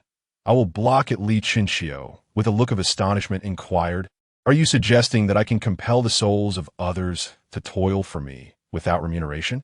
"Precisely," the black prison dragon replied. "As long as a life is extinguished by the master using the ember, their souls will transform into your soldiers, retaining the abilities and strengths they possessed in life. Furthermore, as long as you, the master, remain alive, they too shall not perish." Coughing lightly, Li Chinchio's mind swirled with confusion as he gazed at the ember in his hand. "So, the individuals I slay will become my subordinates, endowed with their full capabilities from their former lives? Are there any limitations to this?" The black prison dragon scratched its head, a hint of uncertainty in its eyes. "Well, there is one caveat. If these souls are shattered by external forces, they will return to the realm of ember to rest and recuperate, rather than being instantly revived like those resurrected. That realm is akin to the soul palace, where the souls reside." Upon hearing this, Li Chinchio felt his breath quicken involuntarily. The ability to transform the slain into his loyal followers, possessing their complete strength and rendered immortal. Such power seemed almost fantastical, defying the heavens. Li Chinchio swallowed hard. With such an outrageous ability, how are you still trapped here? Are you fabricating this tale? A flicker of melancholy crossed the black prison dragon's eyes. "As for that, I can hardly recall how I became ensnared here. It has been far too long. My knowledge is primarily limited to matters concerning the soul palace." Patting the black prison dragon's head, Li Chinchio remarked, "It appears your new memories will commence with me. Do you have a name?" The black prison dragon's eyes glimmered with nostalgia. "I remember many once called me the black prison dragon. Then it shall be forgotten. I shall bestow upon you a new name. What do you think of Li Xianyu?" "Very well," Li Xianyu replied obediently, and with a powerful beat of its wings, ascended into the sky, letting out a fierce roar. In an instant, a myriad of black smoke surged from all directions, enveloping Li Xianyu, whose form began to expand at a visible rate, soon transforming into a colossal creature measuring 100 meters in length. However, despite regaining its size, it appeared notably listless, evidently still in recovery. Having recognized its master, Li Chinchio could sense the immense power within. It was formidable, likely at the 5th tier, with true potential perhaps reaching the 6th. At that moment, an inexplicable urge to engage in battle with this creature surged within Li Chinchio. Yet his remaining rationality quelled this absurd thought for the time being. "Master, focus all your attention on the ember, and you can transform it into a ring to wear," Li Xianyu urged, lowering its gaze toward Li Chinchio. Upon hearing this, Li Chinchio turned his focus to the ember, channeling all his concentration towards it. Moments later, the 4-meter-long ember began to shrink amidst a swirl of black light, ultimately transforming into an unassuming black ring that materialized in Li Chinchio's palm. "Master, I shall retreat into the ring now. Should you require my assistance, simply call my name." Upon finishing his words, Li Xianyu's formidable figure transformed into a wisp of black smoke and vanished into the ring. Li Chinchio slipped the ring onto the index finger of his left hand, his gaze penetrating as he stared towards the vortex. He was acutely aware that upon his exit, he would undoubtedly face intense interrogation. Should he falter in his explanations, he might even fall under the surveillance or house arrest of the administration. After all, someone had previously escaped from the vortex, and that individual undoubtedly bore the unmistakable marks of the extreme water's assault. At that moment, Li Chinxiu had intended to retrieve the corpse, but the reviver seemed to be ensnared within the vortex, resisting all attempts at recovery. Reluctantly, Li Chinxiu had to crush the individual S skull to silence any errant words. What Li Chinxiu remained unaware of, however, was that the reviver had already disseminated his reputation as a harbinger of disaster. At Beiwang Mountain, the bonfire plaza was now devoid of corpses, all cleared by soldiers. 4 military missile vehicles stood 100 meters away, their missile apertures aimed at the blood-red portal. A series of black blast shields were interconnected, forming a barrier before the missile vehicles, with cold gun barrels protruding from the shield openings, poised to unleash fire at a moment's notice. The trio from the administration sat in a jeep, their eyes fixated on the blood-red entrance through the vehicle windows. They remained vigilant, aware that both the disaster water and a multitude of revivers lurked within the depths of the underworld, ready to emerge at any moment. Should anything unusual occur, they were prepared to unleash indiscriminate fire without awaiting my command before you could finish a sentence. Hilu seized the intercom. Do not fire upon detecting any anomalies. Await my orders. The soldiers exchanged glances, momentarily uncertain whose command to heed. Inside the jeep, Yu stared at Hilu, bewildered, and questioned, Uncle He, what are you doing? I am the overall commander of this operation. Does being the overall commander grant one the indifference to the lives of innocent individuals? Li Chinxiu is still inside. Have you considered his safety when issuing this command? If he perishes by our hands, how will we explain it to his family? Hilu retorted vehemently, placing the intercom behind him. Yu clenched his fists, struggling to contain his rage, and spoke as calmly as he could. If he emerges, I will use my abilities to protect him. Nonsense. Do you truly believe you can arrive in time? It seems you have no intention of sparing anyone inside, do you? Hilu exclaimed angrily. Yu's expression instantly turned cold. Hilu was correct. She indeed harbored no intention of preserving anyone within, for the disaster water was contained there. As long as they eradicated everyone inside, the disaster water would be eliminated, negating the need to investigate its identity. This was the most straightforward and secure approach. Yu ceased her argument with Hilu and turned to Zheng Kong, seated in the back. Hand me your intercom. Zheng Kong, reluctant, shook his head and shifted backward slightly. Sister Yi, I believe your command has strayed from the administration's original purpose of safeguarding humanity. I cannot comply, even if you're the overall commander. Yu's eyes widened in disbelief. Are you all insane? Are you really willing to forfeit the opportunity to eliminate the disaster water and hundreds of revivers for the sake of one Li Chinxiu? Are you aware that if any resurrectors escape from Beiwang Mountain due to Li Chinxiu's influence, more lives will be lost? Those who perish, can you bear the weight of that responsibility? The air fell into a profound silence, which was broken a few moments later by Hilu. I will secure the western flank while you guard the east. I shall not allow a single resurrector to flee Beiwang Mountain, and I trust you will prevent our soldiers from staining their weapons with the blood of innocents. Hilu stated calmly before pushing open the car door and stepping out. Seeing this, Yu swiftly grasped Hilu's arm and coldly admonished, Uncle He, can you not be more rational? In your current state, what will you use to defend? I will manage to protect, Hilu replied resolutely. Chapter 70. The last man upon concluding his statement. Hilu freed himself from Yu's grasp and limped towards the eastern side of the blood-red portal, leaving Yu seated in the passenger seat with a sullen expression. She picked up the intercom and hesitated briefly before stating, If any anomalies arise, await my command. Before the blood-red portal, Hilu walked alone towards the western side. To onlookers, he appeared obstinate, even somewhat foolish.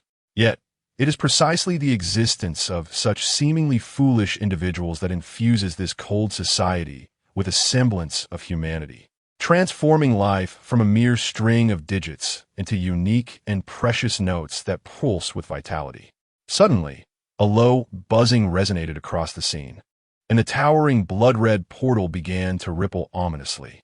In an instant, the nerves of everyone in the square tightened as cold gun barrels aimed at the portal. Awaiting Yi Yu's orders, He Lu halted, warily observing the epicenter of the spreading ripples.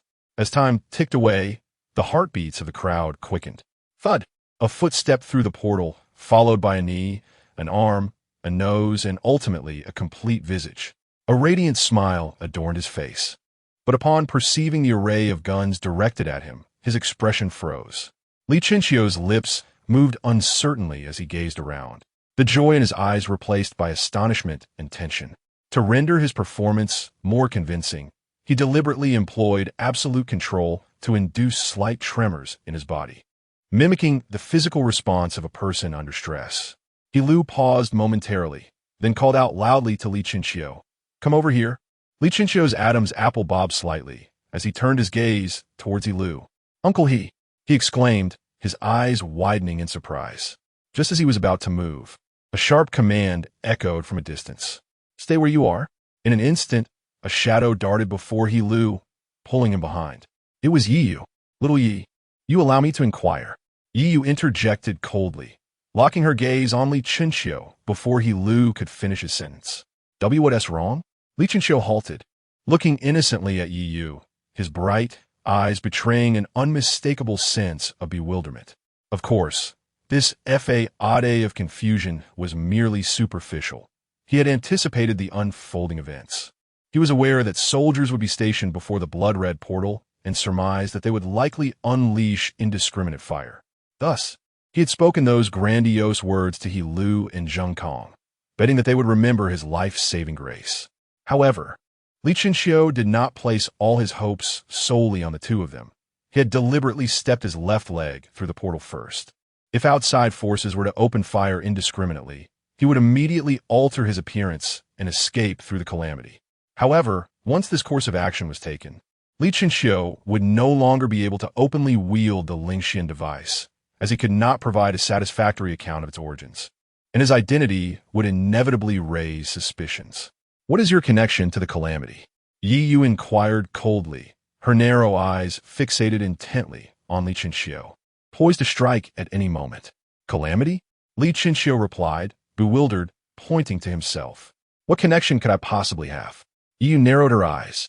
"Are you not related to the calamity?" What could my relationship with the Resurrector be, miss?" "Surely, you must be mistaken," Li Chinchio exclaimed, spreading his hands in surprise, attempting to step closer to clarify. Bang! A gunshot rang out in the vicinity. Li Chinchio glanced down at the crater at his feet and trembled as he stumbled backward. Yi Yu lowered her firearm, meticulously observing Li Chinchio's reaction. A flicker of evident panic crossed his eyes as he looked at her in confusion. "Why did you shoot at me? Have I committed a crime?" Yi Yu narrowed her eyes, capturing every nuance of Li Chinchio's movements and expressions.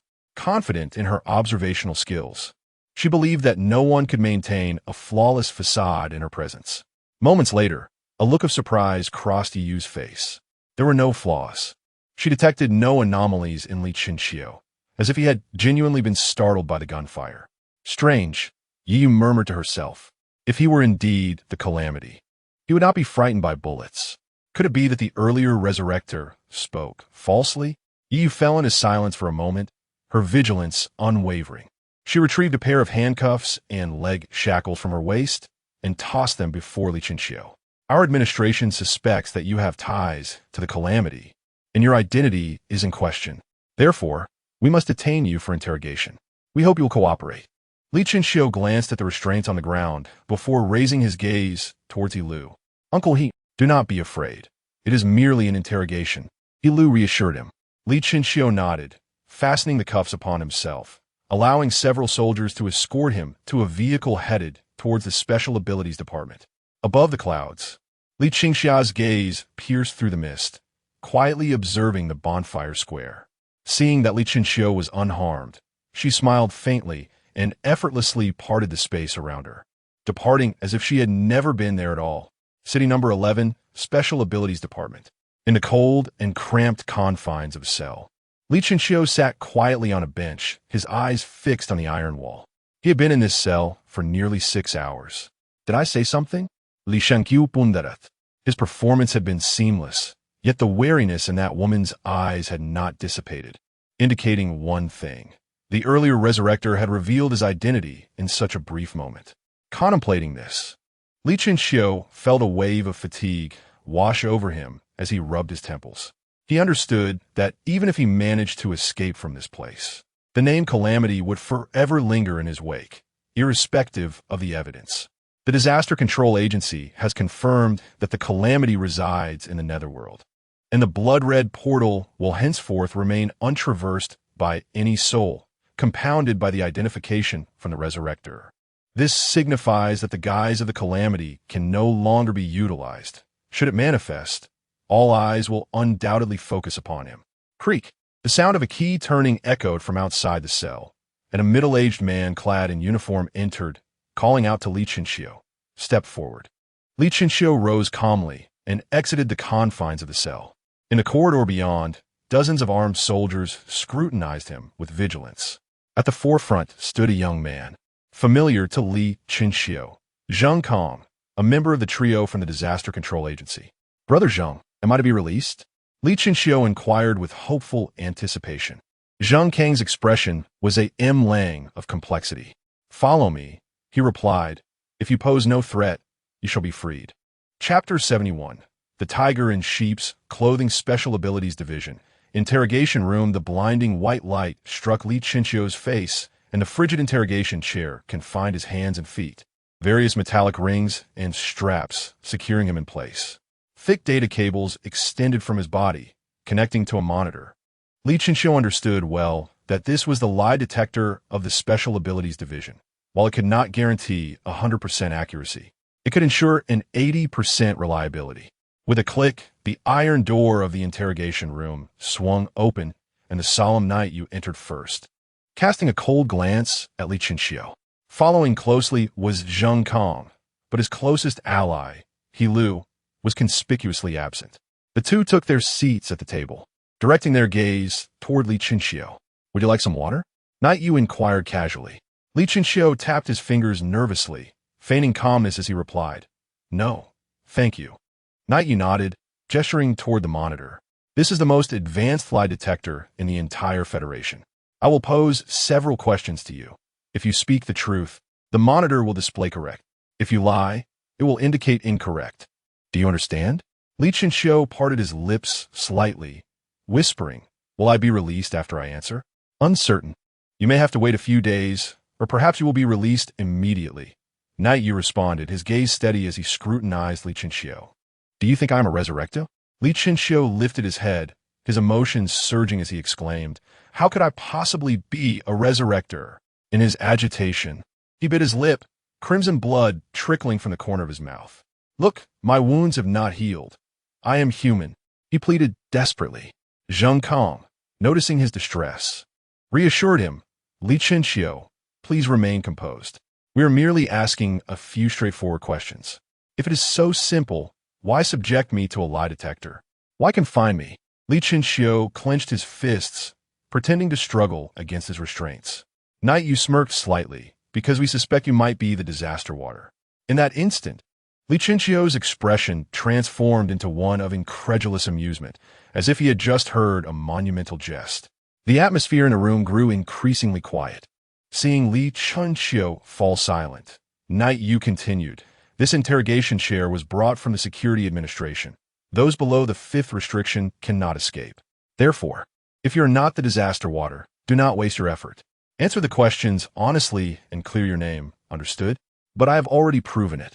The bite on my lip hasn't healed. He protested.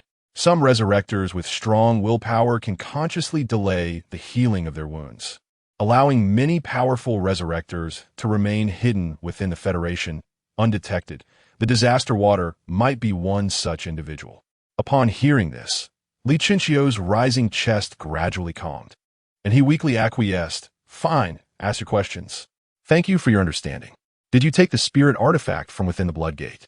Night Yu's gaze was as sharp as a blade, seemingly trying to pierce through Li Chinxiu's facade. Li Chinxiu nodded. Yes, it was I. Beep. The words correct appeared on the monitor. Yu gazed intently at Li Chinxiu, but refrained from probing further, recognizing the inappropriateness of the moment. Without delay, Yu inquired, "Earlier, you've dialed the satellite phone to inform the Special Operations Division that the disaster water was at North Huang Mountain. Subsequently, upon reviewing the surveillance, we discovered you were being pursued at that time. Does that mean the disaster water saved you?" Upon hearing this, Li Chinchio's mind stirred. Using absolute control to maintain his body's breathing, blood pressure, pulse, sweat glands, and even his eye movements in a state of normalcy, all occurring in the blink of an eye. "I suppose so." Beep. The monitor continued to display correct. According to Zhang Kong, when they exited, everyone was gathered on a bridge. "Were you there?" "I was." "And afterward?" In the subsequent half hour, Yu posed numerous trivial questions to Li Chinchio, some of which bore no relation to him whatsoever. Yet she persistently continued her inquiries. Each time Li Chinchio finished answering, she would jot down notes on a piece of paper. Due to the obstruction, Li Chinchio could see nothing clearly. After the 43rd question, Yu stretched with a yawn. Casting a weary glance at Li Chinchio, "You answered quite well. All questions have been asked. Now, let us engage in a bit of casual conversation." "All right," Li Chinchio nodded. Yu politely acknowledged him with a nod and then handed the filled paper to Zheng Kong beside her. "Go out and verify this." "Huh?" Zheng Kong appeared bewildered. "Verify what?" Yu, impatient, slapped the paper against Zheng Kang's chest. "Haven't I made it clear? Verify the contents on the paper and find Uncle He to assist. And find... Hurry up." Before Zheng Kong could finish his sentence, Yu forcefully pushed him out of the interrogation room. Bang! With the door closing, the small room of a few dozen square meters was left with only Yu and Li Chinchio. Yu, with a half-smile, sat at the table, looking down at Li Chinchio. "Aren't you curious about what I had him verify?" Li Chinchio, feeling somewhat fatigued, lifted his head. "I'm not curious. You may not be, but I wish to tell you." Yu stood up, walked to Li Chinchio, and softly murmured, "I asked you 43 questions and crafted some stories based on them. Would you like to hear them?" Li Chinchio, resembling a person on the verge of slumber, closed his eyes and wearily replied, "I haven't slept all night. Let me listen with my eyes closed." Noticing this, Yu said nothing further and began recounting her tale. Once upon a time, there was a tiger cloaked in sheep's wool, living among a flock of sheep.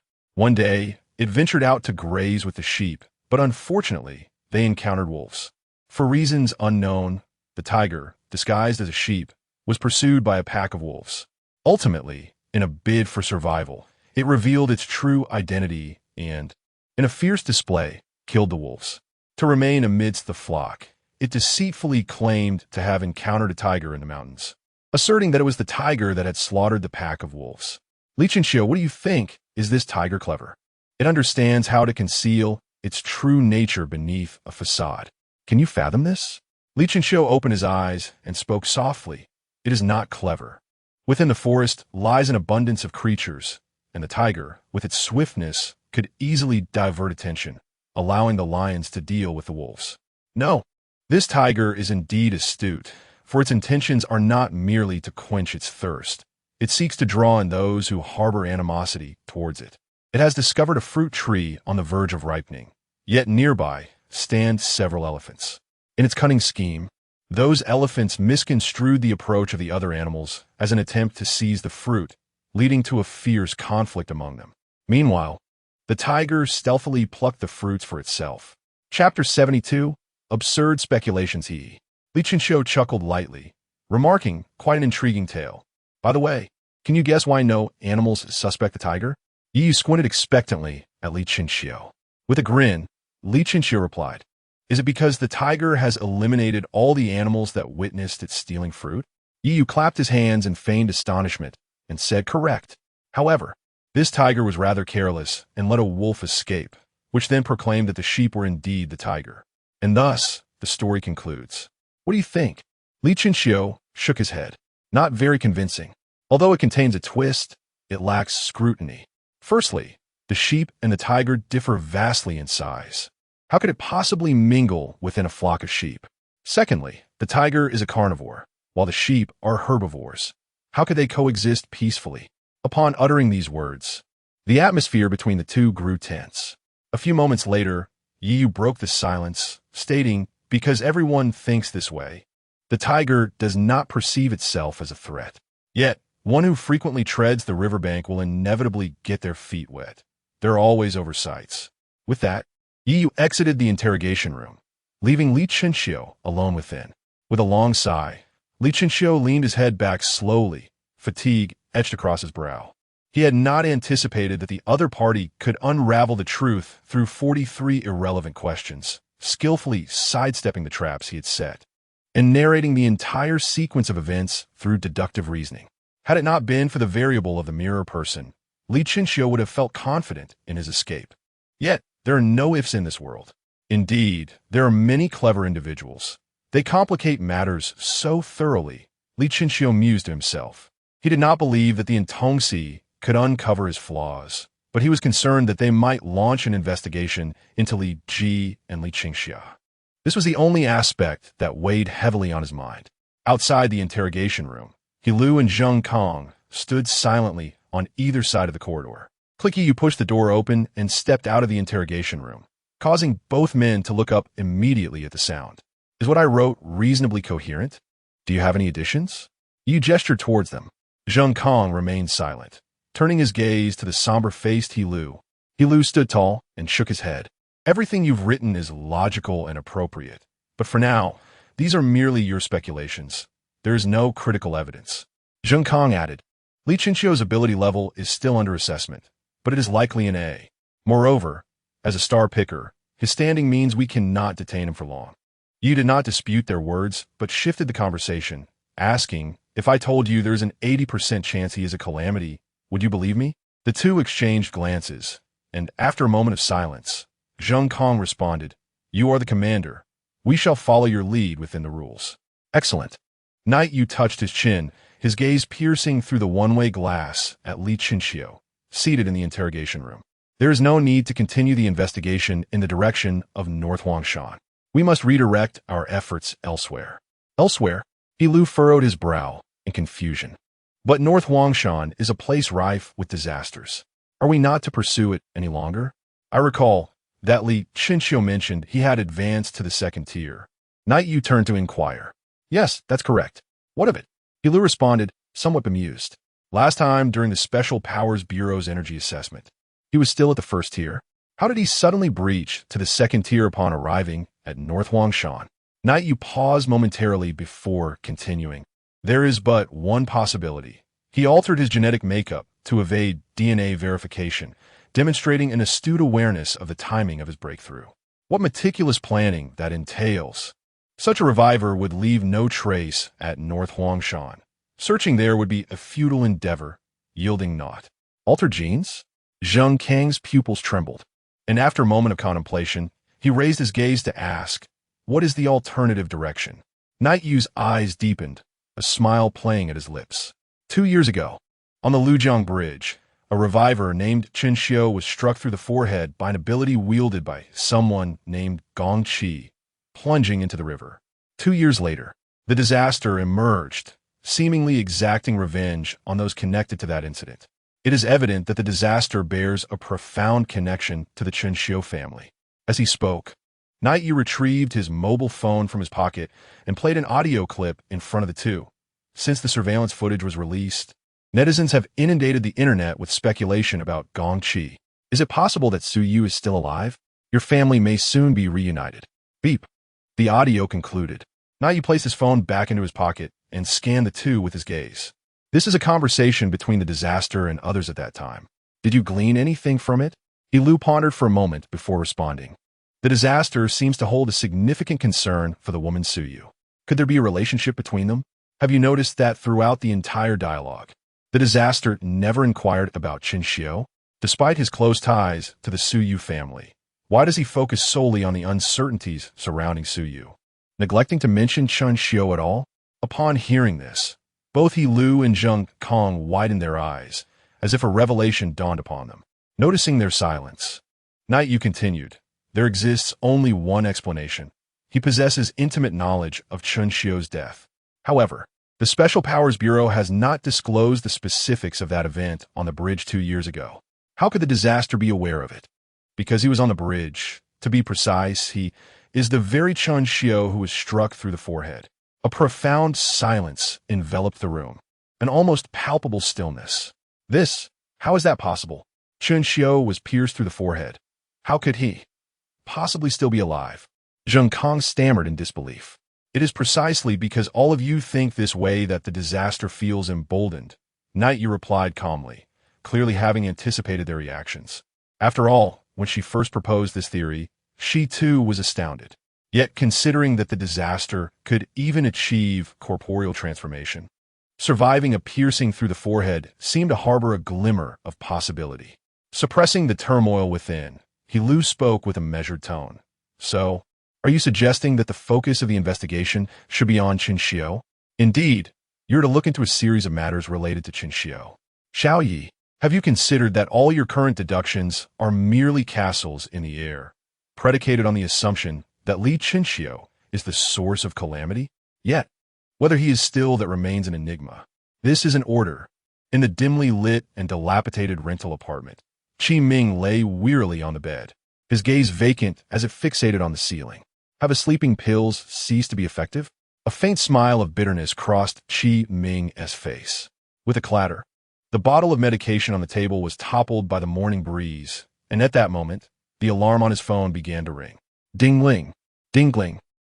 Exhausted, Qi Ming pulled back the covers, revealing his upper body, which was swathed in bandages. Just as he was preparing to freshen up, a series of knocks echoed from the door. Knock, knock, knock. Chapter 73. A small home hearing the sound. Qi Mingwei glanced toward the door with a hint of confusion, weakly responding, coming.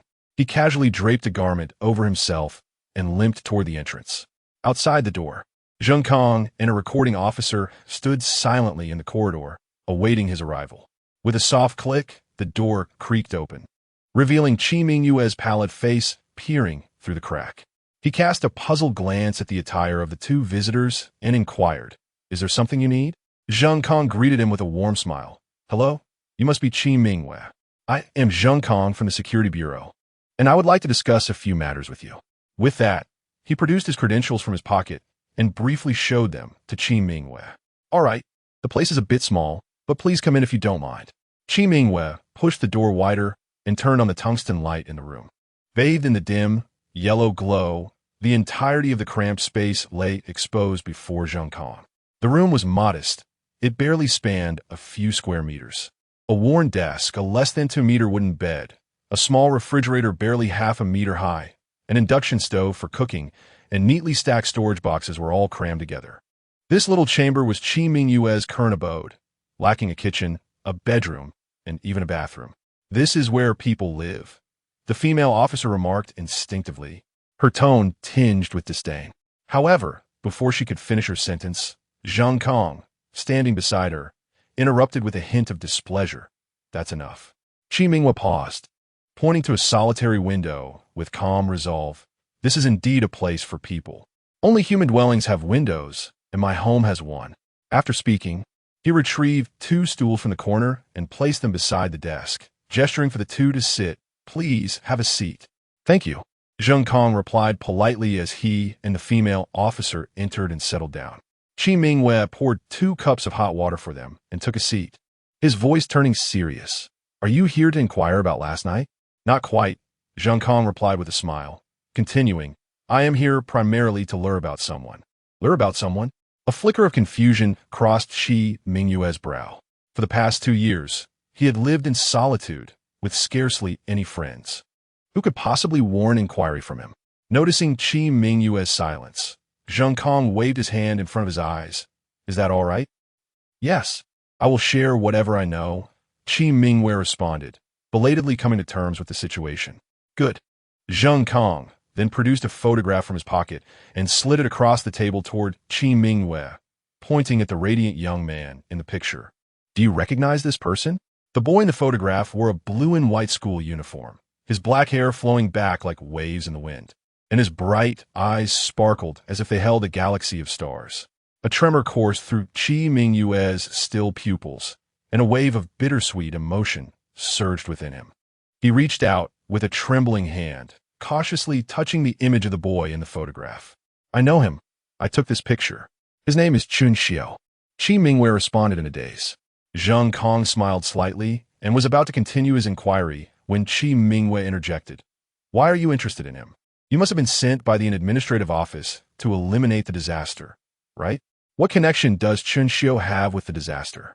Qi Mingwei lifted his head, fixing his gaze directly on Zhang Kong. Slightly annoyed by the interruption, Zhang Kong patiently explained the disaster first emerged to avenge Chen Xiu and Ms. Su Yu. So we suspect that the disaster is acquainted with these two individuals and wish to understand. Does your administrative office believe that the disaster and Chen Xiu are the same person? What? Zhang Kang's expression stiffened, but he quickly regained his composure. However, Qi Mingwei perceptibly caught this shift. In a surge of emotion, he stood up and grasped Zhang Kang's arm. Isn't Chen Xiu dead? Why do you think he could be the disaster? You. Zhang Kong pushed Qi Mingwei's hand away, stepping back and admonishing sharply, what are you doing? Apologies.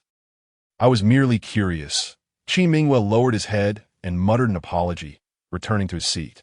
Seeing this, Zhang Kong felt it unnecessary to say more and resumed his seat as well. As the conversation progressed, they exchanged questions and answers. When Zhang Kong posed trivial inquiries, Qi Mingwei responded candidly. However, when the questions veered into more sensitive territory, Qi Mingwei evaded them somewhat clumsily.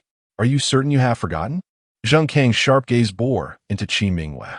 Qi Mingwei reached for the desk drawer, revealing an assortment of bottles of varying sizes and colors. I've been forgetful these past 2 years. These are medications for my nerves, Qi Mingwei replied quietly. Zhang Kong cast a fleeting glance and then coldly remarked, if your nerves are poor, take more medication. Don't let it come to the point where you forget even your own name. We are leaving. With that, Zhang Kong departed from Qi Mingwei's home, accompanied by a special forces officer. Bang! As the door slammed shut, the small room was left with only Qi Mingwei. He closed his eyes, quietly reflecting on the scenes that had just unfolded. 10 minutes later, he opened his eyes, retrieved his phone from his pocket, and began intently watching a video he had previously downloaded. The video displayed the disaster engaged in fierce combat with the special forces at the bridge. Is it you? Qi Mingwei murmured to himself. In the following days, Li Chenxiu remained imprisoned within the special forces, and public opinion outside grew increasingly intense. Ling Xuanqi, the disaster, and Li Chenxiu. When these three focal points converged, the entire city number 11 erupted with excitement. Li Chenxiu's name spread throughout the streets, becoming the city's trending topic. Countless social media bloggers began delving into Li Chenxiu's past, while journalists camped day and night at the entrance of the special forces, creating a striking scene. Li Qingxia and Li Ji also found themselves in the spotlight, with their hotel being unearthed by reporters. However, by the time the journalists arrived, Li Ji and Li Qingxia had long since vanished without a trace. At that moment, the two individuals were seated in a private room of a stir-fry restaurant, seemingly awaiting someone's arrival. Boss, could it be that you have mistaken the address? It's been nearly 20 minutes, and no one has shown up. Li Qingxia leaned against the window, scanning the surroundings. Li Ji lifted a cup of tea, calmly taking a sip. They will come, I assure you. The address I provided is correct. They're likely caught in traffic. No sooner had he spoken than a series of knocks echoed from outside the room. Shortly thereafter, the door handle began to turn slowly, and Yi Yu, dressed casually, entered first, followed closely by He Lu and Zhang Kong. Li Ji set down his teacup, his gaze penetrating as he regarded the trio. Chapter 74. So what? Come in, take a seat. Li Ji greeted with a benevolent smile, gesturing for the three to sit down. Li Qingxia, who had been leaning against the window, immediately rushed over upon hearing the voice, cheerfully pulling out chairs. Please, have a seat. I apologize for the delay. There was some traffic on the way, Yi remarked, slightly bowing her body in an apologetic manner. Li Ji smiled gently, waving his hand dismissively. It's of no consequence. After all, my time is not particularly valuable, not compared to esteemed individuals like yourselves. If Li Qingxiu were present, he would undoubtedly be taken aback. In stark contrast to his former self, Li Ji now exuded an air of calm and tranquility, shedding all traces of timidity and pettiness. The moment Yi Yu and her companions laid eyes on him, they instinctively drew comparisons to the leaders of the Tianyuan Federation, feeling somewhat restrained in his presence. Once the three were seated, Li Ji retrieved a package of modestly packaged tea leaves from a nearby plastic bag. This is 15 half gene of red leaf tea. Although inexpensive, its quality rivals that of those priced in the hundreds or thousands. I particularly enjoy it. Qingxia, please add a few leaves to their cups. Certainly, Li Qingxia responded, taking a pinch of tea leaves and kindly placing a few in each of their cups before casually sitting beside Li Ji. Yu glanced at the tea in her cup and remarked with a smile, "It seems the elder is quite adept at frugality. If you enjoy this red tea so much, I could procure dozens of gene for you." Li Ji waved his hand, "No need. While my finances may be limited, I can certainly afford 15 half gene of tea. Whenever guests dine at my establishment, I always have Qingxia prepare tea for them. After all, one must not neglect their guests." At this remark, the atmosphere in the room grew suddenly tense. The trio from the administration were not oblivious, and they swiftly discerned the sharpness underlying Li Ji's words. Yu and Zheng Kang's expressions hardened immediately. "Mr. Li Ji," Yu said with a stern countenance, "cooperating with the administration's investigation is a civic duty. We hope you refrain from displaying such hostility and adopt a proper attitude. The administration operates within the confines of federal law. If the investigation is within legal bounds, I will certainly cooperate, as it is my obligation." Li Ji narrowed his eyes, the wrinkles at their corners deepening. After a brief pause, he continued, "However, your investigation appears to have strayed beyond legal limits. The unlawful detention of Li Qinxiu without evidence, coupled with the utilization of the Special Abilities Bureau and the Public Security Bureau to delve into his past experiences, are you not violating the law? I truly fail to comprehend." Yiyu's gaze darkened, a ripple of tumult surfacing in her bright eyes. She recognized the validity of Li Ji's statement. Indeed, they had transgressed the law. But so what? In pursuit of a more effective eradication of threats and the protection of public safety, what did it matter if they treaded outside the confines of federal law? Would the federal law enforcement agencies rise to condemn their actions? Would the public castigate her? Would her superiors penalize her for this? Would the Public Security Bureau dare to detain her? The answer was no, for she was a member of the administration, embodying justice itself. Noticing the peculiar atmosphere in the room, Lu hastily intervened to diffuse the tension. All right, let us not dwell on that. A few days ago, we sought to inquire about Li Qinxiu, but we were unable to locate you. This time your unexpected outreach has caught us off guard. And since we have not made any purchases, I hope you do not take offense. Since no purchases were made, then let us cover the cost of this meal." Li Ji remarked with an air of entitlement. Yu tightened her grip on the teacup and spoke coldly. "If you are indeed short on funds, we can cover it. But thereafter." At this juncture, Yu cast a glance at Zheng Kong. Understanding her cue, Zheng Kong approached the window and drew the curtains, plunging the 10-square-meter room into darkness. Lu, seated nearby, observed this turn of events with a grim expression. He disapproved of such tactics, yet refrained from voicing any objections. The window of the private room remained open, allowing the warm midday breeze to flutter the curtains, while the gentle sunlight streamed through the gaps, casting its glow across the tiles, onto the dining table, the tea, the collar of clothing, and eventually illuminating half of Li Ji's face. The breeze continued to blow. The curtains danced, and Li Ji's relaxed visage oscillated between shadow and light as he quietly regarded Yu, remaining composed in his seat. "What are you doing?" Li Qingxia exclaimed, rising anxiously and directing her gaze toward Zheng Kong, who stood by the curtains. Zheng Kong merely threw her a detached glance before silently returning to his seat.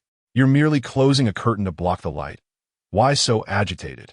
Li chided, forcibly pulling Li Qingxia back in her seat. Li Qingxia attempted to voice her thoughts, but a single glare from Li Ji silenced her, extinguishing her intentions. Once Li Qingxia was subdued, Li Ji turned his attention back to Yu. "The purpose of summoning you here is not to discuss Li Qinxiu, but rather to inform you that imprisoning him is against the law." "And what of it?" Yu smirked, a hint of mockery in her voice. "What do you wish for me to do?" Li Ji offered a warm smile, enunciating each word with clarity. "I wish for you to release him." Yu scoffed, seemingly diriging Li Yi's audacity. Supporting her head with her hand, she remarked, The only reason I respect you is due to your association with the elderly in the context of the weak and infirm. However, one must not overstep boundaries. Do not lose sight of your own standing. You are merely the proprietor of a fried rice establishment. If I do not acknowledge this elderly status, you are simply an individual, not to be mistaken for someone of equal stature to the in-bureau. You and your kind are unworthy. Shall ye enough? He Lu interjected, placing a hand on Yi Yu's shoulder to halt her words, then turning to Li Ji. We merely wish to inquire about Li Qingxiu, as this concerns the safety of many lives. We hope you can understand our perspective. If he is indeed innocent, the in-bureau will provide compensation. Li Ji tapped his fingers on the teacup, producing a clear sound. After a moment of silence, he raised his gaze and said, "What if I choose not to speak and instead wish to take you to court?" In the stillness of the night, Yi retrieved a pair of handcuffs from her pocket and set them upon the table. In that case, I can only invite you both to the Special Operations Department. While conveniently investigating your backgrounds, you and T happen to be resurrectors. Would you, given the lengths you go to in shielding someone? Yi jested, her piercing gaze lingering on Li Ji and Li Qingxia. Upon hearing her words, Li Ji maintained his composure, while Li Qingxia's demeanor faltered slightly, her deep, dark eyes flickering as she instinctively glanced at Li Ji, uncertain whether her fear was genuine or feigned. This unmistakable reaction did not escape Yi Yu's notice. Her heart skipped a beat as an absurd hypothesis surged within her mind. Could it be that these two before her were indeed resurrectors, and she had inadvertently stumbled upon the truth? Chapter 75. A simple command for release. Upon contemplating this, Yi Yu immediately rose from her seat, looking down at Li Ji and Li Qingxia with eyes that glinted like sharpened blades. Li Ji lifted his head, meeting her gaze with a calm demeanor. I have come to realize that you, young lady, have an affinity for casting aspersions. Is your investigation into the resurrected solely based on suspicion? If you are dissatisfied, feel free to lodge a complaint against me. Yi Yu smiled faintly and beckoned to Zheng Kong beside her. Zheng Kong, please restrain them. As Zheng Kong unsheathed the handcuffs from his waist and prepared to stand, Li Ji cleared his throat twice and raised his forearm in a gesture to pause. Zheng Kong turned to Yi Yu, who nodded slightly, allowing him to resume his seat. What's the matter? Have you had a change of heart? Something you wish to articulate? Yi Yu tilted her head, her thin lips curling into a triumphant smile. Li Ji shook his teacup gently and replied in a soft tone. I engage in rational discourse because I consider myself a law-abiding citizen. But this does not imply that I am obliged to converse solely on that basis. Yi raised an eyebrow. What is it that you intend to do? Instead of responding, Li Ji reached into his pocket and retrieved an antiquated mobile phone, leaning in as if perusing its contents. Are you seeking assistance? Yi Yu inquired, her eyes betraying a hint of disdain. Indeed, Li Ji answered nonchalantly. Please hold on. I haven't been in touch for quite some time. Yi Yu crossed her arms, observing him in silence. Whether due to presbyopia or another reason, 2 minutes elapsed, and Li Ji remained frozen in his previous posture. Yi Yu's impatience surfaced, and just as she was about to speak, Li Ji suddenly straightened up, rubbed his tired eyes, and held the phone to his ear. Hello, it's me, he said calmly. For the ensuing moments, Li Ji resembled a machine, monotonously repeating as if to placate the person on the other end of the line. All right, do me a favor. I'll pass the phone to someone else shortly, and you shall say release them. With that, he held the phone out to Li Qingxia. Hand this to her. Sure. Li Qingxia nodded, and, under the watchful eyes of the three from the security division, placed the phone before Yi Yu. What does this mean? Yi Yu asked, bewildered, as she looked at Li Ji. Li Ji pointed at the phone and then at his ear, indicating for her to take the call. Hesitantly, Yi Yu placed the phone to her ear and said, Hello? A robust voice resonated from the other end. Release them. The instant the voice echoed, Yi Yu's petite face jolted as if electrified, and she instinctively loosened her grip on the phone. Thud! The device fell onto the table, momentarily startling the caller, who then hung up, the dial tone reverberating in the quiet room. What happened? He Lu inquired with concern, grasping Yi Yu's arm. Indeed, what is amiss? Zheng Kong asked, clearly puzzled. He could not fathom what kind of phone call could leave Yi Yu in such a state. Yi Yu did not pay attention to the inquiries of the two individuals. Instead, she swallowed hard, her face a portrait of shock as she gazed at Li Ji. Across the table, Li Ji remained composed and unruffled, resembling his earlier demeanor, his eyes reflecting a calmness devoid of any ripples. Beside him, Li Qingxia half covered her face with her palm, biting her lip in a desperate attempt to stifle her laughter. Night Yu's pupils quivered as she tremulously asked Li Ji, Who are you?" "Just an ordinary old man who enjoys reasoning," Li Ji replied, rising from his seat, plastic bag in hand, addressing the three of them. "I will contact you regarding matters related to Li Qingxiu later. By the way, do not disclose my identity to others otherwise." He paused, walked behind Night Yu, retrieved his mobile phone, and with a gentle smile added, "Little girl, you will no longer be in a position of superiority. Qingxia, let us depart." "Wait for me, boss." Li Qingxia hurriedly stood and followed suit. Bang! As the door to the private room closed, Night Yu seemed to lose her support, her hands crossed under her head as her back slumped in weariness. What exactly transpired? What did the person on the other end say? Zheng Kong shook Night Yu's frame. "Was someone threatening you?" he inquired tentatively. Night Yu kept her eyes shut, her eyelashes fluttering slightly. After a moment of silence, she gradually regained her composure and slowly opened her eyes, declaring, "Prepare to release them." "Release them?" Zheng Kong furrowed his brow. "Aren't you going to investigate?" Night Yu responded, "Investigation is possible, but Li Qingxiu can no longer be held unlawfully. It would lead to complications." Zheng Kong reiterated, "What exactly did they say on the phone?" Night Yu fixed her gaze on the tea in her cup, her voice low as she stated, "They said release them." "What?" Zheng Kong appeared bewildered.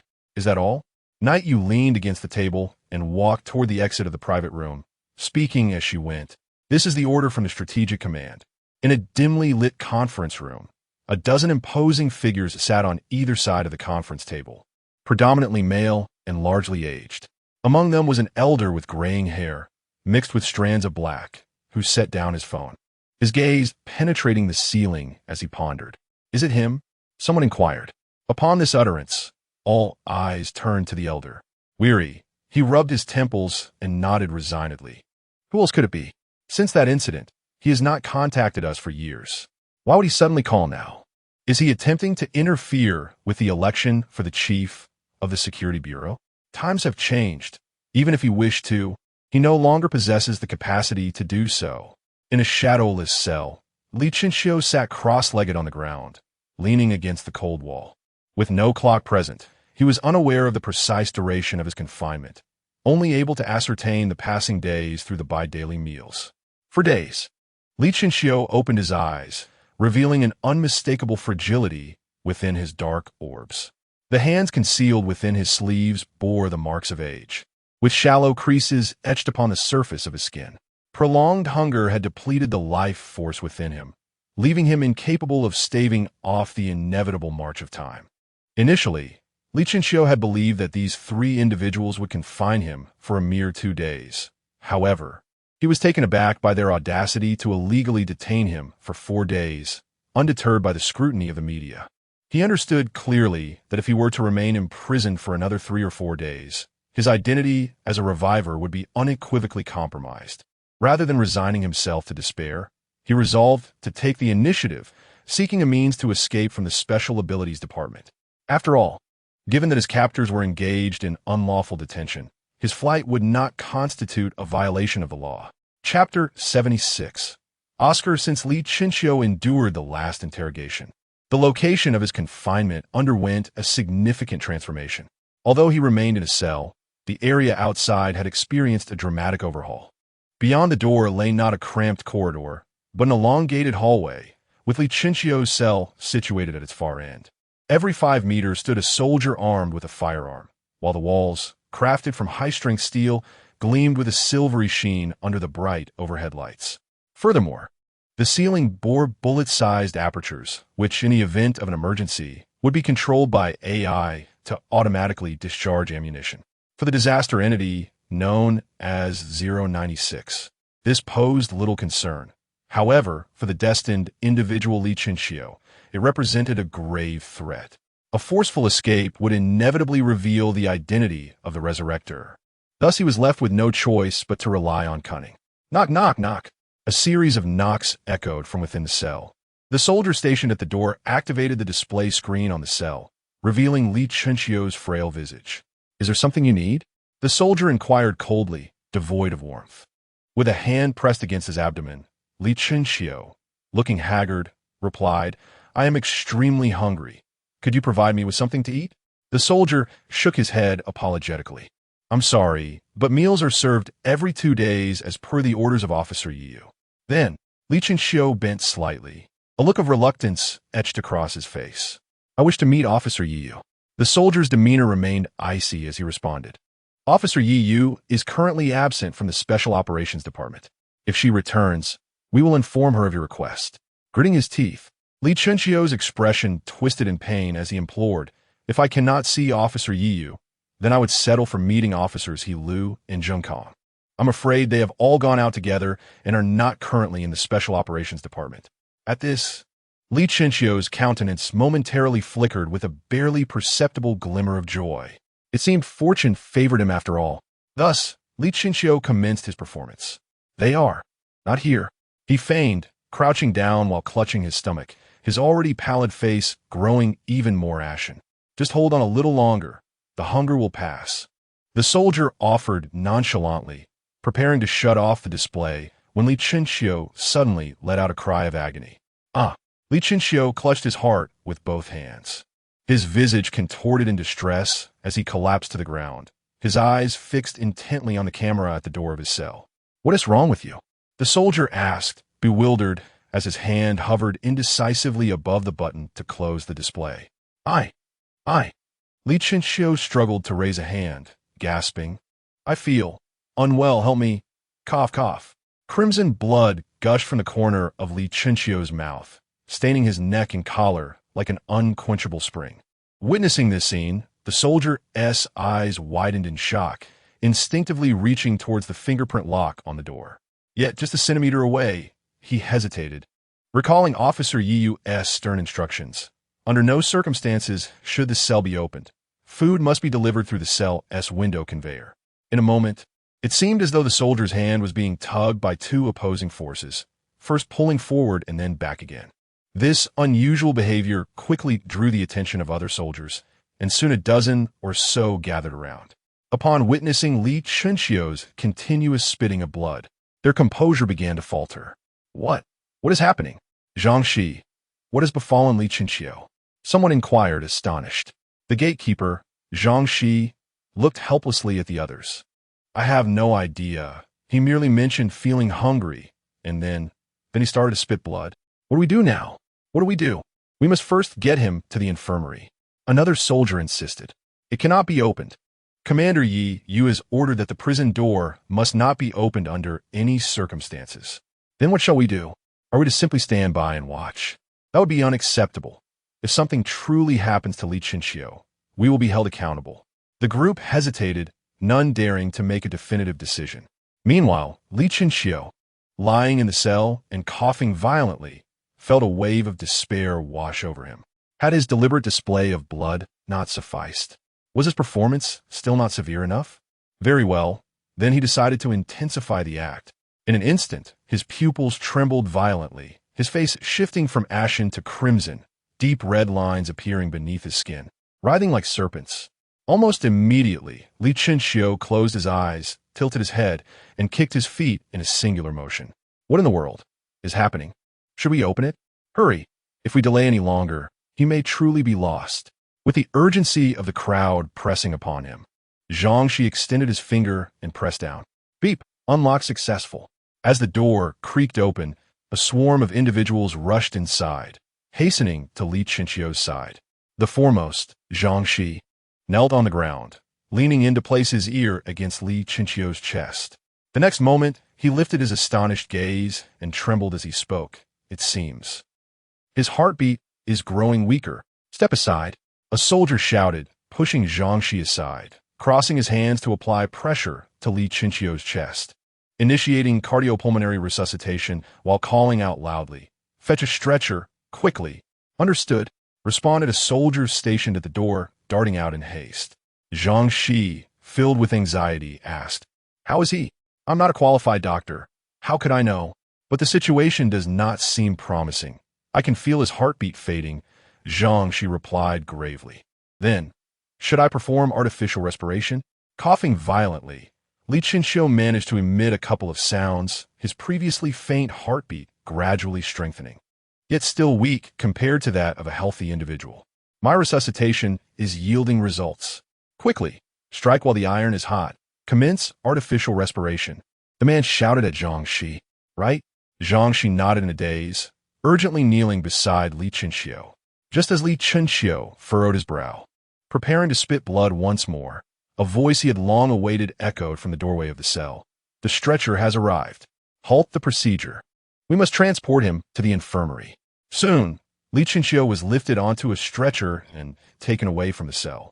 Amidst the bustling thoroughfare, vehicles were inching forward in close proximity to one another. Among them was the vehicle belonging to the trio from the intelligence agency. Zhang Kong, seated in the driver's seat, impatiently honked the horn and muttered complaints. We've been running around for days, and in the end, sigh. He Lu, occupying the passenger seat, gently patted Zhang Kang's shoulder and offered words of solace. The Strategic Command has issued a statement, which indicates that our investigation into Li Chinxiu is undoubtedly valid. This eliminates any erroneous conclusions. So what is there to complain about? Perhaps the true source of the disaster perished in the depths of the underworld. Yu, resting his chin on his hand as he gazed out the window, spoke coldly. Regardless, there are still numerous suspicions surrounding Li Chinxiu. Even after his release, we must continue our investigation. Only if he is truly innocent can we assert that the source of the disaster lies in the underworld. Suddenly, the ringing of a mobile phone interrupted Yi Yu's words. Chapter 77. Perhaps you should return? Yi retrieved her phone from her pocket, glanced at the number, and answered the call. Hello, what is it? Commander, it's bad, it's really bad. A frantic voice echoed from the other end. Yi furrowed her brow, her displeasure evident. Once you have calmed your emotions, call me back. With that, she hung up the phone. However, before she could return the device to her pocket, it rang again. Irritated, Yi answered once more, her tone icy. What is it? Commander, Li Chinxiu is in critical condition. Oh, critical, Yi said nonchalantly, leaning against the window. But a few seconds later, her pupils widened, and she sat up straight, exclaiming in horror, critical. Her outburst startled Zhang Kong, who was driving, while He Lu in the passenger seat turned to look at Yi Yu with curiosity. What do you mean critical? Clarify. Is it due to old age? No. Li Chinxiu suddenly said he was hungry. Then he started spitting blood and fainted. When we entered, his heartbeat was extremely weak, and it seems he might not survive. He has been taken to the infirmary for emergency treatment. Upon hearing this, Yi Yu felt a chill wash over her previously restored complexion paling once more, just as the leadership of the Strategic Command had allowed her to release someone. Now a crisis had emerged. If Li Chinxiu were to die under the auspices of the Special Operations Department, what future would she have in the Security Command? This thought sent a shiver coursing through her, and she spoke with grave seriousness. I don't care what methods you employ. You must stabilize him. Even if he must die, it cannot be within the Special Operations Department. With that, Yi hung up the phone and patted Zhang Kong on the shoulder. Hurry. Drive faster. What happened? Is it something serious? Zhang Kong asked without turning his head. Yi steadied her nerves and replied calmly. Li Chinxiu is in trouble. He seems to be on the brink of death. What? Both He Lu and Zhang Kong exclaimed in unison. In the Special Operations Department infirmary knock. Knock, knock. A series of knocks resounded. Doctor, the ambulance has arrived. A throng of soldiers crowded at the infirmary door. Click. The automatic sliding door of the infirmary opened slowly, revealing an emergency stretcher being wheeled out, followed by a tall, slender doctor clad in a white coat and a blue mask. Zhang Shi glanced down at the bloodied figure on the stretcher, anxiety etched on his face. Doctor, why is Li Chinxiu covered in blood? The doctor replied calmly. He coughed up some blood along the way. It's not serious. Quickly, get him onto the ambulance. As the doctor turned to return to the infirmary, Zhang Shi grasped his arm. Aren't you coming along? I need to compile Li Chinxiu's medical data to submit to the hospital. Do you understand? The doctor brusquely swatted away Zhang Shi's hand. His own hands plunged deep into his pockets as he stepped into the medical room. Moments later, accompanied by a soft click, the automatic door of the medical room slowly closed. "This, doctor, hurry, we must get Li Chenxiu onto the ambulance. His life hangs in the balance. And we cannot afford to explain this to our superiors."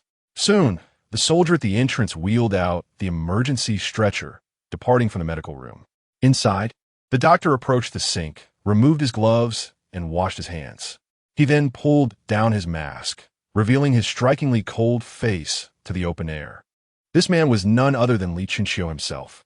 After being brought into the medical room, he had swiftly incapacitated the very doctor meant to assist him, exchanged their garments, and disguised the physician as himself, executing a clever ruse. Once silence enveloped the corridor, Li Chenxiu adjusted his mask and exited the medical room, making his way towards the cafeteria of the Special Operations Division. The cafeteria was expansive, offering an array of dishes: stir-fries, fast food, spicy hot pot, oil-splashed noodles, dumplings, and more. Anything available in City Number 11 could be found here. Using the doctor's meal card, Li Chenxiu ordered an abundance of stir-fries and settled into the furthest corner, indulging himself heartily while replenishing his depleted life energy. After satisfying his hunger and thirst, Li Chenxiu produced the doctor's mobile phone and dialed Li Chenxiu's number. Beep, beep, beep, click. "Hello, I've escaped," Li Chenxiu whispered, suppressing his voice. On the other end, Li Chenxiu expressed his astonishment. "Wow, you got out so quickly. Wait, you escaped?" Li Chenxiu replied earnestly, "Yes, if I hadn't, my body would have begun to deteriorate. I had no other choice. For the next few days, you and the boss should not contact me. It's best to lay low." Upon hearing this, Li Chenxiu's head buzzed with confusion. He glanced at Li Ji, seated beside him, and quietly activated the phone speaker mode.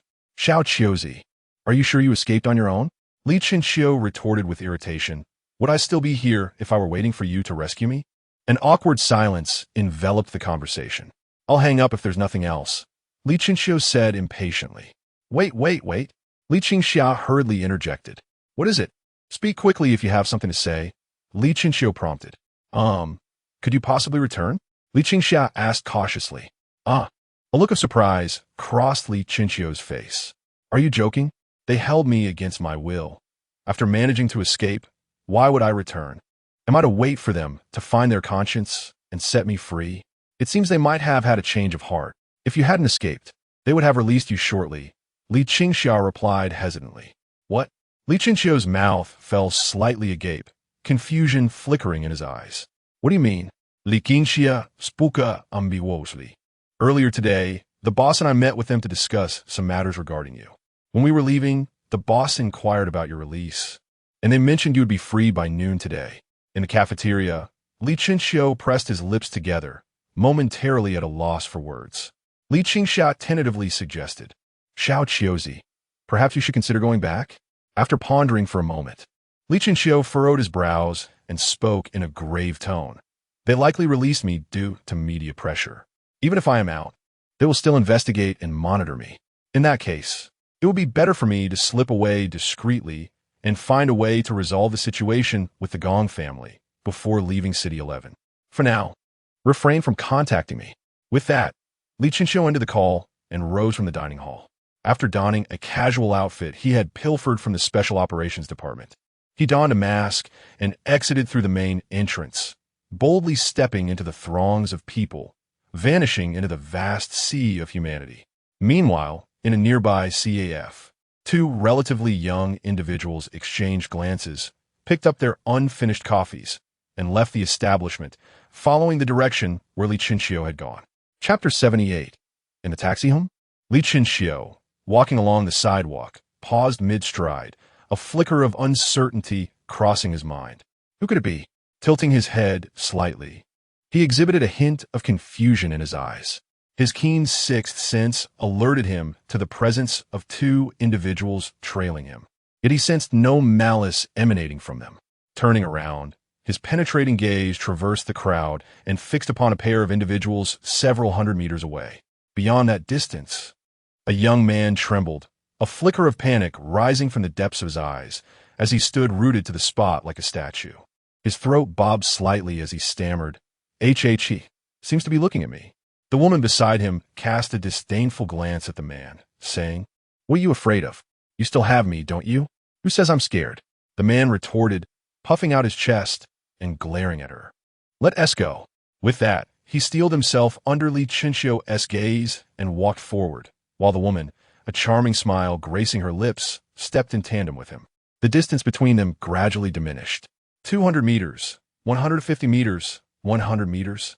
Li Chinchio's eyes sharpened, and the ember on his left index finger flickered slightly, a faint chill radiating from him. Why does it suddenly feel so cold? It really is a bit chilly. The people surrounding him shivered, instinctively tightening their clothing. In a brief moment, the man arrived beside Li Chinchio. Just as Li Chinchio was about to speak, the man discreetly slipped a note into his hand, whispering, "Wait for me." With that, the man hastily vanished into the crowd, leaving Li Chinchio standing alone. Glancing at the note in his hand, he stepped into a nearby alley, positioning himself in a blind spot of the surveillance cameras, and unfolded the note. "We can help clear your name of the accusations. Contact C76454. Contact C76454. Li Chinchio murmured to himself. Just as he finished speaking, a horn blared from the roadside. Turning his head, he spotted a green and white taxi, its bright yellow license plate glaring in the sunlight, matching exactly with the number on the note. After observing this, Li Chinchio remained unmoved, his gaze cast down, lost in contemplation of the note. After several seconds of reflection, he rubbed the small paper between his fingers, reducing it to ashes, and proceeded towards the taxi. "Knock, knock, knock." Li Chinchio rapped on a closed window. "Driver, are you going?" The middle-aged driver glanced at Li Chinchio and replied, "Sure, get in." Nodding, Li Chinchio opened the passenger door and took a seat. Inside, the air conditioning hummed, and a faint metallic scent lingered in the confined space. Li Chinchio's keen sense of smell quickly identified the odor as that of human blood. He cast a deep glance at the middle-aged driver, but chose to remain silent. The driver wiped the blood trickling from his mouth and grinned at Li Chinchio, asking, "Where to, young man? You summoned me here, yet you inquire where I am headed?" Li Chinchio responded calmly. The middle-aged driver chuckled heartily a few times before accelerating away from the roadside. Leaning his head against the window, Li Chinchio remained silent for a considerable while before asking, "Who are you?" The driver, grasping the steering wheel, replied with a smile, "Of course, I am someone like you." Li Chinchio furrowed his brow, a faint chill flickering in his profound gaze. "Be more explicit. Who are you? What is your purpose? Which faction do you belong to? You are quite the intriguing individual. Someone will inform you, but that person is not me." The driver squinted, continuing to drive nonchalantly. Li Chinchio's lips curled slightly. "You are rather amusing. Do you truly believe I am inquiring about you?" Suddenly, a shadow flitted within the car, and in the next moment, the driver's hair was swept upward by the wind, while Li Chinchio's index finger hovered ominously before the driver's forehead. Creak! The jarring sound of brakes echoed on the road as the taxi, which had been moving normally, came to a screeching halt. Fortunately, no vehicles followed closely behind, averting a potential collision. Inside the car, the driver's pupils shrank to the size of pinpricks, cold sweat slowly beading on his forehead. The icy aura emanating from Li Chinchio's fingertip sent tremors coursing through his body, a wave of unprecedented pressure enveloping him entirely. The driver swallowed hard, 1,000 curses racing through his mind. This power is nothing like the intelligence suggested. Damn false information. Honk, honk, honk. The vehicles ahead were not moving, treating the road as their personal parking space. Honk, honk, honk. A frantic honking erupted from behind the taxi. "What are you dawdling for? Keep driving." Li Chinchio laughed, lightly tapping the driver's brow with his finger. "Why, yes, yes," the driver stammered, nodding slightly as he cautiously moved the vehicle forward. Li Chinchio retracted his finger, crossing his legs in the passenger seat, and remarked lightly, "You are merely a mere resurrector of the four bands. What right do you have to feign profundity before me? My words are not inquiries, but commands to disclose the truth. Speak well, and I shall allow you to live. Falter, and you may prepare to exit this world in a rather horizontal manner." The middle-aged driver inhaled deeply, mustering his courage to speak. "We are here to help clear your name. If you dare to kill me, then—" Li Chunxiu interrupted, raising his hand to rest on the driver's head, fingers pressing firmly against his forehead. Leaning forward, he brought his face closer to the driver's eyes. "Why have you fallen silent? I'm waiting to crush your skull." The driver's lips turned pale, forcing a wan smile. I will not speak anymore," Li Chunxiu coldly demanded. "I will ask you one last time. Who are you, and what is your purpose?" The driver, urgent and anxious, replied, "We are from the underworld, and our purpose is to help clear your name." Li Chunxiu raised an eyebrow, inquiring, "Do you know who I am?" "Why, yes, the disaster water," stammered the middle-aged driver. Upon hearing this, a flicker of confusion crossed Li Chunxiu's brow. The notion that he was the disaster water of 096 had only been speculation thus far, lacking any definitive affirmation. Yet, the tone of the individual from the underworld clearly indicated that they were convinced he was indeed the disaster water. How had they come by this information? Was it possible that he had not eradicated all the resurrectors in the netherworld, allowing some details to escape? The middle-aged driver seemed to sense Li Chunxiu's bewilderment and hastily offered an explanation. It was Lord Mian who said so. Chapter 79. Room 602 on the 6th floor, Mian?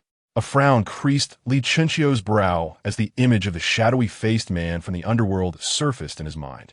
Hadn't he dispatched this individual to the nether realm? How could he possibly still be alive? With a skeptical gaze, Li Chunxiu lowered his eyes and inquired, "Do you think I am easily deceived?" As he spoke, a slight smile curved his lips, his hawk-like eyes fixated intently on the middle-aged driver, gripping the steering wheel tightly. The driver replied nervously, brother, I'm merely a driver. I truly am unaware of the specifics." Li Chunxiu's voice turned icy as he retorted, "If you know nothing, how can you assert that I am a calamity? And how could you name the source of such information? Do you take me for a fool?" The middle-aged driver, wearing a look of innocence, responded, "Please allow me to explain. I am actually a subordinate of Lord Nyoto from the underworld, actively operating in City 14, and I am not familiar with Lord Mian at all. 3 days ago, Lord Nyoto gathered us and mentioned that Lord Mian had been gravely injured by the high-risk disaster known as Calamity 096 in City 11. When one side is in trouble, the other must lend a hand. Thus, we came to City 11. Upon arriving, I heard numerous media reports claiming you were the calamity. I even inquired about the veracity of this news with Lord Nyoto, who neither confirmed nor denied it, leading me to instinctively believe that you were indeed the calamity." Li Chunxiu scrutinized the middle-aged driver for a moment before retracting his hand and stroking his chin while gazing out the window. If the driver were truthful, then Mian must have employed some means to survive, and surely his identity had been uncovered. It was only reasonable for Mian to seek vengeance thereafter. Contemplating this, a trace of solemnity flickered across Li Chunxiu's brow as he asked, "If that is the case, then you should be my adversary. Why would you now assist me in clearing my name?" The middle-aged driver shook his head in confusion. "I truly do not know. Lord Nyoto suddenly declared that no vengeance would be sought and that we were to help clear your name. After that, I was dispatched here to assist you." "Are you speaking the truth?" Li Chunxiu narrowed his eyes. "You wouldn't be trying to lure me to a desolate place to eliminate me, would you?" "Every word is the truth. I swear," the middle-aged driver exclaimed in panic. Li Chunxiu contemplated in silence for a while, then closed his eyes and leaned back against the seat, appearing to drift into a slumber. City 11. First Central Hospital in the bright, clean corridor. Yi Yu and a number of soldiers stood guard at the entrance of the emergency room, sitting on a waiting chair. Yi Yu's anxious demeanor caused her hands to intertwine tightly, her dark eyes darting between the tiles and the emergency room door. "How long has it been?" Yi Yu turned to inquire of Zheng Kong, who was seated beside her. Zheng Kong glanced at his watch. "It's been 2 minutes. Sister Yi, please don't worry too much.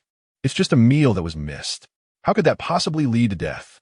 Yi Yu bent forward, resting her forehead on her hands, murmuring softly, "I hope that is indeed the case." As the words fell, the lights in the emergency room dimmed. In an instant, all eyes were fixated on the door, each expression a tapestry of emotions. Hadn't the person just entered? Was the emergency over? Such swift conclusions seemed implausible. Could it be that he had perished? Before the thought could fully form, Another hastily covered their mouth. In the waiting area, Yi rose from her seat, supporting herself on her knees. Her countenance darkened as she gazed at the entrance of the emergency room, an ominous premonition swelling within her. Click! Under the scrutiny of all, a doctor clad in a white coat emerged, his brow furrowed in perplexity as he surveyed the crowd. Yi stepped forward, grasping his arm imploringly. "Doctor, how is Li Chinxiu?" The doctor's brow knitted tighter, words eluding him. "Is something wrong with the child?" He Lu, wearing a mask of concern, joined the inquiry. "I." The doctor bit his lip, tentatively suggesting, "Did you perhaps transfer the wrong person?" A profound silence enveloped the room, each individual adorned with a large question mark hovering above their heads. Clatter! The sound of rolling wheels resonated from within the emergency room, and soon a stretcher emerged, revealing a young man lying supine, his bare torso exposed, confusion etched upon his small eyes. Yu glanced down at the man, bewildered, and directed her question to the doctor. "Where is Li Chinxiu?" The doctor shook his head. "I do not know." A soldier surged from the crowd, his voice sharp.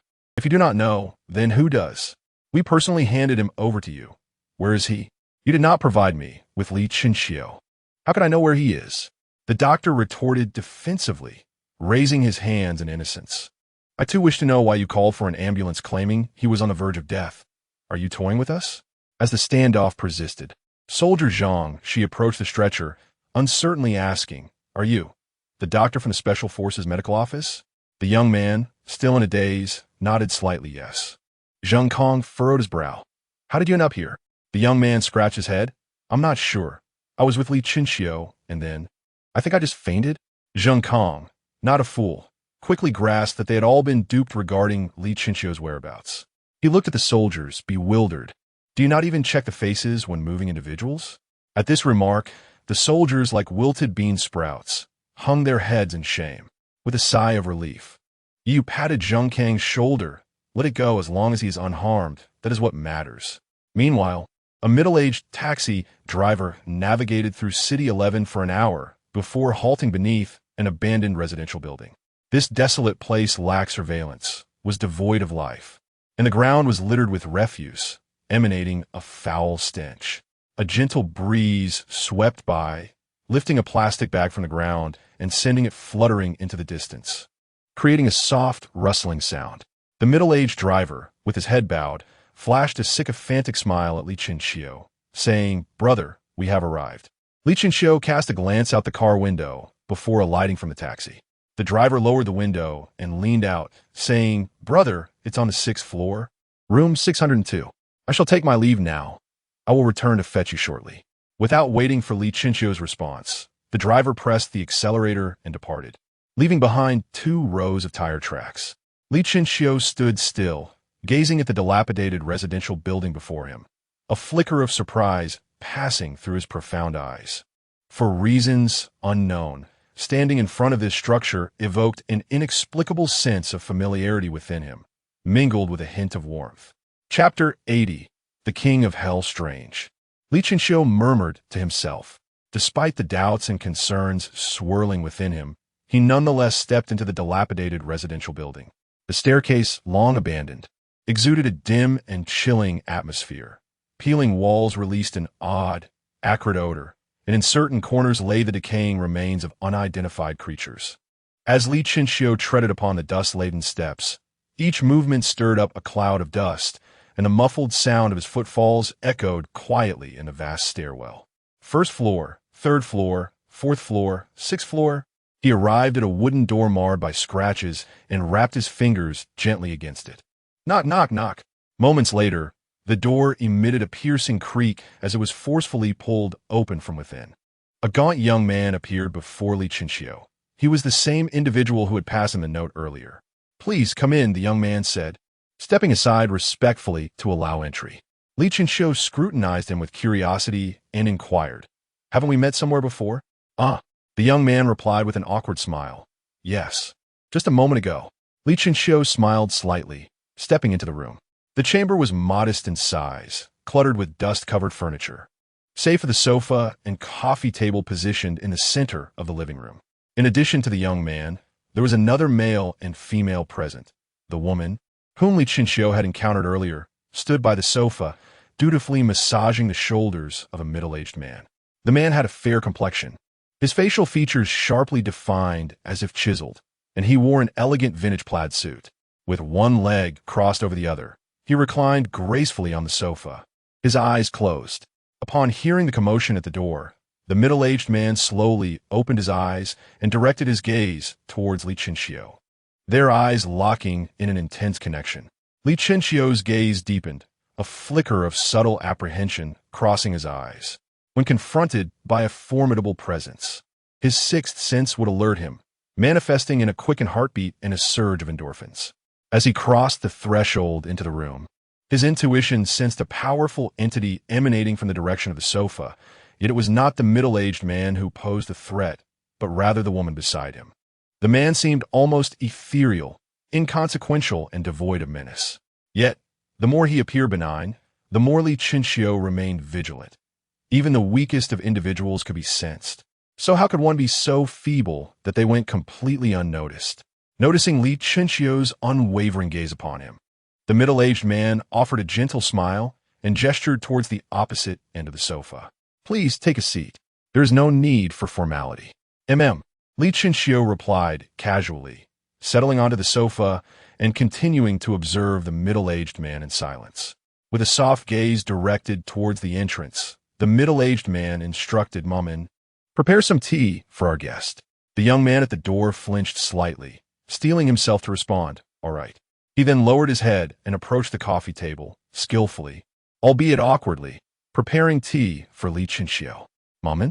Li Chinxiu leaned forward to scrutinize the young man. The figure of the horse-faced man nodded tremulously, avoiding eye contact with Li Chinxiu. The middle-aged man smiled as he explained, "The horse face possesses a mystical artifact known as the soul-returning needle. By inserting this needle into the forehead of any individual, upon the horse-face demise, he can be reborn within the body of the person who bore the needle, with the uncanny ability to precisely locate his murderer." Li Chinxiu's eyes brightened with understanding as he nodded appreciatively. "Fascinating. I had no idea such a remarkable artifact existed. Nevertheless, being a one-time use item, if it could grant infinite rebirth, I wouldn't have given it to him." The middle-aged man's south eyes curved like crescent moons as he continued, "Allow me to introduce myself.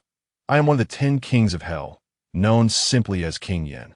This individual beside me is the ox-head, and like the horse-faced, we are both commanders of the underworld." The woman standing in the background nodded towards Li Chinxiu. Leaning back on the sofa, Li Chinxiu spoke in a low voice. "With titles like King Yin and commanders, your underworld has quite an array of designations. What is it that you wish to discuss?" The note clearly indicates our purpose. "We are here to assist you in clearing your name regarding the flood," King Yin replied, a hint of astonishment in his tone. Li Chinxiu looked at King Yin in confusion. "I have slain your people and seized your mystical artifact. Why, instead of seeking vengeance, do you wish to help me absolve my suspicions? It is rather perplexing. What is there to be perplexed about? A prodigious talent such as yours, with dual identities and mastery over a mystical artifact, is someone we in the underworld naturally wish to recruit," King Yin stated matter-of-factly. "Even if I possess prodigious talent, I am merely a secondary practitioner at present, and my status as a destined one is heavily scrutinized. As for the so-called mystical artifact having killed me, it has become an unclaimed item. I still find it difficult to comprehend," Li Chinxiu replied, shaking his head. "Have some tea." King Yin gestured towards the steaming tea on the table. Li Chinxiu, upon hearing this, lifted the cup and took a gentle sip. After he finished drinking, King Yin eagerly inquired, "This tea was grown by my own hands. How's it taste?" Li Chinxiu lowered his head, savoring the flavor for a moment before replying blandly, "I do not possess the knowledge to appreciate tea, but I find it quite pleasant." King Yin smiled contentedly and continued, "If it were solely based on your talent and dual identities, it would not carry much weight. It might merely pique the underworld's interest. However, with your mystical artifact, the situation is entirely different. The previous owner of this artifact was one of our own, a mere specter who, upon gaining the recognition of this mystical artifact, saw his powers soar at an astonishing rate. Given a few more years, he would have undoubtedly become a pillar of the underworld. Yet, as the saying goes, a common man is innocent, but possessing a precious item can lead to misfortune.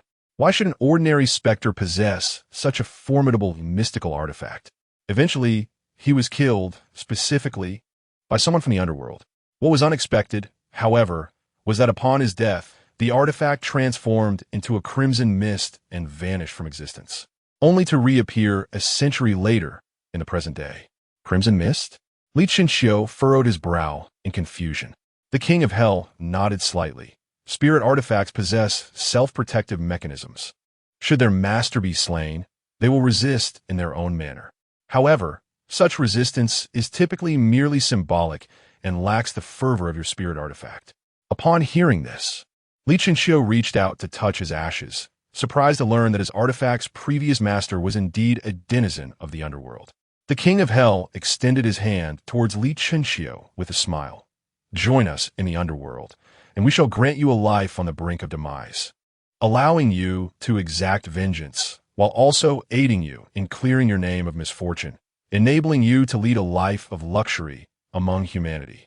Li Chenxiu lowered his head, seemingly deliberating over something. After a few moments, he slowly raised his gaze, his indifferent, icy eyes gradually emerging from the shadows.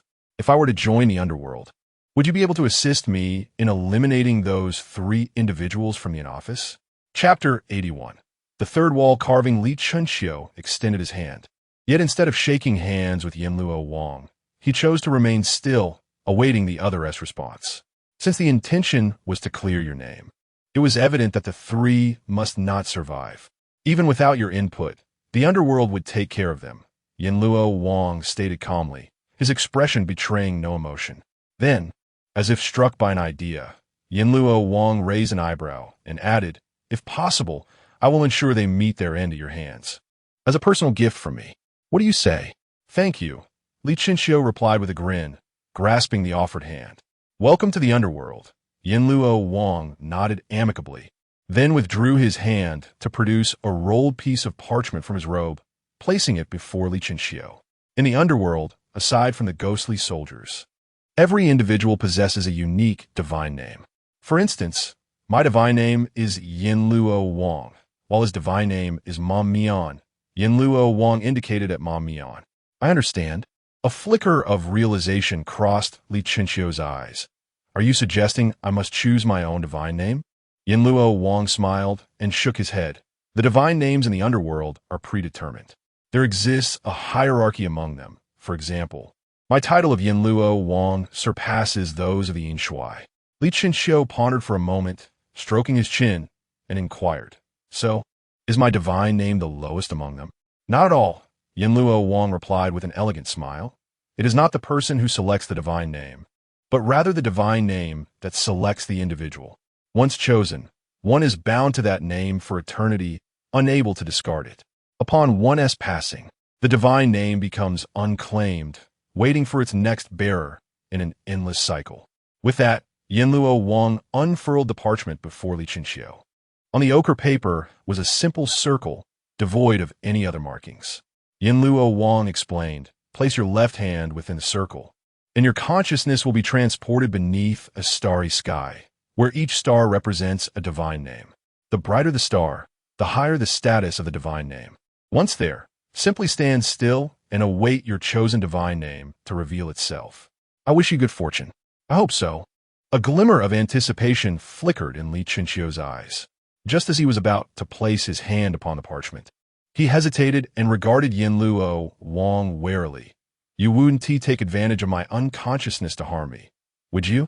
The previously calm Yanluo Wang's lips twitched at this remark, and he replied, rather exasperated, "I would never stoop to such a thing." "I believe that too," Li Chenxiu responded, and then placed his left hand firmly on the parchment. In an instant, it was as if his soul had been drawn from him. His eyes lost their luster, and his gaze, once fixated on the parchment, began to diffuse outward. "My lord, what divine name do you think you will acquire?" Niotu inquired curiously. Yanluo Wang shook his teacup. "I cannot say, but it is unlikely to be a favorable name. Currently, The divine names of the 10 Yama kings and the 5 ghost emperors are all claimed. He will most likely inherit the name of some In Shui. The azure night sky, adorned with countless twinkling stars, sparkled brilliantly. The cool moonlight filtered through gossamer clouds, cascading onto the boundless green plains. A gentle night breeze, bearing a hint of chill, swept through, causing the swathes of grass to bend towards the direction from which the wind departed, undulating like the waves of the sea. Li Chenxiu stood alone on the plain, gazing up at the celestial tapestry above. It seems rather dim, he mused, furrowing his brow. Though the sky was populated with stars, they appeared largely dull and lifeless, akin to weary elders, devoid of vitality. So be it. It is merely a name. Li Chenxiu smiled with acceptance, stretching his arms wide and reclining onto the grass, blissfully closing his eyes. In his youth, during the months of July and August, Li Chenxiu would carry a bamboo mat to the rooftop of his apartment building, laying it on the concrete like he did now. He would lie back, gazing at the night sky, relishing the cool breeze, enjoying the free air conditioning. However, with every breath of fresh air, he would invariably become a feast for mosquitoes. To mitigate this, he had called upon Qi Mingwei, claiming it was to share a secret hideaway to divert the pesky insects. At this thought, Li Chenxiu instinctively raised his hand to swat at his forehead, hoping to crush a mosquito intent on feasting on his blood. Smack! He opened his eyes slowly, revealing his empty palm. The mosquito was gone. No more, Li Chenxiu murmured, the flicker of light hidden within his eyes swiftly dimming. But at that moment, a buzzing sound suddenly echoed in his mind. Li Chenxiu sat up, surprised, reaching toward his head. In the next instant, the stars and moon above blazed forth with brilliant light, the cool, white starlight flowing like a spring towards him. What is this? Li Chenxiu was momentarily bewildered, and in that fleeting moment of distraction, the starlight surged down upon him, enveloping him entirely. In an instant, Li Chenxiu felt as though he were sinking into a quagmire, the surroundings pressing in on him, wrapping him in an embrace. Strangely, this sensation was not painful. Rather, it bore a certain comfort, a refreshing coolness spreading throughout his limbs. He could feel the starlight merging with his being, gradually approaching his brow. Just as the starlight reached his forehead, pure darkness enveloped his vision. When he opened his eyes once more, he found himself in the palace of his mind. How did I arrive here? Li Chenxiu scratched his head in confusion, glancing around in bewilderment. Moments later, he froze, his gaze fixating on an unpainted relief on the wall. The figure depicted was a woman, her visage full and adorned with a faint smile. She wore a jade crown and held a jade scepter, exuding an air of solemnity. Her enchanting phoenix eyes conveyed a gentle yet dignified aura, as if capable of discerning all worldly illusions. At that moment, the relief was enveloped in starlight, gradually absorbing the radiant glow surrounding it. Simultaneously, the edges of the relief began to shimmer with color, steadily spreading inward. Li Chenxiu felt a sense of confusion. Wasn't it only through the act of slaying that the wall carvings could acquire color? Yet, here he was, having killed nothing, and yet the wall had transformed. Nevertheless, his questions were destined to remain unanswered. A few minutes later, with the aid of starlight, the wall carving completed its vibrant hues, marking it as the third wall carving of Li Chenxiu to regain color. However, due to the absence of death, he did not awaken a fourth extraordinary ability. With measured steps, Li Chenxiu approached the third wall carving, scrutinizing the woman depicted within in search of clues pertaining to the elusive fourth ability.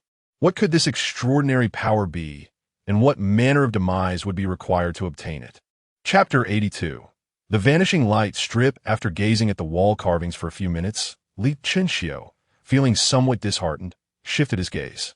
Noticing that the other wall carvings within the palace bore no signs of color, he concentrated his thoughts and departed from the palace, his consciousness once again returning beneath the vast expanse of the starry sky. The stars remained unchanged, the plains persisted in their familiarity, nothing had altered. Rubbing his slightly dazed head, Li Chenxiu surveyed his surroundings with a hint of confusion flickering in his eyes. The king of hell had informed him that simply waiting would lead to the acquisition of a divine name. Did the recent cascade of starlight signify that a divine name had chosen him? If a divine name had indeed selected me, why then could I not depart? Was it possible that the recent occurrence was unrelated to the divine name, and I had yet to attain it? Li Chenxiu stroked his chin, his profound gaze sweeping across the myriad stars. After a fruitless contemplation, he bellowed, "King of Hell, are you there?" No one answered. Only the whispering night wind responded. Li Chenxiu's expression darkened as he steadied himself on his knees and resolutely set off in a particular direction. Strange, why has he not emerged yet? The King of Hell, placing his teacup down, regarded Li Chenxiu with perplexity. Ma Mian leaned in closer, whispering, "My lord, could it be that there is no divine name that resonates with him?" The King of Hell shook his head. If there were no divine name that resonated with him, he would have emerged long ago. Could there be an issue with the summoning paper? As he spoke, the King of Hell rose and approached Li Chenxiu, bending to examine the summoning paper. At that moment, the sound of a vibrating phone emanated from the King of Hell's suit pocket. The King of Hell muttered, straightening up and moving to the living room window to answer the call. "Hello, why you? King of Hell." "I." A frantic voice came through the line. The King of Hell raised an eyebrow, inquiring with surprise, "What has happened to you, that you sound so flustered?" I don't know how to explain this to you. It's just not reasonable."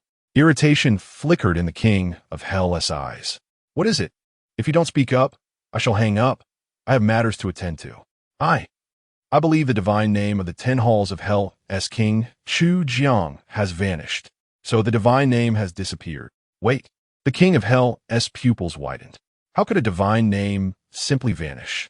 Are you dead? Are you out of your mind? If I were dead, who will be calling you now a ghost? The voice on the other end of the line, King Chu Jiang, retorted loudly. "Hold on. Let me gather my thoughts." The King of Hell removed the phone and rubbed his temples. How could a divine name possibly disappear? Even if it were to vanish, it would only be after the name bearer's death. After a moment of contemplation, the King of Hell raised the phone back to his ear and inquired earnestly, "Are you drunk? Do you think I would jest about such matters? My divine name has truly vanished. It is genuinely gone." The King of Hell questioned skeptically, "How do you know your divine name is lost?" "The divine name that bestowed upon me the power of the frozen abyss has vanished, along with the brands of servitude I inscribed upon my subordinates. Yinluo, you are my dearest companion in the underworld. Please assist me in devising a solution." Upon hearing this, Yinluo's expression shifted to one of grave concern in an instant. "Do not fret just yet. Utilize the summoning paper to revisit the place of naming. See if you can reacquire the divine name of Chu Juangwang. If that proves futile, then reach out to me again." "Understood. I shall go at once." Click. The call ended abruptly. Yinluo tucked his phone into his inner pocket, silently moved to sit on the sofa, and stared blankly at the ceiling, lost in contemplation. In the place of naming, Li Chenxiu wandered aimlessly beneath the starry sky. He was uncertain of his destination or how to escape, and even more bewildered about the whereabouts of the so-called divine name. With a deep sigh, he surveyed his surroundings, furrowing his brow. What is this bizarre place? Frustration surged within him as he gazed at the boundless verdant sea, igniting a fiery impulse to incinerate everything in his path. Yet, the remnants of reason quelled this wild notion. Just as Li Chenxiu prepared to change direction and continue his journey, a fissure suddenly appeared in the fabric of space 100 meters away, from which emerged a robust, rugged middle-aged man. Their eyes met across the distance. "Who are you?" the middle-aged man inquired first. After a moment's hesitation, Li Chenxiu replied, "I am Li Chenxiu from the underworld currently, awaiting my divine name." "And you?" "I am from the underworld, Chu Zhuang." The middle-aged man paused. "I too am waiting for a divine name." A flicker of hope ignited in Li Chenxiu's eyes as he stepped closer to the man. "Uncle, do you know how to exit this place?" "Exit?" The middle-aged man wore a puzzled expression, dismissively responding, "Just wait. Eventually, all will leave." With that, he turned away, gazing up at the starry sky, seemingly in search of something. With the man's arrival, the stars twinkled faintly, as if greeting him, yet he remained indifferent, his piercing gaze darting among the celestial bodies. Why is it not here? A hint of panic crossed the middle-aged man's brow. If his divine name had vanished, It should have returned to the place of naming. Why was it absent? Standing nearby, Li Chinxiu poked the middle-aged man gently. "Excuse me, uncle. Do I appear to be someone with a divine name?" The man turned his head, regarding Li Chinxiu with an expression akin to disbelief. "Do you not know whether you possess a divine name?" At that moment, a resplendent star materialized in the night sky, bursting forth with blinding brilliance. The surrounding dim stars retreated as if fleeing from a cat, forming a protective circle around this dazzling, celestial body. The middle-aged man, sensing the anomaly, looked up, and upon seeing the star, his pupils widened in exhilaration, his fists clenched tightly. "Indeed, it is here. It is truly here. Ha ha ha!" A middle-aged man raised his arms high above his head and shouted, "King of Chu River, I am here." The star in the sky seemed to respond to the man's call, twinkling brightly. "King of Chu River?" Li Chinxiu gazed upward at the star. In an instant, as if summoned by an unseen force, the star trembled, and a white beam of light, woven from starlight, extended forth, drifting toward the two. "It has returned. It has finally returned." The middle-aged man's eyes ignited with fervor as he stepped forward, raising his left fist triumphantly above his head. Witnessing this scene, Li Chinxiu suddenly understood. There was indeed a specific posture. Thus, he imitated the middle-aged man's stance, lifting his left hand overhead to greet the celestial star. Beneath the starry sky, the white beam of light drew ever closer to the man. 400 meters, 200 meters, 100 meters, 50 meters, 10 meters. Come fort. The middle-aged man, filled with excitement, extended his wrist toward the beam, only to witness it pass by him mercilessly, soaring toward the direction where Li Chinxiu stood. Chapter 83. The eyes held the middle-aged man's pupils gradually dilated as he stiffly turned his head. He beheld a luminous ribbon encircling Li Chinxiu's wrist in spirals. Had he acquired a divine name? A flicker of confusion crossed Li Chinxiu's brow as he gazed skyward at the stars, curiously reaching out to grasp the glowing band. However, before he could fully seize it, the ribbon suddenly tightened, as if someone were pulling it with great force. The middle-aged man, witnessing this scene, was struck with panic and rushed toward Li Chinxiu, shouting no. No! The distance between them dwindled, and just as the man was about to grasp the hem of Li Chinxiu's garment, the luminous band tore through the air, retracting at an alarming speed. Li Chinxiu's feet left the ground, yanked skyward by the ribbon at his wrist. The night wind surged, whipping through Li Chinxiu's hair, causing his garments to flutter wildly, rendering him akin to wild grass swaying beneath the celestial expanse. The middle-aged man collapsed to his knees in despair, his heart wrenched as he cried out, "Why, King of Chujiang, why yet?" Regardless of how loudly he pleaded, the resplendent star remained unmoved, its demeanor stable as wood. The ribbon retracted swiftly, closing the distance between Li Chinxiu and the star, his vision consumed by its blinding brilliance, rendering everything else indistinct. "Master, Li Chinxiu is reacting," Ma Mian exclaimed, pointing at him. Upon hearing this, King Yinluo withdrew his gaze, turning to Li Chinxiu. "He is beginning to merge with the divine name. I wonder which one it is." At that moment, Li Chinxiu was drenched in sweat, appearing to be trapped in a nightmare, his brow occasionally furrowing. Blue lines emerged beneath his skin, writhing like serpents toward his brow, intertwining as if attempting to form a pattern. Simultaneously, Li Shanqiu's pupils suddenly quivered, his dark irises visibly transforming into an icy blue. His thick black hair flowed back like ocean waves, swiftly morphing into the purest white. This Ma Mian scratched his head. Why does this scene feel so familiar? King Yinluo, seated on the sofa, wore a solemn expression and spoke slowly, white hair and blue eyes. "This is the ice hell of the king of Chujiang from the 10 halls of Yinluo." What? The king of Chujiang from the 10 halls of Yinluo? Neo 2's heart raced, his expression one of horror. But the divine name of the king of Chujiang was already claimed. Could it be that the former king of Chujiang has perished? He halted cautiously, glancing at King Yinluo. The former king of Chujiang is not dead.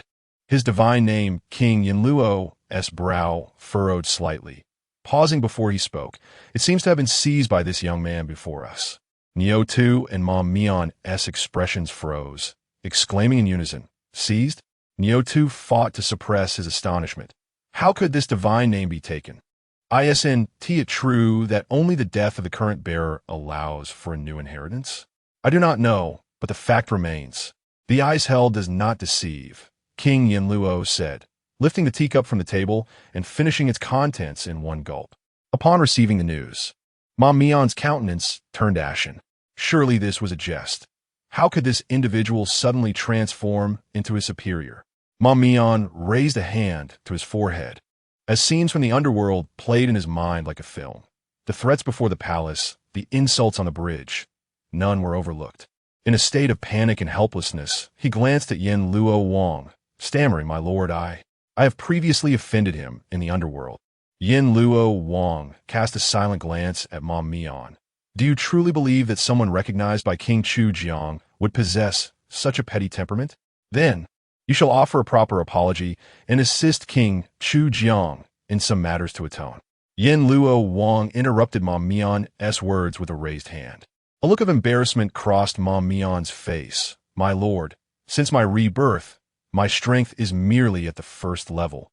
I feel utterly incapable of accomplishing anything. Apart from money, I find myself bereft of all else." "Then spend money to make amends. Cease your chatter and maintain silence," Yin Luo Wang replied coldly. "Moments latte." A cracking sound emanated from Li Chinchio. Sweat beads on his forehead suddenly crystallized into tiny shards of ice, cascading onto the coffee table and shattering. Subsequently, the temperature within 100 meters of Li Chinchio plummeted sharply, accompanied by the sound of ice forming, as everything within that radius was enveloped in solid ice, a white chill perpetually emanating.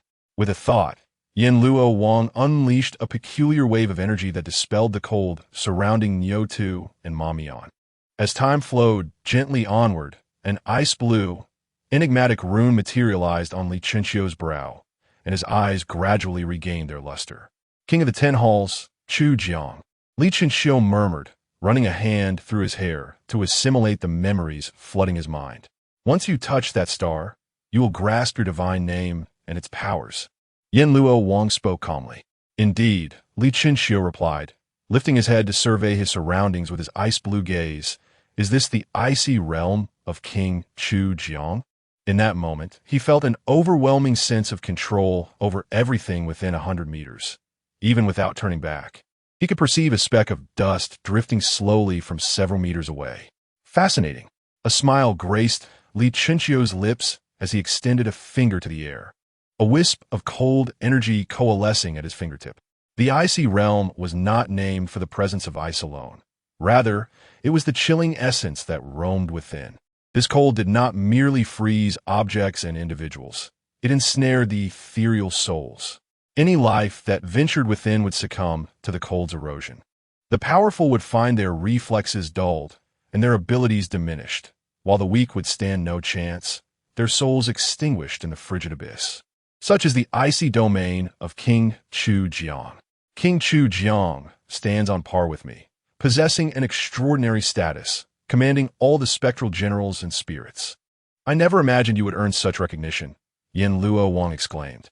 "It is merely good fortune," Li Chinchio replied. Li Chinchio smiled faintly and continued, "By the way, does the manifestation of the ice hell impose any requirements on the surrounding environment, such as humidity or temperature?" "There are no such requirements. The ice hell is akin to a miniature world. It does not rely on the external environment." "A miniature world? How wonderful!" Li Chinchio's lips curled into a slow smile. The fact that the ice hell does not depend on the environment does not imply that she would no longer need to seek out streams for extreme water. After all, the ice within the ice hell is merely readily available water. Chapter 84. The powers of King Yinluo, noticing that Li Chinchio showed no intention of retracting the ice hell. King Yinluo interjected, "Lord Chuyang, it is advisable to refrain from utilizing the ice hell within the city, as it tends to create quite a commotion." Li Chinchio nodded in acknowledgement, and with a mere thought, the surroundings reverted to their original state in the blink of an eye, leaving no trace behind. His appearance also returned to its former self, the runes on his brow vanishing completely. As the ice hell dissipated, the pallor of Mamin's face regained a hint of color. After his resurrection, using the mysterious artifact, his strength had diminished to a mere first rank. Even with King Yinluo dispelling the chill, his body still struggled to endure the effects. Lord Chuyang, do you have any further inquiries? King Yinluo gestured. Indeed, Li Chinchio's eyes glimmered with anticipation. I wish to inquire about the origins of these divine names. Before Li Chinchio could complete his sentence, King Yinluo interrupted. A divine name is simply a divine name. Beyond that, it is nothing more. Li Chinchio was momentarily taken aback, then softly chuckled. I understand. He had initially hoped to deduce the extraordinary powers of the third wall, engraving through the origins of the divine names. But it seemed that such an endeavor would prove futile. The other party appeared to harbor no trust and was unwilling to disclose any information regarding the Netherworld. You reside within the Federation, navigating among humans, where the risk of exposure is ever present. The less you know about the Netherworld, the safer you are. After all, calamities often arise from careless words. Having said that, King Yinluo retrieved a photograph from his bosom and placed it upon the table. You should be quite familiar with this individual. Li Chinchio gazed down, his eyes meeting the countenance of a brooding middle-aged man. Gong Ran, the chief of the Special Operations Division.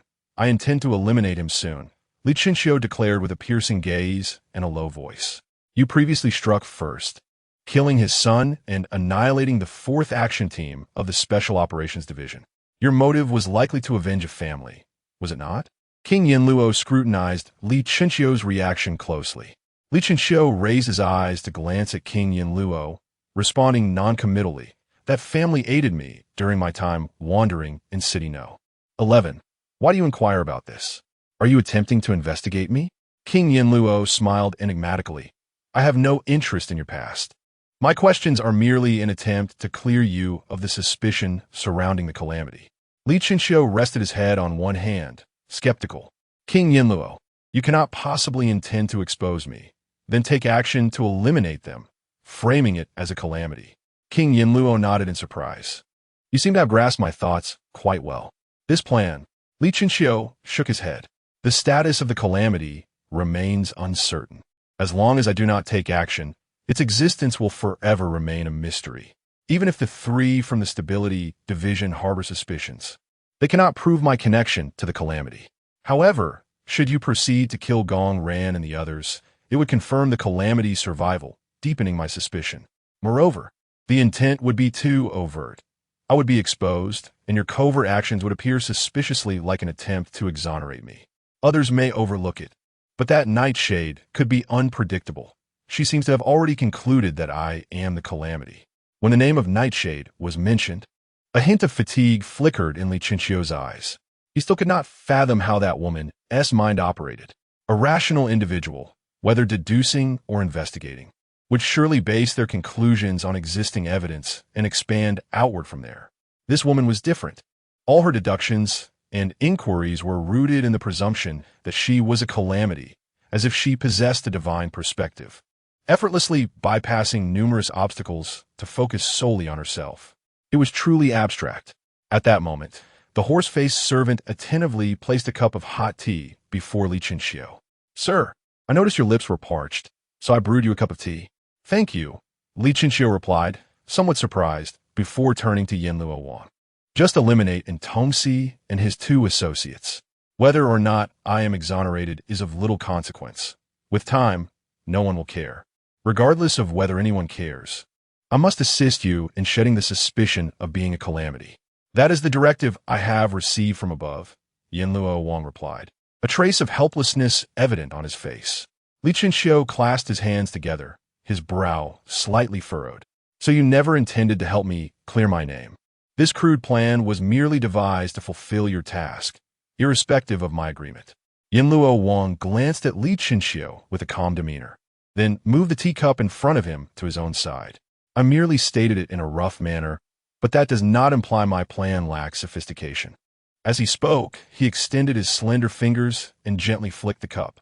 A crisp sound resonated throughout the room, and droplets of tea leaped from the cup, suspended in midair. Li Chinchio's pupils quivered as he looked at Yinluo Wang in astonishment. Your supernatural ability? Take another look Yinluo Wang replied with composure, then raised his hand and gestured outward. Activate. Whoosh. The droplets shot forth like bullets, slicing through the air. After a series of dull thuds, small holes appeared on the walls, the ceiling, and the tiles. Not bad, Yinluo Wang mumbled, pointing at the teacup. In the next moment, the water from the cup surged forth, coalescing in mid-air into a pen made of water within mere seconds. Li Chenxiu approached the water pan, his deep gaze fixed on Yinluo Wang. How did you achieve this? Have you heard of telekinesis? Yinluo Wang calmly replied. Suddenly, the ground began to tremble, dust raining down from the walls as cracks formed on the ceiling. Li Chenxiu looked outside in astonishment, witnessing the neighboring building descend, or more accurately, his own position was rising. My supernatural ability is telekinesis. I can control everything around me with thought. Mimicking your ability is quite simple for me, Yinluo Wang said. His expression relaxed as he tapped his knee with a finger. An unusual wave spread from his body. In an instant, everything seemed to rewind. The building slowly sank. The dust that hung in the air returned to its former place, and even the cracks in the ceiling vanished. Li Chenxiu observed this scene with an outwardly calm demeanor. Yet within him surged a tempest of emotions. In his recollection, telekinesis merely involved the act of tossing objects. However, this notion was decisively shattered by the King of Hell today. The manipulation of water, the retreat of dust, and the fissures returning to their original state. Such meticulous control was utterly astounding. As you stated, I will indeed take action against the Gong family, but not clandestinely. I shall eliminate them openly, before the eyes of all in City 11, much like a scene from a film, heralding my intent to kill. Chapter 85. 5 Fingers. The King of Hell wore a contented expression, as if discussing a trivial matter. A prelude to murder? Li Chenxiu's heart skipped a beat, uncertainty lacing his voice. What do you mean? The King of Hell's eyes curved into a smile as he reclined slowly on the sofa. I shall inform everyone of the time of the Gong family's demise in advance, allowing them ample preparation. Then, before all, I will execute them. This way, you will be entirely absolved of suspicion, for it is inconceivable that two disasters could coexist in this world. The king's words floated lightly, yet their substance struck Li Chenxiu's heart like a hammer. He scrutinized the king, questioning, "Are you capable of such a feat?" The King of Hell extended his arm, turning his palm upward before Li Chenxiu. This poses no challenge for me. A suitable idiom to describe it would be as easy as flipping one's hand. Li Chenxiu narrowed his eyes slightly. Your appearance differs from that of a disaster. I possess the means to alter my visage, yet you do not. Furthermore, I transformed into a mist on the Lujiang Bridge to escape. Can you do the same? The King of Hell spread his hands, smiling confidently. You need not concern yourself with these matters. Since I devised this plan, I naturally possess the means to resolve any issues. All you must do is watch quietly. Watch quietly? Li Chenxiu akua. Indeed, the king nodded. Just watch quietly. Li Chenxiu's gaze darkened, akin to an unfathomable abyss. After a moment of silence, he inquired, in return for your assistance, what is required of me by the underworld? The King of Hell smiled subtly. Nothing at all. Simply walk your own path. After this incident, the disaster's severity will escalate to critical. Exercise caution if you wish to use this alias in the future, for the underworld cannot always clean up after you. With that, the king cast a sideways glance at the horse face. Sichu Jiang Wang off. Horseface's eyes gleamed with a hint of glee as he trotted to Li Chenxiu, displaying a perfectly crafted smile. My lord, allow me to escort you. Very well, Li Chenxiu replied, then turned to the King of Hell. Thank you. The king nodded, signaling that it was merely a task and not to be taken to heart. After exchanging pleasantries, Horseface led Li Chenxiu out of the dilapidated building, leaving only the King of Hell and Oxhead within the room. My lord, is there anything you require of me? Oxhead inquired respectfully. First, let us commence a live broadcast of a murder to generate excitement. Otherwise, the credibility of the announcement will be too low, the King of Hell mused, stroking his chin. Does he not have a second son? Let's take him as the target. Outside the abandoned building, Li Chenxiu and Horseface stood side by side, awaiting a taxi. In contrast to Li Chenxiu's calm demeanor, Horseface appeared particularly uneasy his hands clasped before his chest like a chastised student, occasionally glancing furtively at Li Chinxiu. "You may return now," Li Chinxiu said without turning around. "Huh?" With a hint of trepidation, Mom Mian cautiously raised his head and inquired, "Do you perhaps harbor some dislike for me? Like?" Li Chinxiu turned his gaze with an odd expression, instinctively taking a step back. "Do you fancy men?" "No, no. Ma Mian hurriedly waved his hands, flustered as he attempted to clarify, "I do not like men. I merely wish to ask if you have any affection for me." Li Chinxiu's mouth slightly parted, momentarily perplexed by Ma Mian's train of thought. He touched his chin, bewildered, and asked, "What do you mean? You think I have feelings for you?" "Well," Ma Mian, flustered, rapped his forehead in frustration. "That was not my intention. I had previously offended you in the netherworld, so..." At this point, Ma Mian fell silent, lowering his head in apprehension. Upon hearing this, a flicker of understanding crossed Li Chinxiu's eyes as he placed a hand on Ma Mian's shoulder. "If I truly wished to retaliate, you would not be standing before me now, conversing with me." Ma Mian trembled slightly, raising his head with excitement. "So, you mean you do not hold it against me?" "I cannot hold it against you, for in the netherworld, you were incapable of causing me harm. However," Li Chinxiu turned away, hands in his pockets. "But what?" Ma Mian's throat tightened, anxiously gazing at Li Chinxiu. "But my goodwill has undoubtedly diminished. After all, I am a person who exacts revenge for grievances. You threatened me when I was vulnerable, and I cannot easily forget that," Li Chinxiu stated earnestly. "My lord, I truly had no intention of harming you. That fellow from a new world, Shun Yuanhua, was the one who incited me. I am, in fact, a very upright person," Ma Mian explained urgently, gripping Li Chinxiu's arm. Li Chinxiu pushed Ma Mian away, coldly replying, "Integrity is not merely spoken. It is demonstrated through actions." Not a fool, Ma Mian understood the implication in Li Chinxiu's words. He tentatively asked, "What do you wish for me to do?" Li Chinxiu smiled and extended his left hand, rubbing his fingers in front of Ma Mian. "I have heard that you possess some influence in city number 11. You ought to be quite wealthy, yes?" Ma Mian obediently nodded. "It's manageable. How much do you require?" "This amount should be relatively simple for you." Li Chinxiu held up 5 fingers, watching Ma Mian with an ambiguous smile. Ma Mian swallowed hard, a flicker of pain evident in his eyes. 50 million was no trivial sum, yet he gritted his teeth, feeling he could muster it. "All right, 5 million just..." "Wait a moment." Just as Ma Mian was about to agree, Li Chinxiu interrupted him. 5 million? Li Chinxiu smirked, a glint of coldness in his eyes. "Do I appear to be someone who would quibble over 5 million, or do you deem me rather cheap? A person without formal education can earn over 100 or even several hundred outside. For someone with influence in City No. 11 to offer 5 million as an apology is nothing short of an insult." Upon hearing this, Ma Mian broke into a cold sweat, stammering, "I did not mean that. Just tell me how much you desire. Add a 0 after the 5,000. "I must see this on before tonight," Li Chinxiu said coldly. "By the way, I require cash. If you cannot comply, for your own safety, we should refrain from future meetings." Ma Mian's pupils suddenly contracted to the size of pinpoints, and he stood there, utterly dazed as if his soul had departed. 500 million federal coins. Where on earth could he procure such a fortune? It was akin to a sentence on his life. Realizing the gravity of the situation, Ma Mian mustered his courage and replied, "Chu Jiangwang, are you not being a bit excessive? I am a subordinate of Yin Luowang, and your treatment of me seems rather unjust." "Huh, you're free to refuse. I am not coercing you. It is you who wishes to atone," Li Chinxiu replied innocently, spreading his hands. The sound of rolling wheels echoed from afar. The taxi to meet Li Chinxiu had arrived. Chapter 86. Is this not bullying the honest?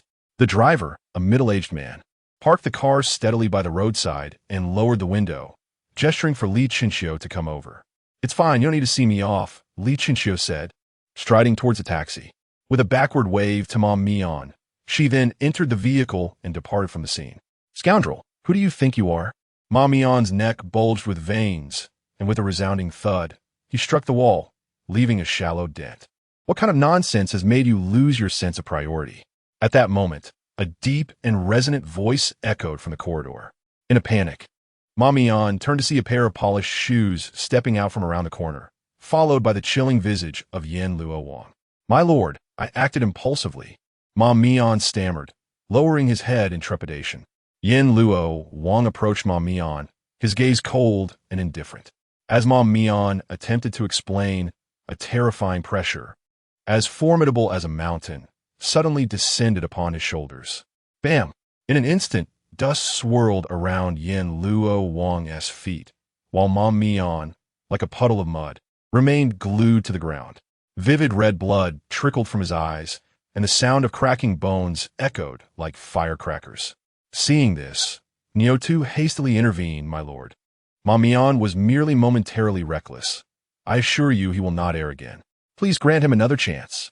I am granting him that chance, which is precisely why he still lives, groveling at my feet, Yin Luo Wang replied, casting a detached glance at Ma Mian before retracting his powers. Thank you, my lord. Niotu expressed his gratitude, carefully helping to prostrate Ma Mian to his feet. Ma Mian's chest heaved as he trembled, raising a hand to rub his eyes. After a few moments, he whispered, "Teach, thank you, my lord. All in the underworld revere the divine name. Disrespecting authority is a grave transgression. Should there be a next time, I shall not grant you another chance at life. Do you understand?" Yin Luo Wang spoke in a somber tone. Ma Mian, hunched over and supported by Niotu, nodded in acknowledgement. Just as Yin Luo Wang was about to take his leave, he suddenly paused, turning back to Ma Mian. "What did Chu Jiang Wang say to you earlier?" Ma Mian lifted his head weakly and replied, "I had offended Chu Jiang Wang in the underworld, and I intended to apologize. He then demanded money from me." Yin Luo Wang raised an eyebrow. "Did you not claim to possess nothing but money? Does this not align with your desires?" But Chu Jiang Wang asked for far too much. He demanded 500 million federal coins. How could I possibly procure such an amount? Ma Mian's voice dwindled, his complexion growing increasingly pale. 500 million? Niotu's eyes widened in disbelief. Did Chu Jiang Wang expressly state 500 million? Ma Mian, looking pitifully at Niotu, replied, "Yes, he said it outright. I offered 50 million, and he retorted that he thought me to be so frugal, insisting I add a zero to that amount and provide it in cash. Is this not bullying the honest?" As Ma Mian reflected, a sense of regret washed over him. Had he known, he would have refrained from bringing up this matter, now that it was on the table. Yet no compensation was forthcoming. The absence of a grudge had transformed into a tangible one.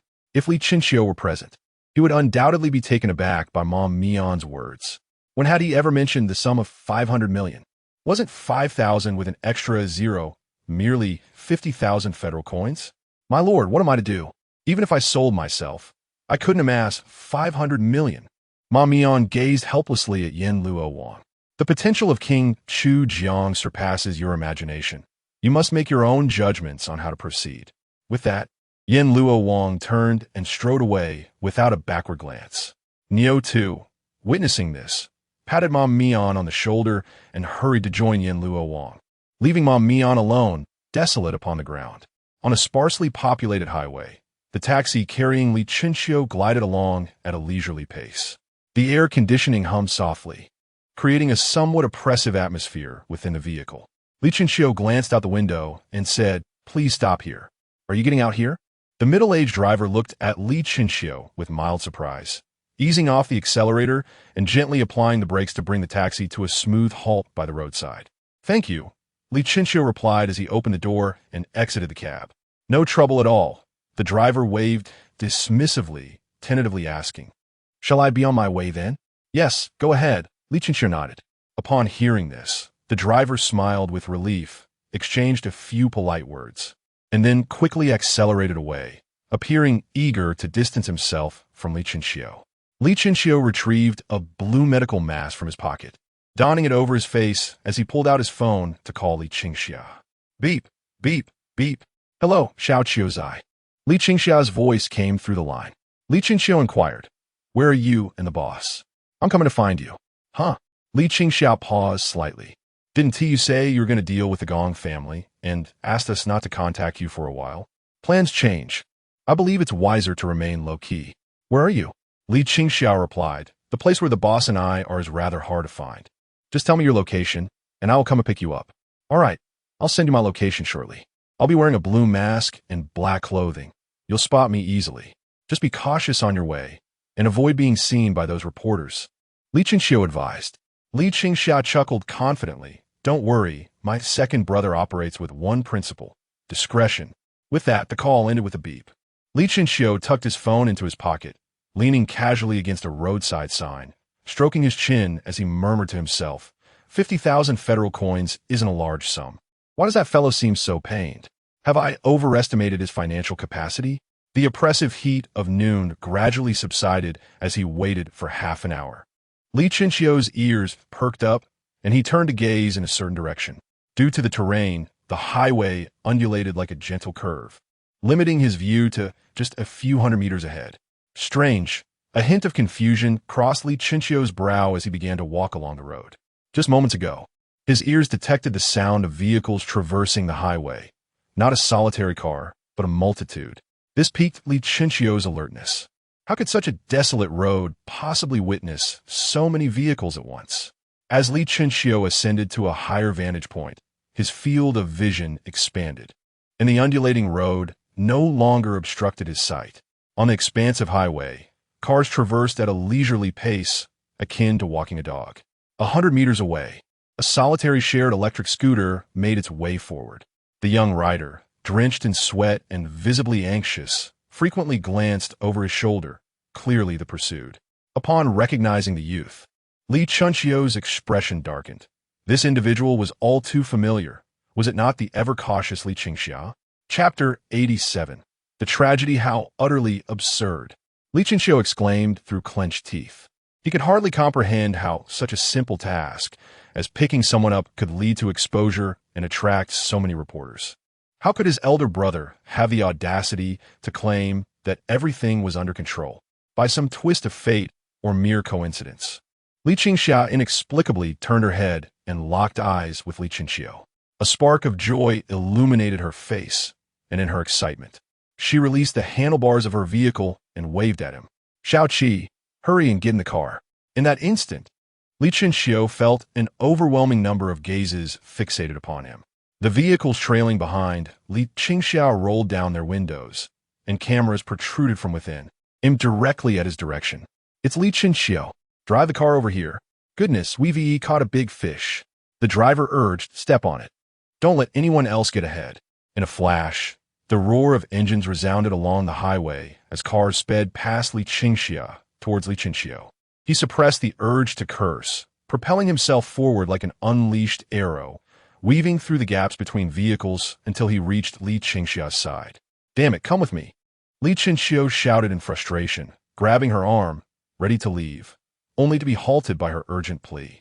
Wait, I've gone through so much trouble to draw them here. If you leave now, all my efforts will be in vain. Li Qingxiu turned in disbelief.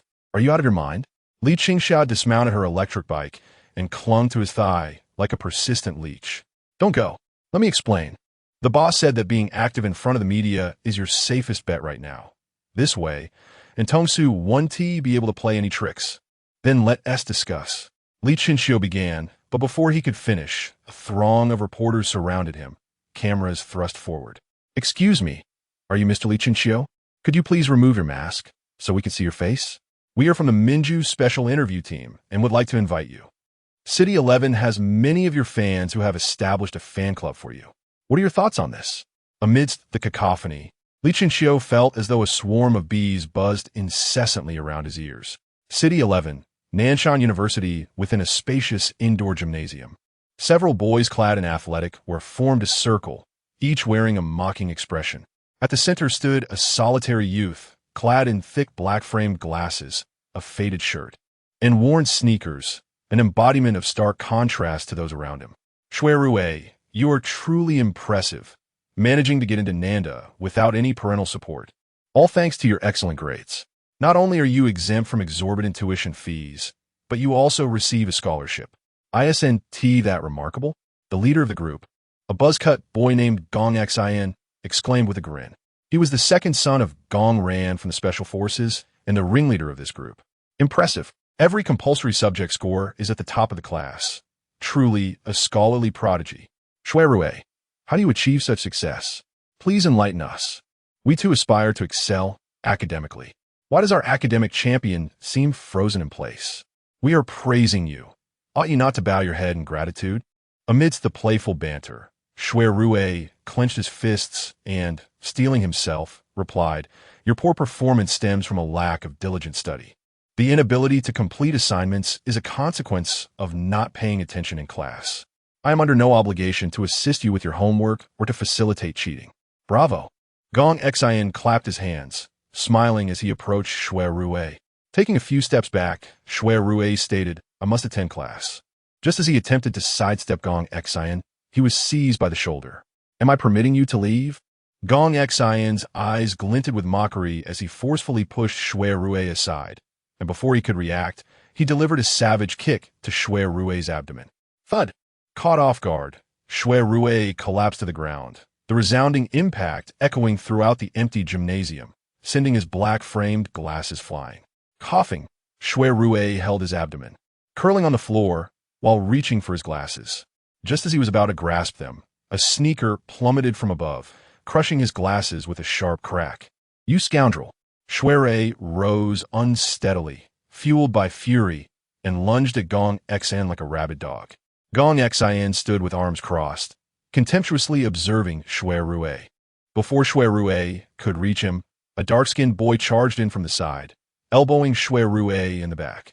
"Who do you think you are?" Crack! The sound of a bone fracturing resonated. "Ah!" Xue cried out in pain, falling sideways onto the cold floor. Gong Xian approached with a smile, placing his foot on Xue Rue's face, rubbing his shoe against it. "You, a lowly inhabitant of the slums, will do as I command." "What right do you have to defy me?" Veins bulged on Xue Rue's forehead as he, enduring the searing pain in his waist, clutched Gong Xian's calf tightly. I will report this to the teacher." Upon uttering this, the others exchanged glances, and moments later, raucous laughter filled the gymnasium. "Huh! What does this fool say? Report to the teacher? Goodness! I expected something revolutionary. Yet all he can muster is to inform the teacher? Go ahead. The head of the disciplinary committee is Gong Xian's father, and the head of the security committee is a close friend of his father. Who do you think will support you?" "Enough." Gong Xian interrupted the ongoing chatter, raising his hand. "Hit him. Let us see how tough this fool really is." At his command, the others' eyes sparkled with excitement, and they surged forward, delivering a flurry of punches and kicks to Xue Rue, with some even climbing atop him, slapping his face repeatedly. The sound of flesh meeting flesh echoed, accompanied by the splattering of blood, which flowed from beneath Xue Rue like smooth ribbons of crimson, only to be trampled into fragments by others. Gong Xian sat crouched nearby, indulgently inhaling the smoke from a cigarette, quietly observing Xue Rue, unfazed even as blood splattered across his face. The rhythmic sound of approaching footsteps drew nearer. Gong Xian, without needing to look back, was well aware of the identity of the newcomer. It was none other than Zhang Kong, the leader of the first action team of his father's subordinates. Gong Xian, with a hint of impatience, remarked, "Uncle Zhang, my father entrusted you with my protection, not to meddle in my affairs." Chapter 88. The youth with milk tea Zhang Kong cast a cold glance at Xue Rue, remarking, "The gymnasium is equipped with surveillance. It would be ill-advised to let this situation escalate. We should find another venue." Gong Xian patted Zhang Kong's shoulder nonchalantly, replying, "Uncle Zhang, worry not. Even if I were to end this brat here, my father would sort it out. As long as you understand," Zhang Kong cautioned, "make sure to return straight home after school and avoid those chaotic places. The disaster lurks in the shadows while we are in the light. Even with the security administration overseeing City 11, we must remain vigilant." After this earnest warning, he settled onto a nearby bench, closing his eyes in silence. After 3 minutes of relentless assault, the group gradually ceased their actions. Xue Rue, ensnared within their grasp, lay curled on the ground, lifeless. "Is he dead?" Gong Xian inquired casually. One of them kicked Xue Rue lightly, observing, "No," he asked, still trembling. "Oh!" A flicker of surprise crossed Gong Xian's eyes. He asked, surprisingly resilient. "Whoa, bro, look at this lock screen wallpaper." A gangly boy sprinted over to Gong Xian, presenting Xue Rue's phone before him. What wallpaper could? Wait. Gong Xian's eyes widened in astonishment as he snatched the phone, greedily scrutinizing the image. It was a photograph, to be precise. A snapshot of Shui Rui with a young woman. The woman's face was exquisitely beautiful, her smile reminiscent of a blooming peony, captivating in its charm. A smirk crept onto Gong Xian's lips as he tossed aside his cigarette and approached Shui Rui, holding the phone up to his face. Kid, who is this girl? Shui Rui weakly opened his eyes. Upon seeing the woman in the wallpaper, his dim gaze flickered momentarily before he closed his eyes once more. Hey, Gong Xin, tapping Shui Rui's face. Speak up. You can't just pretend to be dead. Shui Rui remained silent, his eyes still shut, not uttering a word. All right, so you choose silence. Gong Xian chuckled as he stood up, calling out to the others. Hold his head up for me. I'll wake him up. And remember, get a close-up of his face. Understood. Soon, several individuals worked together to prop Shui Rui before Gong Xian. With an icy demeanor, Gong Xian asked, Are you sure you won't speak? If this goes on record, you'll never be able to hold your head high again. Silence reigned. All right, let us start recording. Gong Xian grinned, ready to unbuckle his belt when a series of heavy footsteps emerged from the shadows of the gymnasium. Wow, this is quite an eye-opener. Are people really this wicked nowadays? From the shadows, a young man clad in a black hoodie stepped forward. In his left hand, he held a cup of milk tea, and in his right, his phone aimed at the group. No need for you to record. I have everything documented. Gong Xian halted his actions, narrowing his eyes as he scrutinized the youth. Who are you? The young man, with an air of nonchalance, jested, I am merely an ordinary photographer, here to capture your most detestable moments. It appears your intellect has succumbed to oblivion, daring to photograph everything. Just as that sharp-featured sycophant was about to advance, he was abruptly restrained by Gong Xian, who inquired with curiosity, Haven't we met somewhere before? The young man chuckled softly, perhaps online. Considering my videos have garnered quite a following. With that, he slowly lowered the phone, obscuring his face, stepping fully into the light, revealing his visage to the sun. You recognize me, don't you? He said, his eyes twinkling, a radiant smile illuminating his features. In an instant, it seemed as though time had paused for those present. The silence in the gymnasium palpable. Gong Xian trembled, his face twitching as if an engine were revving within. Disaster. Water? It's disaster water. Quickly. In a flurry of panic, Gong Xian turned his head and shouted, Uncle Jean, help. But the seats were empty, save for Zhang Kong, who was striding purposefully towards the exit. Gong Xian, run. Zhang Kong called back, not once glancing over his shoulder, utterly disinclined to offer aid. To risk his life against this calamity for the sake of his job was no jest. A ripple of alarm spread among the others as they absorbed Zhang Kong's words, each one hastily making for the gymnasium doors. In the blink of an eye, Shui Rui found himself utterly alone, lying despondently on the ground. Am I truly so frightening? The young man mused, touching his face then with a smile. He tossed his cup of milk tea into the air. With a graceful arc akin to silk, the milk tea soared, and moments later, droplets of earthy-colored liquid cascaded forth like a swarm of bees, tearing through the air towards the fleeing crowd. The sound of splattering filled the gymnasium. The air echoed with the sickening squelch of flesh, crimson blossoms erupting on the floor as Gong Xian and his companions fell, each emitting a chilling wail. Strangely, the impacts were not fatal. It seemed the faux disaster water had no intention of wiping them out entirely. Zhang Kong, sprinting at the forefront, grasped his sword at his waist, twisting to defend himself against the oncoming onslaught. Clang! The glinting blade intercepted the droplets, yet it was futile. With a crack, the sword shattered, and the droplet pierced through Zhang Kong's brow, leaving him bewildered. Why? He gasped, vitality quickly draining from his eyes, collapsing to the ground. In his final moments, he could not fathom why he could not even withstand a single droplet. Within moments, all within the gymnasium had lost their ability to move, crawling on the ground like caterpillars towards the exit.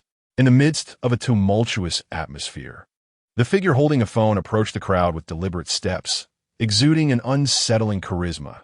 Do not be afraid. How could I let you perish in such quietude? It must be a grand spectacle indeed.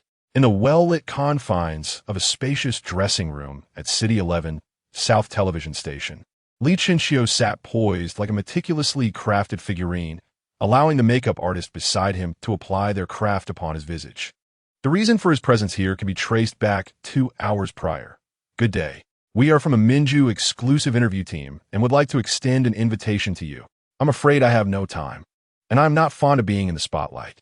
Please reconsider. The interview will only take half an hour at your convenience, with a remuneration of 500,000 federal coins. I truly have no time.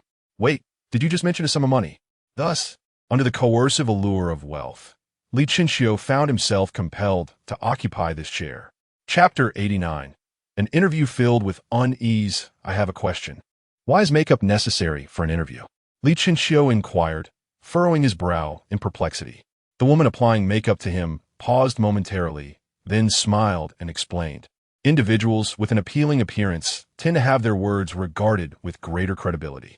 While you're already quite handsome, a few embellishments can enhance your allure. My job is to make you more captivating. Upon hearing this, Lee Chinchio squinted and scrutinized his reflection in the mirror. Although he was uncertain about the woman's artistry on his visage, he had to admit that, as she claimed, his features appeared more striking and defined, akin to the transition from standard to high-definition imagery. Impressive, he remarked sincerely, casting a glance at Lee Chinchio, who sat beside him. Isn't this an interview? Why the need for makeup on him? Before the woman could respond, Lee Chinchio interjected with dissatisfaction. You keep addressing him as Yuan Lee Chinchio. Do you not recognize the hierarchy of age and respect? What do you mean by him needing makeup? They mentioned that I also need to be present for certain segments. Otherwise, I would have long since returned to sleep. All right, I was wrong, brother. I shall call you brother from now on. Lee Chinchio replied dismissively. Lee Chinchio chuckled, retorting, Oh, where can I find someone of your caliber, oh mighty brother? The makeup artist worked swiftly, completing their looks in a mere 10 minutes. Lee Chinchio stood before the mirror in astonishment, caressing her face as if it were a rare treasure. Goodness, I look stunning. With this beauty, becoming a star would be a breeze. Your handsomeness is rather understated. Having shared a bed for 2 years, I hardly noticed, Lee Chinchio remarked, exasperated. Let us hurry. We shouldn't waste any more time. With that, he followed the staff out of the makeup room. Wait for me. Let us take a photo together before we leave. In the brightly lit studio, 2 black sofas were positioned side by side on stage. A poised female host, Yang Zixiao, stood before the sofas with a microphone and a cue card in hand. Below the stage, the seats were filled to capacity, with hundreds of eager spectators from various professions watching the host intently. In the back row, Yu and Zheng Kong sat side by side, both wearing masks. Zheng Kong leaned slightly closer and whispered, Sister Yi, should we just keep watching like this? The Resurrectors replenish their life energy by consuming human flesh, thereby delaying aging. The 096 disaster water is no exception. If Lee Chinchio remains compliant over the next half-month, we will redirect our investigation. By the way, what is the situation with Uncle He? Any discoveries? Yi turned to Zheng Kong. Zheng Kong shook his head. No developments. Li Ji has been holed up in the hotel and hasn't come out. Yiyu's eyes glimmered with a hint of coldness. If there is no progress, instruct Uncle He to withdraw. That old fellow is quite formidable. Being discovered would lead to complications. Understood. As time ticked away, when the hour hand struck 6 with a decisive click, host Yang Zixiao beamed and greeted, Good evening, esteemed viewers. Welcome to the Minju interview. I am your host, Yang Zixiao. After finishing his words, Yang Zixiao slightly bowed towards the audience. The sound of enthusiastic applause erupted from below. Host, is the guest for this special interview really Lee Chinchio? Yes, is it really Lee Chinchio? We are all here for him. If so, please bring him out. Yang Zixiao smiled sweetly and gently remarked, Before we begin the program, we released 3 hints. The boy with extraordinary strength, the hero of northern Mount Huang, and the ambiguous figure. These hints are quite straightforward. Let's welcome Lee Chinchio with applause. Yang Zixiao took the lead in clapping, turning her gaze to the left. In an instant, all eyes focused on the shadowy area to the left of the studio, where the audience in the back stood up one by one, recording with their phones. The sound of clicking cameras filled the air. Suddenly, Amidst everyone's attention, a well-groomed young man stepped forward. His features were sharply defined like a sculpture, and his deep, bright eyes resembled the azure ocean under a night sky, mysterious yet captivating. Although his physique did not appear particularly robust, his upright posture was impossible to overlook, reminiscent of solitary iceberg, exuding a subtle sense of detachment. This individual was none other than the freshly made-up and newly dressed Li Chinchio. As he appeared, the previously noisy venue fell into an immediate silence, all eyes fixated on him, the only sounds being the incessant clicks of the cameras. A few seconds later, a gasp arose from the audience. Wow. Instantly, as if something had been triggered, the audience erupted in excitement. Why does it feel different? I can't believe Li Chinchio is this handsome. He looks just like his pictures online. Yet the disparity is astonishing. The audience was filled with awe, their fervent gazes constantly lingering on Li Chinchio. The reason for the profound impact he had on everyone was not solely due to his exquisite features, but rather the aura he emanated, an air of proud superiority. Much like members of noble families exude elegance, and individuals in high positions carry an unexplainable authority. Simultaneously, the program's live broadcast room was in a frenzy. He is the one who can measure the energy levels, Li Chinchio, finally seeing him in motion. His looks are striking. How did I not notice it before? Even through the screen, he seems somewhat cold. Is this how a normal person is? Could he truly be the disaster depicted online? The barking you hear is just my dog. Please disregard it. Li Chinchio has a cool exterior, but a warm interior. He saved me back on Northern Mount Huang. How could he possibly be a disaster? The internet is not a lawless realm. Everyone must be accountable for their words. In the studio, Li Chinchio observed the crowd's reaction, perplexedly touching his face. Am I truly that good-looking? It should not be so. If it were truly appealing, why had no one praised it before? Although puzzled, Li Chinchio did not delve deeply into the matter and proceeded to the stage. Upon noticing Li Chinchio approaching, Yang Zixiao instinctively took a step back, but quickly regained composure and greeted him with a smile. Hello, I'm the host, Yang Zixiao. Yang Zixiao extended his hand. Greetings, Li Chinchio. Li Chinchio reciprocated the gesture. After exchanging pleasantries, they settled onto the sofa. Chinchio appears quite dashing. Why not introduce yourself to the audience? Yang Zixiao gestured towards the spectators below. Li Chinchio momentarily found himself at a loss for words, his deep-set eyes momentarily losing their spark.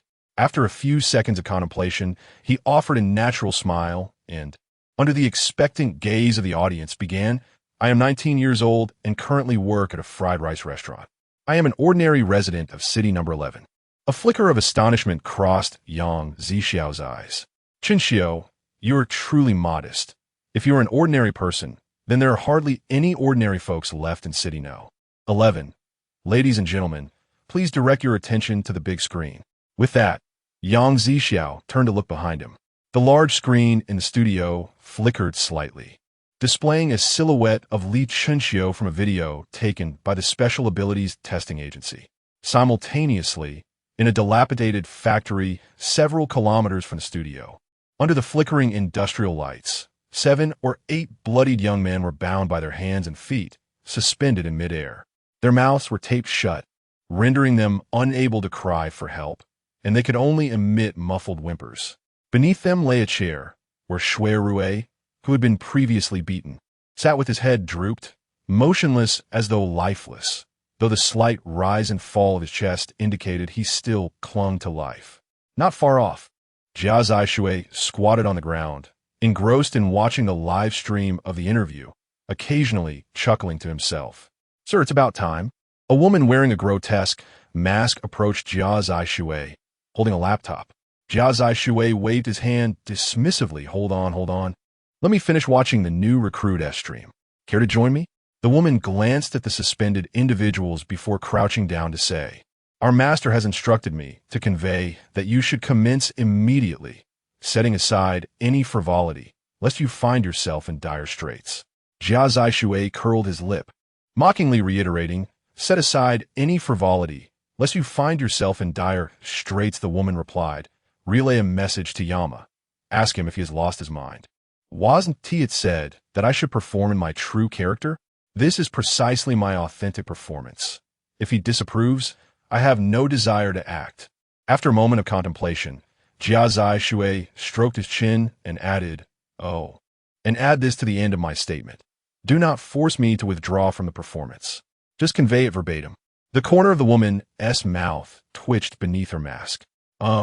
Understood. Li Chenxiu had not experienced the sensation of restlessness in a long time, certainly not in the past year. He initially believed that the large screen would merely showcase a video of his abilities, yet he was taken aback when it presented far more than that. Following the conclusion of this segment, the screen began to play footage of him rescuing individuals on the northern peak of Huangshan. If it were merely a straightforward rescue video, it would not have been significant. However, these clips were recorded by the very individuals he saved on their mobile phones. At that moment, Li Chenxiu had spoken many noble words in an attempt to craft a commendable image for himself, proclaiming, "Do not fear. As long as I am alive, I shall ensure that the revivers do not harm you in the slightest. With great power comes great responsibility. Since heaven has bestowed upon me extraordinary strength, I must fulfill my obligations. Wipe away your tears. Do not concern yourselves with me. Even alone, I can vanquish them all. As a destined one, it is my duty to protect the ordinary mission I was born to undertake and ultimately my fate." As Li Chenxiu sat on stage, he grew increasingly silent, his fingers involuntarily tapping upon his knees, regret burning within him like an unquenchable flame. He had not anticipated such a spectacle today. He would rather endure any pain than utter another word on the northern peak of Huangshan. With a deep sigh, he prepared to shield his ears from the unfolding scene when a soft sobbing sound reached his ears. Confused, he turned to see the host, Yang Zixiao, with reddened eyes, tears cascading down her cheeks. Upon noticing Li Chenxiu's gaze, she turned away, offering him a glance filled with complex emotions. The admiration and poignant sentiment in her eyes disoriented him. Surely, he had not done anything so moving. He had merely spoken a few lofty phrases. How had he reduced her to tears? In a state of bemusement, Li Chenxiu retrieved a tissue from his pocket and handed it to Yang Zixiao, saying, "Please, do not cry. We are still filming." She nodded, lowering her gaze, and accepted the tissue he offered. Just as Li Chenxiu believed this farce had concluded, a wave of sobbing erupted from the audience, spreading like wildfire. He stiffly turned to face the crowd, only to find countless eyes brimming with emotion. Forcing a smile, he reassured them, "There is no need for such fervor. I am not dead yet. This morning seems rather premature." In the backstage area, Li Qingxiao witnessed this scene, her mouth curling in a grin that was almost uncontrollable. Had there not been staff present, she might have collapsed in laughter. After what felt like an eternity of 5 minutes, the video finally concluded. Li Chenxiu exhaled deeply, slowly unclenching his fist, and smiled at the host, Yang Zixiao. She composed herself and reflected softly. "When I was 19, at the start of my freshman year, my thoughts were consumed with what to wear and where to wander during holidays, surrounded by splendor and laughter. Until today, I believed this was commonplace. Yet, after witnessing these video fragments, I now comprehend how extraordinary it is. There is no tranquil passage of time, merely individuals bearing the weight of our journey." Yang Zixiao gazed deeply and affectionately at Li Chenxiu, a 19-year-old youth, who with his not-so-broad shoulders shielded many from the tempest, offering protection to countless souls. Let us bestow our warmest applause upon Li Chenxiu. Applause echoed. What a splendid youth he is. Such selflessness should indeed serve as a lesson for the Special Operations Department. City number 11 takes pride in you, and we are honored by your presence. It is utterly outrageous that such a child has been slandered by the administration as a scourge. Clearly, that Yiyu has lost his sight and muddled his mind. Indeed, how could they imprison such a remarkable individual? Are these the kind of people we are supporting with our taxes? In the back row, Yiyu and Zheng Kong remain silent, appearing as if they belong to entirely different worlds from the emotionally charged audience around them. "Hey, why aren't you speaking or applauding?" A middle-aged man sitting next to Yiyu curiously inquired. Yiyu cast a cold glance at him. "I do not concur with the host's remarks. Thus I choose neither to applaud nor to speak." "Do not concur? The middle-aged man straightened his posture. Are you implying that you believe the host is mistaken? I believe there must be a reason for the administration's suspicion of Li Chenxiu as a scourge. Perhaps he is not as noble as depicted in the video. Yi Yu calmly replied, that is utter nonsense. The middle-aged man pointed angrily at Yi Yu. You are just as dim-witted as that Yi Yu, small-headed and brainless. Chapter 93 questions. The pupils of Yi Yu widened as she pointed accusingly at the middle-aged man, exclaiming, whom do you call small-headed and brainless? The man, refusing to back down, retorted, whoever has a small head knows it very well. Yi Yu, her fists clenched, was about to rise when Zheng Kong, seated nearby, swiftly pulled her back in her seat. Steady now. Let's not lose our temper, Zheng Kong gently reassured her. After maintaining her crouched position for a while, Yi Yu finally calmed herself and sat down. It was understandable that she felt so agitated. In the past, insults had been veiled and indirect, unlike this instance where she was openly named and shamed. Upon hearing Zheng Kang's words, the middle-aged man scoffed. I wouldn't waste my breath arguing with a fool. Just as Yi Yu's palm, which had relaxed, clenched again in response to his comment, she managed to restrain her impulse and redirected her attention back to the stage. The applause gradually faded after a 10-second crescendo. A subtle smile graced Li Chenxiu's lips, marking the end of the emotional segment. Now, surely it was time for the proper interview to commence. In the expectant gaze of Li Chenxiu, Yang Zixiao glanced at his cue card and then addressed Li Chenxiu. Did you know that there is now a fan club for you in City 11? Li Chenxiu paused momentarily before responding with a smile. A journalist mentioned that to me earlier today. Yang Zixiao's eyes sparkled with warmth as he looked at Li Chenxiu. Is there anything you would like to say to them? I appreciate your affection and support. I will remain true to my original aspirations, striving to shine in the Tianyuan Federation and work towards everyone's happiness. Li Chenxiu replied in an official tone. That was beautifully said. I believe you must be eager to meet your fan club, Yang Zixiao remarked with a gentle smile. Hearing this, Li Chenxiu's heart skipped a beat, a sense of foreboding rising within him. Based on your reaction, it seems you are quite keen to meet them. Yang Zixiao declared confidently, smiling. Today, our program team is making that dream come true. Let us give a warm round of applause for Li Chenxiu's fan club. Clap, clap, clap. Before Li Chenxiu could process the situation, a wave of thunderous applause surged through the studio. A dozen youthful men and women sprang from the audience, eagerly rushing to the stage amidst cheers. Li Chenxiu's expression darkened as he watched this unfold. His heart, which had just settled, was now racing again. Wasn't this supposed to be an interview program? Why were they not addressing challenging questions, but rather turning it into a social gathering? In no time, these individuals reached the stage, standing in a neat row, their eyes brimming with tears as they gazed intently at Li Chenxiu.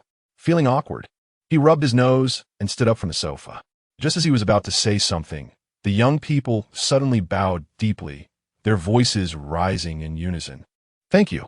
In that moment, Li Chenxiu felt a buzzing in his head, standing there somewhat flustered and at a loss. Yang Zixiao slowly rose to his feet and approached Li Chenxiu, extending his hand as he explained, these individuals should be quite familiar to you, Chenxiu. They are all the ones you rescued from Beiwang Mountain. Oh, no wonder they seem so familiar. A hint of an awkward smile graced Li Chenxiu's face. Everyone, please rise.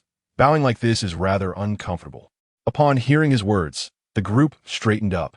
At that moment, a delicate-looking girl stepped forward from the crowd, her eyes swollen and red as she fixed her gaze on Li Chenxiu. Do you remember me? Li Chenxiu scrutinized the girl, recalling the incident on Beiwang Mountain where she had narrowly escaped a revivalist assault in a taxi. Tentatively, he inquired, You are the girl from the taxi? Yes, that's me. The girl nodded eagerly. If it weren't for you killing that revivalist, I don't know what would have happened. Her voice dwindled, and soon she was sobbing uncontrollably, tears streaming down her cheeks. Li Chenxiu moved beside her, retrieving a tissue from his pocket and offering it to her, while gently placing a hand on her shoulder. Now that you have survived, let's not dwell on those painful memories. After all, what is done cannot be changed.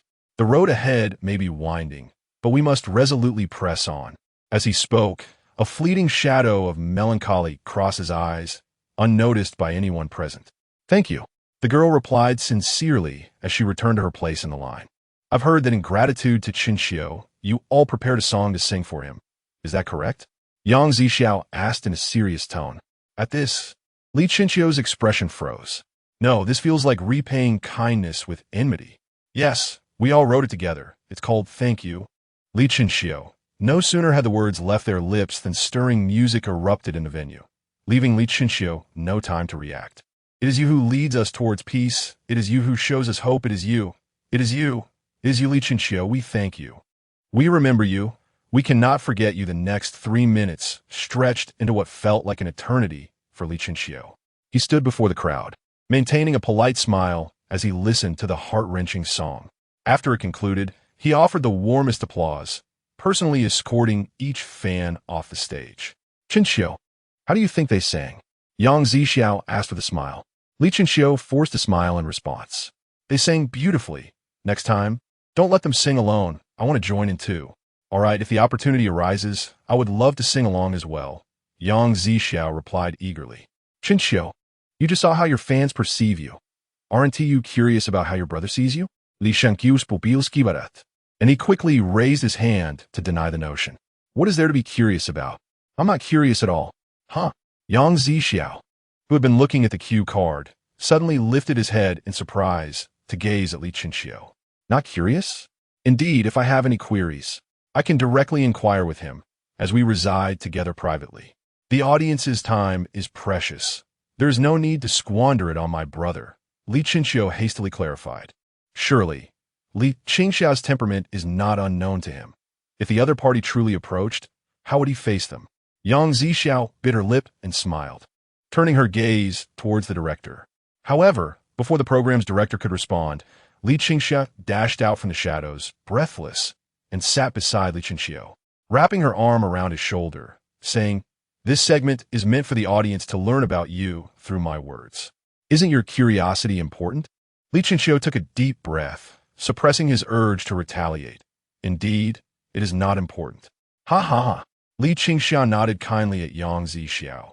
My brother is truly remarkable, kind-hearted, innocent, brimming with a sense of justice, and exceedingly devoted. She recalled a summer when a strikingly handsome young man entered the store, and her brother ding-dong. At that moment, the sound of a phone notification echoed on stage, followed by another, and then another, creating a cascade of alerts like waves in the studio. Hey, why is my phone ringing? I thought I had it on silent. Yes, mine too. How could it possibly ring? It seems everyone's phone is going off. What is happening? My phone has been black-screened. Mine too, it's completely dark. Is this a prank by the production team? The audience exchanged puzzled glances, incessantly pressing their phones, their attention captivated by the devices, oblivious to the happenings on stage. Host Yang Zixiao retrieved her phone from her pocket, tapping the screen, yet like the audience, it remained unresponsive. What? Yang Zixiao looked questioningly towards the direction of the production team, who appeared equally bewildered, tapping their phones aimlessly. Xiao, my phone won't respond either. What about yours? Li Qinxia held her phone close to Li Qinxiu. Mine is out of battery. Even without this incident, it wouldn't turn on. Li Qinxiu replied with a casual wave of his hand. His deep-set eyes glanced at the phone in Li Qingxia's hand, a flicker of contemplation passing through them. Earlier, Yinluo Wang had mentioned he would kill the Gong family in front of everyone. Could this be connected to the black-screen phones? Meanwhile, City 11 appeared to be frozen in time. Those engrossed in their phones on the streets came to a sudden halt. Diners who were simultaneously scrolling and eating set down their chopsticks. The keyboard clatter in internet cafes fell silent, akin to firecrackers extinguished. The LED screens on skyscrapers ceased their advertisements, abruptly plunging into darkness. Everything related to electronic devices was enveloped in obscurity. What on earth? Why is my phone black-screened? What is happening? The television just turned off. I was watching the climax.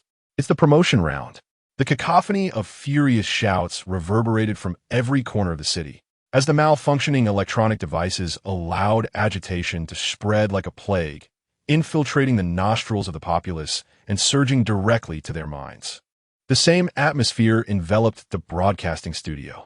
The audience members, seated in their rows, began to rise, whispering among themselves, including Zheng Kong and Yi Yu, who were seated at the back. What was happening? Yi Yu gazed at her black-screened phone, her thoughts in turmoil, an ominous premonition bubbling to the surface of her consciousness. Surely, there couldn't be someone causing trouble nearby. Zhang Kong vigilantly scanned the surroundings. Yi Yu turned to him, instructing, "I will take a look around. You stay here and keep watch." Just as she stood to leave, a notification ping resonated once more. Not just Yi Yu's phone, but those of others present chimed in unison. Ding, ding, ding. What is happening now? Wait, this time it was not a black screen. Words appeared. On stage, Li Qinxiu squinted, quietly observing the screen of Li Qingxia's phone. The dark display flickered slightly, revealing a line of crimson text that trickled down the center. Were you bullied or ostracized during your school years? What is this situation? Is it a survey from the production team? There must have been some bullying and exclusion, but they were merely minor frictions. Before the audience could fully comprehend, the red text began to writhe, morphing into another question. If bullying escalated to physical assault, what would you do? It seemed indeed to be a survey from the production team. In the event of assault, one would certainly inform a parent or teacher. Surely, a resolution could be found. Yes, if that fails, one could always seek the help of law enforcement. They would surely intervene. The crimson text continued to writhe, forming a third question. If the perpetrator's social standing far exceeds yours, and all your means of support are under their protection, leaving you powerless to decide your fate, what would you do? This time, the crowd fell into silence, no one hastening to provide an answer. Surely, this is implausible. In this day and age, how could one be assaulted without intervention? Indeed, if no one intervenes, then one should take to the internet. That would surely yield results. Exactly. What power could a group of children possess? As the murmurs grew louder, four bold characters appeared on the screen. Answer incorrect. Immediately following, all electronic displays in City 11 flickered and simultaneously commenced playing a video. The footage depicted a bespectacled boy encircled by 7 or 8 others, who taunted him mercilessly. This boy was none other than Shui Rue, the student from Nanshan University who had been beaten nearly to death. In an instant, everyone was captivated by the video. This appeared to be the prestigious Nanshan University, with its gymnasium prominently featured. Yes, my child studies there. This is indeed their gymnasium. The child in the center. Was he the one being bullied? It certainly seems so. The demeanor of the others towards him does not appear friendly at all. On the stage, a flicker of astonishment crossed Li Qinxiu's eyes as his gaze fixated on one of the young men. This individual was none other than Gong Rant's second son, Gong Xin. At this juncture, Li Qinxiu had come to comprehend the orchestrator behind these events. Who else but the King of Hell would dare to undertake such actions? However, what eluded his understanding was the reasoning behind the elaborate scheme. If the intention was merely to vindicate oneself, why resort to such convoluted tactics? It would be far simpler to apprehend the entire Gong family at once, and before the 3 officials of the Entang Division, execute them using the methods of disaster, thus facilitating an escape. Although perplexed, Li Qinxiu chose not to delve deeper into matter. He resolved to concern himself only with the outcome, as long as it ultimately served his interests. As time trickled by, the atmosphere in the video shifted from playful banter to escalating violence, growing increasingly dire. I will inform. The teacher, go ahead and report. The head of the Special Enforcement Division is Gong Xion's father, and the head of the Public Security Division is a close friend of his. Who do you think will stand up for you? You foolish fool? Hit him. Let's see just how tough this fool really is. At this moment in the video, a collective shudder coursed through the audience as realization dawned upon them. They finally grasped what the term protective umbrella had signified in the earlier third question. Chapter 91, True Identity City 11 Special Abilities Division Office of the Director. Damn it. Gong Ran seized a porcelain vase from his desk and smashed it to smithereens with a resounding crash. The others in the office lowered their heads, remaining frozen in place, fearful that Gong Rant's wrath might be directed at them. Is the Cyber Department of the Public Security Bureau merely idling away? How could they allow such a simple intrusion to occur? Are they fools? Bang! Gong Rant's fist slammed onto the wooden desk, which splintered in two, the flying wood shavings glimmering vividly under the light. Someone, gathering their courage, stepped forward and said, "Director, please don't be hasty. We have contacted the Public Security Bureau, and they assured us they are addressing the issue. It will be resolved within half an hour." Half an hour? Gong Rant's reddened eyes turned towards the speaker, and he hurled his phone directly at their face. Bang! Thud! Crimson blood trickled down for the person's forehead, cascading along their jawline and splattering onto the floor, creating a vivid crimson spray. "Who dares to promise me half an hour?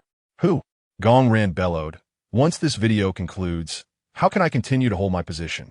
Get out there and find Zhang Kong and that useless, worthless piece of filth. Get out." "Yes, yes, yes." The others exhaled in relief, hastily exiting the office, leaving Gong Ran alone in the room. Gong Ran suddenly screamed, then began to wreak havoc, smashing everything in sight. The special operatives outside the office, hearing the commotion, hurriedly steered clear of Gong Ran's office, afraid to approach. The video continued to play, and the clamor of public opinion grew increasingly intense. What does this mean? This boy's father is Director Gong of the Special Abilities Division? The kind man we see on television. How could he raise such a child? You call these people children? What distinguishes them from beasts? My heavens, is this violence excessive? The boy's eyes are bloodshot from the blows. Do these brutes fear they might kill someone? Is no one going to intervene? Wait, it seems someone is approaching the door. Suddenly, all eyes turn towards the entrance of the gymnasium. Is that Zhang Kong, the captain of the Special Operations Team? I know him. He is the recipient of the Outstanding Contribution Award from City 11. This boy may be saved. Captain Zhang is renowned for his integrity and his disdain for bullies. Indeed, there is hope. Captain Zhang is known for his uprightness and kind heart. It seems Gong Xin is doomed. Under the watchful gaze of over 1 million citizens, Zhang Kong approached Gong Xin from behind, his expression solemn. The gymnasium is under surveillance. It wouldn't bode well for this to get out. If you wish to fight, choose another location. Gong Xin casually patted Zhang Kong on the shoulder and replied indifferently, "Uncle Zhang, rest assured, even if I were to kill this brat here, my father would handle it." At this declaration, the viewers before their phones, computers, and televisions fell into a stunned silence, all staring in disbelief at the screen. Did I hear that correctly? How could Captain Zhang possibly shield this beast? Merely because he is the son of Commander Gong? Is this video fabricated? How absurd. Are you all fools? Isn't it blatantly apparent that you are complicit in this? According to this wretch, hasn't he already taken a life? In an instant, the towering image of the Special Operations Bureau crumbled in the minds of the public, reduced to ruins, with only a small fraction still harboring hope and voicing their doubts. Initially, these dissenting voices carried some weight, until Gong Xin uttered those fateful words. "Help me lift his head. I will revive him. And remember to give this brat a close-up." A surge of indescribable fury filled every chest, and the sounds of indignation echoed throughout City 11. These wretched scoundrels. Do they still recognize the law? What purpose does this damned law serve, if it only restrains ordinary citizens? Is this the caliber of the Special Operations Bureau? Are we funding such vermin with our taxes? Damn it. How did Gong Ran ascend to the position of commander? Is our safety entrusted to such a person? Where is Gong Xin now? I dare him to urinate on my face. Inside the studio, the atmosphere mirrored the outside chaos, filled with cries of anger. Sitting on stage, Li Chinxiu remained calm as still water, yet feigned fury by clenching his fists to fit in. How could the Special Operations Bureau commit such acts? Exclaimed the host. Yang Zixiao, covering his mouth in disbelief. Li Chinxiu, with a serious demeanor, concurred, "Indeed, the Special Operations Bureau has always been just and fair. Commander Gong is amiable and trustworthy. How could..." At this point, Li Chinxiu furrowed his brow, incredulously stating, "Could it be that everything is merely a fade?" His voice, amplified by the microphone at his chest, resonated throughout the studio, garnering the approval of many. These people are truly skilled at deception. Do they take me for a fool?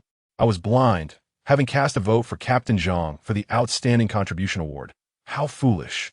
In the back row, Yi rested her chin on her hand, scrutinizing the video on her phone, occasionally glancing up at Li Chinxiu with her elongated eyes.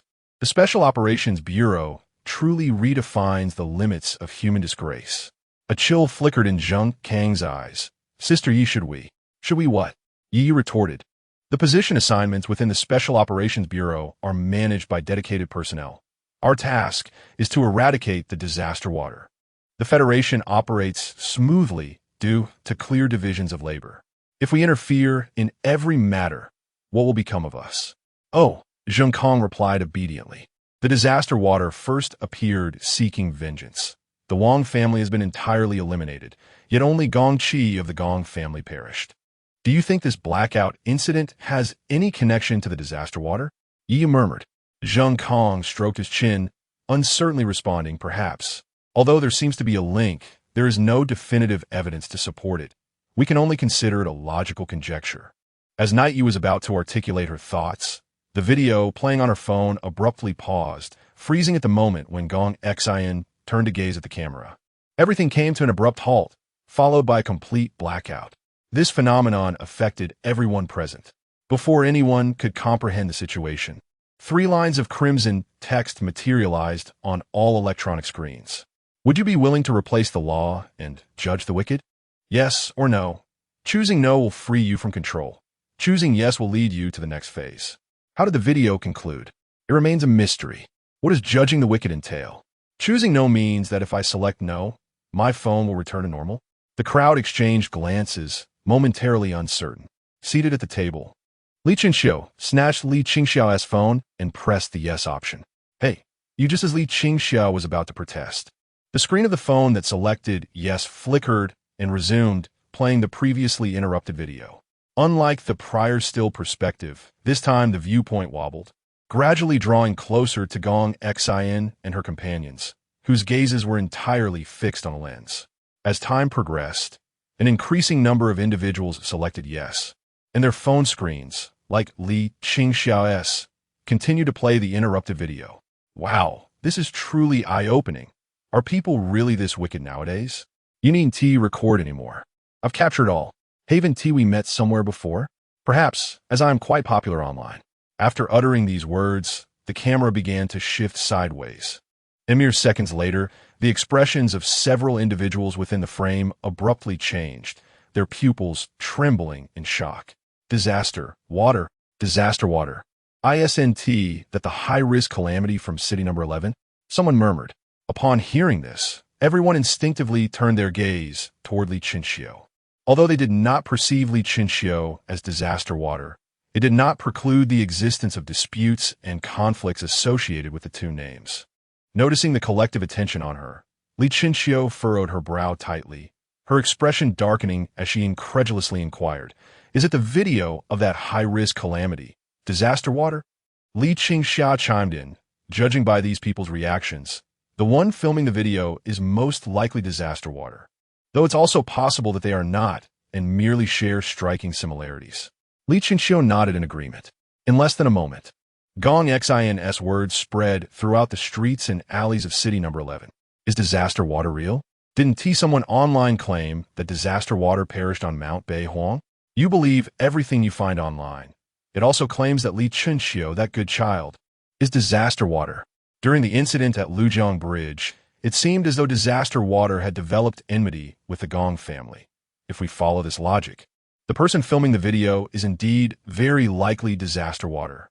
Meanwhile, within the broadcasting studio, a flicker of doubt crossed Night Yu's eyes as she murmured, disaster water?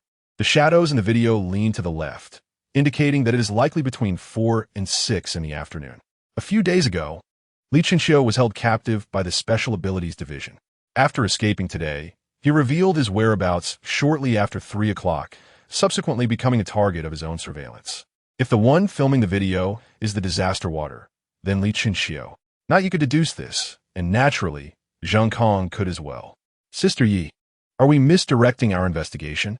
Hearing is deceptive, yet seeing is believing. How can we take the fragmented words in the video at face value? Night Yu coldly dismissed this, focusing her full attention on the footage. In the video, several individuals regained their senses and fled towards the entrance of the gymnasium.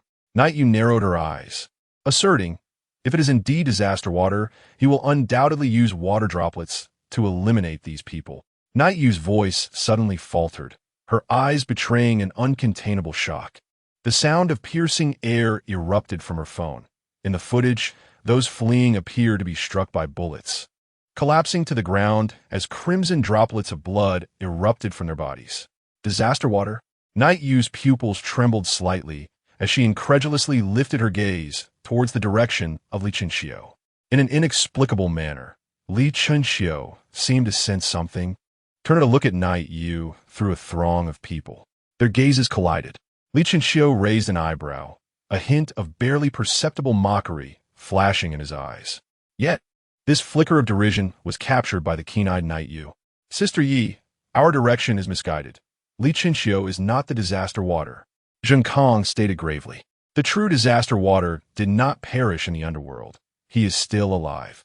Night Yu pondered momentarily before shaking her head. Only Li Chenxiu emerged from the underworld. And now with the reappearance of disaster water, how do you explain that? Do you not find it suspicious that someone seems intent on exonerating Li Chenxiu? Zheng Kong looked at Night Yu in disbelief. The logic holds, yet the facts are before us. We have been monitoring Li Chenxiu since 3 o'clock. He lacks the time to commit such acts. The disaster water's control over water is meticulous, but that does not imply others are incapable. Li Chenxiu remains a suspect. Very well, Sister Yi, you continue to monitor Li Chenxiu. I shall. Night Yu, exasperated, interjected. Can you not think critically? The scars on that Resurrector serve as proof that disaster water was indeed in the underworld. Yet ultimately, only Li Chenxiu emerged. What does this signify? Two possibilities arise. Either the disaster water has perished, or he is Li Chenxiu himself. Now, with someone claiming to be disaster water appearing, it could either mean the true disaster water is dead and this person is impersonating him, or that Li Chenxiu is indeed the disaster water, seeking help to clear his name. Are there any other possibilities? But isn't disaster water capable of transforming into mist? He could have slipped away unnoticed. Zheng Kong voiced his skepticism. If he truly transformed into mist and fled, how could my eyes have failed to notice? Night Yu's eyes flashed with a peculiar golden glint. In your eyes, do you perceive me as someone swayed by emotions? I harbor doubts about Li Chenxiu, as he appears to be the prime suspect. I hypothesize that he is the disaster's orchestrator and deduce backwards. Am I mistaken? Zheng Kong, unwilling to be outdone, retorted, your assertions are mere conjectures devoid of evidence. How can you ascertain whether the disaster possesses any artifacts for escape, or if there exist other exits in the netherworld? We ought to place our trust in substantiated proof. You incessantly proclaim your faith in evidence. Yet are your two speculations truly evidential? Are they not akin to my own conjectures? The two engaged in a hushed yet fervent debate as the video as progress bar neared its conclusion. In an aging factory several dozen kilometers away, a faux disaster ambled within, leisurely extinguishing the industrial lights. With each step through a section, darkness enveloped that area, and within moments, only the lights above Gong Xin and his companions remained illuminated. Before them lay a dust-laden wooden table, where the masked woman previously seen sat, tapping away at her laptop's keyboard. Everyone has made their choice. 57 opted for yes. We may commence, she announced, rising stand aside. Quite a substantial number. Then let us begin. Chapter 92. The stench beneath the city. Jia Zai Shui, with a feigned expression of disaster, sat gracefully in a chair, her fair and slender fingers poised above the return key of a notebook. Is it this one? She inquired softly. Indeed. The woman slightly nodded before retreating into the shadows nearby. A mischievous smile curled at the corners of Jia Zai Shui's lips as she lazily crossed her legs. Pressing her finger down on the return key, a click resonated, and a lengthy progress bar appeared on the screen. 1, 23, 67, 89, 100. Beep. At the moment the progress bar reached its zenith, every mobile screen in city number 11 flickered simultaneously. Instantly, Jia Zai Shui's seemingly irreverent visage materialized before all. With arms outstretched, she wore a benevolent smile. Good evening, everyone. I am the disaster you speak of. Jia Zai Shui. It is a pleasure to meet you all here. Surely, you haven't forgotten me. Disaster? Yu stared incredulously at the figure on the screen. her pupils involuntarily widening. Zheng Kong, with a grim countenance, tucked his phone away. Sister Yi, I cannot dismiss your perspective. This Jia Zai Shui may not be the genuine article, yet there remains a possibility she is. You may continue your surveillance. I shall take my leave. With that, Zheng Kong rose and maneuvered through the crowd, leaving Yi Yu alone. On stage, Li Chinxiu exhibited a flicker of surprise, scrutinizing the countenance of this faux Jia Zai Shui. Can the king of hell truly possess such a transformative ability? Li Shengqiu bundarat silanli. Beside her, Li Qingxia trembled upon witnessing Jia Zai Shui, casting furtive glances at Li Chinxiu. The appearance of Jia Zai Shui detonated a metaphorical bomb within City Number 11, igniting a fervor among the populace. Goodness, she resembles the online 096 disaster to a T. This is the first time I've encountered a high-risk disaster in such a manner. Look behind the disaster. It appears some individuals are suspended in midair. Indeed, it seems to be those little brats from earlier. Wait, there is someone sitting beneath those little brats. But it's unclear. Hey, it seems we can send bullet comments. Someone in the lower left corner detected a white text input box and tentatively typed disaster, hitting send. Soon, a solitary bullet comment slid in from the right side of the screen. Sitting within the factory, Jia Zai Shui flashed a grin. Yes, I am the disaster. Moments later, the once pristine screen abruptly stuttered, and a torrent of bullet comments cascaded in from the left, filling every available space. Noticing this, Jia Zai Shui raised an eyebrow and activated the bullet comment payment mode. As the citizens of City Number 11 attempted to send bullet comments again, a pop-up demanding real-name authentication appeared. Though puzzled, they complied obediently. Upon completing the authentication, just as the crowd prepared to send their comments, a payment window emerged. One bullet comment 100,000 federal coins. Payment methods. Bank card union credit. What? Why must we pay for bullet comments? 100,000 federal coins for a single comment. How does this differ from robbery? Who can afford such a price? Inside the factory, the counterfeit disaster figure chuckled calmly, stating, I am no philanthropist. If you wish to question me, you must pay. No sooner had he spoken than a comment floated by. Oh, let me see who possesses such wealth. He leaned closer to the notebook screen. Gong ran, a high-risk disaster resorting to such slanderous tactics. I despise you for your cowardice. If you wish to confront me, do so directly, rather than deceiving the public, harming others, and defaming the Special Abilities Division. The counterfeit disaster figure's eyes glimmered with disdain as he retorted, What is the big deal about killing a few people? Why shy away from acknowledgement? Are you afraid that these ants will bite you? Gong ran, deliberately fabricating these false videos to slander me. Do you truly believe the citizens of City 11 are fools? What is your true intent? He chuckled softly, supporting his head with one hand. To defame you? You are but a fleeting entity. Being able to converse with me is already a stroke of good fortune for you. As for my intent, I am uncertain. Initially, I contemplated visiting your Gong family to exact vengeance for my benefactor, yet that seemed too mundane. At this point, a playful smile danced across the counterfeit disaster figure's face. Often, the dichotomy of good and evil, who lives and who dies, is determined by a select few. I detest this notion, thus I wish to alter it. Let the majority dictate who is virtuous and who is malevolent, who deserves to live and who does not. With that, he spread his hands, and the lower right corner of every screen displayed 2 zeros, 1 blue, 1 red. The red represented the beast you spoke of, while the blue represented the beaten boy. Shortly, a voting window would emerge. Whoever you wish to see perish, cast your vote for them. Should the red exceed, I shall execute those hanging and free Shuere. Conversely, if the blue prevails. The counterfeit disaster figure shifted his tone. However, this voting will not be based on head count, but rather on monetary value. 1 federal coin equals 1 vote. The fate of lives shall hinge upon the tally. Gong ran. Scoundrel, how can you coerce the populace into becoming your accomplices? The value of life cannot be measured by money. Gong ran. The cybersecurity department will swiftly locate your position, and the virus implanted in everyone's phones will be eradicated. You truly possess wealth, don't you? 2 comments from a single statement. Do the salaries of the administration reach such heights? The counterfeit disaster figure inquired with curiosity. You surely must have some illicit income. Miles away, Gong Rant's expression darkened, his eyes glinting like those of a vengeful specter, filled with malice. His hand trembled as he held his phone, veins bulging against his skin. Just then, the office door swung open. Hearing the commotion, Gong Ran seized the opportunity to unleash his fury, shouting, "Scoundrels! I did not invite you in." Yet his rage faltered, extinguished in his throat, leaving him speechless. He stood at the threshold with a cold demeanor. I not permitted to enter? Apologies. My emotions have gotten the better of me. Gong Ren managed to force a smile. Arrange for your people to search every factory in City 11. Is there an issue with that? Although it was a question.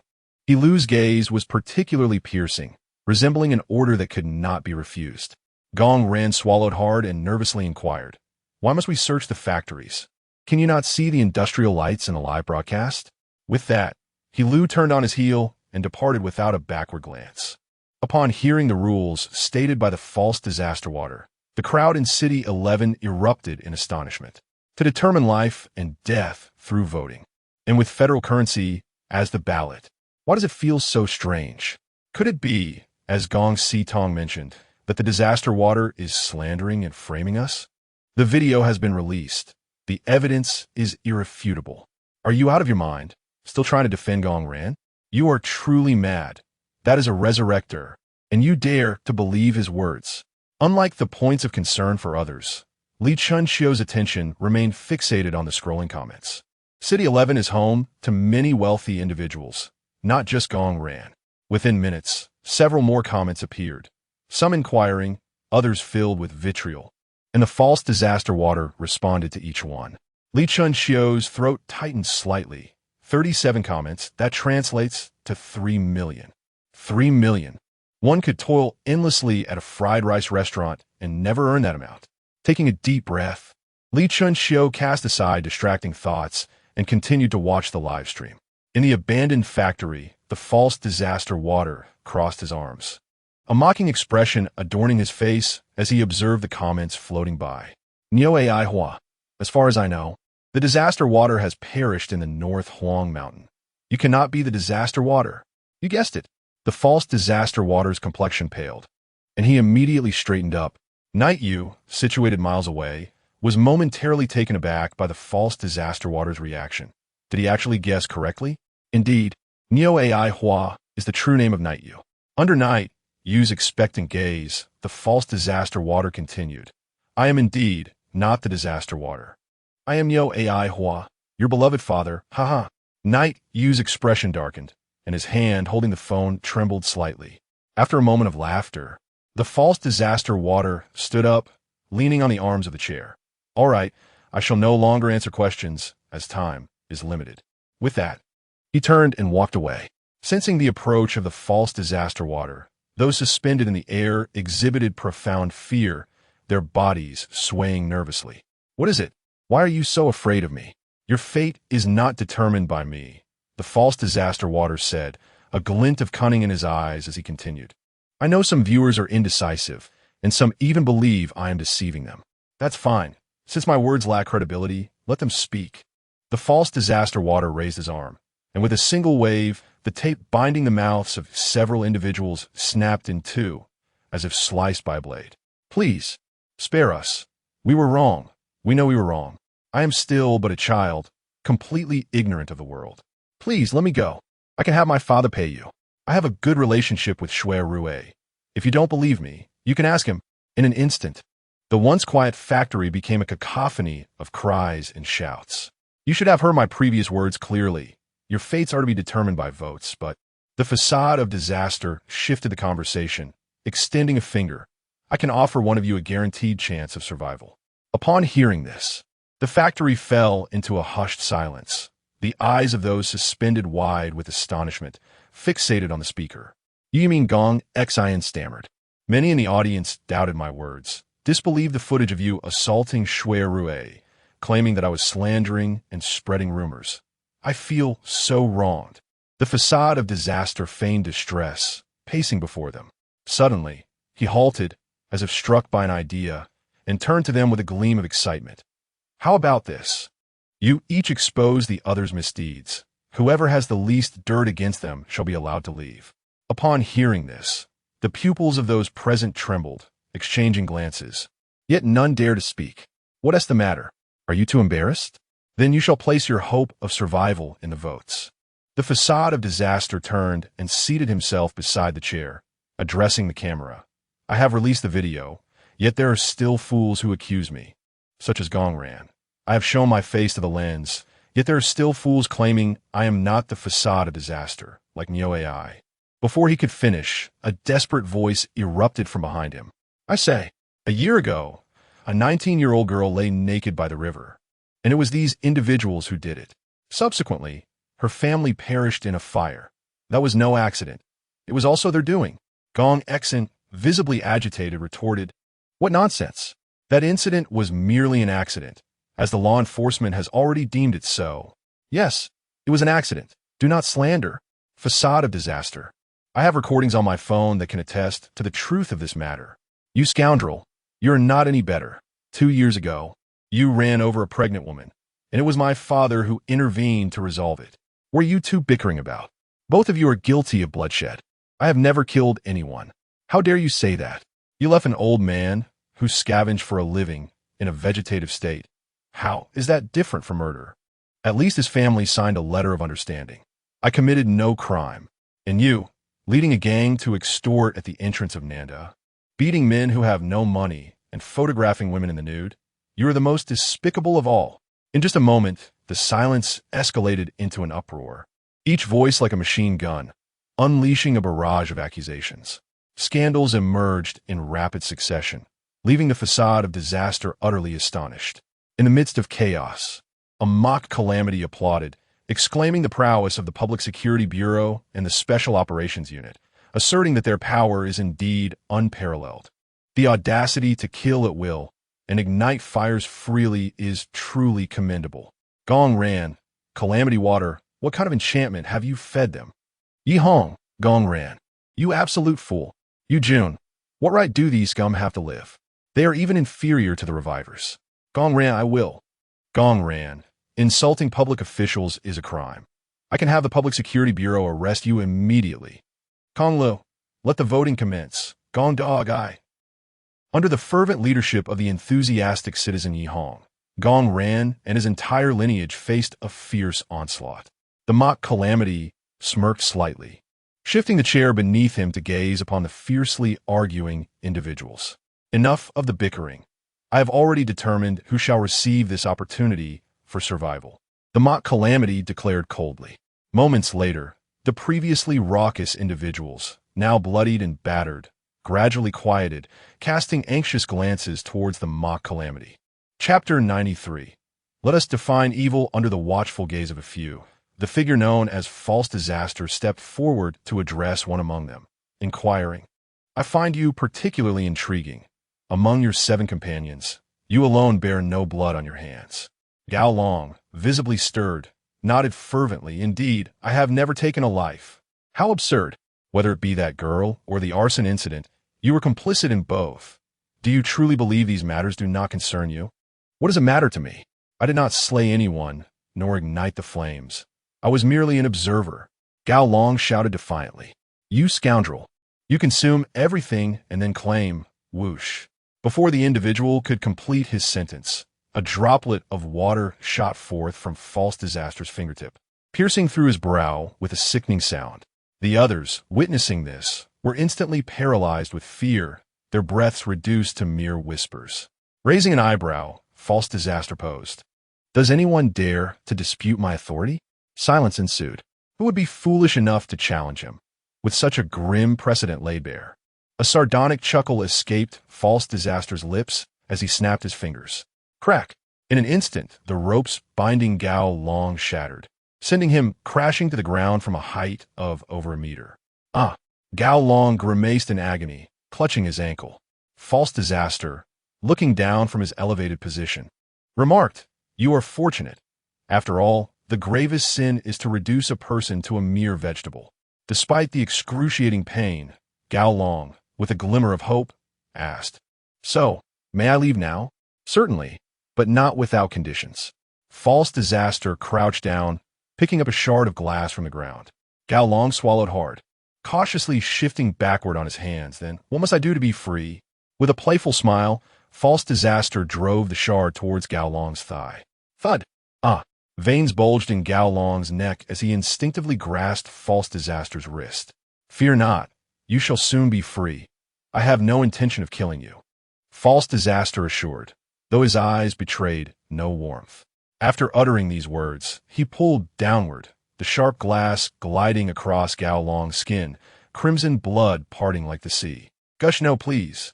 Gao Long struggled to pry False Disaster's grasp apart, but his feeble strength was futile. As Gao Long's pleading gaze met him, False Disaster displayed a radiant smile and withdrew the now bloodied shard, casually discarding it aside. I have severed your artery. If you staunch the flow, you might survive for a few minutes or even longer. So run, and with timely aid, you may yet live. False Disaster produced a handkerchief from his pocket, wiping the blood from his hands. You! Gao Long clutched the wound from which blood flowed profusely, staring intently at False Disaster. With an innocent expression, False Disaster replied, What is it? Do you wish to die now? And no, I will leave at once.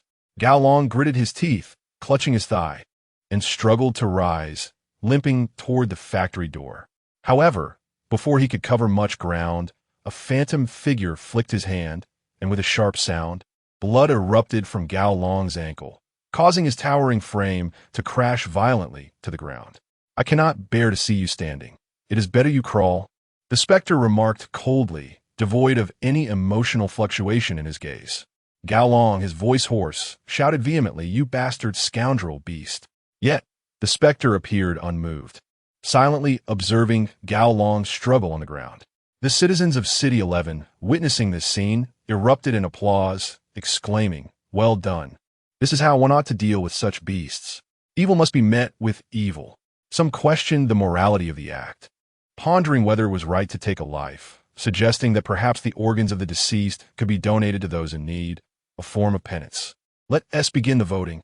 Standing within the dilapidated factory, the specter seemed to hear the crowd's fervent calls and smiled. I know you all are eager to cast your votes. Let us commence. No sooner had he spoken than a payment window appeared on everyone's mobile screens.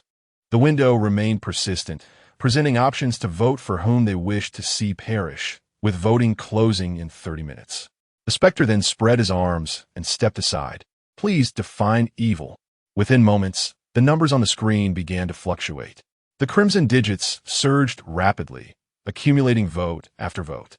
In stark contrast, the azure numbers climbed by the hundreds of thousands, surpassing 10 million in mere seconds, while the red count had just crossed 3 million. What is happening? Why are we so outnumbered? Is there some hidden agenda? Why does the blue count increase so swiftly? The specter, observing the rising figures, displayed no surprise. It was evident he had anticipated this outcome. Those sympathizing with Shui Rui were merely ordinary citizens of the city, despite their larger numbers. They collectively controlled only 20 of City 11's wealth.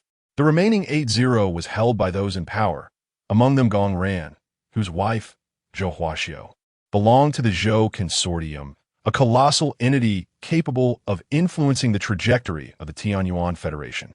Those within the same elite circle would certainly extend their support to Gong Ran, for an opportunity to connect with the Zhou Consortium was a rare gem. Simultaneously, within the office of the Special Operations Bureau, a regal middle-aged woman, resembling a shrew, struck Gong Ran with her hands, exclaiming, I've already lost one son. Must I lose another? This woman was Zhou Huaxiu, a collateral descendant of the Zhou Consortium and the mother of Gong Exine. All right. Gong Ran raised his hands. Retreating, am I without aid? In just a short while, I have already invested tens of millions. Am I truly without assistance? Zhou Huaxiu, her eyes glistening with tears, questioned with fervor. The floods are capricious, striking down whomever they desire. What purpose does voting serve? Gong Ran grasped Zhou Huaxiu's arms tightly, exclaiming, What am I to do? Apart from voting, what other recourse do I have? Tell me, and I shall act immediately. Zhou Huaxiu bit her lip, struggling to articulate a single coherent thought. Gong Ran took a deep breath, releasing her grip on Zhou Huaxiu's arms. I've let my emotions get the better of me. I will find a way to save the child. You should return and rest." Suddenly, a clear ringtone echoed from the coffee table. It was a satellite phone reserved for the Special Operations Unit, disconnected from the internet and operating on an independent system, thus unaffected by the broadcast. Chapter 94. Arrival Gong Ran answered the phone with a stern expression. "Hello, what is it?" A middle-aged man on the other end spoke in a hushed tone. "Sir, we have discovered the hiding place of the disaster water, an abandoned factory on Haichuan Road." Upon hearing this, Gong Ran's pupils dilated, and he pressed his voice down, inquiring, "What is the condition of the factory?" The nighttime reconnaissance drones have not detected any anomalies in the vicinity. However, thermal imaging indicates that, apart from the disaster water and several hostages, there is also an unidentified woman inside, likely an accomplice of the disaster water. Understood. Report any developments immediately and exercise caution. After concluding the call, Gong Ran strode out of the office without a backward glance. Minutes later, a throng of special operations team members rushed out of the building, orderly and disciplined, boarding military trucks. Dozens of helicopters ascended from the rear of the building, heading towards Haichuan Road. Armored vehicles escorted the jeep carrying Gong Ran as it departed from the gate of the Special Operations Department. Gong Ran was acutely aware that these measures would not suffice against the disaster water. Addressing the situation would rely on the personnel from the Security Command. Yet appearances had to be maintained for the media's gaze. The actions of the Special Operations Department were not shrouded in secrecy, and the public immediately relayed this news to the counterfeit disaster water via live broadcast. Zhang Xixi, the Special Operations Department has located your position. There is no time for voting now. Inside the abandoned factory, the counterfeit disaster water remained unfazed upon seeing the broadcast, exhibiting no signs of panic. Everyone relax. Focus on voting. I will not allow anyone to interfere with the judgment, the counterfeit disaster water stated with a light-hearted tone. Subsequently, glancing at the numbers in the lower left corner of the screen, disappointment flickered across their face as they shook their head. The blue number has reached 700 million, while the red number stands at merely 300 million. It seems that Shui Rue is the one to perish. Wang Shui, why is there such a vast discrepancy? Is there some foul play involved? Niu Zhuang, this is truly infuriating. I will soon launch a group purchase package titled Reject Bullying, with the ordering number being 145. Huyong, with so many of us, those capable can cast several hundred votes, while those less able can contribute a few dozen. We can catch up. Jiang Goen, such demons must never return to society. They're ticking time bombs. Can you guarantee that they won't harm you when they explode? Amidst the fervent calls and the barrage of comments, an increasing number of people engaged in voting, causing the red and blue numbers to draw closer. Yet, whenever the gap began to close, the blue number would suddenly surge, widening the difference once more. Meanwhile, in the studio where Li Qinxiu and Li Qingxia were situated, disbelief ensued. Are you kidding me? The blue number has surpassed 1 billion. Surely there's foul play at hand. I don't know, but at this rate, it seems Shui Rue is destined to die. On stage, the brothers, Li Qinxiu and Li Qingxia, leaned against each other, wide-eyed and speechless, fixated on the lengthy figures in the lower left corner of the screen. Xiuzi, Li Qingxia swallowed hard, pointing at the screen, counted. It seems to be in the hundreds of millions. I'm not so sure, Li Qingxiu replied hesitantly, as she gazed at the incessantly flickering numbers.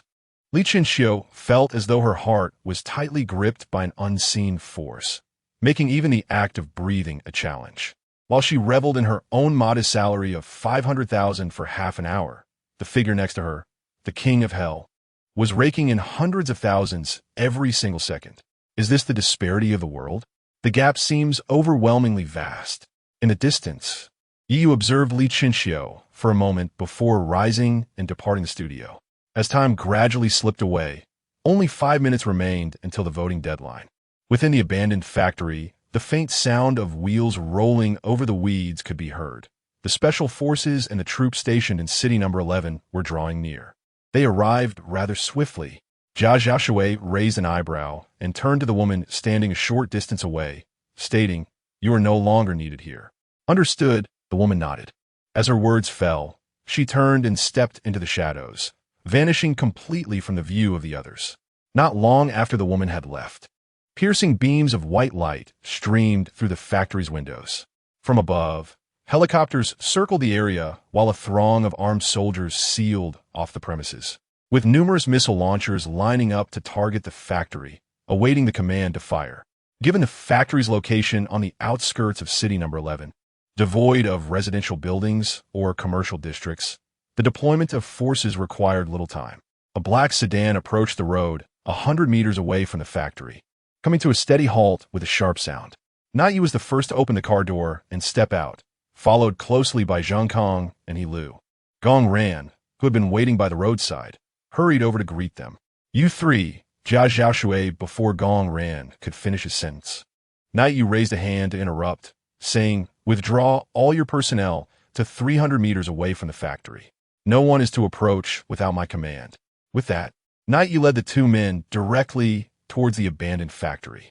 In no time, under the arrangements of Gong Ran and the military commander, helicopters, soldiers, and armored vehicles retreated to 300 meters away. Simultaneously, a blue beam shot into the sky, swiftly forming a blue cube that enveloped the factory. This was the result of the Alliance of Control's integration of the abilities of the Chosen Ones with technology, creating an artificial barrier known as the sealing body, designed to secure areas and eliminate particularly troublesome disasters. With a resounding clang, the iron gates of the factory slowly creaked open, the blue light spilling onto the factory floor, illuminating every speck of dust. As Naiyu entered the factory with a stern expression, her piercing gaze immediately locked onto Jia Xiaoshui. Adopting a relaxed posture, Jia Xiaoshui appraised Naiyu with a sly smile and said, "Let me take a guess. Your name must be Niuai Hua?" A cryptic smile curled at the corners of Naiyu's lips as she replied, "Then let me venture a guess. Are you perhaps an impersonator of Jia Xiaoshui?" As the words fell, heavy footsteps echoed within the factory. Zhang Kong and He Lu approached from behind, enclosing the false disaster water in a triangular formation. "He, are you planning to take action against me?" The false disaster water slowly rose to its feet. Yu narrowed his eyes, his voice icy as he declared, "Release those people, and I shall grant you a dignified demise." A dignified demise? The false disaster water tucked his hands into his pockets, tilting his head to the left. "Why do you believe you can kill me? The Special Capability Department may overestimate your strength, but the Security Department will not." Yu drew the horizontal blade from his waist, and a faint golden glimmer flickered in his elongated eyes as he quietly regarded the false disaster water. Chapter 95. The countdown commences. The atmosphere within the abandoned factory grew increasingly oppressive, while the live stream surged with activity, as less than 2 minutes remained until the voting deadline. At that moment, the blue number stood at 173 billion, and the red number at 887 billion, a staggering gap of several hundred million. It was too late. Would the flood truly claim Shui Rui's life after the voting concluded? The flood had ensnared him, and survival was already in question. Did one truly believe he would still ponder the outcome of the votes? Were our votes in vain then? Was a futile vote not preferable, at least ensuring Shui Rui's survival? Amidst the discussions, only a minute and a half remained until the voting concluded. The false flood glanced at the time displayed on the screen and softly remarked, "There's a minute and a half left. You all seem very anxious." Bang! A deafening sonic boom reverberated throughout the factory, and a cloud of smoke erupted from the position of Yu. The false flood smirked, and in a blur, vanished like a specter. In the next instant, a silvery trajectory sliced through the air, aimed precisely at the spot where the false flood's head had been. A terrifying wave of energy exploded from the blade, causing Yiyu's robes to flutter violently and dust to swirl around them. How could this be? Yiyu stared at the empty space beneath the blade, her pupils widening in shock. She was acutely aware of the true strength of the flood, which was at the level of a medium hazard. Its designation as high risk stemmed solely from its tremendous potential. How could it possibly evade her blade? "What's the matter?" You seemed surprised. A warm breath brushed against Yiyu's ear, the gentle voice akin to a lover's whisper. In the distance, He Lu's face turned pale, and he shouted at the top of his lungs, "Behind you!" Yiyu jolted, her wrist swiftly rotating as she twisted her waist. Swinging her blade backward, like a spinning top. The false flood, closely following Yu, scoffed disdainfully, lifting its left foot with a delicate grace, narrowly evading the blade like a small boat in a tempest. Seizing the opportunity, Yu tensed her calves, channeling her strength. Boom! With a resounding crash, the ground beneath her fractured like a spider's web, propelling her backward over 100 meters. Huff, huff! Yu gasped for air, her expression one of terror as she fixed her gaze upon the false flood. Not far away, Zheng Kong raised his arm, summoning a translucent silvery barrier that rose within the factory, isolating the false flood from the others present. This was Zheng Kang's ability, Silver Sanctuary. Simultaneously, He Lu rescued several individuals bound by ropes. Stay back there. But the main entrance is over there. Gong Xian trembled, pointing towards the flood's direction. Then you should head that way. Having spoken, He Lu disregarded Gong Xian and the others, carrying the unconscious Shuirui towards the rear of the factory, placing him behind a load-bearing pillar. The reason for not ushering Shuirui outside was that once the ceiling barrier was activated, no one inside could freely enter or exit. There were only two methods to escape. The first was to wait for the ceiling barrier to dissolve on its own after 10 minutes, and the second was to break through the barrier using one's own formidable strength. After ensuring Shuirui was settled, He Lu hurried to Night Yu's side, expressing concern. "Are you all right?"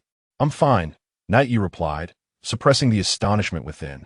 The strength of this disaster is inconsistent with the intelligence provided by the Bureau. It exceeds the 7th restriction, though I cannot ascertain the specifics. The mention of being above the 7th restriction sent a jolt through He Lu's eyes.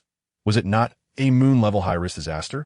Within the Tianyuan Federation, high-risk disasters are classified by strength, with the Bureau categorizing them into 3 levels: star, moon, and sun, from weakest to strongest. Among their trio, Night Yu is a 7th restriction fate-bearer, while He Lu and Zheng Kong were 6th restriction fate-bearers, making their configuration of 1/7 and 2/6 correspond to high-risk star-level disasters. The foe disaster, disregarding the trio from the Bureau, approached the laptop. With merely 10 seconds remaining until the voting deadline, the blue numbers maintained a significant lead over the red. "It seems it's time to eliminate the good," the foe disaster mused, shaking his head in disappointment. Just as he was about to divert his gaze, the red numbers on the screen suddenly froze, surging from over 900 million to an astonishing 3 billion. A barrage of comments began to drift in from the right. "Tudi deserves to die." For the first time, the foe disaster exhibited a look of surprise. How can it be? Without a name? Ding! The voting window vanished, signaling the end of the voting period. The sudden spike in votes felt akin to a roller coaster, causing the hearts of all viewers to leap. Am I seeing things? How did it suddenly increase? By 400 million. You're not seeing things. The red numbers have genuinely overtaken. What do the 3 asterisks mean? Aren't barrage comments supposed to be under real name registration? I don't know. Could it be a system malfunction? Judging by the votes, the disaster would have to eliminate a few individuals, yet he was currently obstructed by the Bureau. Was it still feasible to carry out the act? 1 against 3 felt insurmountable. The earlier brief confrontation between the foe disaster and Night Yu had not been broadcasted, leaving the live audience unaware of the foe disaster's true capabilities. In the abandoned factory, after a moment of stunned silence, the foe disaster grinned. It appears this anonymous benefactor is quite wealthy, having single-handedly altered the voting outcome. It seems I shall have to eliminate the villains. In the distance, Gong Xian was chilled to the bone upon hearing the result, collapsing to the ground. "Gong Gui, we want T really be killed, will we?" A boy crouched beside him asked, his voice trembling. Gong Xian did not respond, as if he had not heard the question. His mind was a blank, buzzing like a hornet's nest. He had witnessed the battle between the disaster and Night Yu. Any discerning observer could discern who was stronger. If the disaster intended to kill him, could the Bureau truly intervene? Upon receiving the voting results, the foe disaster directed the laptop's camera towards Gong Xian and the others, ensuring the audience could see clearly. After completing everything, he smiled and waved amicably towards their direction. "I'm coming, so be prepared." In an instant, the false disaster dissipated as if it had been erased, leaving no trace behind. Yu's pupils constricted as she swiftly sidestepped, brandishing her sword while shouting, "Disperse your positions, he Shu. Hold them off, my lord." Crack! Before Yu could finish her words, Zheng Kang's silver barrier shattered like fragile glass, transforming into a shower of sparkling silver light. Standing still, Yu suddenly felt an icy chill wash over her, and her pale golden eyes caught a glimpse of a hand shadow. Not good. A flicker of panic flashed in Yu's eyes, just as she attempted to raise her blade. That slender, pale hand had already tightened around her throat. In the blink of an eye, Yu vanished from her spot. Bang! Suddenly, a thunderous roar echoed throughout the factory. On the concrete wall, several dozen meters away, thick cracks snaked across the surface like rugged mountains. The source of these fissures was obscured by a cloud of dust, revealing only a vague shadow standing within. Whoosh! Yu darted into the factory through the shattered window, the heavy dust swirling like waves, gradually revealing the shadow. The false disaster stood calmly, his arm gripping Yu's neck like a vice, embedding her into the wall. "You bastard!" The lack of oxygen reddened Yu's face as she desperately clutched at the arm restraining her, her legs weakly kicking. Yet the more she struggled, the more powerless she felt. Her opponent's strength was unfathomable, like an abyss with no bottom to reach. Why? Why is the disparity so vast? Yu questioned in her heart. In that moment, a profound sense of helplessness surged within her, sapping her strength further. The false disaster tilted his head, a mocking expression crossing his face as he asked, "What were you saying about granting me a dignified death?" Sizzle. A cold glint sliced through the air, aiming for the false disaster's arm. With a smirk, he lifted Yu with one hand to meet the attack. Not good. Yu's expression shifted as he realized it was too late to withdraw. Thud! An arm was sent soaring, the chilling blade wrapped in a thick layer of crimson. Ah! A piercing scream lingered in the factory. The false disaster stared wide-eyed at Yu, disbelief written across his features. Truly ruthless. Before Yu could react, the false disaster twisted his body, his left leg striking Yu's chest like a whip. The moment they connected, Yu was propelled backward, his body arching as two loud bangs echoed, leaving a massive hole in the factory ceiling. Zheng Kang's pupils quivered. Yet before he could finish his thought, the false disaster's face loomed before him, smiling as he inquired, "Missing him?" Boom! With a deafening crash, Zheng Kang followed in Yu's footsteps. After completing his actions, the false disaster pulled Yu before him.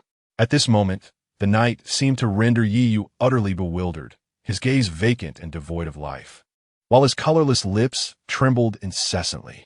Observing this scene, the false Aishui spoke soothingly. "Do not be afraid. I shall not take your life, for you still hold some utility." With that, he snapped his fingers before the camera. In the next instant, Yu vanished with a resounding pop, transforming into a white mist that dissipated from the lens. Outside the factory, Yu and Zheng Kang experienced a similar fate, having struggled to rise. They too disappeared with a sudden pop, leaving behind only the lingering humidity as a testament to their previous presence. A kilometer away on the road, a jeep was parked at the roadside. Gong ran, seated in the passenger seat, stared in shock at the live broadcast on her phone. Is this a joke? Gong Ran's pupils dilated as her body trembled uncontrollably. This is not at all how I envisioned Zai Shui. The driver, a special agent, anxiously inquired. "What now, Sitong? Should we proceed?" Slapping the back of the agent's head, Gong Ran scolded. "Have you lost your mind? Step on the gas and get us out of here." "Ah, all right." The agent, momentarily stunned, quickly regained his senses and floored the accelerator, speeding away from the scene. The repercussions of the false Zai Shui extended far beyond this. The citizens of City 11 gasped in astonishment at the overwhelming display of power in the battle. Is this how it ends? Were those three not from Atongsi? How could they have lost so easily? Isn't that a good thing? This way, Zai Shui can eliminate those three beasts. Are you out of your mind? Those are resurrectors, flesh-eating monsters. Within the abandoned factory, after dispatching the three individuals, the false Zai Shui turned to the hiding place of Gong Xen and the others, smiling as he beckoned. "Come forth and show your faces to the camera." No one responded. The group huddled together, their eyes reflecting profound terror. gazing at the false Zai Shui as if he were a monster. With an enigmatic glance, the false Zai Shui addressed them. If you prefer not to reveal yourselves, so be it. But since you enjoy fighting, let the battle commence. As soon as the words left his lips, Gong Xen, who was cramped amongst the others, suddenly froze, rising in an uncanny manner, like a marionette. What? Gong Xian's eyes widened in confusion, the dread evident within them. He attempted to crouch down, but it felt as if his body had been commandeered by another, and despite his utmost effort, he could only manage a slight tremor.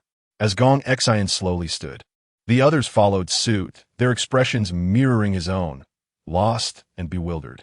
What is happening? Why is my body moving on its own? I'm experiencing the same thing. What is going on? Zai Shui, we were wrong. Please spare us. The false Zai Shui did not respond. Instead, he positioned himself beside the notebook, granting the live audience a better view. Let the battle begin, he declared with a smile. Moments later, several individuals appeared to be possessed, engaging in a brutal melee, striking each other with unrestrained ferocity. What are you doing? Stop fighting. A gasp escaped as I struggled to contain myself. The audience in the live stream was rife with speculation, bewildered by the bizarre spectacle unfolding before them. What could possibly prompt such self-inflicted violence? I don't know. Isn't his ability to manipulate water? Could it be that blood is also considered water? That would be rather grotesque. The brawl continued unabated.